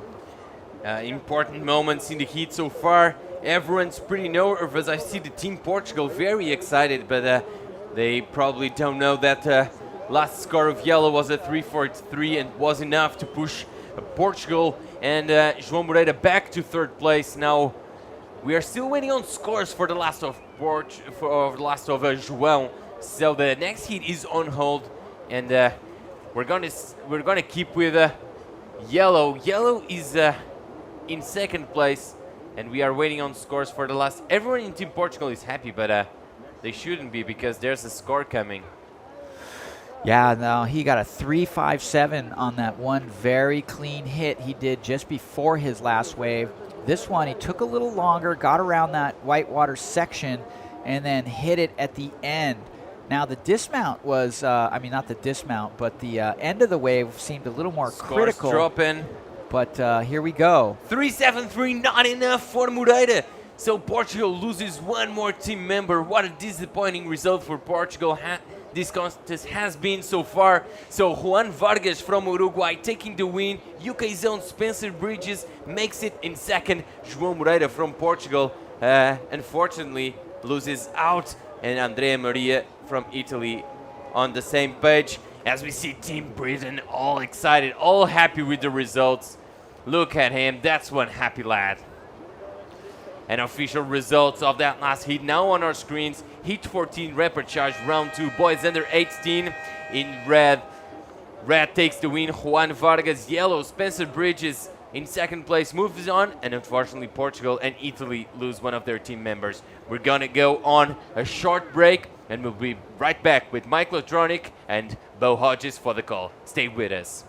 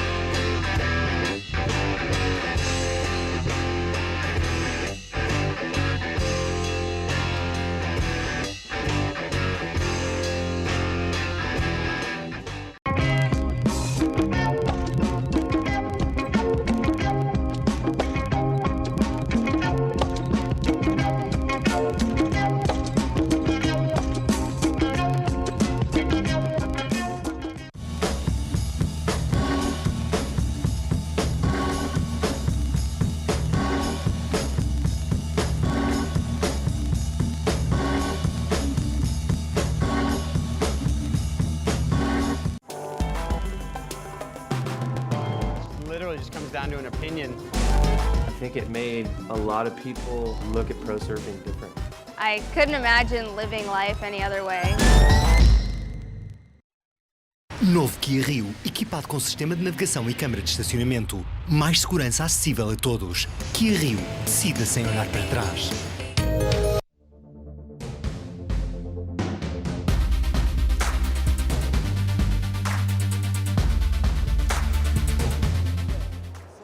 Welcome back to the 2016 VISSLA ISA World Junior Surfing Championships live from the Azores on the northern island of São Miguel, of the 9 islands of the archipelago here in Portugal in the North Atlantic. We are into our final 2 heats of the round number 2, boys under 18 repecharge round. This is heat number 15, and from Brazil, the man of the hour in red, Wesley Dantas. In white, Luis Ray Hernandez from Mexico. Jonas Bachmann from Austria. And in the blue jersey, Teo Rodriguez from Panama. Sorry about that, and thank you, Mike, for helping me out. Somehow I knew that. Usually I look to you, Bo, for almost everything. Yeah, I think even I'm borrowing your toothpaste if you didn't realize that. But anyway, some exchanges there in the first minute. Yeah, 5.5 registered by Luis Hernandez, and also a 4.17 for Jonas Bachmann, and a 6-point ride for Wesley Dantas. We'll get all those waves for you, and a 1-point ride for Tao Rodriguez. Here's the replays, Mike. Yeah, good news is we have the replay machine back. We're going to take a look at what transpired during the break. And first we're going to see if this surfer catches this wave. Takes a look at it. That was white Luis Ray on the inside. Wesley Dantas up on a smaller looking left, but beautiful cutback rebound into the whitewash to start. Slams a giant gaff into the oncoming section. Just really, really taking it to that small wave, even though he is a big guy, looking sure-footed, but also light-footed. Well, Mike, this is the first time we're seeing our competitors surf 2 times today. Wesley Dantas was in the first heat earlier this morning and lost out, delegated into the repecharge round. All right, so here's that first little cutback, but then he comes into this section and just slams a beautiful ticker tape parade on that re-entry. Not a big wave, you know, it should keep the score in check, but really, really solid surfing out of Wesley Dantas. Here's the young Tao Rodriguez from Panama on his 1-point ride. Here's Jonas Bachmann. Wow. I don't think that's the 4.17, so that must have been what we just missed while we were looking at other replays. And here's more than likely the 6.0. 2 big slams. No, that probably is the 3.27. Oh, that was his first wave. All right, I'm not going to guess anymore. It was Wesley Dantas in red, surfing good, and he's got a few good scores on the board. Yeah, and another possible wave to match his first one on wave number 3. Yeah, I mean, he picked that wave up halfway through. It had already broken a section or 2, and then he saw some opportunity on the end, and just like we were saying before, you know, he had a little canvas in front of him, but his paint was very special. He was able to generate a 5.7 on that little 2-foot wave. Well, I tell you what, Wesley Dantas is out for a mission. He doesn't like to be in the repecharge rounds. Last year, he was in 5th place in this division, the under 18, over in California at Oceanside. And he wanted to make the finals, so he's out on a mission to get back into that final for this year. A 6-point ride, a 5.7. Wesley Dantas in first with a 2-wave score of 11.7. Second place, Luis Ray Hernandez with a 5.5 opening wave. He needs a 6.21 to go into first place. And there's Wesley Dantas holding down third priority. And there is Jonas Bachmann from Austria. Well, Bachmann getting his board up on that very important lip line there, showing the judges that he means business. He is looking pretty good with that first score of a 4 already. So here's a replay. Does a quick snap to start, drops down. I like the way he dropped down fairly deep and came up at the lip. So he's going to be rewarded for that. Usually the deeper the bottom turn, if it's a clean off the lip, the judges will go higher on those single scored maneuvers. Well, this is the first day we've had westerly winds from the left side to the right side. And this is the first day that we've had some big, large surf in the morning. The swell peaked last night. It was still snapping early this morning. Wesley Dantas was in this first heat. Also with Luis Ray Hernandez. He's also been delegated, and he's riding now. Well, good-looking open left-hander there. Gets a little slingshot off that lip section there. Unfortunately, closing out, was working on a pretty decent ride. He'll have one good maneuver under his belt on a pretty decent mid-size wave. I like the control he had up there on the lip line, but nothing left over, so short ride for Luis Ray.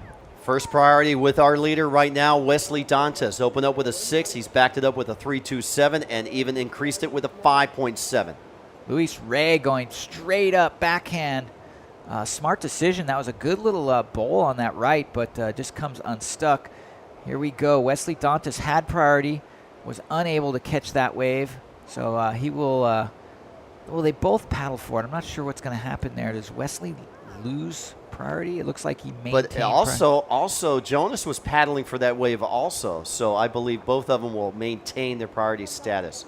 Because after Wesley paddled, Jonas paddled. Yeah, he was still paddling. Yeah. Okay, good observation, Bo. So score coming in for third wave for Jonas Bachmann from Austria. Opened up with a 4.17. He's backed it up with a 1.3. His third wave score will eclipse that. Now, judges scoring to scale really well right now. Jonas gets another 4.17, and what held that score down was obviously the very, very strong surfing of Wesley Dantas. Dantas only getting a 5.7 and a 6.0, so Bakken, set to scale with a pair of 4s.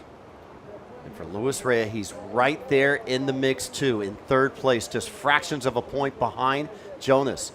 He has a 5.5 and a 3.4, now needing a 4.74 to take second. For Jonas Bachmann, here he goes. I'm sorry, I had Jonas Bachmann and Luis Ray Hernandez switch. So Luis Ray Hernandez is in second in white. Jonas Bachmann in yellow from Austria in third. Correction. Jonas Bachmann now needs the 4.74. 11 minutes remaining. Don't forget about the young Tal Rodriguez from Panama. Tal needs a tall order of a 7.91, but he needs to get some more solid waves. He's only counting a 1-point ride. Here we go. Luis Ray Hernandez. Yeah, Ray Hernandez looking for a option right there. That wave goes underneath him. And Tal Rodriguez is definitely the David up against a few Goliaths right now. He's probably about 50, if not 60 pounds lighter than Wesley Dantas.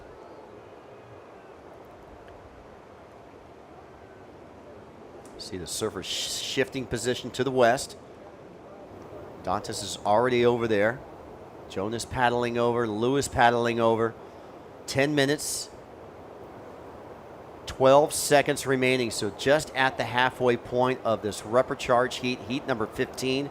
Our next repecharge heat will be the final repecharge heat for the boys 18 and under. And then after that, we'll move into as many heats as we can before sundown. Here we go. Wesley Dantas riding.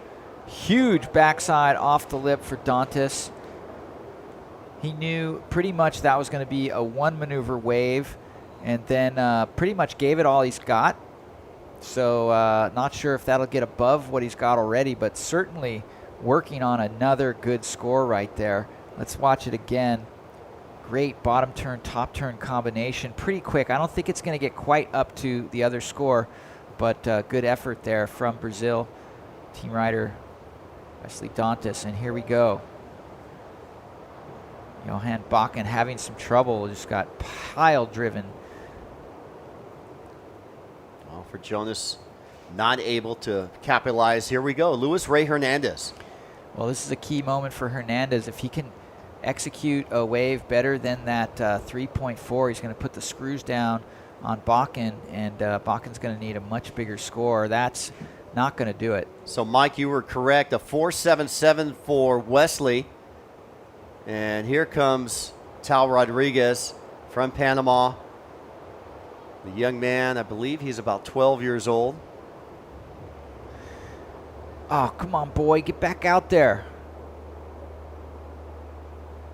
Yeah, sometimes that brutal paddle out can be very, very frustrating. It sort of keeps you in a penalty box, so to speak. You're paddling, but you're not getting anywhere. And so it can be a bit disheartening.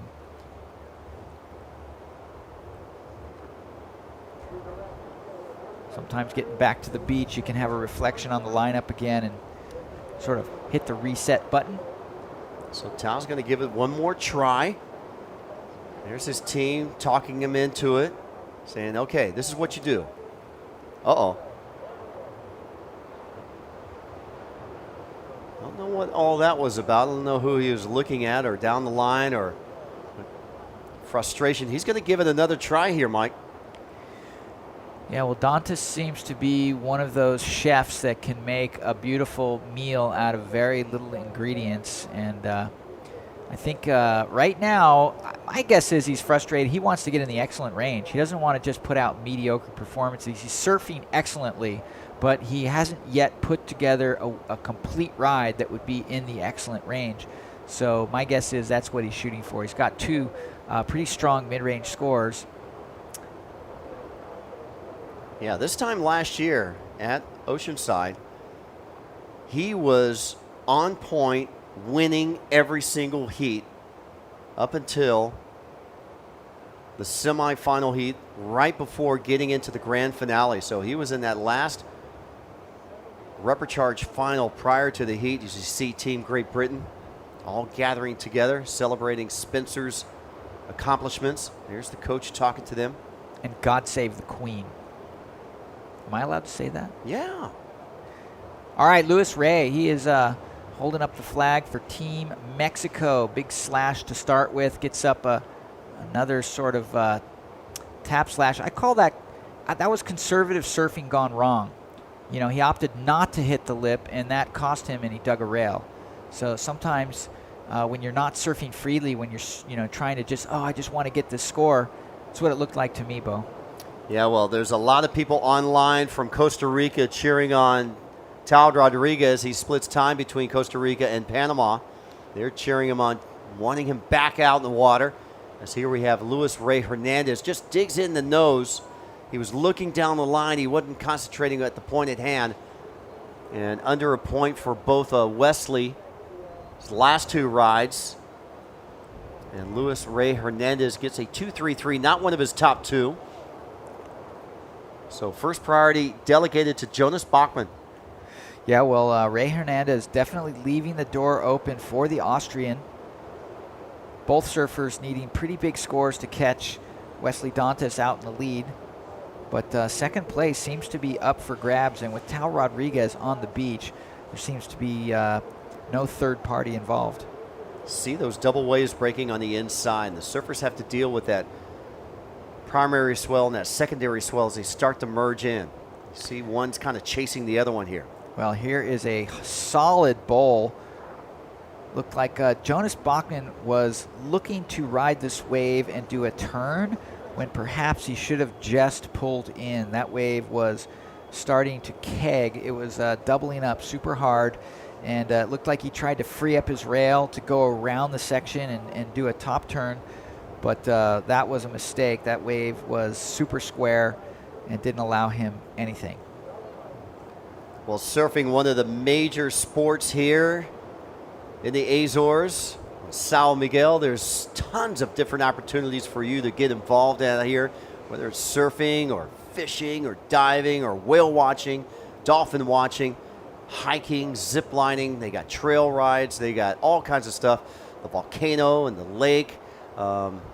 Check out the Azores for your next trip. Just log on and Google Azores and find out the restaurants around here, Mike, are just amazing. I've been going out and venturing off, and you see the cloud cover there. It looks kind of like Haleakala there on the upper west side of Maui. With that cloud cover on the range, just beautiful mountain ranges over here with the volcanoes off on the side. The beautiful island of São Miguel. So 6 waves for red, 6 waves for white, 6 waves for yellow, 1 wave for blue for Tao Rodriguez. Well, we've got a couple call outs for Tao here on the chat line, Abu Ale. Tao. I'm not going to say what it is because I don't understand it, but basically they're saying, get back out there, little brother. We need you. Yeah, they're pulling for you. Heart of a tiger. Here we go. Surfer in yellow, Jonas. Jonas finds himself a nice right double up.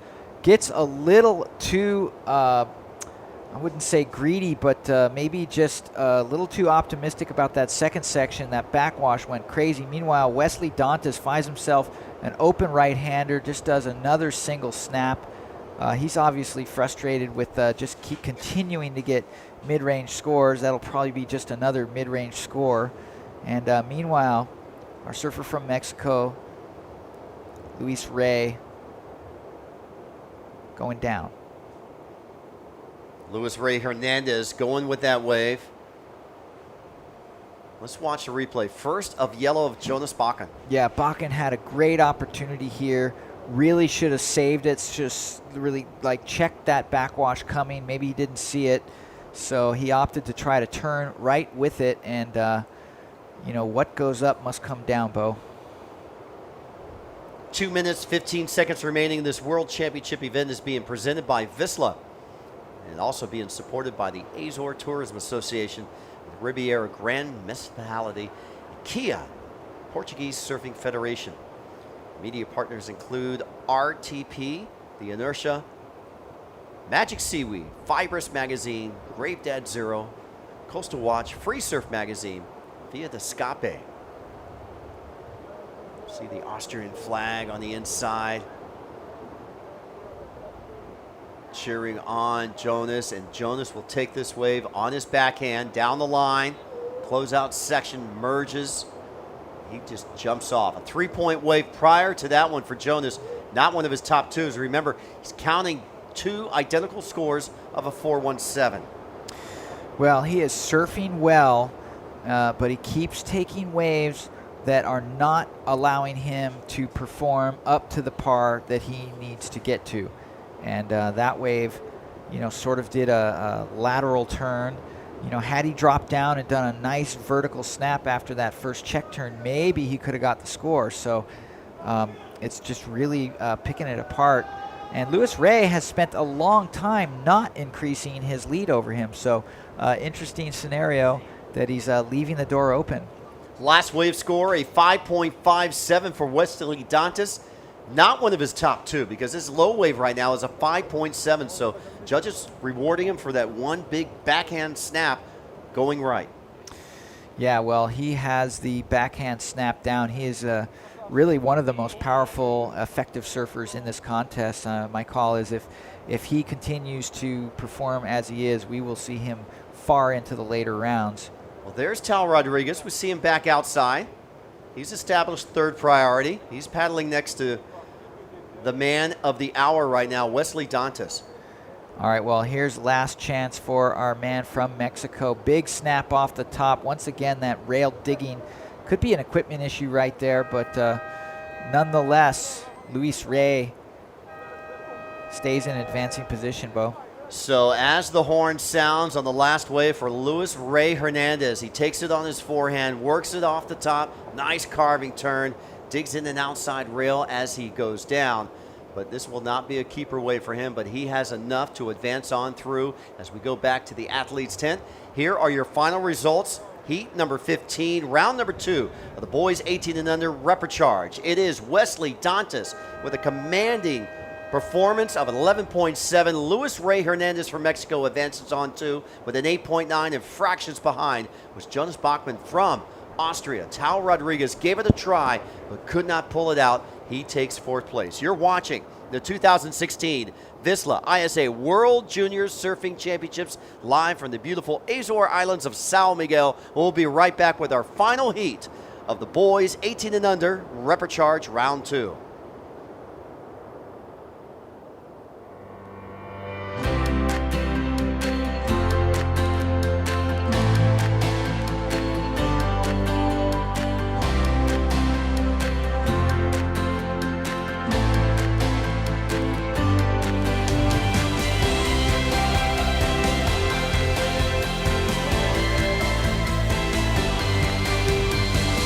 The Azores, an archipelago of discoveries in a sea of adventures.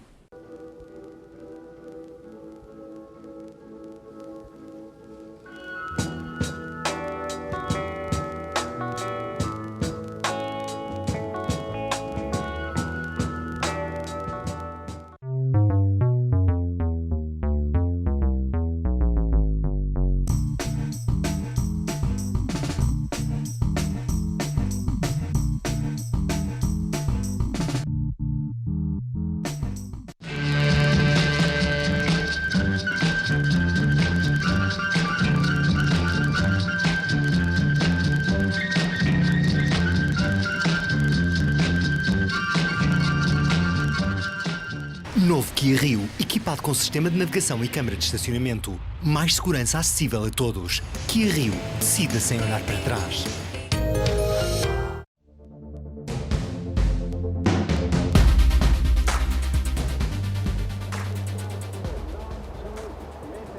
Welcome back to the 2016 VISSLA ISA World Junior Surfing Championships. We are in our last heat of Reprecharge, round number 2 of the boys 18 and under. And let's meet these guys as they are here in the Azores of São Miguel. Joseph Menendez from Costa Rica in red. Dean van der Waal from Belgium in white.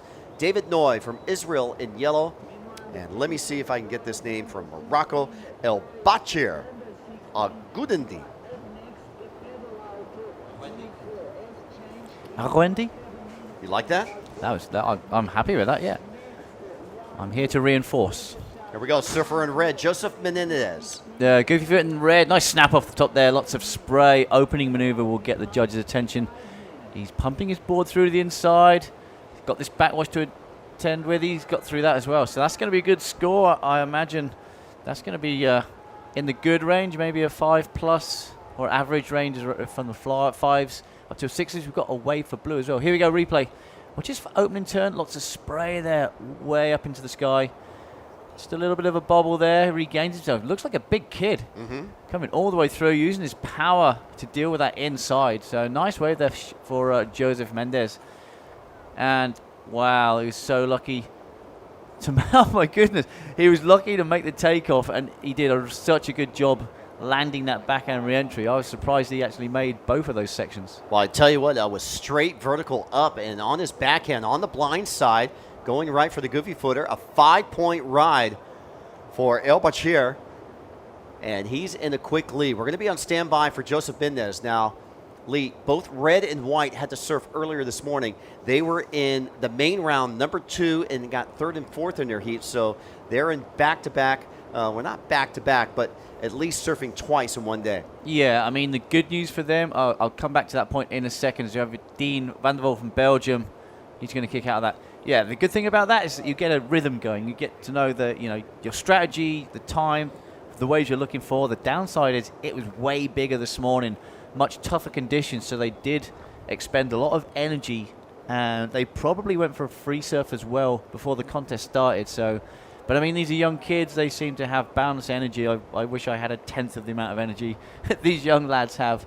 And he comes through with a couple of scores. Well, everyone's got it on the scoreboard now. Yeah, everybody under with a wave. We can say El Bachir paddling here in the lead with a 5. Here we go on his backhand again. Goes for a floater. He's got those things stuck. I tell you what, the Moroccans do not hold back, regardless if they're going left or right. We saw BA today go for 3 of those things and just go straight down.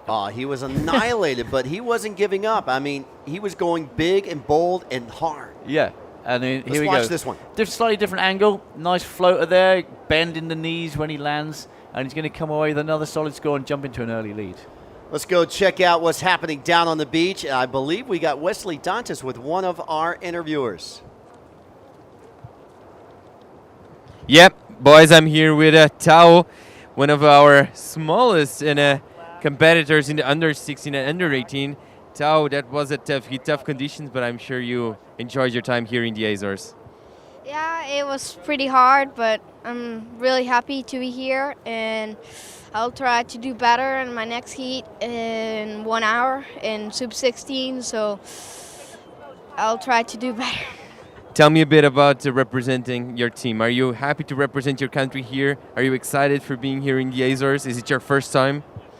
I'm really happy to represent Panama, and it's my second time. I went to Oceanside last time, and I'm really happy to represent Panama, and thank you everyone for helping me.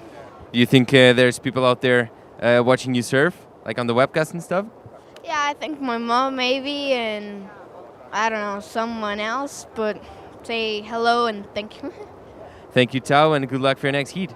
Thank you. Let's wait a bit, guys, because I have Wesley here with me. Wesley, and I'm going to do the interview in Portuguese and translate it to you guys afterwards. Wesley, fiquei com a impressão nesse teu hit que você estava tentando mostrar mais surf e as ondas não estavam deixando. É verdade? É, um pouco, estava fechando muito. Tem ondas bem fechadas, não estão rolando tubo que nem de manhã. Perdi uma bateria de manhã esperando muito. Mas essa bateria agora eu quis pegar várias ondas para fazer umas boas notas, né? Porque eu precisava, né? Passar essa bateria de qualquer jeito. So Wesley telling me, Mike, just before the interview, told me that it looked to him like Wesley was trying to do some good scores because he looked a little bit frustrated with the conditions, and it's true. Wesley really wanted to do some good scores. He really wanted to make it in this heat, and yeah, he sure looks happy for making that heat. Wesley, com certeza que você está muito contente por estar aqui a representar o Brasil. Sim, estou muito contente. É meu segundo ano e meu último, né, de júnior.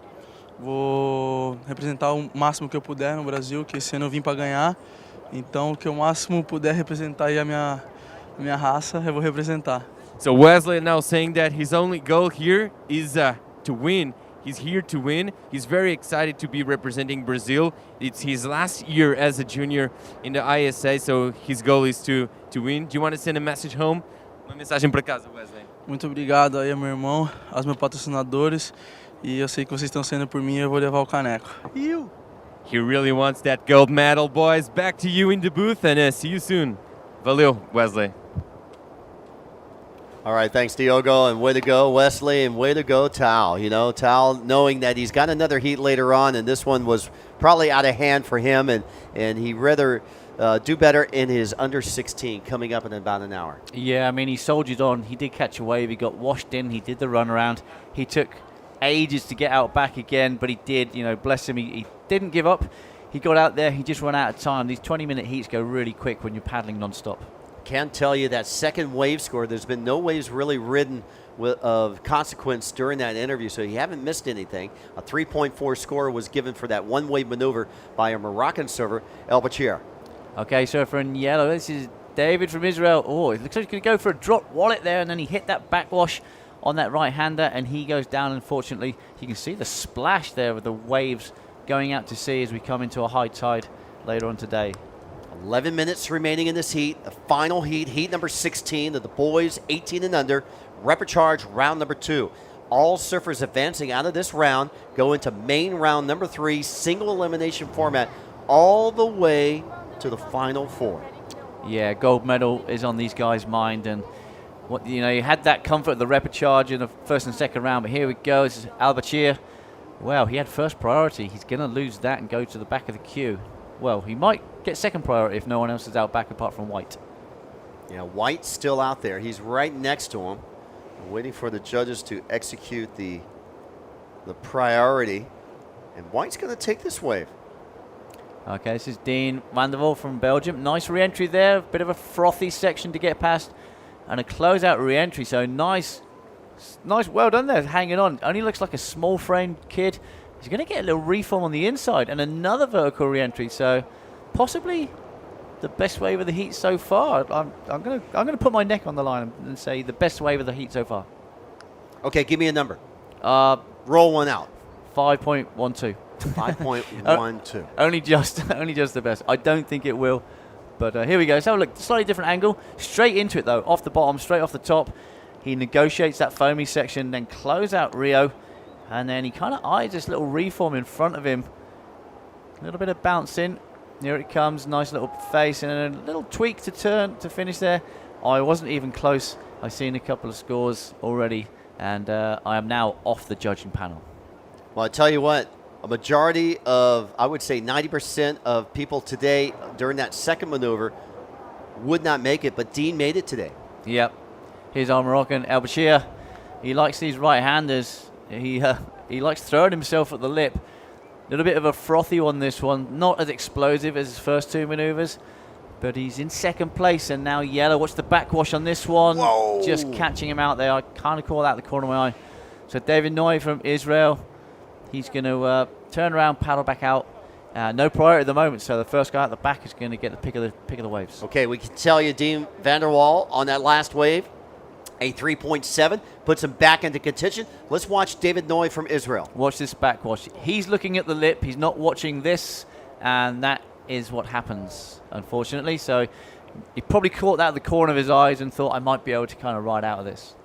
A 1.3 for Noy on that last wave. Last wave for El Bashir, not one of his top two, a 2.9. So situation remains Joseph Mendez from Costa Rica with a couple of 4-point rides, very consistently surfing, has now moved into the lead. El Bashir down from first to second, needing a 3.74 to regain first. Dean van der Waal from Belgium needing a 4.71 as we're watching the replay of the last 2.9 ride of El Bashir. Yeah, couldn't really attack that first section, unfortunately, and after that it was kind of shoulder maneuvers, so that's why he has ended up with his lowest score of 3 so far. And David Noy out of Israel in yellow in fourth, a couple of 1-point rides, needs to get going here. Needs a 7.11, but he doesn't need to get all that wave right now. If he gets a 4 or a 5, he'll cut that 7 margin way down. Yeah, he's by no means out of this. He's had a couple of closeouts, and we saw that backwash. And now Moroccan throws himself at the lip again, stomps the landing. Nice claim as well. So maybe get rid of that 3.4. It was a bit of a cleaner re-entry than his backhand re-entry on his second wave. I wouldn't be surprised if this goes... Well, he's mastered that already. He's done it 3 times now. He has. Well, here we go. Look, straight off the bottom. Nice clean, stomps the landing and the claim. So this could go into his top 2. Okay, you took the judge's hat back off. I'm going to put it back on. There you go. What do you think? I've already peaked. Okay. I thought it might come a little bit higher than his previous backup wave. It's going to help him a little bit. Still in second place. Going to make Dean and David's requirements just slightly more than they have now. So a couple more scores need to be entered in, and we can tell you that updated score for El Bashir from Morocco. Morocco doing quite well today in day number 5 of the VISSLA ISA World Junior Surfing Championships. They seem to like this chunky waves. You know, we haven't seen a Moroccan hold back yet. And there we go. The score is in. It does better his last wave. And more importantly, it puts him back in the first place. Oh, yeah. A 3.93 is good enough. It gives him 2/10 over this man, Joseph Mendez from Costa Rica. So 8.93 versus an 8.73. And El Bashir and Joseph are fighting for that first place, but it doesn't matter whether you get first or second, as long as you get first or second, because top 2 of this 4-man heat would elevate themselves into the main round number 3. There's your leaders. Blue, El Bashir from Morocco. Joseph Mendez from Costa Rica in red. Now delegated into third place is Dean van der Waal, now needing a 5.04. David Noy now needing a 7.44 to get into second. I was just looking at the physical difference in the two surfers on screen. Surfer in red from Costa Rica. Now, wait a minute. The guy on the left, Poncho Sullivan, you know, he's got that build. He's got that back, you know. Yeah. He's got that power muscle. And blue is Rob Machado. No, well, yeah, I can see Rob. A young Rob Machado. Yeah, young Rob Machado before he grew his afro. Okay, this is David from Israel. He just needs to complete a wave. So far, his best wave is a 1.3. This will be his best wave, but it's nowhere near close enough to get that 7.44. I'm going to go more Chris Brown, California Chris Brown from the 90s. Okay. Well, I was going goofy foot. First turn was nice and crisp, and then let's see what happened on this cup. It looked like his front foot moved for some reason, so maybe an issue with his wax. Maybe his wax is too warm or it's too soft. He did slide a little bit on his front foot, and that really throws your concentration. 4 minutes, 44 seconds, so under the 5-minute mark. This is like the 2-minute warning in surfing. 5 minutes remaining. They changed the disc on the tower, indicating to the surfers less than 5 minutes remaining of their 20-minute heat. This is the final heat of the boys 18 and under. Reprecharge round number 2. Top 2 advance into main round number 3, which will run tomorrow. Oh, we see there's a slight lull, but there's a few lines coming throughout the back. The wind has kind of gone back towards the south-southwest, which is more offshore. We did have a little rain squall come through, nothing really too noticeable, but it has changed the wind direction. And yeah, first and second, kind of comfortably in first. Last wave for yellow does lessen his requirement. It was his best wave. He's still got a bit of a hill to climb to move into those progression places. Seeing some waves out the back, rolling through, stacking up, going out towards the horizon. Yeah, very clean lines come in. Yesterday when we left the beach, it was a little bit messy. We had offshore winds all night. Here we go, surfer in red. Nice little re-entry there. Flying down the line. Gets a little bit stuck, but he's a big lad. He just powers through that white water. And that's only his third wave, so he's been very selective. He was in first. I believe he's now going to get back in first with that score. Okay, what does he need to get the first? A 4.34. He's already had a 4.6 and a 4.13, so very similar type surfing from his other rides. I'm going to go mid-range 5 on this wave, maybe near a 6. First opening turn was nice and clean, and he just manhandled that inside and rides out of it. As I said, this is a big kid. Power surfing will always do you well. Here we go, on his backhand, El Bashir. He knew he's going to go towards the lip because that's all he's done this heat. Is he going to get the 2 for 1? He does. He rides over that. He looks impossible to knock off his board, this young Moroccan. He probably saw Joseph take a wave. He goes, you know what? I like being in first. I'm not going to let you take first place away from me. Yeah, I think he's going to get rid of his 3.93. I think he's going to get a better score than his backup. So we're just waiting for 2 scores now for red and blue. And that's going to make things more difficult for our surfers in white and yellow. 2.5 minutes remaining. Final heat, heat number 16, round number 2 of the boys 18 and under repechage. Well, they're all going to get out the back. Still being affected by this backwash at this high tide. Surfer in blue is going to sneak under. There he goes. El Bashir just sneaks out. Coming down to 2 minutes. Just waiting for a couple of scores. Well, red score's dropping in. That looks promising for him. And we're still waiting for a score. Was that blue again? I thought he was padding out. Okay, that was surfer in white. That was Dean van der Walt from Belgium. His requirement is going to go up, I believe, as soon as red and blue drop their last 2 scores. Yellow with first priority, David Noy. Red with second priority, Joseph Mendez. 1 minute, 40 seconds remaining. Still awaiting scores, last of red, last of blue. Could be improving waves and scores for their tally. And yeah, 2 good scores coming through. This is going to really keep these boys close together. Yeah, 5.27. So Lee, you nailed it right on the pin right there. 5.27 for Menendez. He goes back to first. So now El Bashir needs a number. He gets a 4.97. He regains first. Yeah, these boys are neck and neck. And now on screen, this is Dean. Young surfer, nice smooth style. And he's really going to work on this inside. He's made sure he gets out in the open face. It's going to be Dean's last wave. He's going to work this all the way through to sand if he can. Oh, and I just give him the commentator's jinx, but I think the beach was right there. Let's have a look, see what he did at the back. He's got that really quick takeoff first turn on dial. Another check turn, and then a nice vertical re-entry. Gets around that section and a second one. So Dean, he needs a 6.18. I'm thinking this could be... It's going to be his best wave by far. It's whether he's got the power to stick with our other 2 surfers.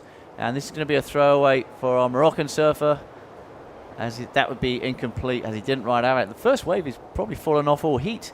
But time's running away. So very important score for our surfer in white to come. Yeah, we're awaiting scores for previous wave of white coming in at 0.27 now. Last wave for Joseph Mendez at 1.0, not one of his top 2. We got 2 wave scores coming in for blue. And the sound of the horn rounds out the repechage for the boys 18 and under. Okay, pins and needles. Did Dean van der Wal get a 6.18 or better? If he does, he could surpass Joseph Mendez for second place. And look how close it is between first and second. 9.97 for El Bashir from Morocco in blue. 9.87 Joseph Mendez in red. 0.1 separating first and second. Okay, it could get even closer if Dean van der Wal from Belgium, and the judges are taking their time, so they're giving credit to Dean's last ride. I think they're looking at replays. They want to get this spot on. There's no rush to start the next heat. Take your time, make sure the right number drops in. I think it's going to be very close to that requirement. He did the most maneuvers I've seen on a wave out here, and he had that takeoff first turn really quick. Like as soon as he's to his feet, he's bottom turning and smacking that lip. He got 3 decent turns out the back, and then like a whitewater one as well. So it's the judges do have that replay on call if they need it, and I think you know what we're doing. I think the judges are going to take a while. This could take some time. We could take a break right now, and the judges could still be conferring. Yeah, like I said, there's no rush to start this next heat. Unfortunately, the boys, they're all at the back. As long as they don't catch a wave, they're fine.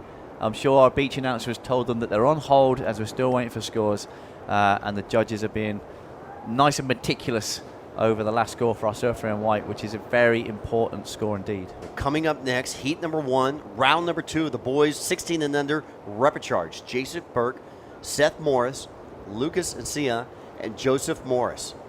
Okay, so 1 judge did give him the nod, and 4 judges did not. So the average comes in at a 5-point ride, so it does well for Dean Vanderwall, but not good enough to get himself into the top 2. So here's your official results for the final heat of the boys repechage, round number 2, heat number 16. El Bachir from Morocco takes first place by 1/10 of a point over Costa Rican Joseph Mendez. Dean Vanderwall gave it his best shot with that last ride of a 5, but he gets an 8.7 for his 2-wave total, and David Noy from Israel is out in 4th place. And what an exciting heat. Stick around. More exciting action. You're watching the 2016 VISSLA ISA World Junior Surfing Championships live from the Azores. Boys under 16 coming up next.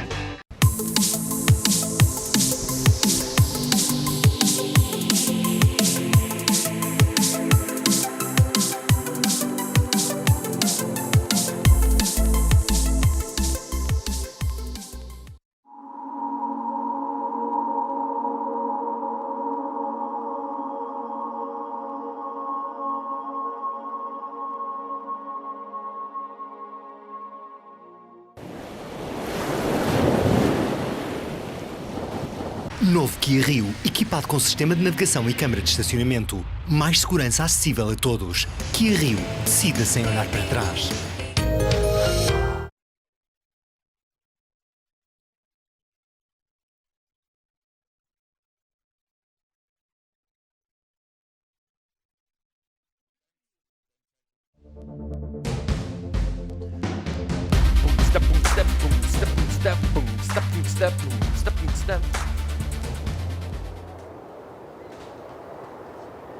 Good afternoon, ladies and gentlemen, and welcome to the beautiful Azores island of Portugal for the 2016 VISSLA ISA World Junior Surfing Championship.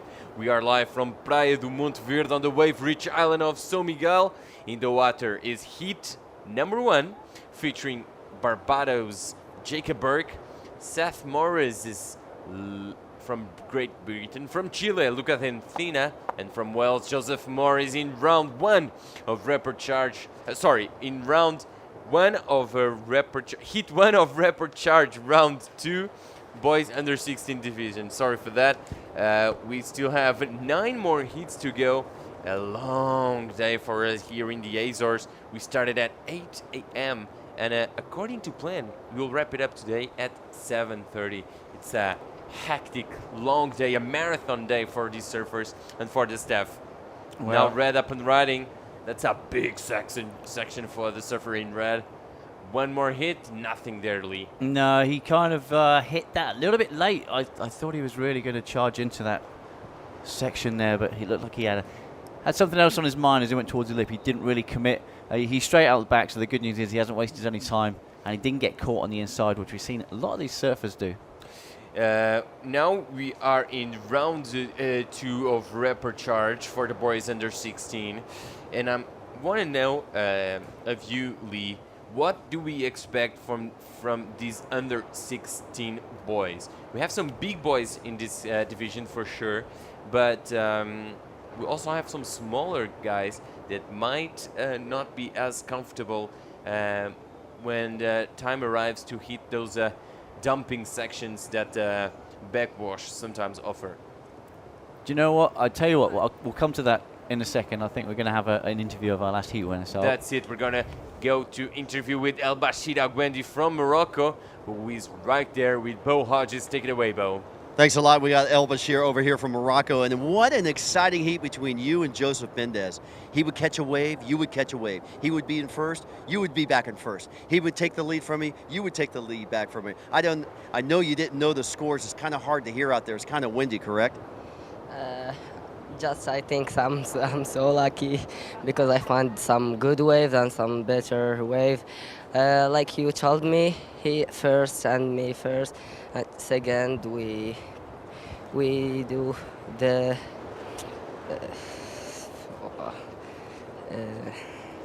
well, let me talk about this. You have perfected that maneuver of the one-hit re-entry. It seems like you really like to do that. Yes, I like this maneuver, and I train hard every day to be like that.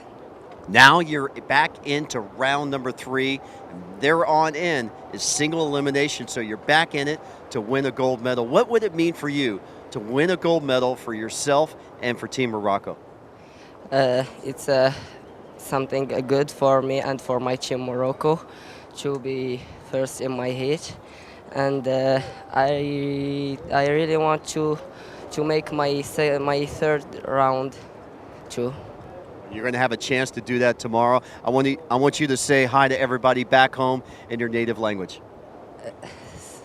السلام عليكم تشجعوا المغرب.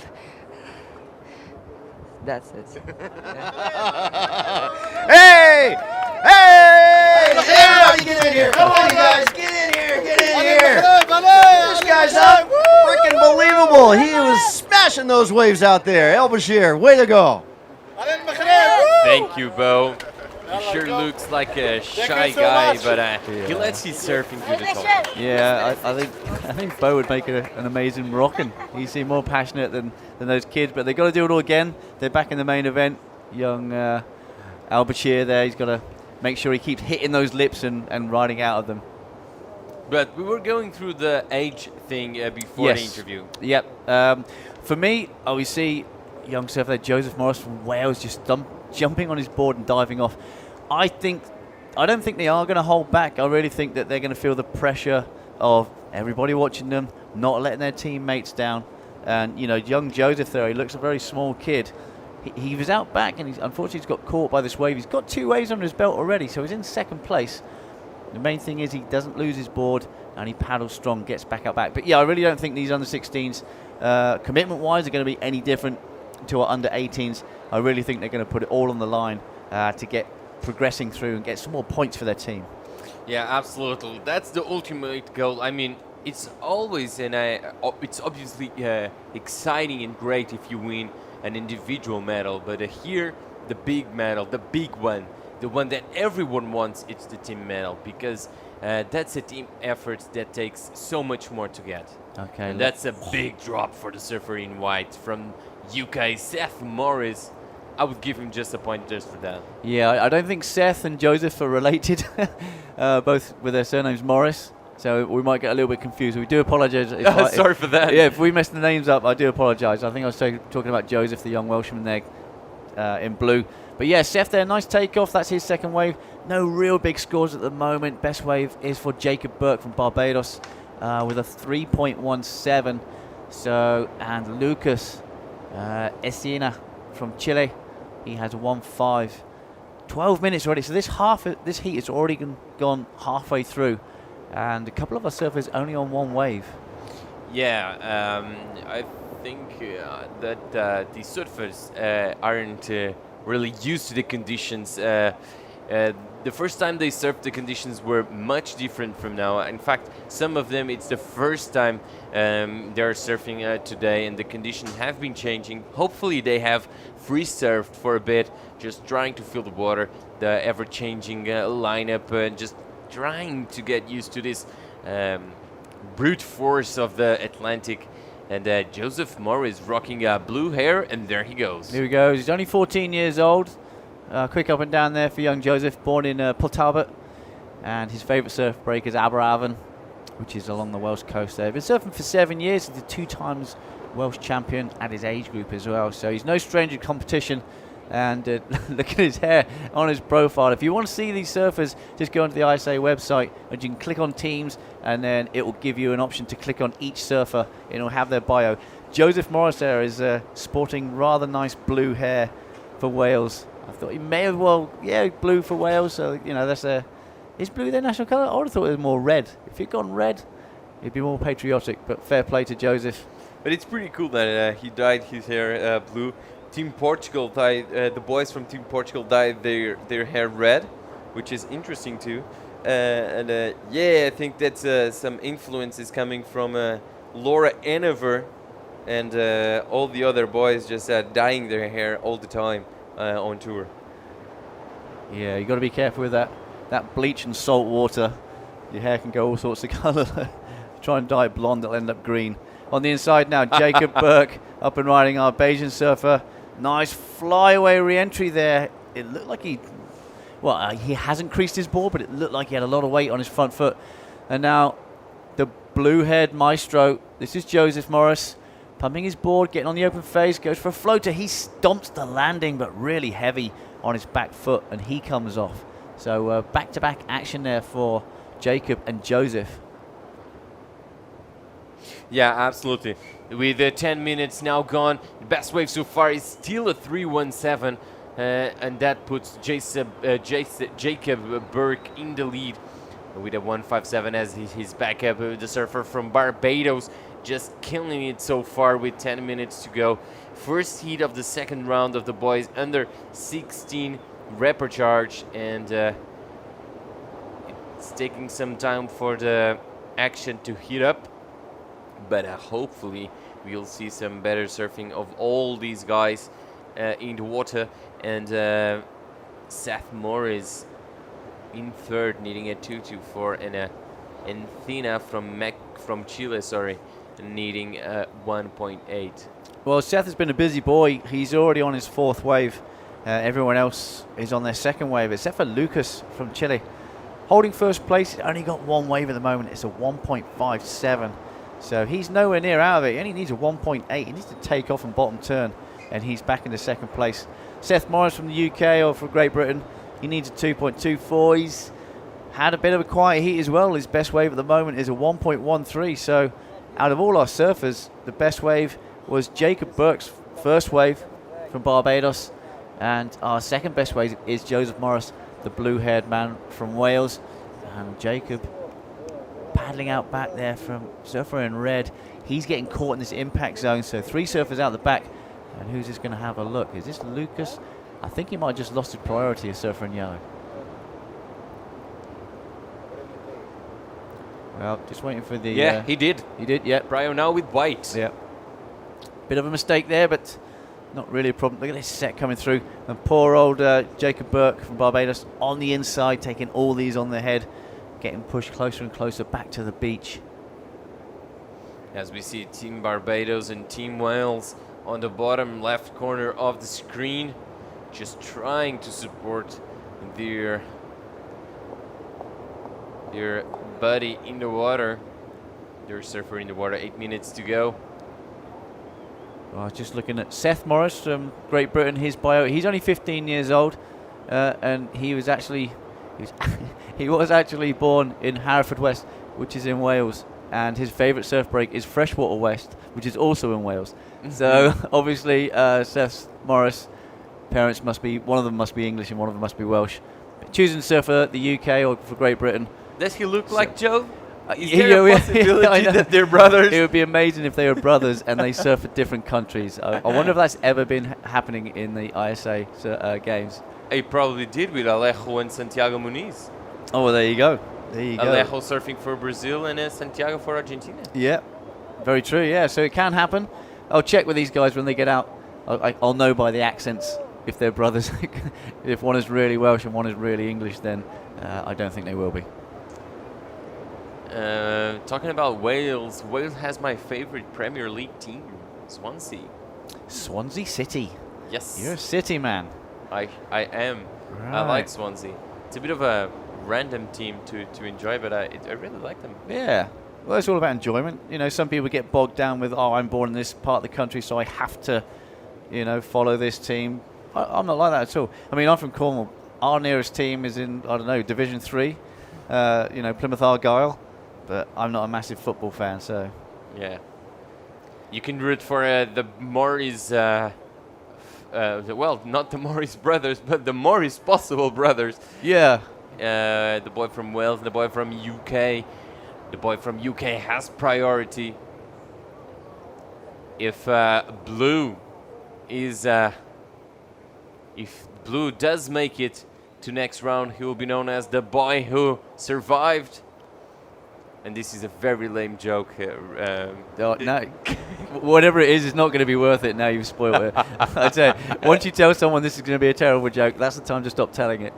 I'll give you a free tip there. Oh, man. I'm just way too tired. It's 4:37 local time, and we've been up since at least 6:30. So a long day. One more 12-hour day.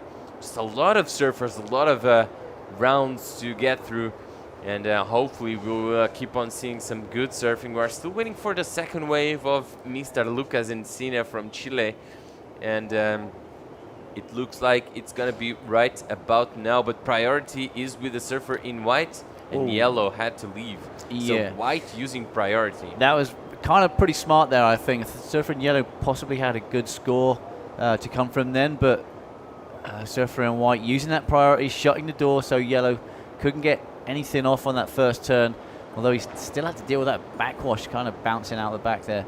And now that leaves surfer in blue with the blue hair out back with first priority. And now Lucas from Chile, second priority. It looks like our surfer in red, poor old Jacob, has just been caught inside from his second wave.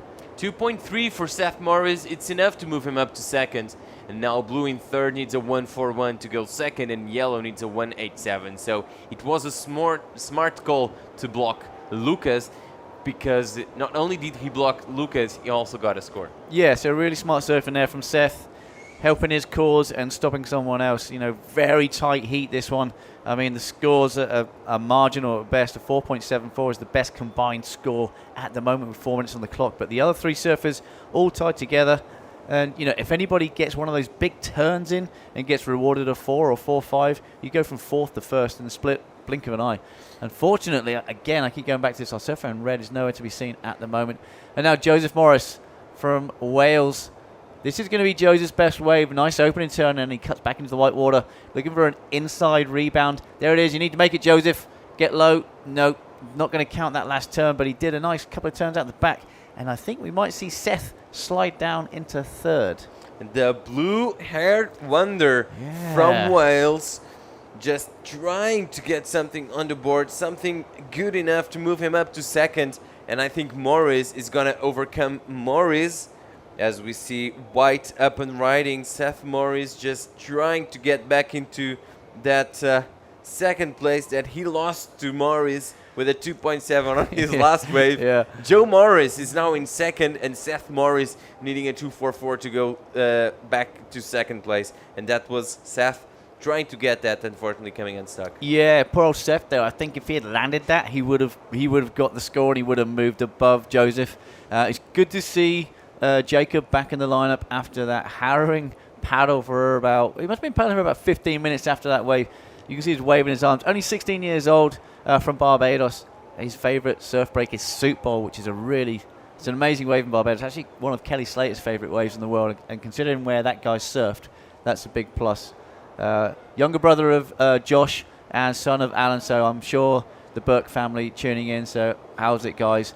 He's doing pretty good, Jacob in first place, and he's still got to get rid of that 1.5. What's interesting is that despite all that paddle time, Jacob is still in first place. Yeah, that was the beauty of it. He might not know that, and running up the beach, I'm pretty sure the rest of his team would have said you're in first, and now he would have got out back almost 15 minutes later, and they still would have said over the speaker, you're still first, and you'd be thinking, I haven't caught a wave in ages. What have these other boys been doing?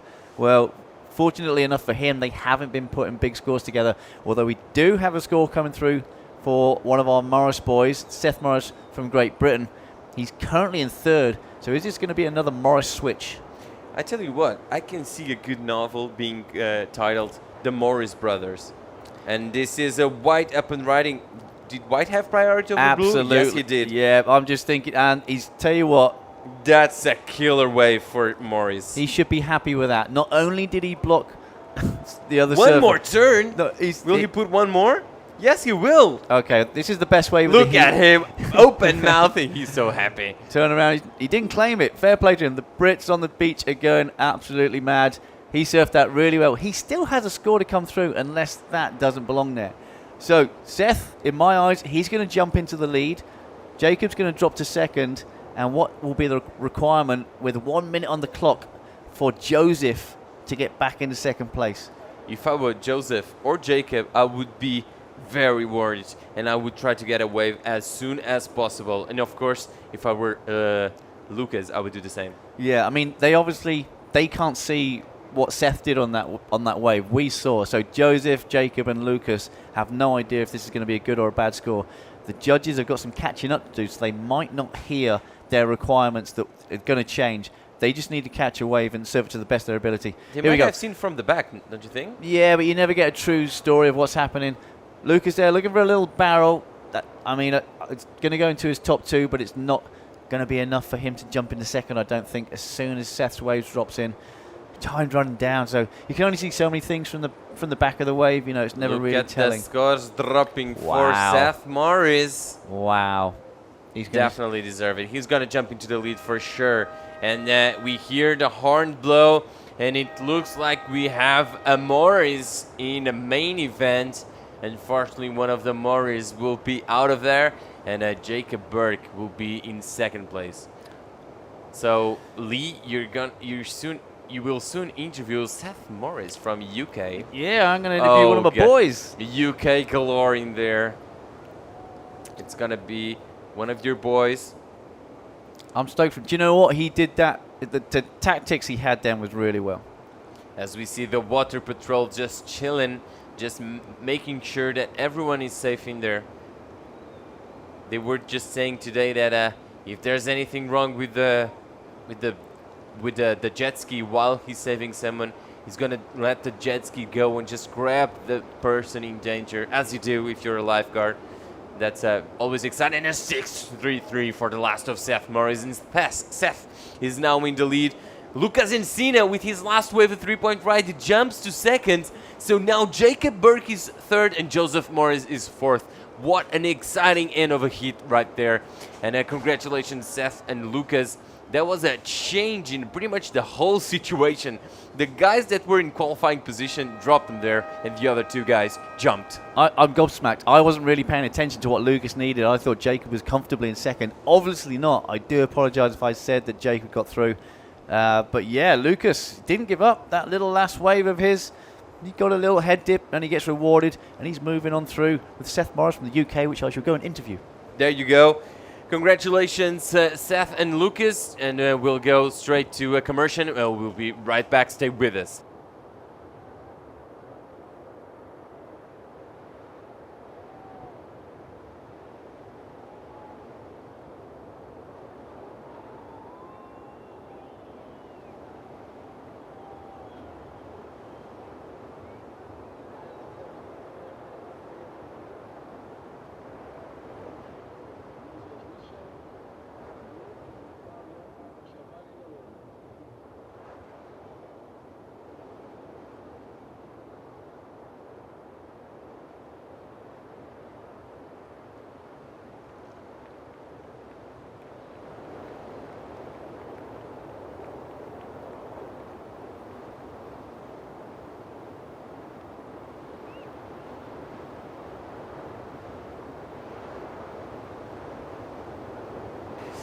And no break this time actually, so we're back with live action. Round 2, heat 2, under 16 boys repecharge. Round 2, 9 heats to go. This is the second heat.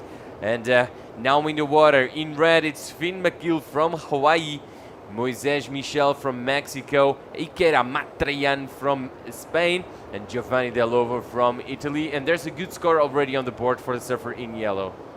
Mike. Yeah, looks like yellow picked up a good score, and let's see if we get a look back at that. But 6.0, so solid way to start the heat. Seen some great performances from Team Spain all week long. That's a deal maker. A 6-point ride at this stage with the kind of scores that we have seen in the last couple heats, that's definitely one to keep. And this is Finn McGill. Finn McGill out of Hawaii getting a first successful turn right there. A little bit late to the second turn, so he's out of there. One completed maneuver. One completed maneuver for Finn McGill. He will try and make sure that what happened to him in his heat in the main event won't happen this time around. As we see the Italian flag flying high right in front of us. That's for Giovanni Delovo from Italy. While we wait for scores from Hawaii's own Finn McGill, it's going to be something around the 3-point ride. Well, Diego, all the surfers in this repecharge heat have fallen from the main event earlier, but this is it. This is do or die. For every surfer in this heat, first and second is the only choice. Everything else, you bow out of the contest. So, and it's going to be like that until the final. Yeah, there's going to be no more double elimination after this round. Once the two surfers who advance from these rounds join the main event again, it will be immediate elimination. So first and second advancing, third and fourth will be out of the competition. As we see Team Spain, I'm pretty sure they are happy with the first wave of Iker Amatrayan. And we have a 3-4-3 for the first of red. It's Finn McGill with a 3-4-3. He is now in second, and he's in our screen at the moment with a typical blonde California hair, although he comes from Hawaii.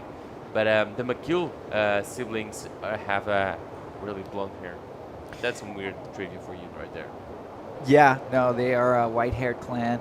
And Mama McGill, probably watching the webcast right now. She's got straight white hair. Blonde, but typically more bleached white. Not bleached, actually, but sun-bleached. And Papa McGill, he is a jolly fella. He is a good man. Good surfing family, man. They just love to surf and skateboard. Mom and Dad do photography and production. So the kids are no strangers to the cameras. And Finn McGill doesn't want to think about anything like that right now. He just wants to think about putting his board in the lip successfully. But he's got some competition. Iker Amatrayan definitely starting the heat well. Moises Michel. And coming. Go ahead.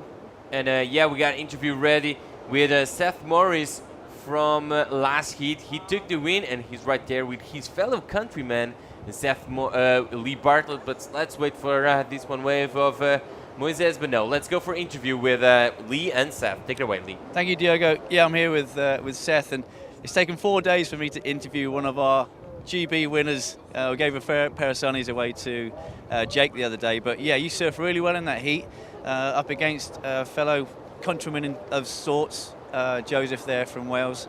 And that last wave you got, you actually held off another competitor. How often do you train using a priority system to know that sort of stuff? Well, at home we don't often use priority, so it's quite new. I've done it a bit before, but I knew that last wave I just need to throw everything at it, because even if I knew I had priority, so just threw everything at it, trying to get that wave. Even though Blue was going for it, just kept paddling because I knew I had priority. And how do you keep the mindset, you know you're in third place, you need a score, how do you not over surf a wave? Because I mean, that wave was a bit of a gift. It just kept walling up for you. Yeah, I felt like I surfed it quite safe because it wasn't a huge score I needed. So I just made sure I got every turn, and the wave gave me good opportunities to get lots of turns in to get the good score. And I was talking earlier about how come you're surfing for Wales, being born in Wales and living there, but is your grandparents come from the English side, so that's why you're representing the Great Britain? Yeah. And do you come to Cornwall much? I know you must compete in many British events, around in the UK. Where's your favourite wave apart from Freshwater West in the UK? Probably a secret cove round the corner from Freshwater West, quite close to where I live, and it's like a fun wedgie, quite punchy, like out front here. Okay, we're not going to name that, but do you want to say hi to the folks back home? We're going to be watching you online. Hi, thanks for all the support. Thank you. There you go, man of many words, but his surfing did the action. Cheers, Seth, that was well surfed, and see you in the next round, mate.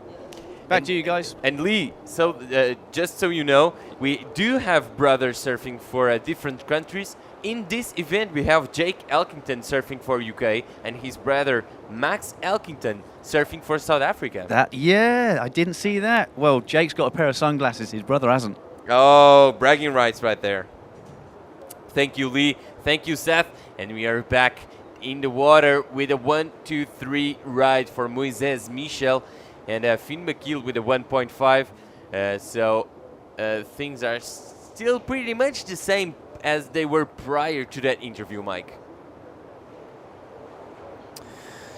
Yeah, not a whole lot of action, just a couple throwaways. So looks like our surfer from Italy, Giovanni Del Ovo, he's got priority, and camera is now on Iker Imatrian. He is looking at a pretty sizable left wall. He's got to get a lot of speed to get around this, and he's just not going to make it. Yeah, that was a closeout for young Iker, and hopefully.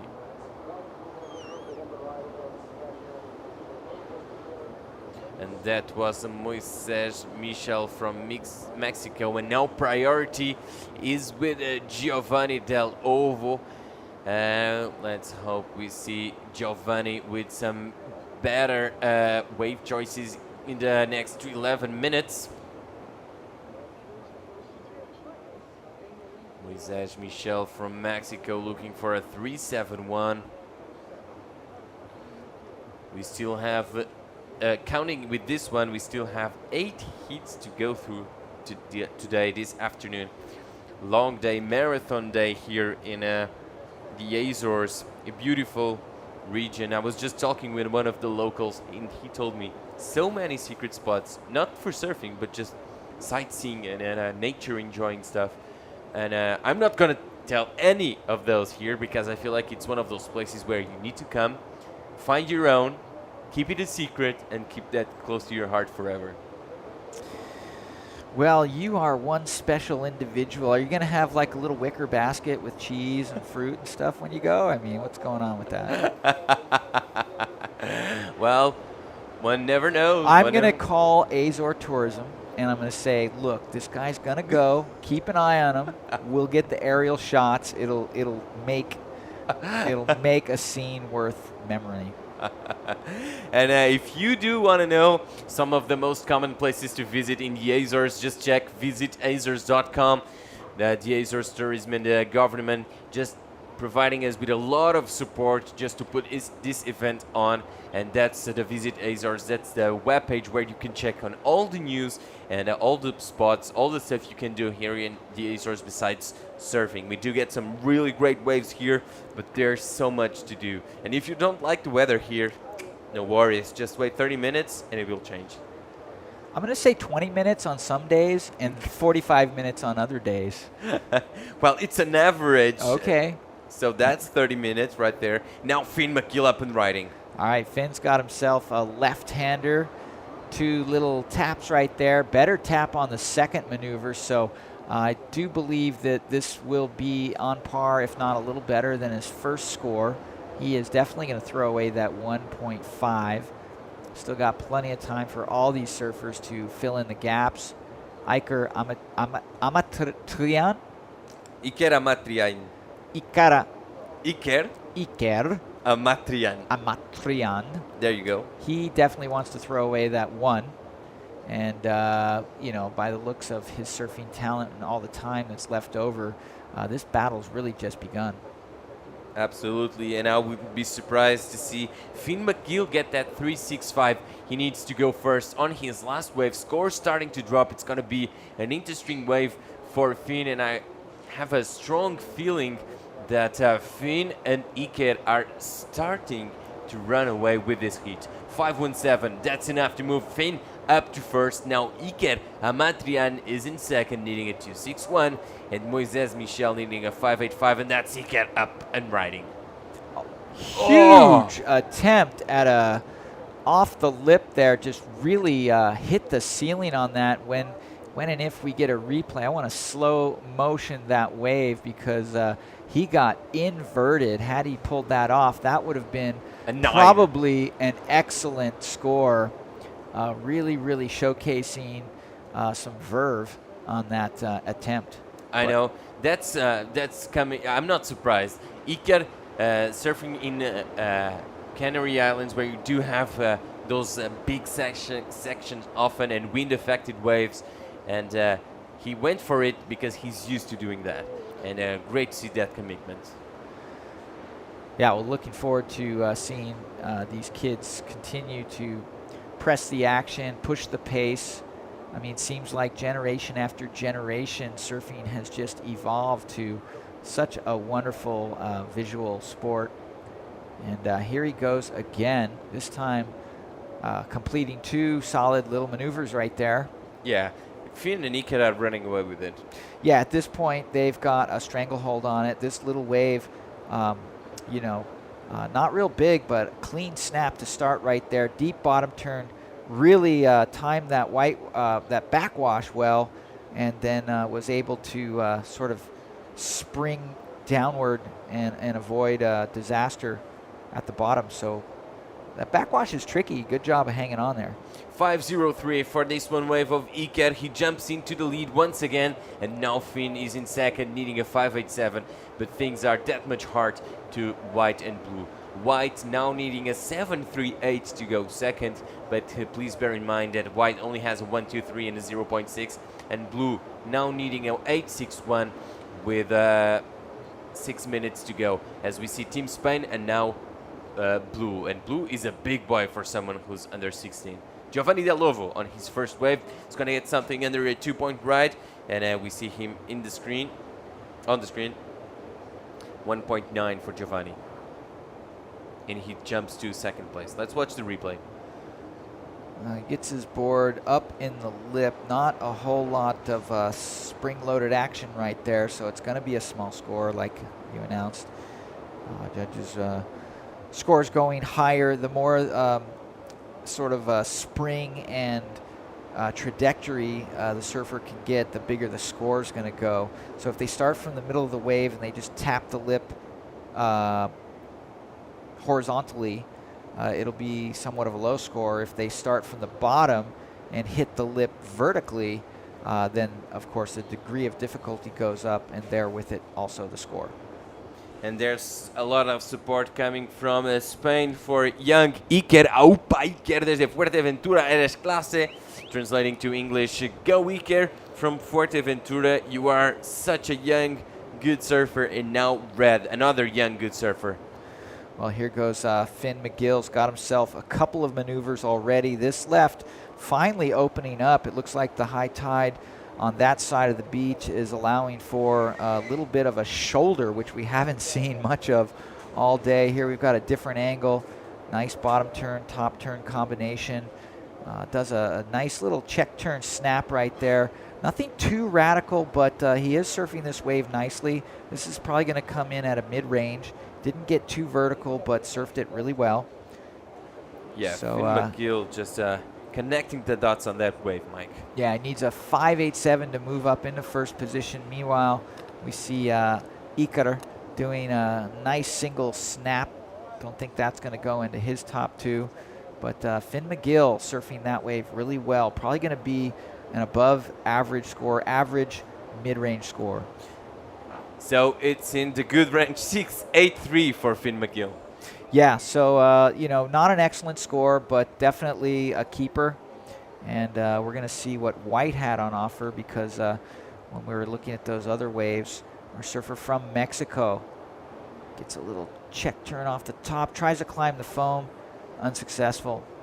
6.83 for Finn McKill's last wave. That's the best wave of the heat so far. Finn is in the lead. Iker Amatrian in second, and well far away from White and Blue. Yeah, well, at this stage, you know, I called Finn's wave as kind of a safety wave, and but it was a good wave. He had several maneuvers on it, but guess what? Now I believe Finn is ready to unleash. He's got 3 minutes left. I think he's realizing that he's already got his 2 mid-range scores, so I wouldn't doubt it if he plays it a little more risky on his next ride. I mean, coming from Hawaii, and of course Hawaii is a contender for gold, I would say that Finn is probably a contender for gold too. And that's Red going for an air and just losing control. That was probably a good call just to let the board go, huh? Well, he was going for big points, and yeah, he lost control in the wind. And once that happens, you're basically dealing with a flying set of knives. Those 3 fins under the boards can be really sharp. Not only that, the points of the boards. So avoiding disaster and probably making the highlight reel. Absolutely. That almost looked like a North Point in West Oz, kind of a shouldery wave. I'm not sure if Finn has ever been there, but he sure looked at home on that wave. A couple feet bigger, and could even provide a nice off-the-wall kind of looking barrel for Finn McGill. I'm sure Finn has surfed in at the pipeline plenty of times, and backdoor and all around the north shore of Oahu where he lives. There's plenty of great board builders in Hawaii, and Finn surfs in one of the best of them, Town and Country. Yeah, TNC Surfboards, one of the classic brands in Hawaii, putting out some great equipment. Finn's more than likely riding a Pang. I'd have to double check that, but Pang is their primary shaper. There's a couple other really good shapers. Yeah, Glenn Pang. There is a Dennis Pang that shapes boards as well. Oh, yeah? Yeah, Dennis Pang. He's also quite a famous big wave rider at Waimea Bay. But I own a few Glenn Pangs myself. I wouldn't doubt that. And under 1 minute to go. And if you want to follow Finn on Instagram, he has one of the funniest names out there for an Instagram page, Finstagram, for Finn McGill's webpage. And for Finn McGill's Instagram page, that was White just trying to paddle into that wave. Unfortunately, there was it was a bit too slow in there. 30 last seconds of this heat with Finn McGill in the lead and Iker Amatrian in second place. We're going to interview Finn soon. It's confirmed. I went to Finn's Instagram. I can see he's riding Pangs. There you go. Well, he's not riding a Pang there. He just missed that wave. But here is rider in white. This is Moises. That was Michel. a nice, nice slide of the tail. He is looking for something special. He needs a 937 to move up. As we hear the horn sound, this wave was prior to the horn, so still counting. And we're waiting on scores for the last of white and now the last of yellow. So next heat is on hold. It looked like it's going to be white's best wave, and it sure looked good. A fin release there for a Moises 387. So Moises is in third. And time is up in this heat, so congratulations, red and yellow. What do you call it when Finn McGill does a fin release? Is that like a fin squared? Something like that, absolutely. There you go, that's this heat winner, Finn McGill from Team Hawaii. We'll soon interview him and now official results of that last heat on your screens with red and yellow moving on. And unfortunately, we say our goodbyes to very similar flags from Mexico and Italy. And afterwards, we're going on a short break, and we'll be right back with Bo Hodges and Mike Latronic for the call. See you soon.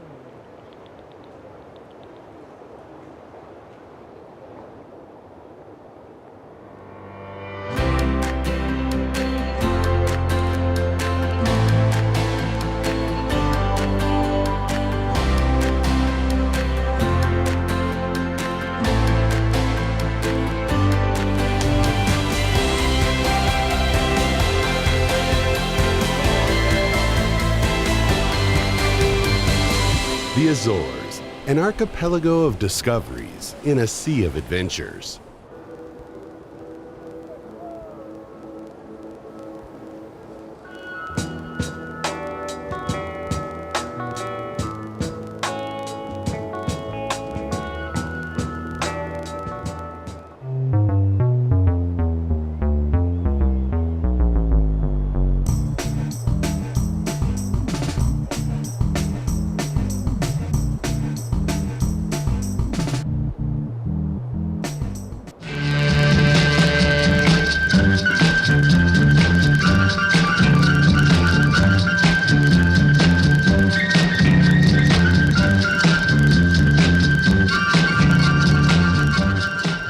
Novo Kia Rio, equipado com sistema de navegação e câmara de estacionamento. Mais segurança acessível a todos. Kia Rio, decida sem olhar para trás.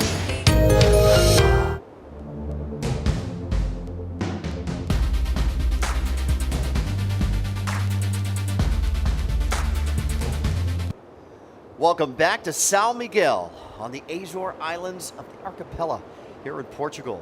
We are into the boys 16 and under repechage round number 2, heat number 3.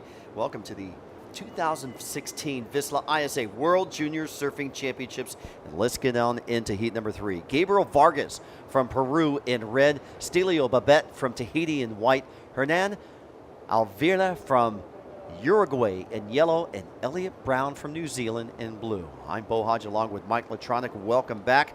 Another 7 heats to go before day's end. Today's the marathon day, trying to conclude all the repechage heats as we can. We're not going to be able to get through all this round. There's a total of 18 heats. We're going to get halfway through by day's end, and then tomorrow heats 10 through 18 will be conducted. Here we go. Surfer in blue, Elliot Brown from the South Island of New Zealand. Used to wearing booties on his board on the South Island in New Zealand, and he's wearing his booties here in the Azores.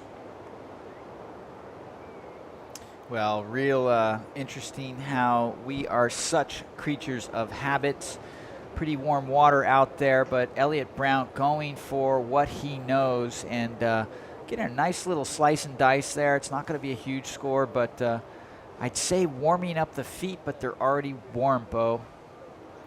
And there's Hernan Alvira from Uruguay getting a snap done, maybe a little harder, bigger wave, so that's going to resonate just a little extra score there. Elliot Brown gets a 2.67, the surfer out of Dunedin, New Zealand on the South Island. Hernan Alvira from Uruguay, a 3.43. Uruguay's done quite well today. Their surfers have been surviving. As you see Hernan there in the yellow jersey with a slight lead.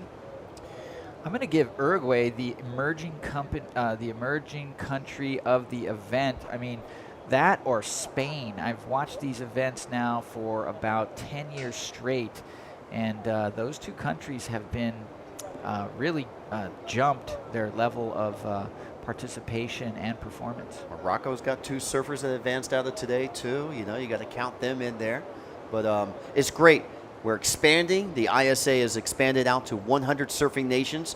39 of them are here at the International Surfing Association of the World Juniors. There's surfer in red from Peru, Gabriel Vargas. Back up and riding from Uruguay, Hernan Alvira.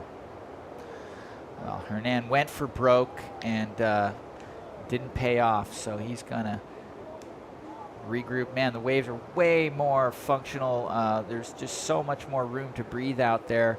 Now that the swell has backed off just slightly, the tide is a little higher, and there's just a lot more opportunity for actual performances. Earlier today, it was just a roll of the dice, but now the performances are really based on wave choice and function. Gabriel just kicks out of that last wave from surfer from Peru. You saw Stelio Babette there in white. They're paddling back out. Let's go down to, well, let's watch Hernan Alvira. Well, there he goes. Big gaff off the top, sort of loses connection with the wave right there. Looked like he was going to recover, but sort of stopped momentum. Take a look, see if he completed it. So totally skipped out. I don't think he meant to do that completely. And no, he did not ride out of that. All right, now let's go down back to the beach and check in with Diago. Yeah, Bo. Yeah, Mike, I'm here with last heat's winner, fellow Hawaiian of yours, Finn McGill. Finn, first time we get to interview. How has this contest been for you so far? This was your best win so far yet? Yeah, the contest has been pretty fun. First day I surfed, right after the parade, I was pretty stoked to get it started. I ended up with a good heat, and then kind of didn't do too good in the second round, so went into Red Bull Charge, but I'm stoked I got to surf again, get rid of those jitters, and had a blast out there. Is it your first time surfing with the Hawaiian junior team, and is it your first time here in the Azores? It isn't my first time surfing with the Hawaii junior team. I came last year to ISA in Oceanside, but this is my first time to Azores, and it's very beautiful. You're enjoying it so far? Yeah, very nice. Tell me a bit about the goals of Team Hawaiian this year, and how's team spirit going so far? The team's really good this year. We're like a family this year, super stoked. We all like surf against each other all the time with each other. And our goals are just to bring the gold back to Hawaii, hopefully get some other people to take the gold too. You have some pretty well-experienced team managers. What do you get from that experience, from that exchange you get with them? Yeah, we have some good team managers and coaches. We got Kekoa Bam Bam. He was on the CT for a few years. We got Jason, another shredder, and Reynolds Hayes, another shredder. There they are. Yeah, they just walked by. They're great. They're always funny. They're always laughing. Make it always fun. Do you want to send a message home? I'm pretty sure that someone from Hawaii is watching you. Yeah, I want to shout out my family. Thank you guys for watching me, Mom, Dad, hopefully sister. I think she's on the plane right now, but love you guys. There you go. That's Finn McGill. Good luck for your next heat, buddy. And back to you guys in the booth. All right, Finn Noko Oi, as we say in Hawaii, right, Mike? Number one. Number one. You number one, brah. Redemption there. He was eliminated in his first round. So no, he was eliminated in the second round earlier today, or earlier yesterday. And so I was kind of hoping Diogo would grab onto his shoulder, hold him for just a second, because I wanted to see a fin release. That's all you want to see from Finn is a fin release. Yeah, I liked him in the water, and I like him on land. He's a fun-loving little guy. Of course, his sister, Dax McGill, a former gold medal winner at the ISA World Surfing Games when she was, 12? She won the under-18s?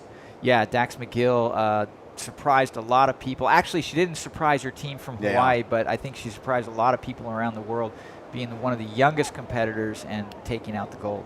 We got a replay of a wave that was done during the interview. Well, here goes Stilio Bobet from Tahiti. And looked like maybe Red had priority. Gabriel Vargas obviously took off confidently. So Babette kicking out. Let's see if he kicks out in time. No, this is a different wave. This is live action. Hernan on a one maneuver closeout section. And we've got a response on the comment, and thank you, Aunt Brown. Elliot is from Dunedin. Dunedin. So I had pronounced it incorrectly from the South Island of New Zealand. Dunedin. So getting a little Kiwi education here, and thank you, Aunt Brown. And there he is. There's Elliot Brown.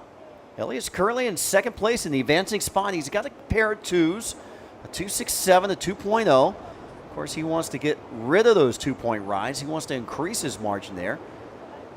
Hernan Alvera from Uruguay in the lead with a 3.43 and a 1.3. Not too far behind is Gabriel Vargas in third, only needing a 1.31 to get into second, a 1.37 to go to first.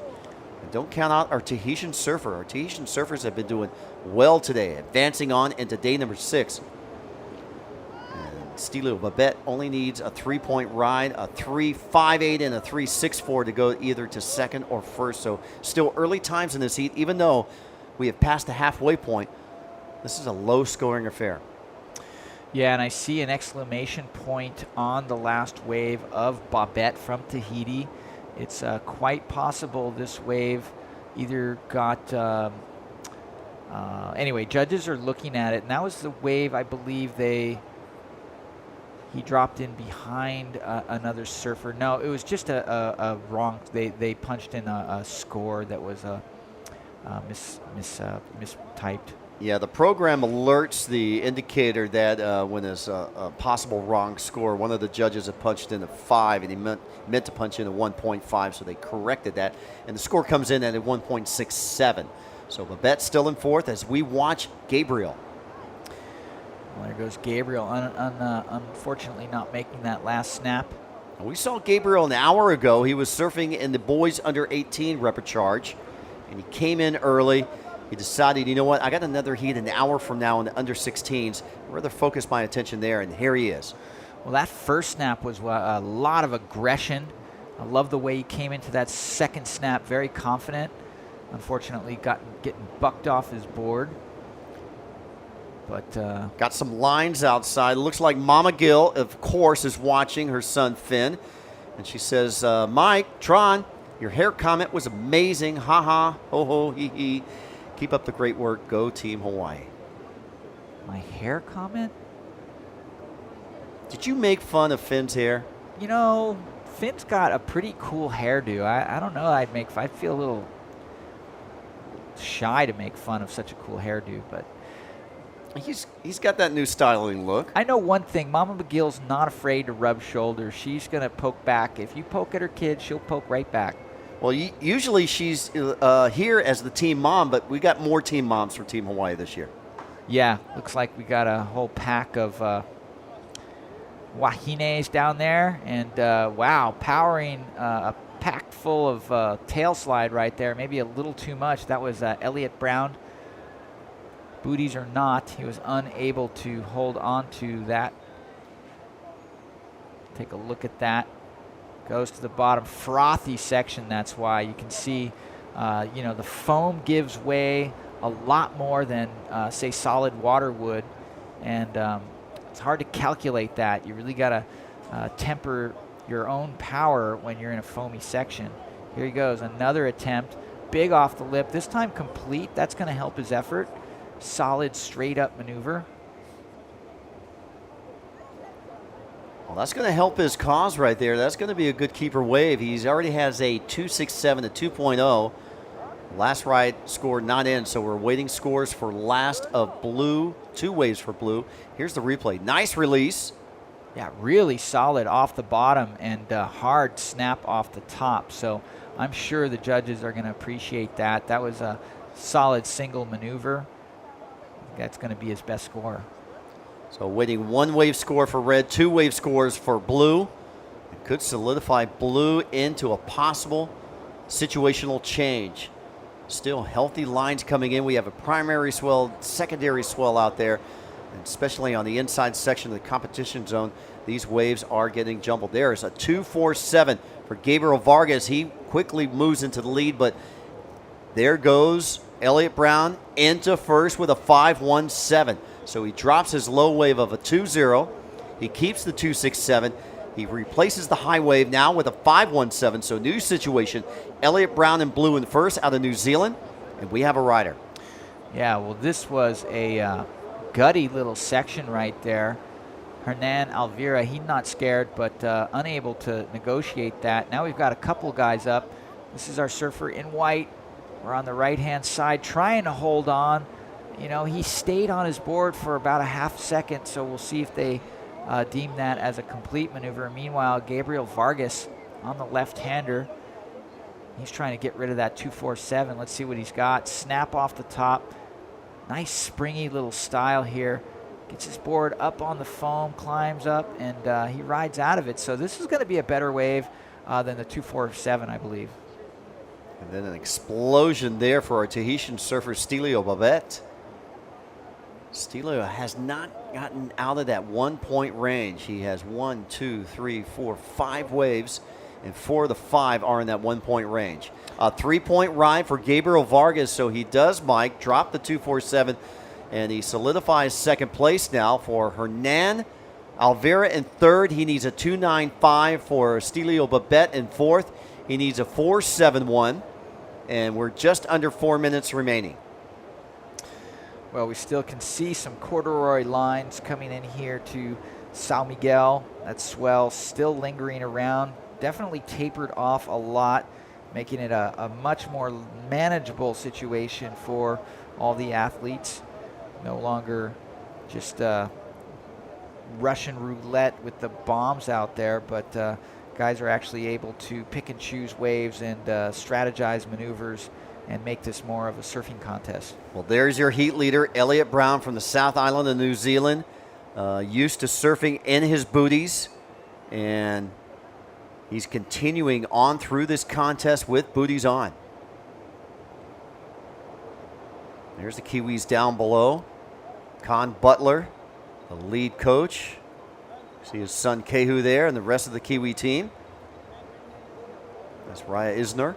And boom, getting exploded off that wave. That was Hernan Alvera. Hernan currently in third, trying to find the combination like he had on his opening ride, and then Stelio still out of the groove of these rides. Well, I'm going to throw this out there. Tahiti doesn't have a ton of backwash, and it is really backwashy out there, so I believe that is definitely wreaking havoc with Babette right now. He needs to reset focus and sort of learn how to go with the flow of that backwash. With just 2 minutes, 15 seconds left, short time here to make the adjustment. How do you adjust to backwash? Well, you just gotta surf loose and tight. You know, you gotta know when to tighten up, know when to loosen up. Nothing supplants experience, but you certainly can try to anticipate it better. Well, we have quite a few fans. Steve-O, Ricardo Kaufman Jr. cheering on our Peruvian surfer. Currently in second place, Gabriel Vargas with a pair of threes, a 3.37. There he is on screen in red, and a 3.0 in second. He gets a 4.48 or better. He can move into the lead over Elliot Brown. There's the Tahitian surfer next to Gabriel. Stelio Babette in fourth, needing a 4.71 to go to second. Top two elevate themselves into main round number 3 for the boys 16 and under. Bottom two will be delegated outside of the competition and tally up points for their respective team. Here we go, Stelio with fourth priority. He's going to stroke in, nothing to lose, sees a closeout section left and right, but red finds a good section to run with. Well, just one section, Bo, so that's not going to help him immensely. I don't even know that will get into his top two. Let's take another look at that. Nice little wall to start with. Sort of taps it, doesn't really give it his all. Maybe, you know, like a boxing jab. He was expecting to do a power punch later, but not on offer. So maybe it would have been a little better to just hit it all in that one section. But nonetheless, still just a little time here to work with. A 2.87 for Vargas on his last ride. There goes Babette out of sync and just 15 seconds remaining. And there's your heat leader. Victory lap, spinning the tail, 360. All right, one last ditch effort there for Hernan Alvera. He's in third place, needing just a 2.95. Not much of a score at all. And with the sound of the horn, that rounds out heat number 3, round number 2, the repercharge of the boys 16 and under. And congratulations to New Zealand's own Elliot Brown coming home victoriously. There's the coaches and the teammates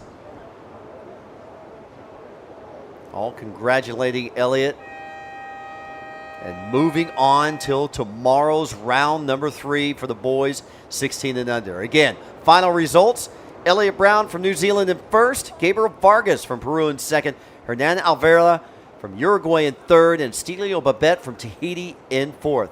We have more exciting action. Don't go anywhere. The 2016 VISSLA ISA World Junior Surfing Championships continues live from the Azores on the beautiful island of São Miguel. Coming up next, we have heat number 4. Stay tuned.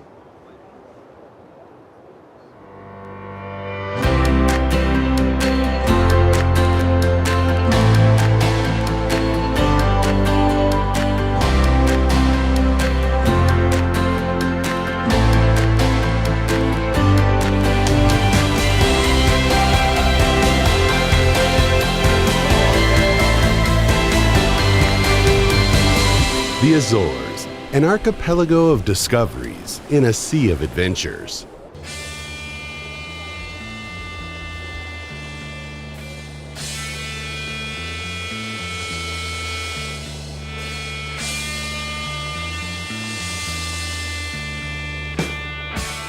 Novo Kia Rio, equipado com sistema de navegação e câmara de estacionamento. Mais segurança acessível a todos. Kia Rio, decida sem olhar para trás.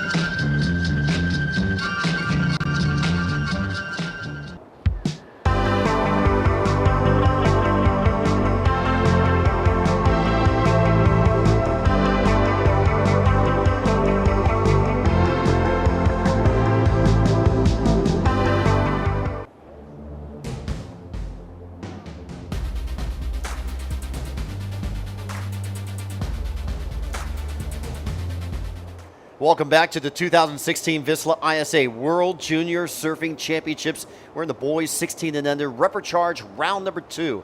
Let's introduce our 4 surfers in the water. Andreas Duran from Ecuador in red, from Sweden in white, Christian Portelli in yellow from Brazil, Victor Ferreira, and from Puerto Rico in blue, Alex Gonzalez. I'm Bo Hodge along with Lee Bartlett, and we're on the beautiful island of Sao Miguel, and I hear a rumor there might be a rain squall from England coming our way. Well, it's coming over from the west. It's following this this westerly wind, but the surfers aren't going to care if it's raining or not. That's something for our production crew to worry about with their cameras. So we do have a couple of waves ridden so far, nothing amazing. But we have some relay. We got some highlights of those. Oh, poor old Christian's already doing the run around. So he has a score to come. And here we go, Andre's first wave from Ecuador. A little bit bumpy with his high tide. Tide is dropping out now, so huge backside floater there, and he didn't stick it. He still gets a nice semi-small score. And now Christian doing the run around. Gets that first re-entry in. Little check, cut back, and then through to the inside. He needs to make this. Again, another nose dig wipeout. We've seen so many of those. I wonder why the guys are struggling to flatten that board out. Well, 2.83 for Christian in white. We can tell you that Andreas Duran at 2.67. Almost similar scores there. Victor Ferreira, 1.47 on this opening ride. And here we go. Victor Ferreira on his second wave. Surfer in yellow from Brazil. Nice crack off the top. Lots of spray. Straight back up for a second turn. So the judges are going to like the commitment and the way he linked those two maneuvers together. And also the verticality of his re-entries. He's spot on, the young Brazilian. Panning across. You can see it, tide is starting to drop out. As I said, high tide was around 4:50 local time here in the Azores. Remember, we're an hour behind Europe. Now watch this. Nice takeoff from the Brazilian. First turn, crack, nice and crisp, and then straight into that second one. He's going to get a really good score for that. There's no hesitation between the two maneuvers. What happened to the nose pick? Well, yeah. I mean, he still gets an okay score, and he's up in the lead. So a 5.17 for our Brazilian surfer, Victor Ferreira, ranked number 41 on the WSL Junior Brazil Series so far this year, and making a name for himself here at the ISA VISSLA Junior World Championships. I can tell you that Axel Gonzalez with a 1 and a 0.8. He's currently in 4th place, needing a score of a 1.84. Still early times in this heat. And our second place surfer is the surfer in white right now, our Swedish surfer, Christian Portelli with a 2.83. I think Christian's a Swedish name. I'm not sure about Portelli. Well, he's got maybe some Italian in him. Yeah. But he did the run around. He's getting caught. Well, we see a surfer in blue there and yellow, so that's Alex and Victor just doing the paddle back out. Yeah, the impact zone dodge Looks like yellow's through, blue's clear as well, so they're out back. Let's go down to the beach and check in with Mike Latronic. All right, thanks, guys. I am here with Downtown E. Brown doing some big work in those super booties down there. So what's the deal? Dunedin is freezing. You always have to wear booties, and now you just don't want to surf without them? Yeah, that's pretty much it. It's so cold from Dunedin, and like I just wear them all year round down there. Basically, the maximum water temperature is about 15 degrees. So, yeah, basically I can't get out of them. Can't surf without them. That would kind of be equivalent of like if you surfed without a tail block. You know how it's like surfers always they need to feel that. Can you pan down here to the tail? Like a lot of surfers need to feel this bump at the back of the board. They come so accustomed to it, they don't want to surf without it. Yeah, I think, that's probably a similar analogy that gets the point across. Well, you looked really comfortable out there. You had a couple of waves. Obviously, the backwash is wreaking havoc, but saw a couple of really nice bottom turn, top turn combinations. Are these waves, I mean, is where you come from, juicy and thick like this?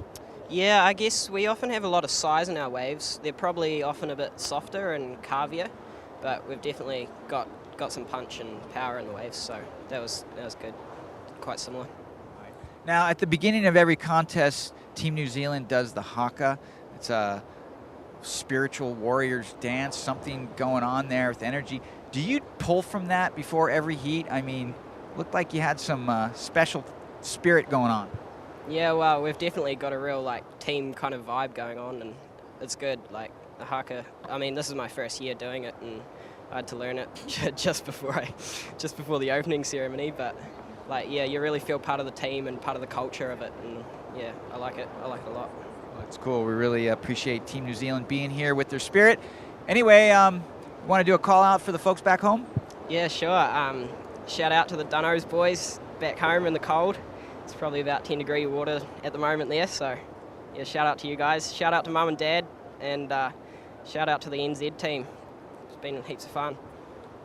All right, well, Elliot Brown, there is seriously ice cubes crusted on the sand in the beach where this man is from, so a little extra power from Team New Zealand. We'll see you guys in the next round and go back up to you. Way to go, Mike. I like Elliot Brown. Yeah, he seems like a cool kid. You know, if you can't surf without boots, then keep them on, you know? What happens if the ISA has the Junior Worlds next year like in Tahiti or Hawaii? Is he coming back with the booties? Well, do you know what? We surfed a contest in Brazil, and a fellow teammate who was Welsh, I won't name him, Simon Tucker, he wore board shorts and booties, and they filled up because there's no way to stop the water going in. Normally, so he surfed the whole time with a pair of boots on. Amazing. Well, you know, what works? If the wheel's not broken, don't fix it. Exactly. There's no rules to say he doesn't have to wear boots. If he wanted to wear a top hat, he could wear a top hat. Which tells me you wore a top hat before surfing. Here we go. Yellow. Victor Ferreira bounces off that whitewater section. He opened up with a 147. He found that combination of the 517. And this wave's not going to cut it. A 1-3, not one of his top two. So Victor will rebound and go back out for more. He's your heat leader, the Brazilian in the yellow, followed by the Swedish surfer in white, Christian Portelli. Here we go in red. Andre, he didn't have first priority there, but he took that wave anyway. He gets hung up and then he gets bounced off. There was a surfer looking at that on the shoulder who might have had priority over him. Andres Duran there in red had third priority, but we can see what happened. Nice crack off the top. And then the board just kind of disappears as he lands behind the whitewater. Well, a 1.27. It's going to move him up into second place. So still small scores. 3.94 for Andreas. Christian has a 3.02 wave total. So Christian delegated down to third place, needing a 1.12 to regain second. Alex Gonzalez, don't count him out of Puerto Rico. He's had a 1, a 0.8, a 0.2. He's finding his groove out there. He only needs a 2.95 to get into the top two. 9 minutes, 25 seconds remaining. We are in heat number 4 of this round. You can see all the way on the right-hand screen there, that's Axel. He has first priority, so he can take any wave he likes. Our other surfers are now joining him, a surfer in red, paddling out there and behind him. So all four surfers on screen now. but it's our surfer in blue. He's currently in 4th place, but he does have first priority. Here we go. This is White. He's up and riding. Christian from Sweden. You can see the body language on that. As soon as he came around that section, he knew he wasn't going to get a hit in, so he kicks out. He worked really hard to get out in the open face, and it's just there he realizes that nothing's going to happen. Time check, 8 minutes, 38 seconds. See the surfers waving. That indicates to the beach marshal and the beach announcer updates of situation, time check, and priority mate. So taking a look at the points after day number 4, today is day number 5. We have 5 teams vying for first place. Uh-oh. What? Someone's water bottle. Oh, the girls are playing the trick on the guys. So that's Team New Zealand there, putting their flagpole to very good use. Someone's water is just out of reach. I mean, kids are going to be kids at the end of the day, and they're having fun while they're down here. Yeah, so the 5 teams after yesterday's competition coming into day number 5 are all tied for first place, and they include defending champion USA, France, Hawaii, Australia, and Japan. Are you surprised about anything about those top 5 teams? No, not on current form. I would be quite, if you told me that, I'd be very convinced. I wouldn't have to fact check you at all. Yeah, I mean, they're solid teams. They have been in the past, and they know what they're doing. They bring a very strong squad here who are drilled in surfing heats, and it looks like most of them have the priority system wrapped up as well, so then they don't make silly mistakes, although we did see that from the USA team, but they bounced back and they're still in the game. Now the second group of teams, they are all tied for 6th place, and it goes all the way down to the 10th number, and that's Portugal, Costa Rica, Peru, Brazil, and Argentina. Yeah, I don't think there's any surprises in that either, to be honest. I mean, there would have been a time when you'd have thought, Argentina, what are they doing? But, you know, they've been coming along in leaps and bounds, and they're still they trying got more bottles. They're going to try and throw another bottle up to knock it down. This is a classic thing where there will now be 3 bottles of water stuck up there, where once there was only 1. Well, see what happens when you don't have the girls surfing? Well, I see what happens with the no coach or manager around. Yeah, I guess that too. Okay, I'm looking. I don't see Great Britain on here. Where's Great Britain? I don't see Great Britain. GB. Where's GB? Yeah, for some reason we're down as United Kingdom at 12th there. Oh, 12th. Yeah. Okay. We got stuff to do. The boys are getting into gear. We had a few good results today. Very close results, actually. One of them. Spencer? No, who was it? I can't remember now. He got through by 1/100th of a point. That was really close. It eludes me now, but well done to Team GB, Soldier. Well done to all these teams. The past couple of days, the surf has not been easy. We heard that yesterday was some of the toughest conditions these guys have faced in their contest career. So today, hopefully, this is topped out, and it's going to slowly kind of back off as far as the swell goes. Yeah, well, Spencer Bridges did make it. He did make it, yeah, but it's not the one I'm thinking of. Okay, well, we're looking over here. There was in the last round. I'll know it when I see it. Was it? No, Aaron Strong went out. Unfortunately, it was before that. Was it Jake? Jake Elkington. Just seen it there. The numbers. 7.17, 7.16, 7.10. Oh, how close was that? That's mean. That's brutal. Not even a wiggle. Oh, my gosh. Not even a wiggle. Well, if you want to know how these teams are doing, go on the right-hand side of isaworlds.com, and then you'll see the PDF download files where it says PDF download today's schedule and results. If you hit that, then you'll get a new screen that'll tell you all kinds of things. You know, this is a long page. If you go to the very last page of all the heat sheets, then you get the grid of team points of the VISSLA ISA World Junior Surfing Championships, Azores, Portugal. And it will tell you the possibilities of each of the boys under 18, boys under 16, girls under 18, girls under 16, the possible points that each team could earn. And now, today, we've lost quite a few surfers in the repercharge for both the boys under 16 and 18. So more possibilities are going to groom after day number 5. Yeah, as the days progress, then the standings are going to shuffle, and you'll see the guys that still have the most surfers in their team will still stay at the top. And it should come right down to the wire. I mean, like I say, this is day 4, and we've got 5 teams haven't lost a surfer yet, so very tight at the top. There's our surfer in yellow. He's currently in the lead, our Brazilian Victor Ferreira, scoring on a 5.17 and a 1.47. You never want to keep a backup score of a 4.17. I mean, a 1.47. No, but, you know, in these conditions, you haven't got a lot of choice. We saw a wave there for our surfer in red. He might challenge for the lead, but the best wave so far is for Victor with that 5.17. Here he goes, his live action blue, Axel Gonzalez. Speeding down the line, he's taking a long time to do something. There we go, a little check turn. Back down there again, get through this frothy section, lots of white water on the wave, another little check turn. No real grunt in these turns from our young Puerto Rican. So he's in 4th. He's going to get rid of his low score and he's going to lessen his requirement. That's the good news with 3 minutes on the clock. Last wave for surfer in red there, we saw 2.70 just for that one turn for Andres Duran from Ecuador. And he might sneak this little right-hander. Nice looking wave on the takeoff. Little bobble there, comes off the bottom, snaps off the top, stomps the landing and rides out of it. So he's got a 2.67. I reckon that's going to disappear. Slightly different angle on this one. Now watch this little bobble there.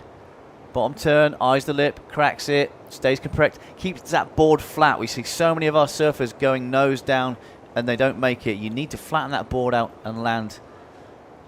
I think he was listening to you. Yeah, well, I'm glad somebody is. A 4.33 for Andres Duran. He goes to first place on that last wave with a 2-wave total of a 7.03. That pushes our Brazilian former leader, Victor Ferreira, into second. He holds first priority. He only needs a 1.87 to regain the lead, so a small margin. Why? Because he's counting that 1.47 as his backup wave. Christian Pertelli out of Sweden. He's been kind of quiet since that opening ride. Here we go, the answer back from Victor. Yeah, nice swooping cut back there on the open face. Another one, bit more juice in that one.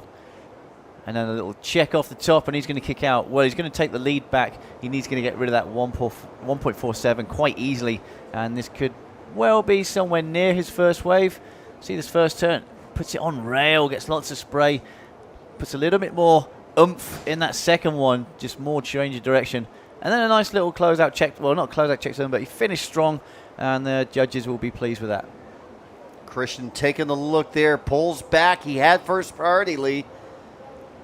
Well, you don't want to get watching priority. The judges' priority. We have a certain screen for priority, and the judges deemed that not a paddle for a wave. Okay, I believe him.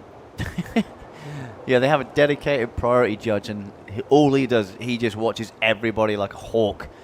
So if you kind of look at a wave and take a couple of strokes as the wave comes towards you, that's not really a problem. It's when you give those kind of power paddles, like you put your head down and you kick your feet. That's when the priority judge will say, right, that's a concerted effort to catch that wave. You are now back of the queue. And white Christian Pertelli from Sweden, nice looking left-hander, snaps it off the top. He stays high, and it's that buckaroo section, and he just comes off. I like the way he did that first turn and stayed really high, didn't go for a deep bottom turn. So watch this. Look at this wave barreling behind him. There you go. He doesn't go down to the bottom of the wave. He stays high, didn't get the projection out onto the clean face of the wave, and he's just got so much going on. Looks like he was riding a bull. Exactly. In that white water. Yeah, he should have had a 10-gallon hat, and he should have been, yoo! But he didn't make it. It looks like he's not going to do the run around. There's not enough time. Yeah, 9 seconds remaining in this heat, counting down at 2.53 there for Christian Pertelli. He solidifies third place, but that's not going to be good enough. This wave will count on the explosion on the lip. Andres Duran with a 4.33 on his wave prior, and this is going to be the final results of this heat. Our Brazilian moves back into first with that 3.6 ride. Yeah, those couple of nice snappy roundhouses. The judges liked it not as much as his first high score of the 5.17, but he'll be happy moving on through with Andres Duran. And here's your results. Heat number 4, repechage round number 2 of the boys 16 and under. In first place, out of Brazil, Victor Ferreira. Second place, from Ecuador, it was Andres Duran. From Sweden in third, Christian Pertelli. And from Puerto Rico in fourth, Axel Gonzalez. Stick around, more exciting action for the 2016 VISSLA ISA World Junior Surfing Championships, live from the Azores on the beautiful island of São Miguel and the beaches of Praia de Monteverde. We'll be right back with heat number 5.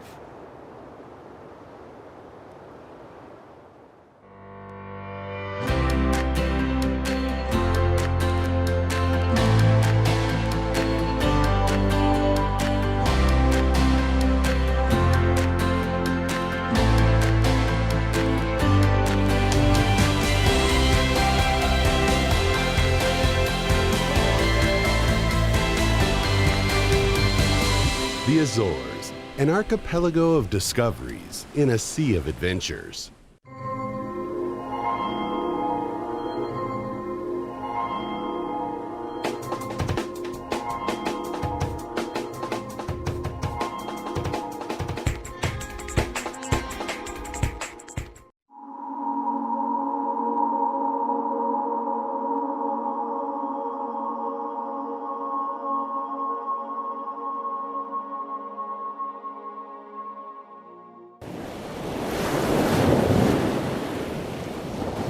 Novo Kia Rio, equipado com sistema de navegação e câmara de estacionamento. Mais segurança acessível a todos. Kia Rio, decida sem olhar para trás.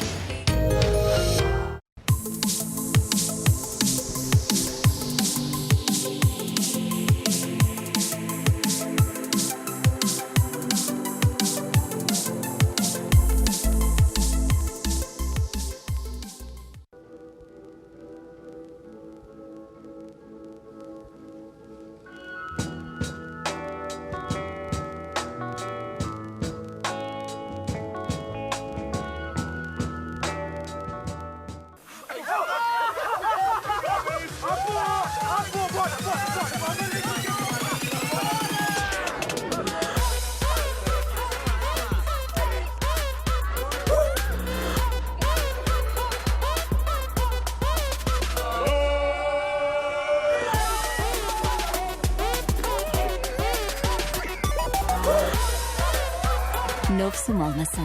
Prova, joga e o improvável pode acontecer.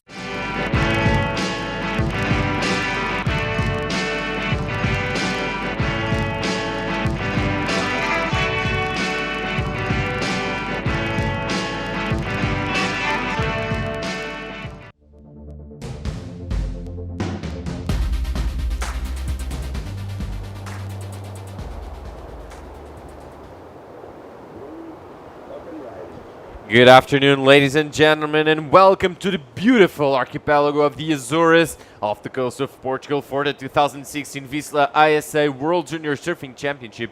We are live from Praia do Monteverde on the wave-rich island of São Miguel, Azores capital. In the water is heat number 5, featuring Ricardo Ito, Máximo Vargas, André Chacon, and Tao Rodrigues in round repechage round 2 of the boys under 16. It's the second time we see Máximo Vargas and Tao Rodrigues serve today, so there's a bit of an advantage. There's a bit of an advantage there for them. We already have some waves scored with a 1 point right for Ricardo Ito, a 2.33 for Máximo, and a Tao Rodrigues for 1.2. My name is Diogo Alpendre. Along me is Lee Bartlett, and we are very excited about this heat and this marathon day we have had so far, and it is still 2 hours away from finishing it. Yeah, I just wish this day would go on forever between you and me. I'm loving it today. The action has been non-stop. Very tricky conditions, a lot of closeouts, but much cleaner than yesterday. If you ask the surfers if you'd want to surf today or yesterday, I guarantee 99.9% will say today. I tell you what, the guys that got knocked out today might say yesterday because they may be still in the contest. But as far as conditions go, much cleaner today. Yeah, and much better today now than on Máximo's and Tao's first heat. So I'm pretty sure they're excited about being back in the water. Tao Rodrigues, one of the youngest kids we have here, and I feel like you might have some new stuff to tell us about the forecast for the next few days there, Lee. Well, Thursday tomorrow, I believe. What day is it today? Yep. Today's Wednesday. I know what is going on. I don't even know what day it is. Thursday tomorrow, slightly smaller swell, very winds from the west. And here we go. This is Máximo from Uruguay. Delaying that bottom turn, snaps under the lip. I'm pretty sure that's from the last heat, if my memory serves me well, gentlemen. Yep, I'm pretty sure that was the last heat. So forget that wave. That wasn't Maximus at all. That was Christian Potelli from Sweden. I might not know what day it is, but I know my surfers. So yeah, going back to our surf forecast tomorrow, it's lighter winds, really light winds tomorrow. We still have a swell from that westerly direction. Tides are getting smaller. Going to be another nice sunny day actually tomorrow. So really high performance. Friday's looking a little bit trickier with an increase in wind speed from the southwest, which is more cross offshore, going into Saturday, which again starts out windy. The wind drops through the day. Sunday at the moment looking pristine with a 1.5 head high meter swell and light offshores. And now that is Maximo Vargas, as you can see, a goofy foot, and he slaps the water there. A little bit disappointed with the end of that wave. Yeah, absolutely. That was Maximo Vargas on his second wave. Please keep in mind that the conditions in the Azores are always changing, and the tides affect the waves a lot, plenty. So the forecast might say something, but we might arrive here and it's happening a whole different thing. Yeah, I mean, this is a projection. You're guessing what Mother Nature's going to do. So there's always an air of error, basically. You know, it's not like flipping a coin where heads it's going to be offshore, tails is going to be onshore. Put it that way. Absolutely, and we're going to go back to interviews, and right there in the close to the interview area is David with last heat winner. It's Vitor Ferreira from Brazil. Thank you so much, Diogo. I'm here with Vitor Ferreira from Brazil, actually Rio de Janeiro, Balneário. I'm going to talk a little bit in Portuguese and then translate as well. Vitor, uma bateria complicada, você conseguiu uma boa nota no princípio, depois com essas condições foi difícil conseguir encontrar uma segunda boa onda, um backup. Fala um bocadinho como correu essa bateria. Mesmo em português. Estava dizendo que foi difícil a bateria. Fala em português. A bateria foi muito difícil, as condições não estão ajudando muito. Eu comecei minha bateria com 5,17 assim, na minha segunda onda. E depois fiquei com um backup de 1,80, eu acho, que foi isso que eu ouvi. E fiquei até o final da bateria com isso aí. E no final o outro oponente virou a bateria, aí eu troquei de nota e passei para primeiro. Vitor, with a very hard hit, he had a good score at the start of the hit, and he had only a backup of a 1 point something, so he struggled pretty much throughout the whole hit to get a backup. Realizing that the other competitor got ahead of him on the dying minutes, he got that backup and made it. Vitor, as condições agora vão melhorar daqui para a frente. Qual é o seu plano para amanhã? Vai chegar aqui na praia bem cedo para tentar perceber como estão as condições, ou vai relaxar um pouco depois de um dia bem cansativo? Pô, primeiro eu acho que eu vou analisar o cronograma. Se eu for cair tarde, eu acho que eu não quero me desgastar acordando tão cedo, quero descansar. E é isso, analisar o cronograma para saber o que eu vou fazer. E esse é o meu plano para amanhã.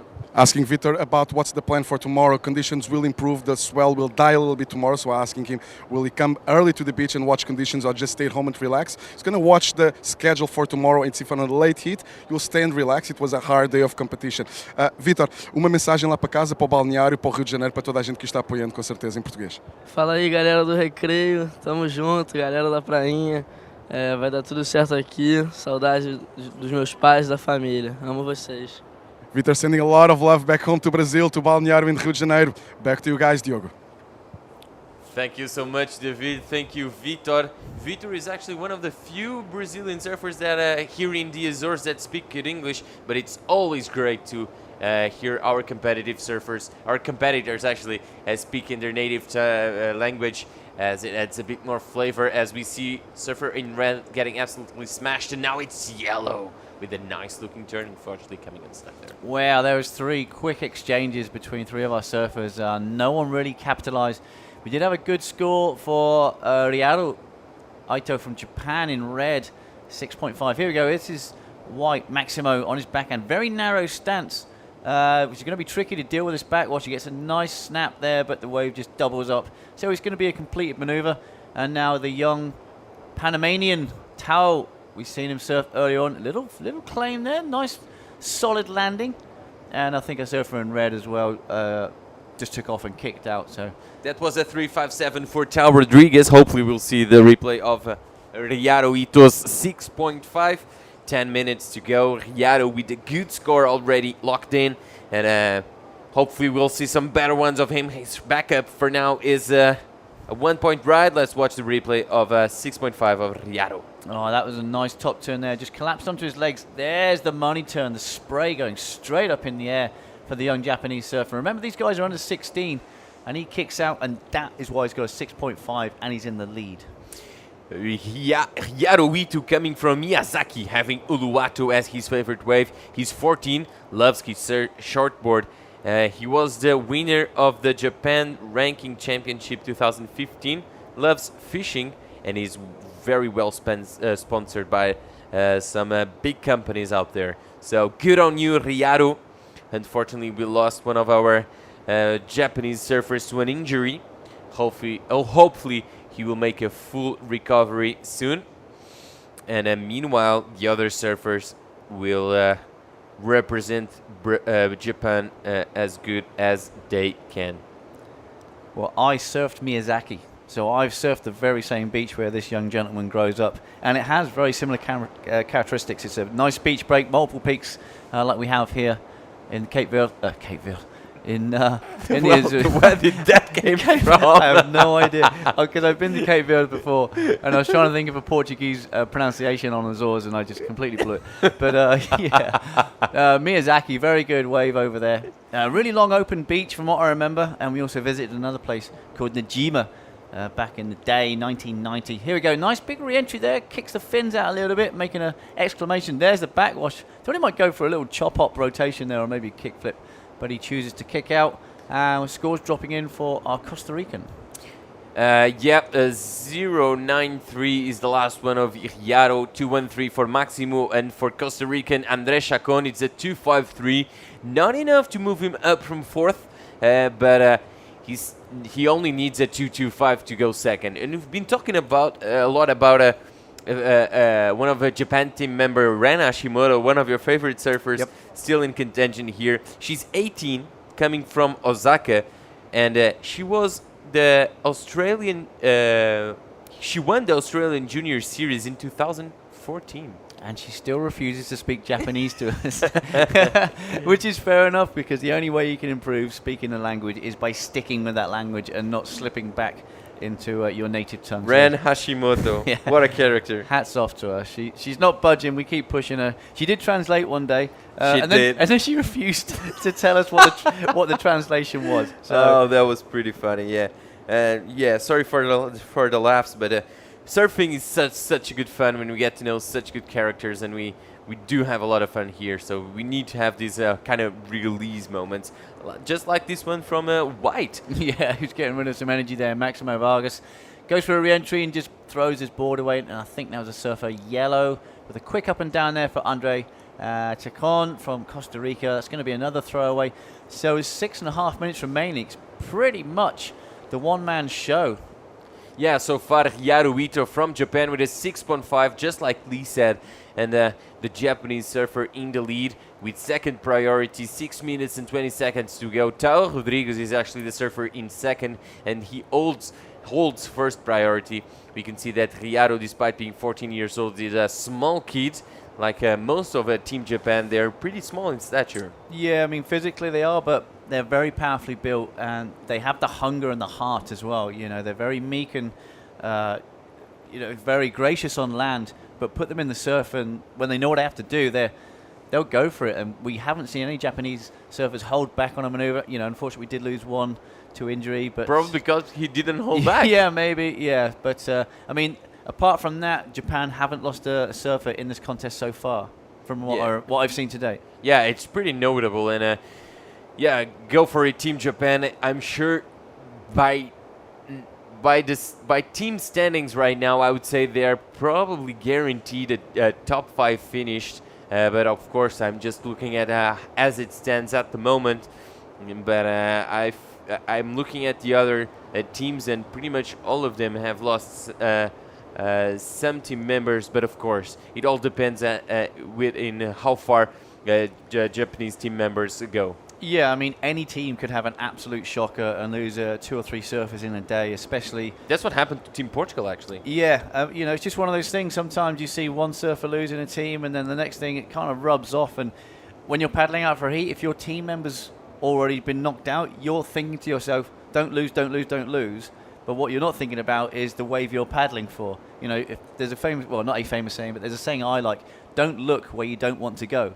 So if you're on a tightrope, for example, you're thinking, don't fall off, don't fall off, don't fall off. Odds are you're going to fall off because you're thinking about it. So, you know, when you get to these contests, paddling out, wipe your brain clear, know what you've got to do, listen to your manager and your coach, draw on your previous experience of, you know, the heats you've won, and just focus on the wave you're paddling for. How's the saying again? Don't look where you don't want to go. Don't look where you don't want to go. Simple. It kind of makes sense. It's, you know, it might be one of those. It's better than those bird in the hand is worth two. I'd never understood that. You know, a terrible saying. You know, every cloud has a silver lining. Well, clouds haven't got linings for a start, and it's not silver. But I'm digressing here. We'll go back to the surfing. This is young Tao Rodriguez from Panama. Nice snap off the top. I really like this kid surfing. He is his second surf today, and he was concentrating on this.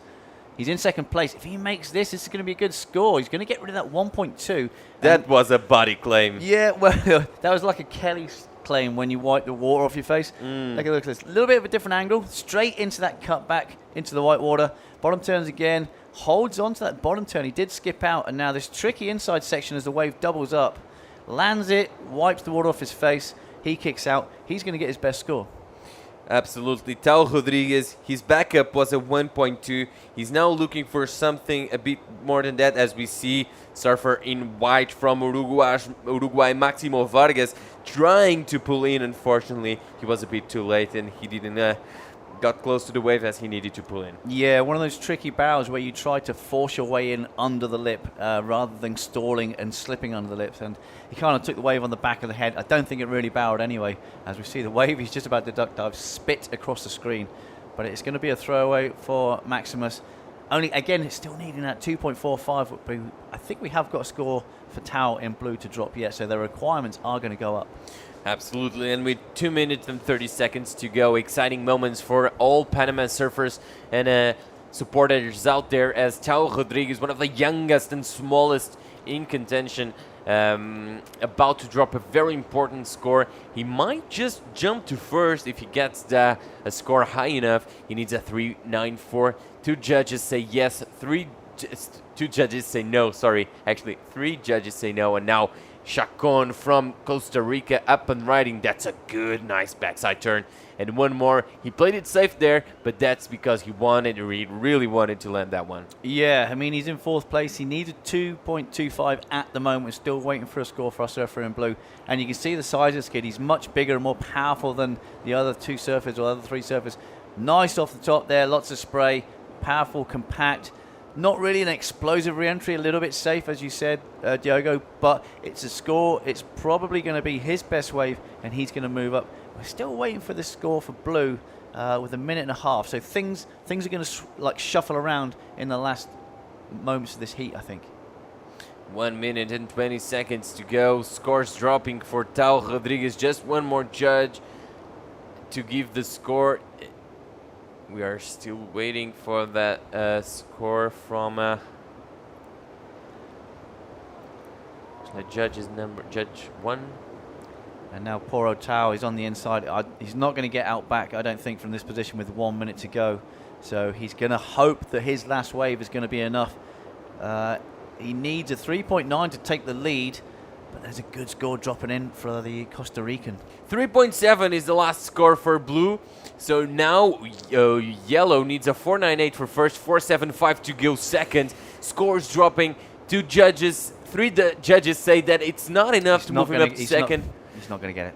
And he doesn't get it 4.5. He needed something more than that. So now he needs a 2.78, and it's the Japanese surfer up and riding. He needed more than a 1 point ride to better his situation. He did just that with that wave. 20 seconds to go, and the 2 smallest surfers in this heat are making it. Yeah, these are micro machines. You know, we're last 15 seconds.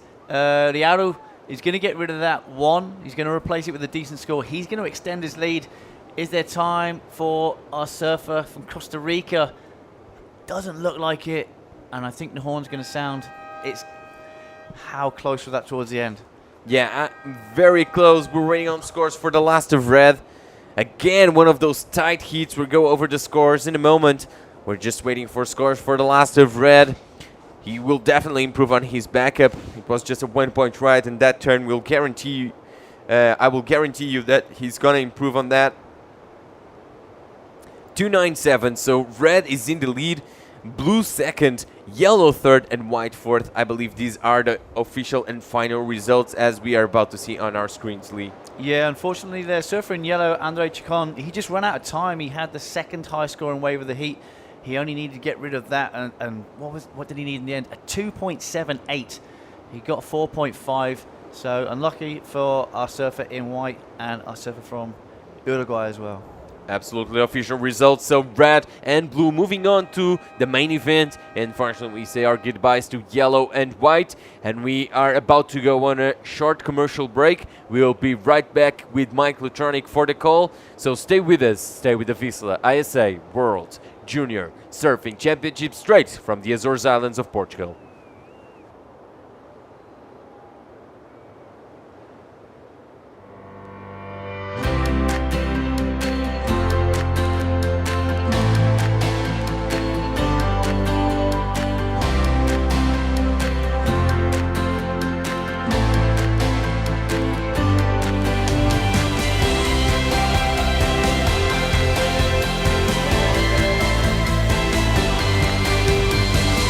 The Azores, an archipelago of discoveries in a sea of adventures.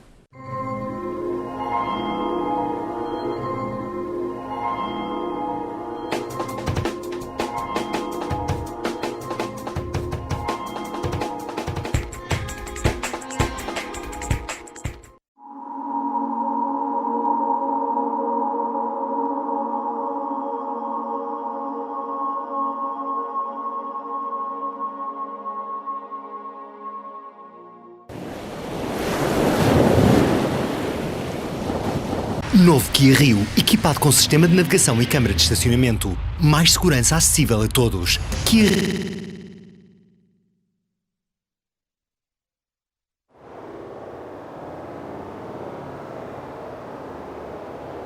Welcome back to the Azores Islands and to the Praia do Monte Verde, where we are for one more day of action of the 2016 VISSLA ISA World Junior Surfing Championship.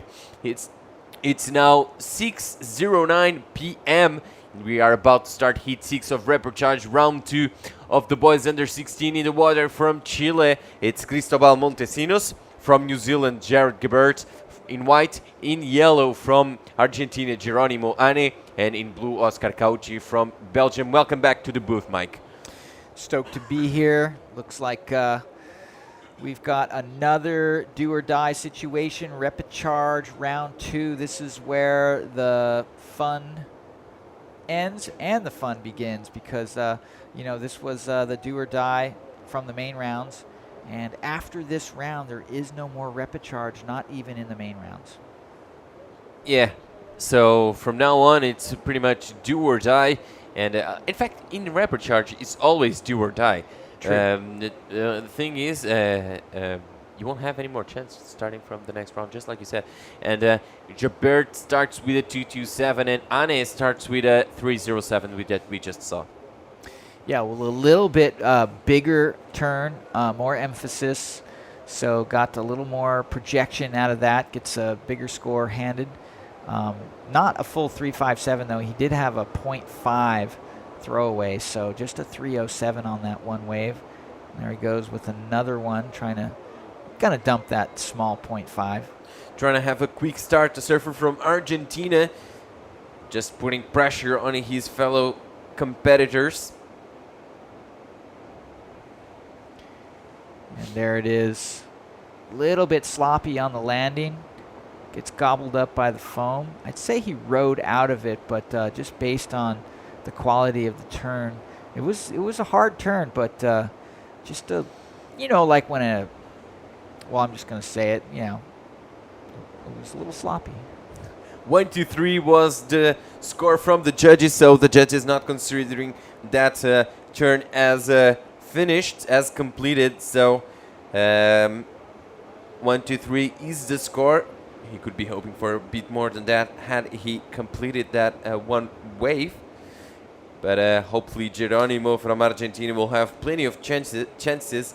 And I see white and yellow just trying to scrapping to go over that wave. Hopefully if they do, they'll be right in the spot for some more waves to come next. Well, much more organized lineup right now than been used to seeing, and I'm sure these kids are stoked about this. I think the prediction for the rest of the week is going to be a lot calmer than this morning, and it's been a long day. Yeah, a very long day, marathon day here on day 5 of the ISA World Junior Surfing Championships of 2016. We have a lot of surfing to do, a lot of competitors. We had, by the start of this contest, we had 371 participants, 39 countries. Not anymore. Some participants started to lose. Some countries have no more representatives, and things are narrowing down. We will soon find out who's got the medals, who will get the medals, and we'll find out who will surprise us, who will prove the favorites and the bookers right, and we'll see. There's always a surprising story within these results, and I'm looking forward to find out who that is. Little lull in the action for once. Usually we're used to seeing, been seeing bombing whitewashes out the back all day long. A little bit of calm water, but we can see 2 nice lines coming in. Not sure how they will file into the shore break here. Maybe enough open space for a maneuver. No one opting to go on that one. This next one looks a little bigger. Possibly a closeout, so all surfers staying put right now. Absolutely, and Geronimo Ane still in the lead while we keep on waiting for the interview with last heat's winner. That's Riyaro Ito. I'm pretty sure that Lee is trying to get a translator, whether that be Junio, Japan's team manager, or Ren, one of Japan's team members. And that was Montesinos from Chile, first wave. Have you been to Chile? Land of great waves. Never been to Chile yet. I hear their wine is flowing. Their left-hand point breaks are going. And they even have some great snowboarding mountains. That's 3 good reasons for you and me, because I like wine, I like lefts, and I like snowboarding, to go to Chile. Let's do it. I'll surf on my backhand and hang out with you, buddy. You're regular? I'm regular. Oh, I thought you were a goofy footer. Hey, don't hate me for being regular, buddy. Now, right. That's a nice turn for wide. Yeah, I was going to say, that's Jared Gibert from New Zealand laying down a hard turn on his backside. That was a thick lip right there. Yeah, he's making his way out. Quick work on that wave. Oscar Cauchi from Team Belgium with priority. Well, if you're tuning in at this late time, you are watching the 2016 VISSLA ISA World Junior Surfing Championships. This is where you will find 371 athletes from 39 different surfing countries. There are a few exceptions, like Hawaii's part of America and Tahiti's part of France, etc., but a lot of different surfing cultures, languages, ways of life, all gathering here. The tribes are gathering, and that's what the ISA represents. The beautiful country here in the Azores, tourism department in the Azores has been kind enough to host this event, and Geronimo Ane from Argentina laying down a beautiful backhand turn. We are now ready. Yeah, we are absolutely ready to go to the beach with an interview from Lee. Lee, who you got there for the translation? Is it Junio, Japan's team manager, or Ren? Well, I'm going to start with a little, very quick story. In 1990, I was lucky enough to go to Japan and surf in the very first ISA games for myself at a place called Miyazaki. And they had some really good surfers back then. Little did I know I'll be interviewing the future of Miyazaki surfing with Ryoru and my favorite translator, Ren. And I'm going to keep this quick because our winner here is a little bit shy. But first of all, congratulations on your heat win. That 6-point ride was very good. How did you stay calm because you took a long time to catch another wave? 6点出してからずっと長い間待ってたけど、どんな心境でした？心境、いや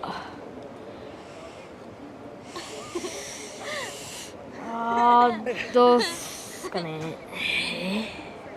Okay, let me ask a different question. As a teammate, Ren, how did you feel when Ryoru got off that quick start with a 6-point ride?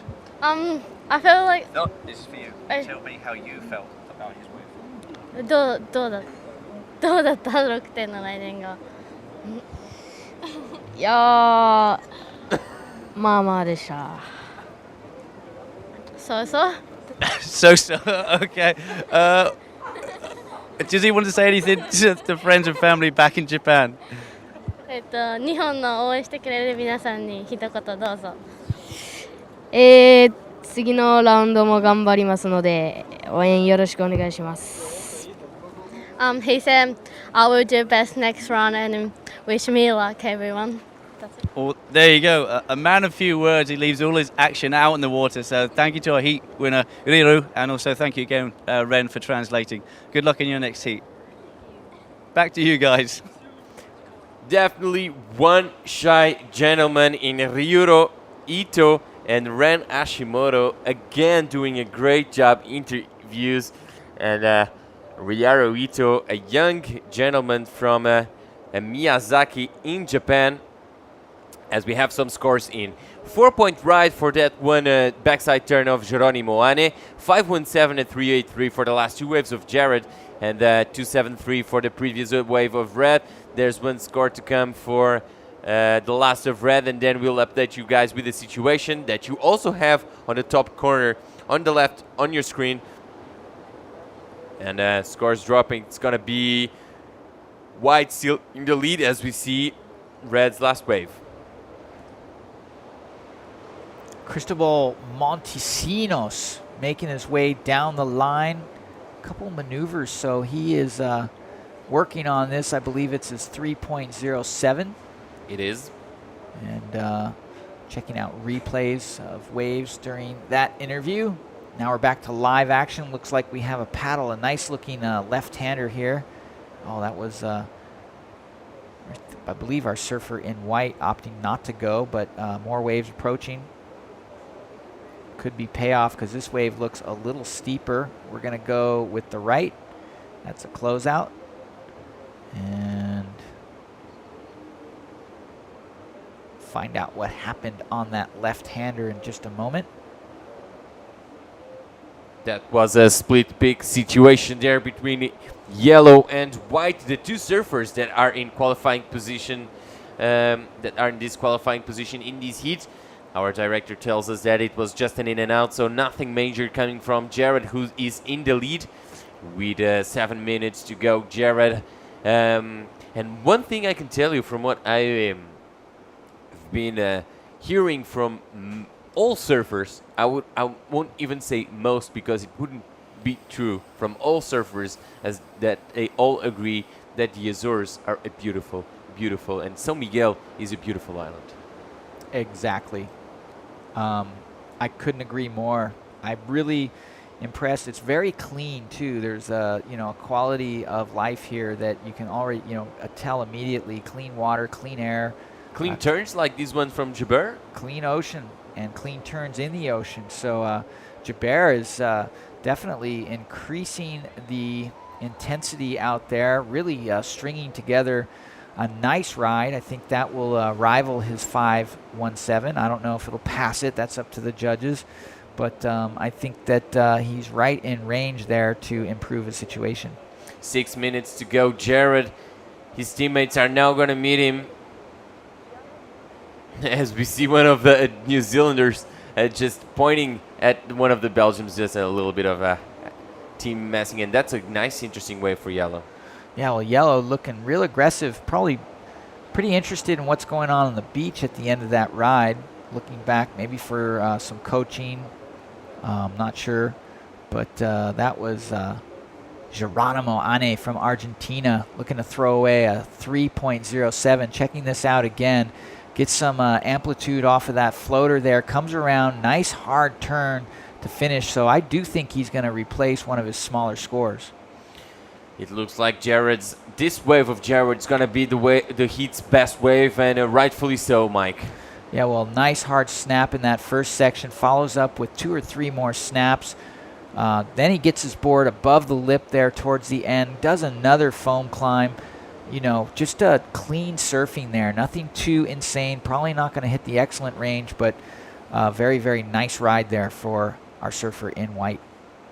And with under 5 minutes to go, 4.77 for the last of Yellow and a 6.17 best wave of the heat so far for Jared. So Jared in the lead, Yellow in second, and once again we see 2 surfers running away with this heat, while Cristobal Montesinos needs a 5.71 to go second, and Oscar Cauchi needs a 7.38 to go second.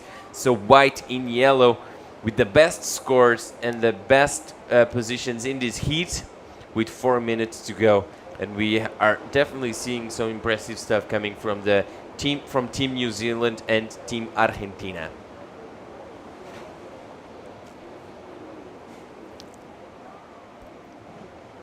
Big closeout here. You can see whitewash all the way across the line of your television screen or your computer screen, whatever you're watching our webcast here on.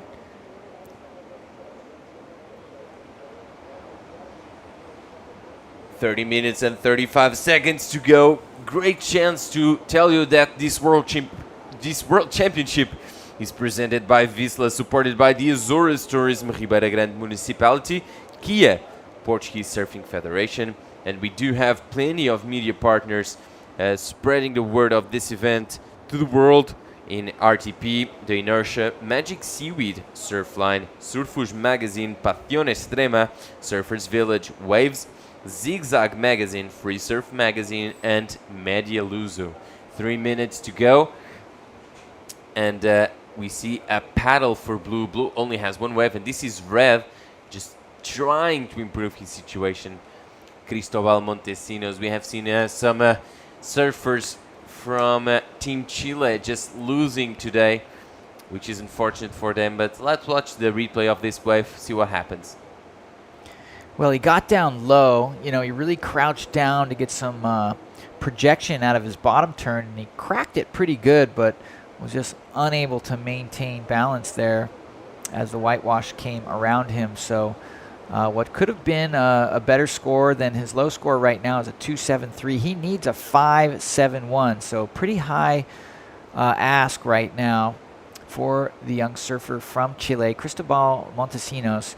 He needs a better wave than that, and with 2 minutes left, he's got the Chilean national pride on his shoulders right now, because this is a repecharge. One thing that I can tell is that it's not Chile out there, and it's Yellow up and riding. I thought Blue was going to catch a wave too.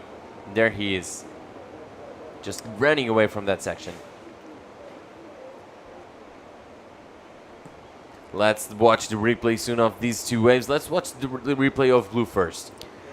Well, here he goes. Gets a snap off the top. He's going to get a little point out of there. Kind of a stylish evasion. He could have hit that section, though. Yeah, I don't know. Choosing not to hit that section, so he's going to keep the score fairly low.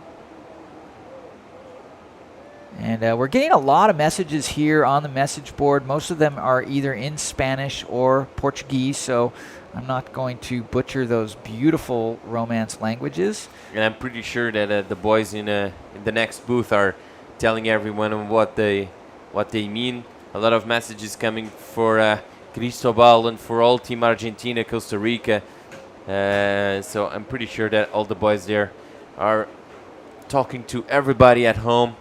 Plenty of message in the message board here at isaworlds.com. If you want to say something, that says yellow up and riding. Hollow section there, hits it, and it lands it. Yeah, that was a good job of maintaining that late hit. You could see he just got to the lip slightly late, came down. Looked like he was almost going to fall back on it, but managed to get his board right underneath him again. So good completion. He's working off 4.0 is his low score right now. But currently in advancing situation, Geronimo Ane in second place.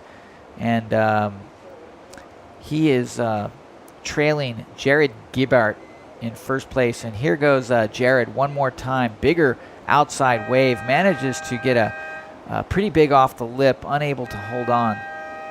And time is up in this heat, and Team New Zealand is happy, as you can see. A dab, one more dab for one of New Zealand's team member. Congratulations, Team New Zealand and Team Argentina. Unfortunately, Team Belgium and Team Chile lose two of their team members in this heat. And we're going on a short commercial break after the official results. For now, congratulations, White. Jared Jabberts from New Zealand, and congratulations also to Geronimo Ane. Unfortunately, we say our goodbyes to Cristobal Montesinos and Oscar Cauchi. Jared Jabert advancing with a heat total of 11:34, and the two best waves of the heat. We're going on a short commercial break right now. Stay with us. Mike Latronic and Bo Hodges will be right back with the call straight from Praia de Monteverde in the Azores off the coast of Portugal.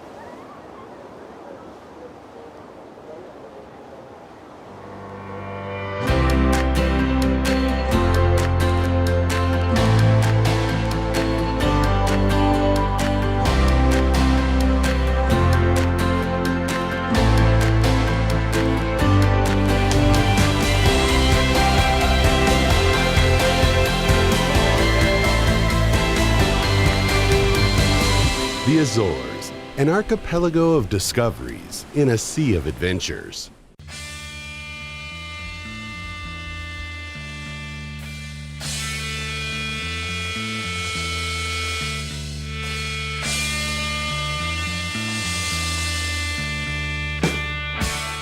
Novo Kia Rio, equipado com sistema de navegação e câmara de estacionamento. Mais segurança acessível a todos. Kia Rio, decida sem olhar para trás.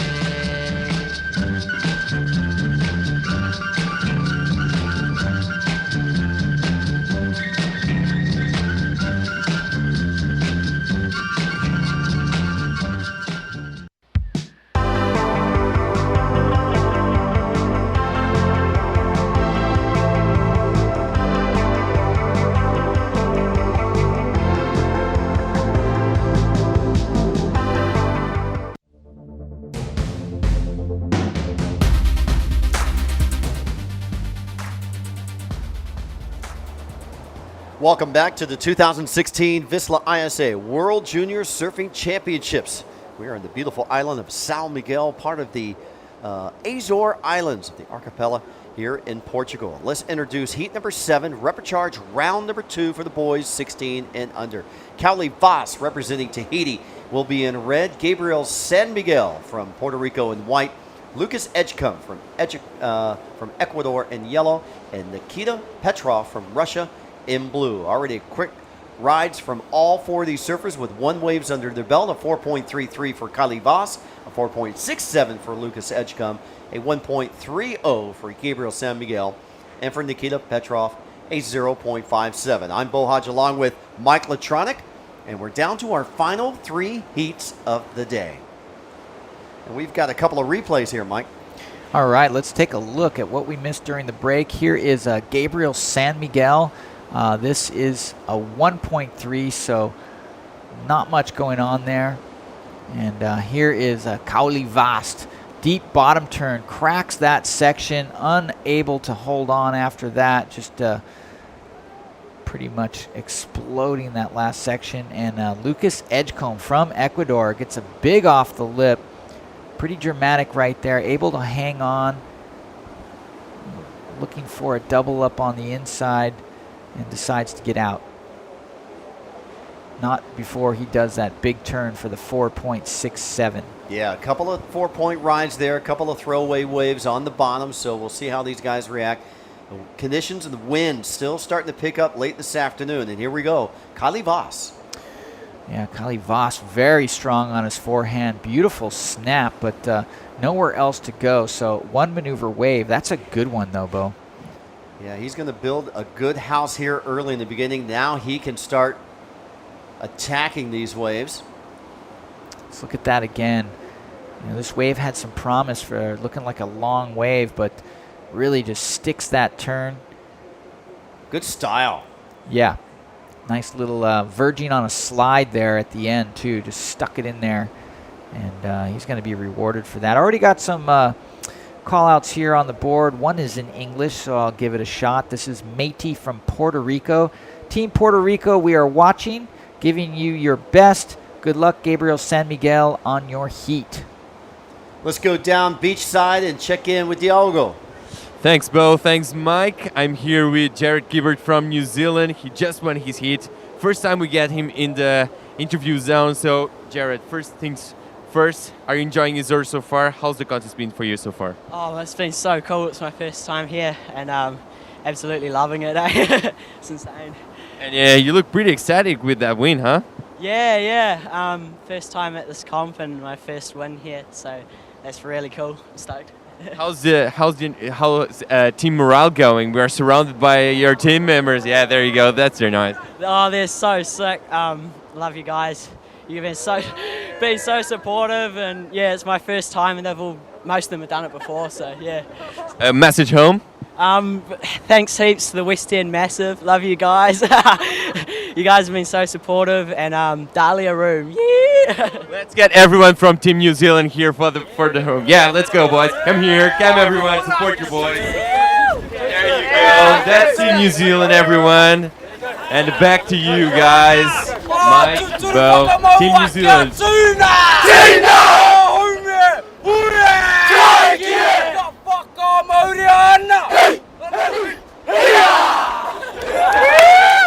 Well, there you go, Team New Zealand, giving their chance.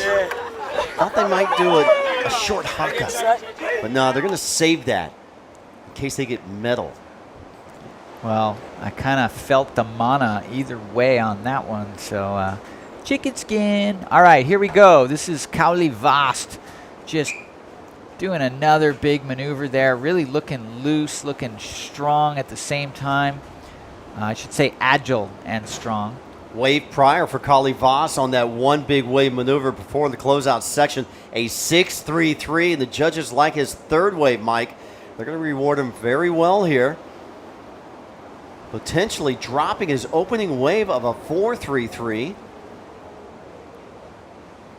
Just need one. There's always one judge slow to the punch in, isn't it? You know, as a competitor in the Masters, I refrain from criticizing any of the judges ever. No, that's not true. I do have an opinion, and as far as punching in the numbers, they want to make sure they get it right. So I think part of my job is to give you my opinion. But it seemed like a pretty funny thing to say at the time. Time check, 11 minutes, 45 seconds. We can tell you that Kauli Voss registers a 4.93. Gabriel San Miguel, a 2.67. The two surfers on their last wave. Situation, Voss in first, Edgecombe in second. Lucas Edgecombe on a one-wave score of a 4.67. He needs a 6.6 to go to first. Gabriel San Miguel from Puerto Rico, surfer in white, in third, only needing a 2:01. But once Lucas catches his next ride, that margin's going to boost up. All right, well, here is San Miguel in white. Got himself a little right-hander. Cracks off the top, winding up, looking loose. Schwacks a little off the top right there. Trying to force it here on the inside, loses his flow, and he's done with that wave. Meanwhile, Voss winding up on his backside. Another beautiful cracked vertical off the lip. So just, really reacting well to the bumpy, chunky conditions. Decides not to hit the lip right there and saves it all for this inside move. So a couple of nice moves, probably in the mid-range again. I think had he been able to get a crack on that first big section, that could have gone into the excellent range. But here's a different angle on Gabriel San Miguel from Puerto Rico, getting down the line, getting a little work done there. That last turn a little soft, so it's going to keep the score low. A 2.93 for Gabriel San Miguel. A 3.77 for Kylie Voss. It's a keeper wave for Gabriel, a throwaway wave for Kylie. And here is Lucas Edgecombe from Ecuador. Finds his second wave finally. He's been waiting a long time. Looks like either he's frustrated or stoked. Let's try to get a better angle here. See him get up. He's going to do his first turn right there. Nice hard snap. Throws a lot of spray. Gets above the lip. Okay, so he's stoked actually. Yeah. That angle really shows the intensity of those turns. So good second score for Edgecombe could possibly be coming. Yeah, he only needs a 0.94 to go back into second because Gabriel San Miguel has taken second away from Lucas, and Lucas regains it back with that 4.33 on that second wave. So situation, Kylie Voss in first on the 6.33 and the 4.93. Lucas Edgecombe from Ecuador in yellow in second. Pair of fours, 4.67 and the 4.33. He now needs a 6.6 to go to first. Gabriel San Miguel in third, Puerto Rico in white. He has a couple of twos, a 2.93 and a 2.67. He needs to get on the board with a 6.08 to regain second. And Nikita Petrov, a couple of scores under a point. Our Russian surfer in blue now needs an 8.08 to go to second place with 8.45 remaining. Well, the wind has surely deteriorated the conditions here. That onshore breeze has made it very, very, very crumbly. But I tell you what, Bo, the performances are still there. Kylie Voss is actually working off of this unruly wave face and still looks very, very electric. I really like the way he's putting things together. Similarly, Edgecombe from Ecuador has no problem in pelting these crumbly lips. 8 minutes on the clock. First priority red, second priority white. They're right next to each other. See Voss and San Miguel side by side. Our leader, Kylie Voss, a 14-year-old from Papahete, Tahitian champion in the under 16s, under 14s, and under 12s in his young surfing career. And that's saying a lot from Tahiti. Yeah, I mean, wealth of surfing talent coming out of Tahiti. Look at this beautiful style. Rips a big cutback right there. Finds oncoming section. This time goes down. All right, so he is part of the human race as we know it. And just really appreciate his style. Beautiful cutback style right there. Goes into this section, really confident, but that wave jacked and grew at the same time. So the wave itself went from a smaller section to a larger section. Combined with the backwash, he was just unable to stay with it. So here we go, his last wave score coming in a 3 range, a 3.17, not one of his top two. Kylie Voss throwing a 3.17, a 3.77, and a 4.33 scores. Those are throwaway scores for him. Yeah, well, definitely a surfer to keep our eye on here, as we've seen a lot of good talent all week, and this young Tahitian surfer certainly has a talent and some of the moves to make it happen for his country. These kids are all going for, of course, individual prizes. There's gold medals for men's under 18, women's under 18, men's under 16, and women's under 16. But perhaps the most prestigious prize is the team trophy. Banding together as a team and bringing home that gold medal is something that each one of these countries are keenly after. Defending gold medal team, the United States of America. Team USA won that on their home soil last year. The south side of Oceanside. The year prior in Ecuador, it was Team Hawaii. Prior to that in Nicaragua, it was Team Australia.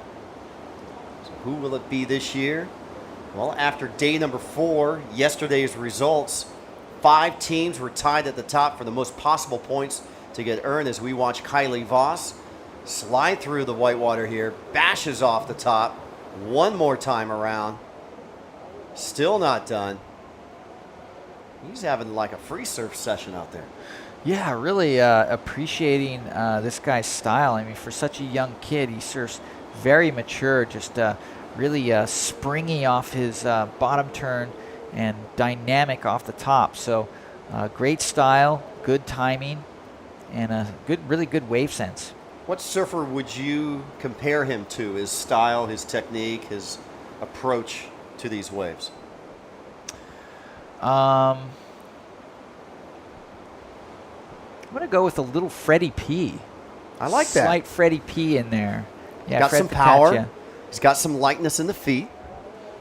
Knows when to throw the right turn at the right time. I like that. Yeah, he keeps it moving too. You know, he's not, you know, just a power. You know, he's small, but he's powerful. But he's not just trying to throw power turns. He's got the jab and the knockout punch. So I think that we'll be seeing more of this young man, and I think that's going to be his best score. Well, we saw the Quicksilver label there. I'm sure Freddie's involved down there, you know, maybe with some of the young up-and-coming Tahitians. Here we go. Surfer in yellow, Lucas Edgecombe. Well, Edgecombe currently holding down that second spot, but looking to replace a 4.33. 3 minutes, 40 seconds remaining. Here's the beginning of his ride. Yeah, well, not much happening here, and he gets out of it pretty quick, but the news in, couple of excellent scores here for Kylie Voss. Not all the judges agreeing, some just on the edge of excellence, and averaging out to a 7.67. So nice attack on that wave, and here he goes again. I wouldn't doubt if he takes to the air. Oh, smoothly clean rotation. A full reverse. Let's watch this from the beginning. Yeah. Once he's got those 2 solid scores under his belt, it's time to really throw it up there and go for excellent progressive scores. But what was really interesting, did you see that double wave after the wave? Yeah. He came up and probably swallowed a ton of whitewater just then. Here we go. Surfer in white, Gabriel San Miguel. He's been quiet in the middle part of this heat. Not much action for there. So the wave prior Mike was describing, there were 2 8s in that score line from the judges in the excellent range. There were 2 7.5s and the low was the 7, so 1.7, 1.8 eliminated. So that's the 7.67, and flirting with a possible another excellent score. Yeah, well, that was just really dynamic, timed super well. This wave of white, you know, he had potential here. That last turn just a little late. He only needs a 6.08, so maybe a missed opportunity there for Puerto Rico. But yeah, as you said, Bo, this next score is flirting with excellence. Anything from 8 to 10 in the excellent range, and this one comes in just under that, a 7.77. We may be giving Kylie Voss a pair of LeBlanc sunglasses tomorrow morning. Yeah, let's not forget LeBlanc is graciously offering the best surfer of the day each day a free pair of shades, and these buggas is made in Italy, brah. Quality. A 7.77, a 7.67, almost identical scores. You add those up, a 15.44 in conditions of today. Tomorrow's, we got day 6, Thursday, podium 1. We're going to see the boys under 18 main round 3, all 16 heats. And then we're going straight back into the boys under 18 main round number 4, 8 heats. On podium 2, it'll be the boys under 16 Reprecharge, the second half of what you're seeing right now, 9 heats. And then the boys under 16 main round number 3, 18 heats there. So a busy day tomorrow. The girls have a second day off of the water. Well, here is a final wave for Lucas Edgecombe from Ecuador. He's got a lot of open face to work with, did a couple of maneuvers on the outside. Not sure if that's going to surpass what he's already got. Let's take another look at it. Deep bottom turn off the top, a little slight on that off the top though. And this one, again, just a pretty medium snap. So I'm not sure he's going to get past 4 or 5 point range, but another solid small effort there for Ecuador, and I think he's going to maintain his situation. Well, with the sound of the horn, that rounds out. What a performance by Kylie Voss, the 14-year-old. And look at this. Team Russia had 4 waves for Nikita Petrov, but they're carrying him off like he's a true champion. Gotta love that. Look at this little Grom. That's actually one of the best things I've just seen at this event. There's the water patrol coming in, checking on the guys out in the water. Those are the free surfers off on the other side, making sure they stay in their zone. And what a heat that we just had here. This was heat number 7 of round number 2 of the Reprecharge round, and it was owned by this man in red, Kylie Voss, a 7.77, a 7.67, a 15.44, going for the best 2-wave total of the day. The LeBlanc sunglasses are possibly in his hand tomorrow. We'll have to double check all the other scores. But second place, Ecuador's own Lucas Edgecombe, and Puerto Rico's Gabriel San Miguel takes third and eliminated. And Nikita Petrov is chaired out of the water. You're watching the 2016 VISSLA ISA World Junior Surfing Championships from the Azores. Stick around. We're going to have heat number 8 coming up next.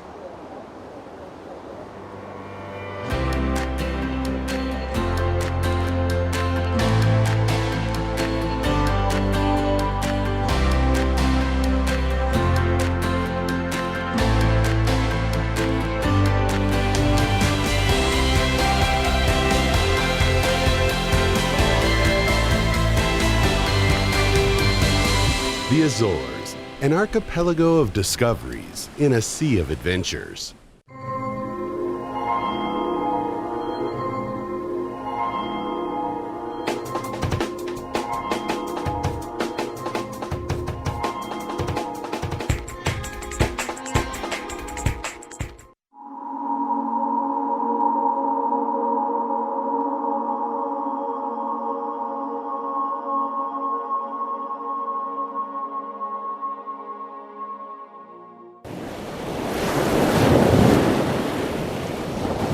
Novo Kia Rio, equipado com sistema de navegação e câmara de estacionamento. Mais segurança acessível a todos. Kia Rio, decida sem olhar para trás.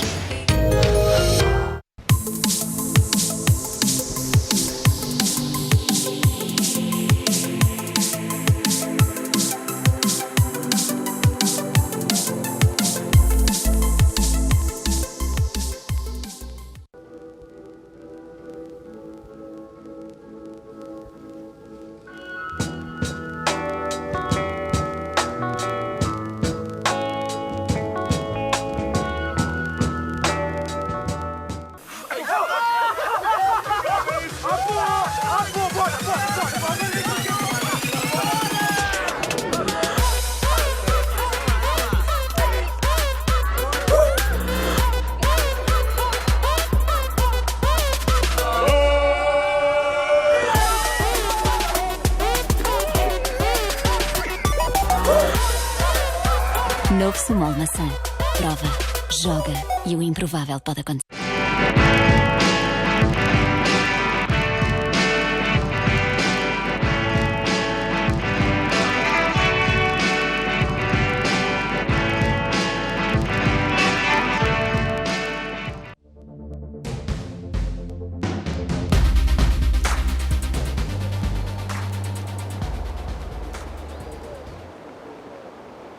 Welcome back to the 2016 VISSLA ISA World Junior Surfing Championships in the beautiful islands known as the Azores, or the Azores, here in Portugal.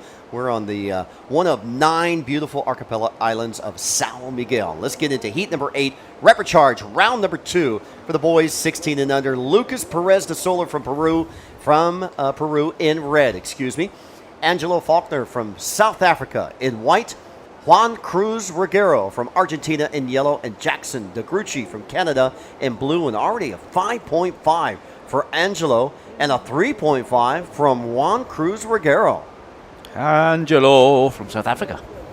You can see the wind's kicked in, so it's kind of made it easier to hit, I think. Looking out there, it's not as closing out.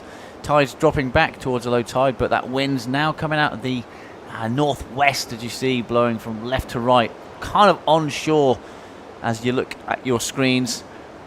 So this morning we had offshore, kind of switched to side offshore to straight side shore, and now it's side onshore. Yep. So it's clocking around counterclockwise. And it's like the wind's almost said, you know, I've had enough now. You've had your fun today. All right, out of here. Yep. I'm taking my ball and I'm going home. It's nighttime, and it's time for us to take over. 15 minutes remaining in the heat, and let's go down and check in with Mike Latronic.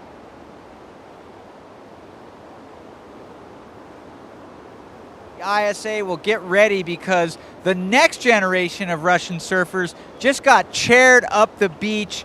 Nikita, you're a champion. Thank you. It's really fun out there, but the current is very strong, so I didn't really like it. And my friends totally cheered me up. Well, the water must be warmer than the Black Sea, that's for sure. We got that straight? Yeah, it's much warmer than the Black Sea. And yeah, but I hear you surf in Barbados all the time. Barbados is really fun because it's mostly a point break, and I really like point breaks. So it's just one place where you drop in and you get to ride it all the way in. How do you feel being part of the Russian surf team here today? I feel really good about surfing in the ISA games. You want to give a shout out to mom and dad or friends back home? Thank you, Mom, for entering me in the ISA contest. All right, so we all know that the parents are sponsor number 1, even in Russia. All right, thanks, guys. We're going to find Kaoli for the winner of the last heat from Tahiti. He's around here. There he is, Kaoli. All right. There you go. Ooh, it's not as warm as in Tahiti, is it? Excellent, sir. You speak a little English? Parlez anglais? Okay. Joli roller. J'aime la. You had a great heat. You look super loose. First thing I wanted to ask you is, who is your favorite goofy foot surfer? My favorite goofy foot surfers is, for me, it's, I don't know. I was thinking you looked a little bit like Fred Patachia, but a little different. Yeah, I like Freddie. Yeah, but not the same. Yeah, I like Freddie. It's Freddie. Well, do you have any other favorites? Not the goofy footer, but Jeremy's. Jeremy's regular. Oh, yeah, I like Jeremy. Yeah. He does have a beautiful style. You have a beautiful style, and it looks like you're very inventive. L'imagination, like, do you think about what you're gonna do? Pensez beaucoup, mais just allez. In français, okay. Non, yeah. Je préfère faire comme maintenant. Enfin, je préfère laisser aller plutôt que d'essayer comme eux. Mais j'aime bien aussi essayer. Basically, I think what he said was he doesn't like to really strategize too much about the wave. He does what's natural, correct? Yeah. Anyway, hey, congratulations. You want to say in your own language, shout out to the folks back home watching in Tahiti? Yeah, thank you for my parents, for the Tahiti team, and ESA. And thank you for all my sponsors. And thank you. Cool, man. All right, guys, back up to you. Thanks so much, Mike, and great translation there. And Kylie Voss, an amazing young man, a 7.77 and a 7.67, and they were back-to-back rides, and he was throwing away high fives and some 4s. So I'm thinking he might be on his way to getting some new sunglasses, possibly? Yeah, I think he can pick the color out right now. In fact, he could probably take the pair right off Mike Latronic's head. Yeah. Well, I mean, he thanked Mum and Dad, your first and your last sponsors when it comes to surfing, and why not? We're going to play catch-up now in this heat. Surfer in red there, Lucas Perez. Kind of froze on us, yeah, huh? Kind of shy. Yeah, like our Japanese surfer Yeah. was. And Angelo there with a quick up and down. He's got a 5.5 as opening wave. This is going to be a throwaway. Here we go. It's happened to Lucas Perez. So, whitewater wave. Gets halfway through that cut back. He has to bounce his board to build speed. That was a smooth roundhouse into the whitewater, but he comes unstuck. So that's going to be a throwaway wave, hopefully at the end of the day, for our young surfer from Puerto Rico. He's a big kid. We saw him earlier on in the heat. And now Jackson from Canada flying down this left-hander. Real nice re-entry there. And his back foot slips on, but I'm giving that he landed that maneuver, and the backwash knocked his foot off after. That was live action, so our surfer in blue with a score already. Yeah, 2.53 on his opening ride. This will be his secondary wave. Lucas Perez, the Solar from Peru, has a 3.4, 1.8. We tell you, Angelo Faulkner opened up with a 5.5. He's backed it up with a 0.87. He's your leader right now, but watch out for this kid in yellow. Angelo Cruz Reguero, a 3.5 and a 2.67. He's currently in second place, only needing a 2.88 to go to first. Well, Jackson was a little bit unlucky there. Not sure if the judges deemed that last maneuver complete because he did slip off his deck grip. He moves up a place anyway. He's into third now, and we're already 10.5 minutes gone. And now white, Angelo Faulkner. Nice quick re-entry there, just the one turn for our South African. He kicks out and he's going to head back out back.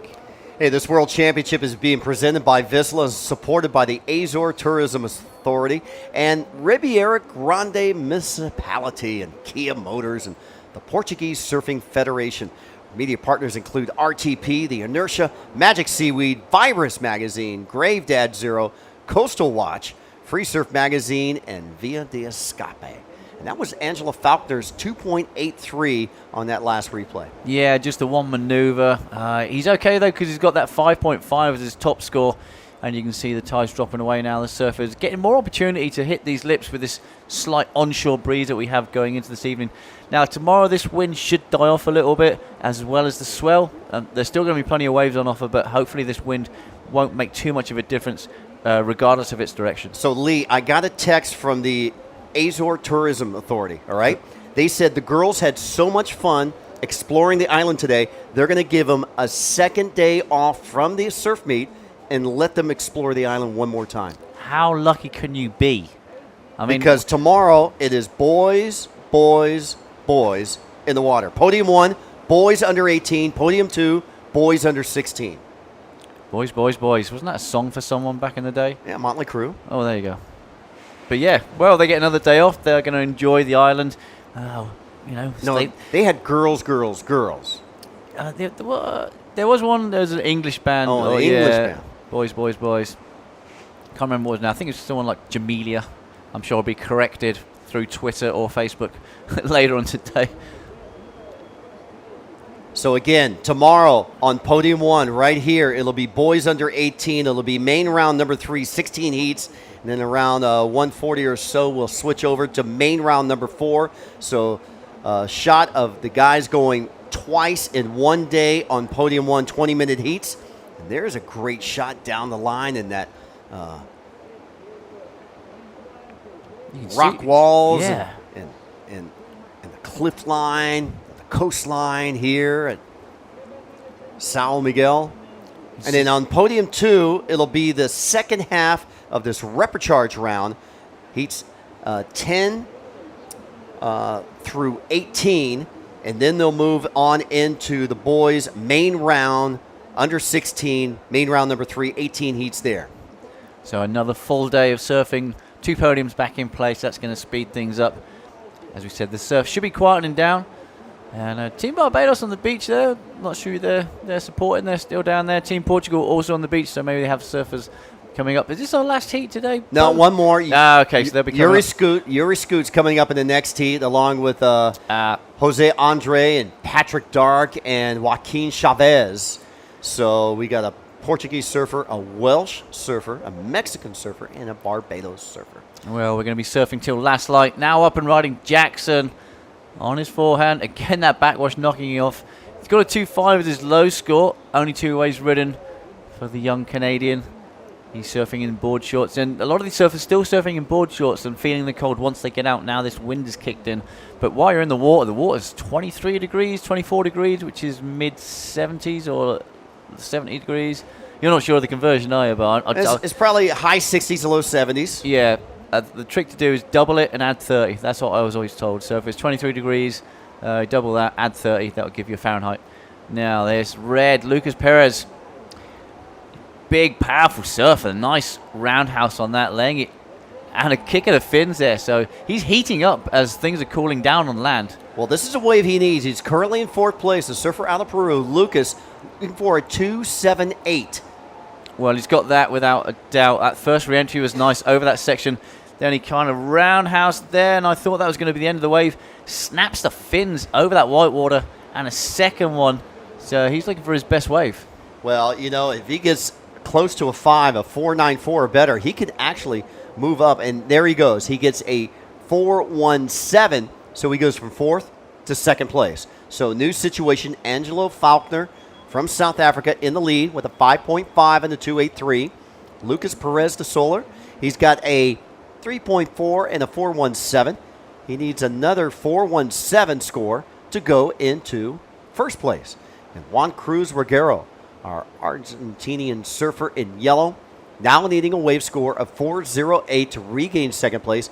And don't count out our Canadian. He's got a 3.4 and a 2.7. And Jackson DeGrucci now needing a score of a 4.18. So these guys are really close. Just over 2 points separating first to last. So every next wave could change the situation. Yeah, I think these guys are probably going to get one more roll of the dice as we come down to 4 minutes.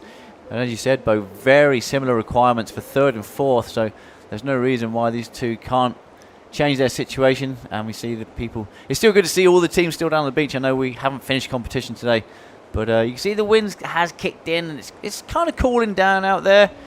It really is 4 seasons in one day over here in the Azores. It was boiling earlier on, glassy offshore waves, and now that wind's just kind of churned things up a little bit. But we've seen some. I think the scoring potential's gone up from maybe an hour ago. Well, look at the last heat. Kylie Voss, a 7.77 and a 7.67 with a 2-wave total of 15.44 in these same conditions. It looks like it's getting very dark on our screen. Not sure what's happening there. It's not really that dark outside. That's production. Production having slight. Yeah, that's the dark side of the Azores, apparently. Someone turned on the light in the production room, and it just blackened out the screen. 3 minutes on the clock. Nothing changed. All surfers now with 3 waves, so this is a really tight heat. Any way you try and cut it. The next exchange is going to be very important. Just looking, you can see how much it's calmed down from that pushing tide. Yeah, and that swell definitely gone. We saw signs of it about an hour ago, still pulsing in. Still both on the right and the left side. We were watching, Lee and I, over on the right side of podium 2. Yeah, and there were some major closeouts over there. Yeah, actually you're right. There was still pulsing. It does this. It lures you into a false sense of security. You just look at that now and you're like, I'll be in there. Not a problem. I'd not even use a leash. Oh. And then, give it 5 minutes. And one of those sneaky sets, you can see a few dark lines on the screen now. So if you're wondering how surfers know where to sit, know where to paddle, what they're doing is they're looking at shadows, and how they get in the perfect spot is the darker the shadow, the steeper that part of the wave. So as a wave comes in, the surfer's already imagining how it's going to break just through surfing thousands and thousands of waves in their past. Here we go. Whoa, I thought he was going to land on his board upside down. He got away with that. Very lucky there, Angelo. Still in first place. Yeah, Faulkner from Jeffreys Bay, South Africa, still in the lead, even though he fell off that wave, a 5.5 and the 2.83. And this World Championship being presented by VISSLA, being supported by the Azore Tourism Authority and by the Portuguese Institute of Sport and Azore Airlines, along with Sumal. Our media partners include Surfline, the official forecaster, Surfos Magazine, Passion Extrema, Surfers Village, Waves, Zigzag Magazine, and Media Luso. Okay, wave up and riding. Second place for Lucas Perez. Big, powerful, natural foot. Gets a snap off the lip, gets around that section. Keeping his board moving all the way through the inside. Just going into that channel section now. He looks at his team coach. He's going to be happy with that. I reckon that's that 3.4 gone. He's been busy.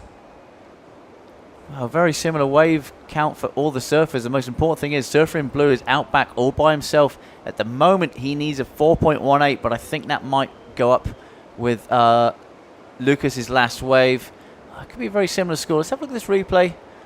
Nice takeoff. Kind of a check turn. I thought he hit that actually slightly harder. And then out onto the open face again. Yeah, so just an inside maneuver for Lucas Perez. So it does go into his top two, but only helps him by, what do we got, 0.2 of a point. Yeah, 3.6 outdoes his low wave of a 3.4. 30 seconds remaining. Faulkner in first, DeSoler in second, Ruggiero now needing a 4.28, and DeGrucci needing a 4.38. Well, time's ticking away. 20 seconds. Our surfer in blue, first priority. Any ornithologists out there know what kind of bird that is? Let me know. Maybe a sand picker? I don't know. He's hungry. Yeah. 5 seconds remaining on the clock. And this will round out heat number 8.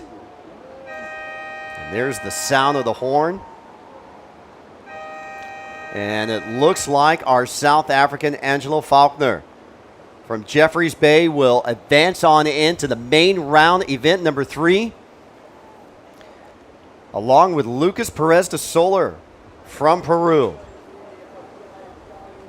A quiet heat at times, a busy heat at times, but the result remains the same. And here's your results. Heat number 8, Reaper Charge, round number 2. And it goes to our South African surfer out of Jeffreys Bay, Angelo Faulkner. In first, second place, Lucas Perez de Soler from Peru.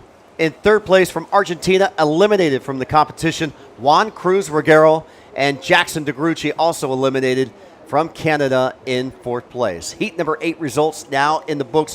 One more heat to go, and we have just started that heat. We're going to take a short commercial break. When we return, more exciting action from the 2016 VISSLA ISA World Junior Surfing Championships.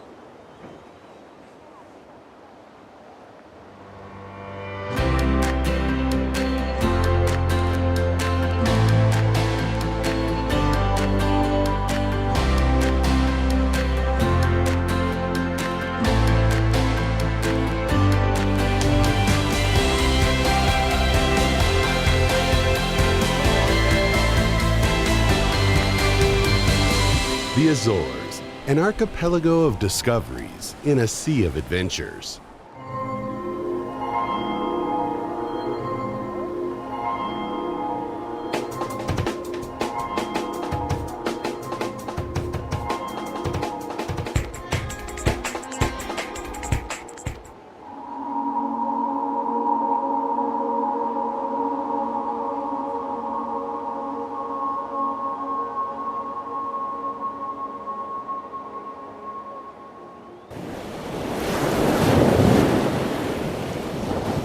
Novo Kia Rio, equipado com sistema de navegação e câmara de estacionamento. Mais segurança acessível a todos. Kia Rio, decida sem olhar para trás.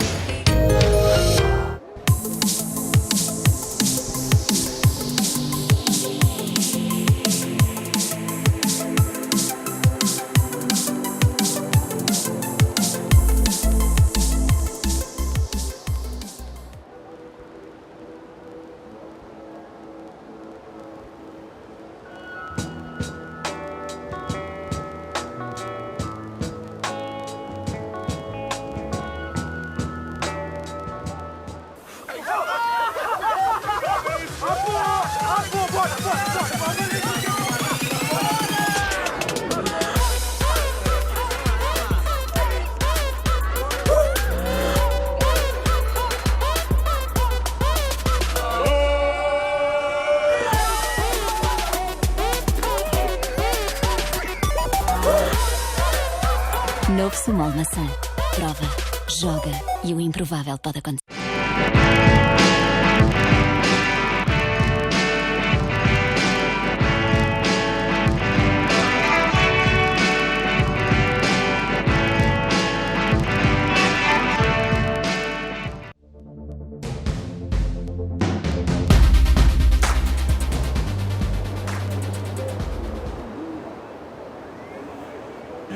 Good afternoon, good night, everybody. Yeah. Welcome to the last heat of the day. Welcome to the VISSLA ISA World Junior Surfing Championship straight from the Azores Islands off the coast of Portugal. We are on the 5th day of action from the beautiful island of São Miguel, now in the water. Heat 9 of Repechage, round 2 of boys under 16 division. In the water, in red from Portugal, Joaquim Chaves. From Wales, Patrick Langton Dark. In yellow from Mexico, Jose Andrade. And from Barbados, that's Yuri Scott. And the heat is already in 4 minutes to go. And no big waves caught yet. We have a 3-point ride for Yuri and a 0.83 for PLD. Yeah, Surfer in Blues opened up with a 3.0, so he's going to jump straight into the lead. Still waiting for waves for Joachim and Patrick from Wales. PLD in the house. Also had a shout out from Seth. I'll get back to that as we have Patrick Langdon Dark up and riding. Looks like a couple of the Welsh boys have gone for the hair dye. They've got hold of a bottle of bleach, and we had a couple of blondes and a blue-haired man. This is Joachim. Nice re-entry there for our Portuguese surfer. Just a one turn, but a nice crisp re-entry. So a couple of scores to drop in. Is he surfing on a 311? Do you know what? He looks like a small kid. He is a small kid. Okay, that'll be why then. Here we go. This is PLD. Nice roundhouse, powerful surfing there. Just didn't get the connection right to ride out of that. And now this is Yuri's first wave, a 3.0. Flying down the line. So just like an end check turn there. Bit of a floater. Looks behind and he kicks out. And now watch how crisp this re-entry is from Joachim. Really nice speed, maintains it. And it's a 477. 477, yeah, and we're going back to, because the conditions have changed, slightly more on shore. We might see more one big maneuver waves, which we've had rewarded throughout the contest. And I'll finally get back to Seth from Barbados, who's been watching pretty much all day. Glad you're still with us, Seth. Come on, Jack and Yuri. Bless Seth. Seth from Barbados. Yeah, bless him. Let's go for the interview with last heat's winner. Angelo Faulkner is right there with Bo Hodges. Take it away, Bo. That's right, Diogo. We got Angelo down here. Angelo, it looked like you were out there having fun. You started out real good.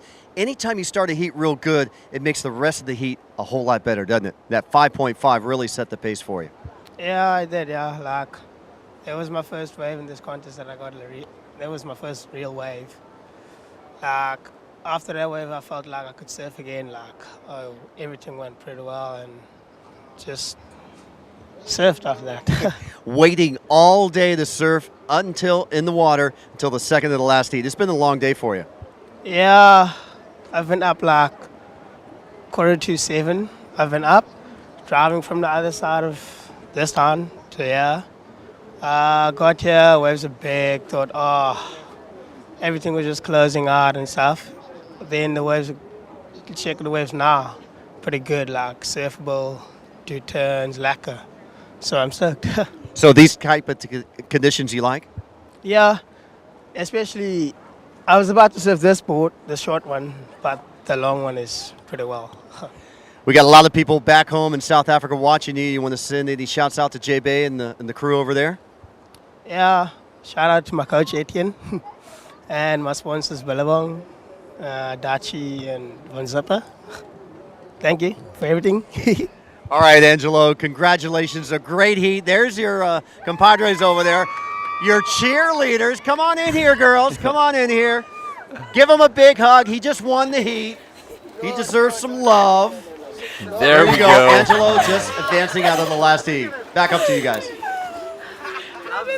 Thank you so much, Bo. Back to the heat on our hands after a very happy Angelo Faulkner and his cheerleading team. And now with first place, we have some scores in for white. It's a 2-2-3 and a 3-6-7, so PLD is in the lead. But don't forget that Joaquim Chaves is in second place, only has a 4.77 for just one turn wave. And Yuri Scott very close with a 3-point ride and a 1.6 with 12 minutes to go. 12 minutes to go, and our young Mexican in yellow hasn't stood up yet. So he's either being really choosy or he just hasn't got into the rhythm of this last heat of a long day. I mean, the thing is, we think this is a long day. These guys have already surfed, and they've been sat around. They've probably gone for a free surf. Yeah. And I used to hate getting down the beach first thing in the morning and being one of the last heats of the day because as a surfer, you mind surf every wave. So every wave comes in, you imagine what you would do on that wave. Yeah, that absolutely. takes its toll, you know. And these guys have been here all day, as we see. Shuichi again with that one big maneuver. He's already got a 4.77. Not as clean as that one, Well, but on a little bit of a bigger wave. Let's have a look. Yeah, it's actually a bigger wave. So nice landing. This kid's balance is superb. I'm thinking he's going to get around about a 5 for that. You reckon it's going to be bigger than that? Yeah. 4.43 for the last over Joaquim Chaves. Not even I guess close. I win that one. And Joaquim Chaves is in the lead with a PLD second, blue third, and fourth yellow. So now red is in a much better situation in this heat with 11 minutes to go. Yeah, Patrick Landon, he needs to get rid of that 2.23. And Yuri opened up with a 3.0. He's gone a little bit quiet. Well, here's Patrick on his first top little turn there. Is this the one where he kind of mistimed this Rio? No, so this is a new one. That was his 3.67, which is why he's currently in second place. Yuri Scott from Barbados with that 3 and a throwaway 1.6. And poor Jose, a little bit lost at sea with 10.5 minutes remaining. Yeah, I do see him in the lineup, but I'm not sure what's wrong in his camp at the moment, as we see once again PLD trying to get on that wave. Unfortunately, a bit stuck there and didn't really catch it, but still 0.2 for him, as we see finally our young Mexican in the water in yellow. Looks like he's a small kid too, not as small as the Portuguese fellow. Small kid, big scores. Yeah, for our surfer in red there, Shuichi, absolutely. Just doing one maneuvers and getting well rewarded now. This is our bigger surfer, Yuri from Barbados. Nice backhand off the top. Switches direction to his forehand. Doesn't get a foam climb in. It's going to go in. It's going to be better than his slow score. He needs a 2.91. I don't think it's going to go that high. And I really think Jose needs to start moving. He's nowhere near out of this. We haven't got the massive scores that we had from 2 heats ago. You know, the best, a pair of 5s and you're in the lead. Let's see this one backhand turn and then goes to his forehand. Thought he might try to just get over that white water, but he kicks out straight away, and so he can get out back nice and quick. That's a 2.77. A 2.27 actually for Yuri Scott from Brazil. He's in third place. I bet Brazil are being very loud in the supporting room there, as always. Our Brazilian crew, our team from Barbados actually is also very loud. I was reading that as a Brazilian team, sorry for that. But yeah, our team from Barbados is very loud, always very supportive of their fellow countrymen, and hopefully for them, Yuri will make it through this heat, as we see white paddling, but no takers there. Yellow also paddled. 8 minutes and 30 seconds. Thanks so much for everyone for staying here all day long with us. And as we see, one of the most beautiful views we have all day long. Beautiful, I believe. Yeah. Bonito, is that what you say in Portuguese? Yeah, oh, that's see, it. I know these things. Que bonito. Que bonito. Yeah. With a bit of a Spanish accent there for Mexican Jose Andrade, but in Portuguese for Joaquim Chaves means how beautiful this is. Well, it is indeed. We're going to have a lovely sunset this evening on the bus ride back over the other side of the island to our hotel, where we will quickly eat, fall asleep, wake up, and repeat. There you go. A beautiful surf poem there. Yep, almost as good as Bo's. It was a busy time, it was a quiet time. Hawaiian poetry. Yeah. Okay, 7.5 minutes remaining. Poor Jose still hasn't stood up. Thumbs up there from the Portuguese coach saying, don't panic, you're in the lead. This is a dude that needs to start doing something. He's sat there for 13 minutes almost, hasn't stood up yet, so I'm not quite sure what the problem is. Maybe you have a... Nah, I have no theory on Jose Andrade. You just gave me the look like got a light bulb moment. But I have a theory for why Joaquim Chaves is doing so good. Okay, go for it. You know what? I have every time I see a surfer about to hit the water, I high-five them. And in this heat, I only high-fived the Portuguese surfer. Okay, so accidentally, not on purpose. So you're the Portuguese golden goose. Is that what you're trying to say? We'll see. But we'll see in 7 minutes time. Yeah, still got 7 minutes to go. I'm pretty sure as soon as Jose takes off and away, he's going to unleash a little bit of frustration from not catching waves. It's been a pretty quiet heat, actually. Patrick Langdon started off very fast. Only a couple of, small ranges, 2.23 and a 3.67, but he finds himself in second place. The danger man for Patrick is our surfer in blue from Barbados. He has a 3. He only needs a 2.9. And what does our young surfer in yellow need? A 5.91 to jump into second place. By the way, we already have the schedule for tomorrow, day 6, Thursday, of the VISSLA ISA World Junior Surfing Championship here in the Azores. We'll go back to two podiums, Podium 1 and Podium 2. In Podium 1, we'll start at 8 a.m.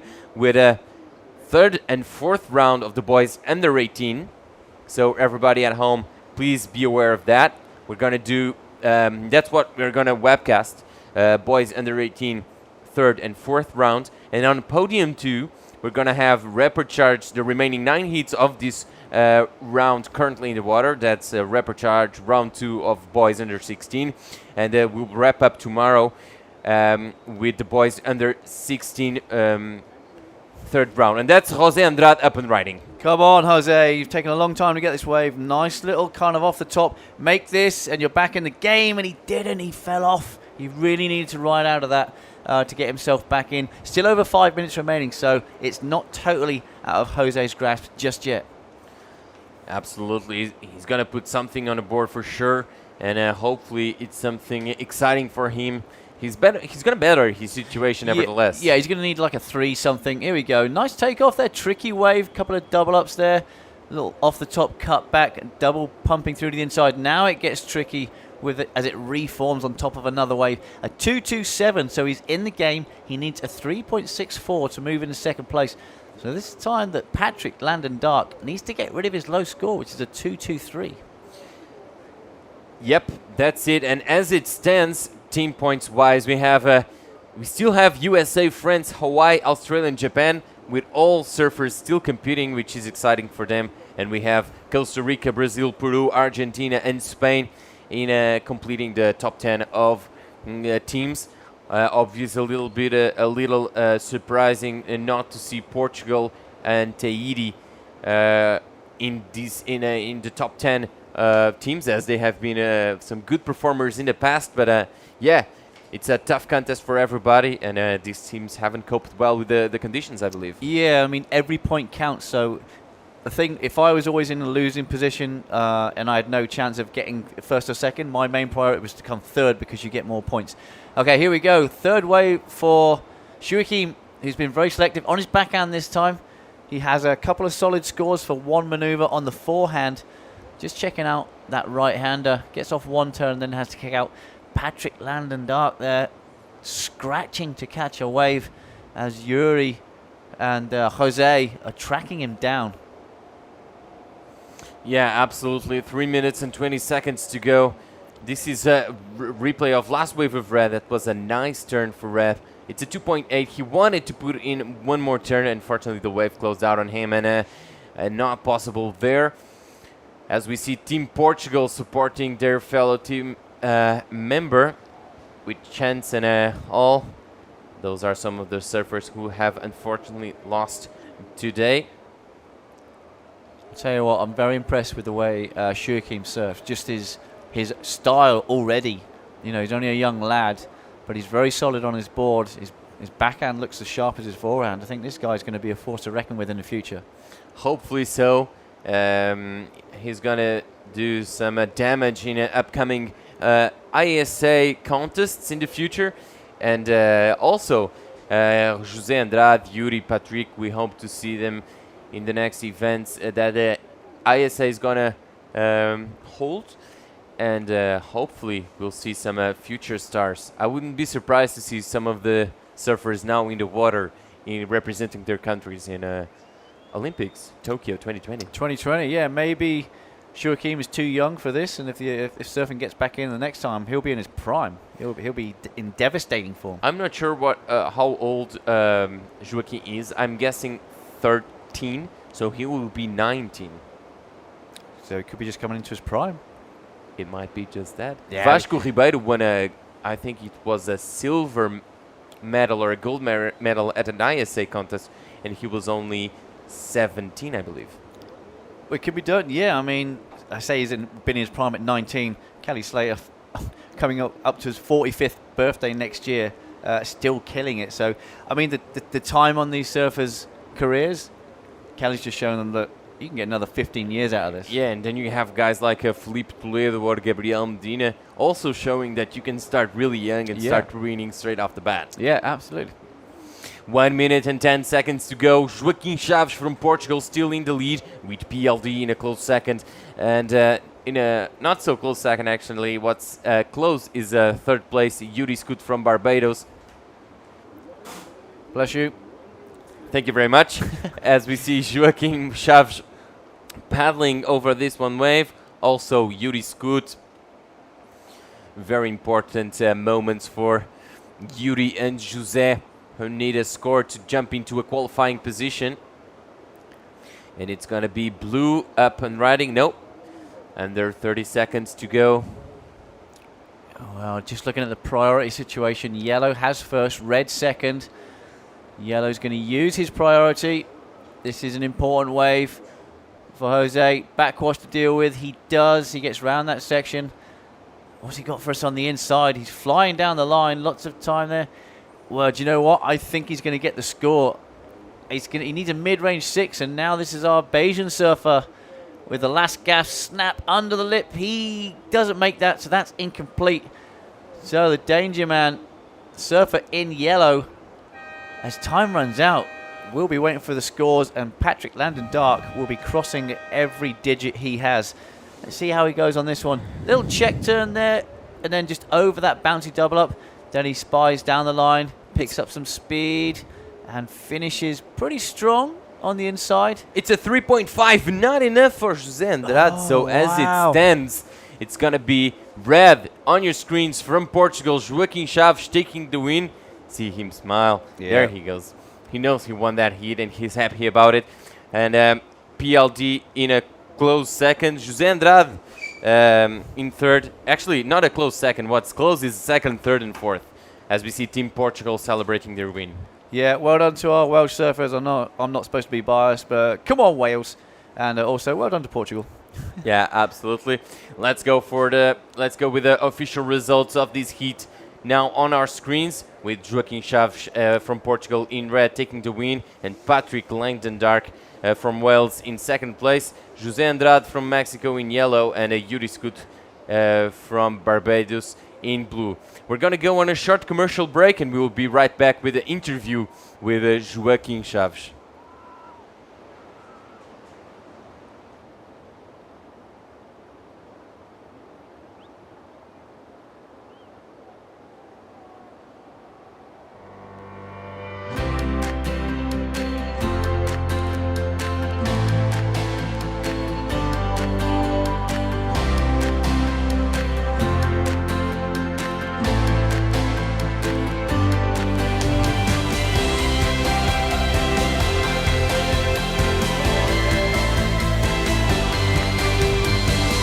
The Azores, an archipelago of discoveries in a sea of adventures.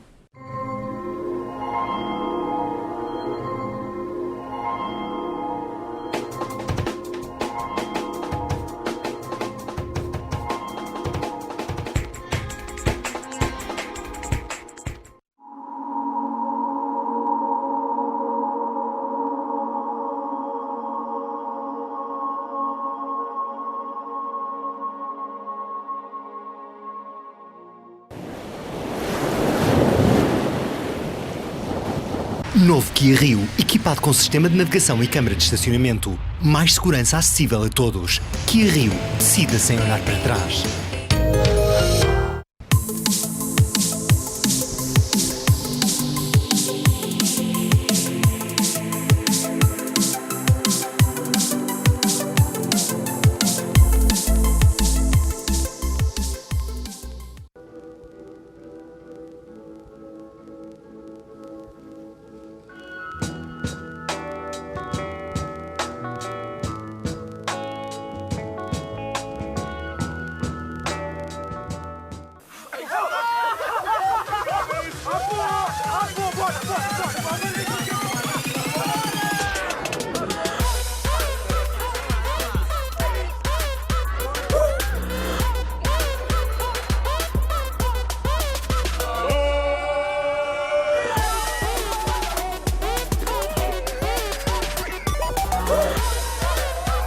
Novo Sumol Maçã. Prova, joga e o improvável pode acontecer.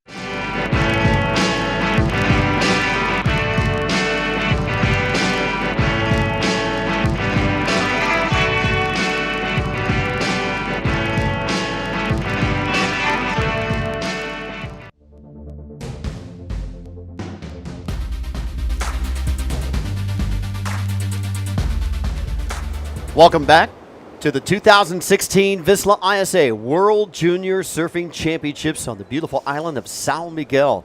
We're on the North Shore here side, and there's a shot down called swimming pools. Right there to the right-hand side where that white wall, there's an actual swimming pool there, and that surf break out to the left side, that beautiful right-hand point break, that is called swimming pools. Aptly named, then, so it's not just a coincidence. So we see Team Russia, they're packing up. They cheered off Nikita off the beach. He caught 4 waves under a point, but that's the true spirit of surfing, getting him involved, getting everybody involved. 371 record surfers have come down to the beautiful Azore Islands to compete in this year's 2016 ISA World Junior Surfing Championships presented by VISSLA. It's been a great day. Boys only. We've almost finished all the repercharge. We still have 9 more heats, the boys under 16, but we did conclude the boys under 18 repo rounds. Yeah, they surf really well. A couple of these guys surf twice, plus a free surf possibly as well, as we're looking at the gorgeous topography of the Azores there. Volcanic, all sorts going on here. We're going back to surfing. It looks like the girls have got another day off, you're saying, Bo, and we're going to be running 2 heats of boys under 16 to boys under 18s. Yeah, the girls had so much time, so much fun time at the volcano. They requested one more day, and the ISA let them go. So we're going to go down to see Diago. And Diago, what's going on down there? Yeah, I'm here with a very happy Portugal's team member here, Joaquim Chaves, and surrounded by Portugal's team members. Everyone's laughing, everyone's pretty happy here. And I'm going to do the interview in Portuguese and then translate it to you guys afterwards. So, Joaquim, Quinjó, pá, viste muitos dos surfistas da tua equipa perder hoje, foste o último a surfar, de certeza que estás super contente por ter conseguido. Não podia estar mais satisfeito. Acho que isto também temos que só olhar lá para a frente quando as coisas nos estão a correr mal, e até pode ser que o dia nos acabe melhor. Foi o caso de hoje, e acho que daqui para a frente podemos fazer sempre uns bons hits e uns bons resultados. First and foremost, let me say that this is a very well-spoken Portuguese young man. I asked him about, well, it was a tough day for Portugal, and he wanted to wrap up today with a good result. He was hoping to get a better ending for Portugal's day today. And I'm going to ask him about the contest so far, how it went down so far. Como é que tem corrido a competição até agora? Tem corrido bem, e passei o primeiro hit com condições muito difíceis e estava super motivado hoje porque todos os meus colegas tinham perdido, praticamente todos, e estava super motivado para conseguir dar a volta ao problema. So there was an issue, and Quinjó wanted to solve that issue by making his heat. He did it. And guys, I'm going to wrap up today with a congratulations to Team Portugal and Quinjó. And let's hear the famous Portuguese scream live on the webcast, boys. Everyone, Team Portugal, get in the picture. Let's hear it. There we go. Come on, guys. Let's say a good goodbye to everyone at home watching the webcast live. There we go.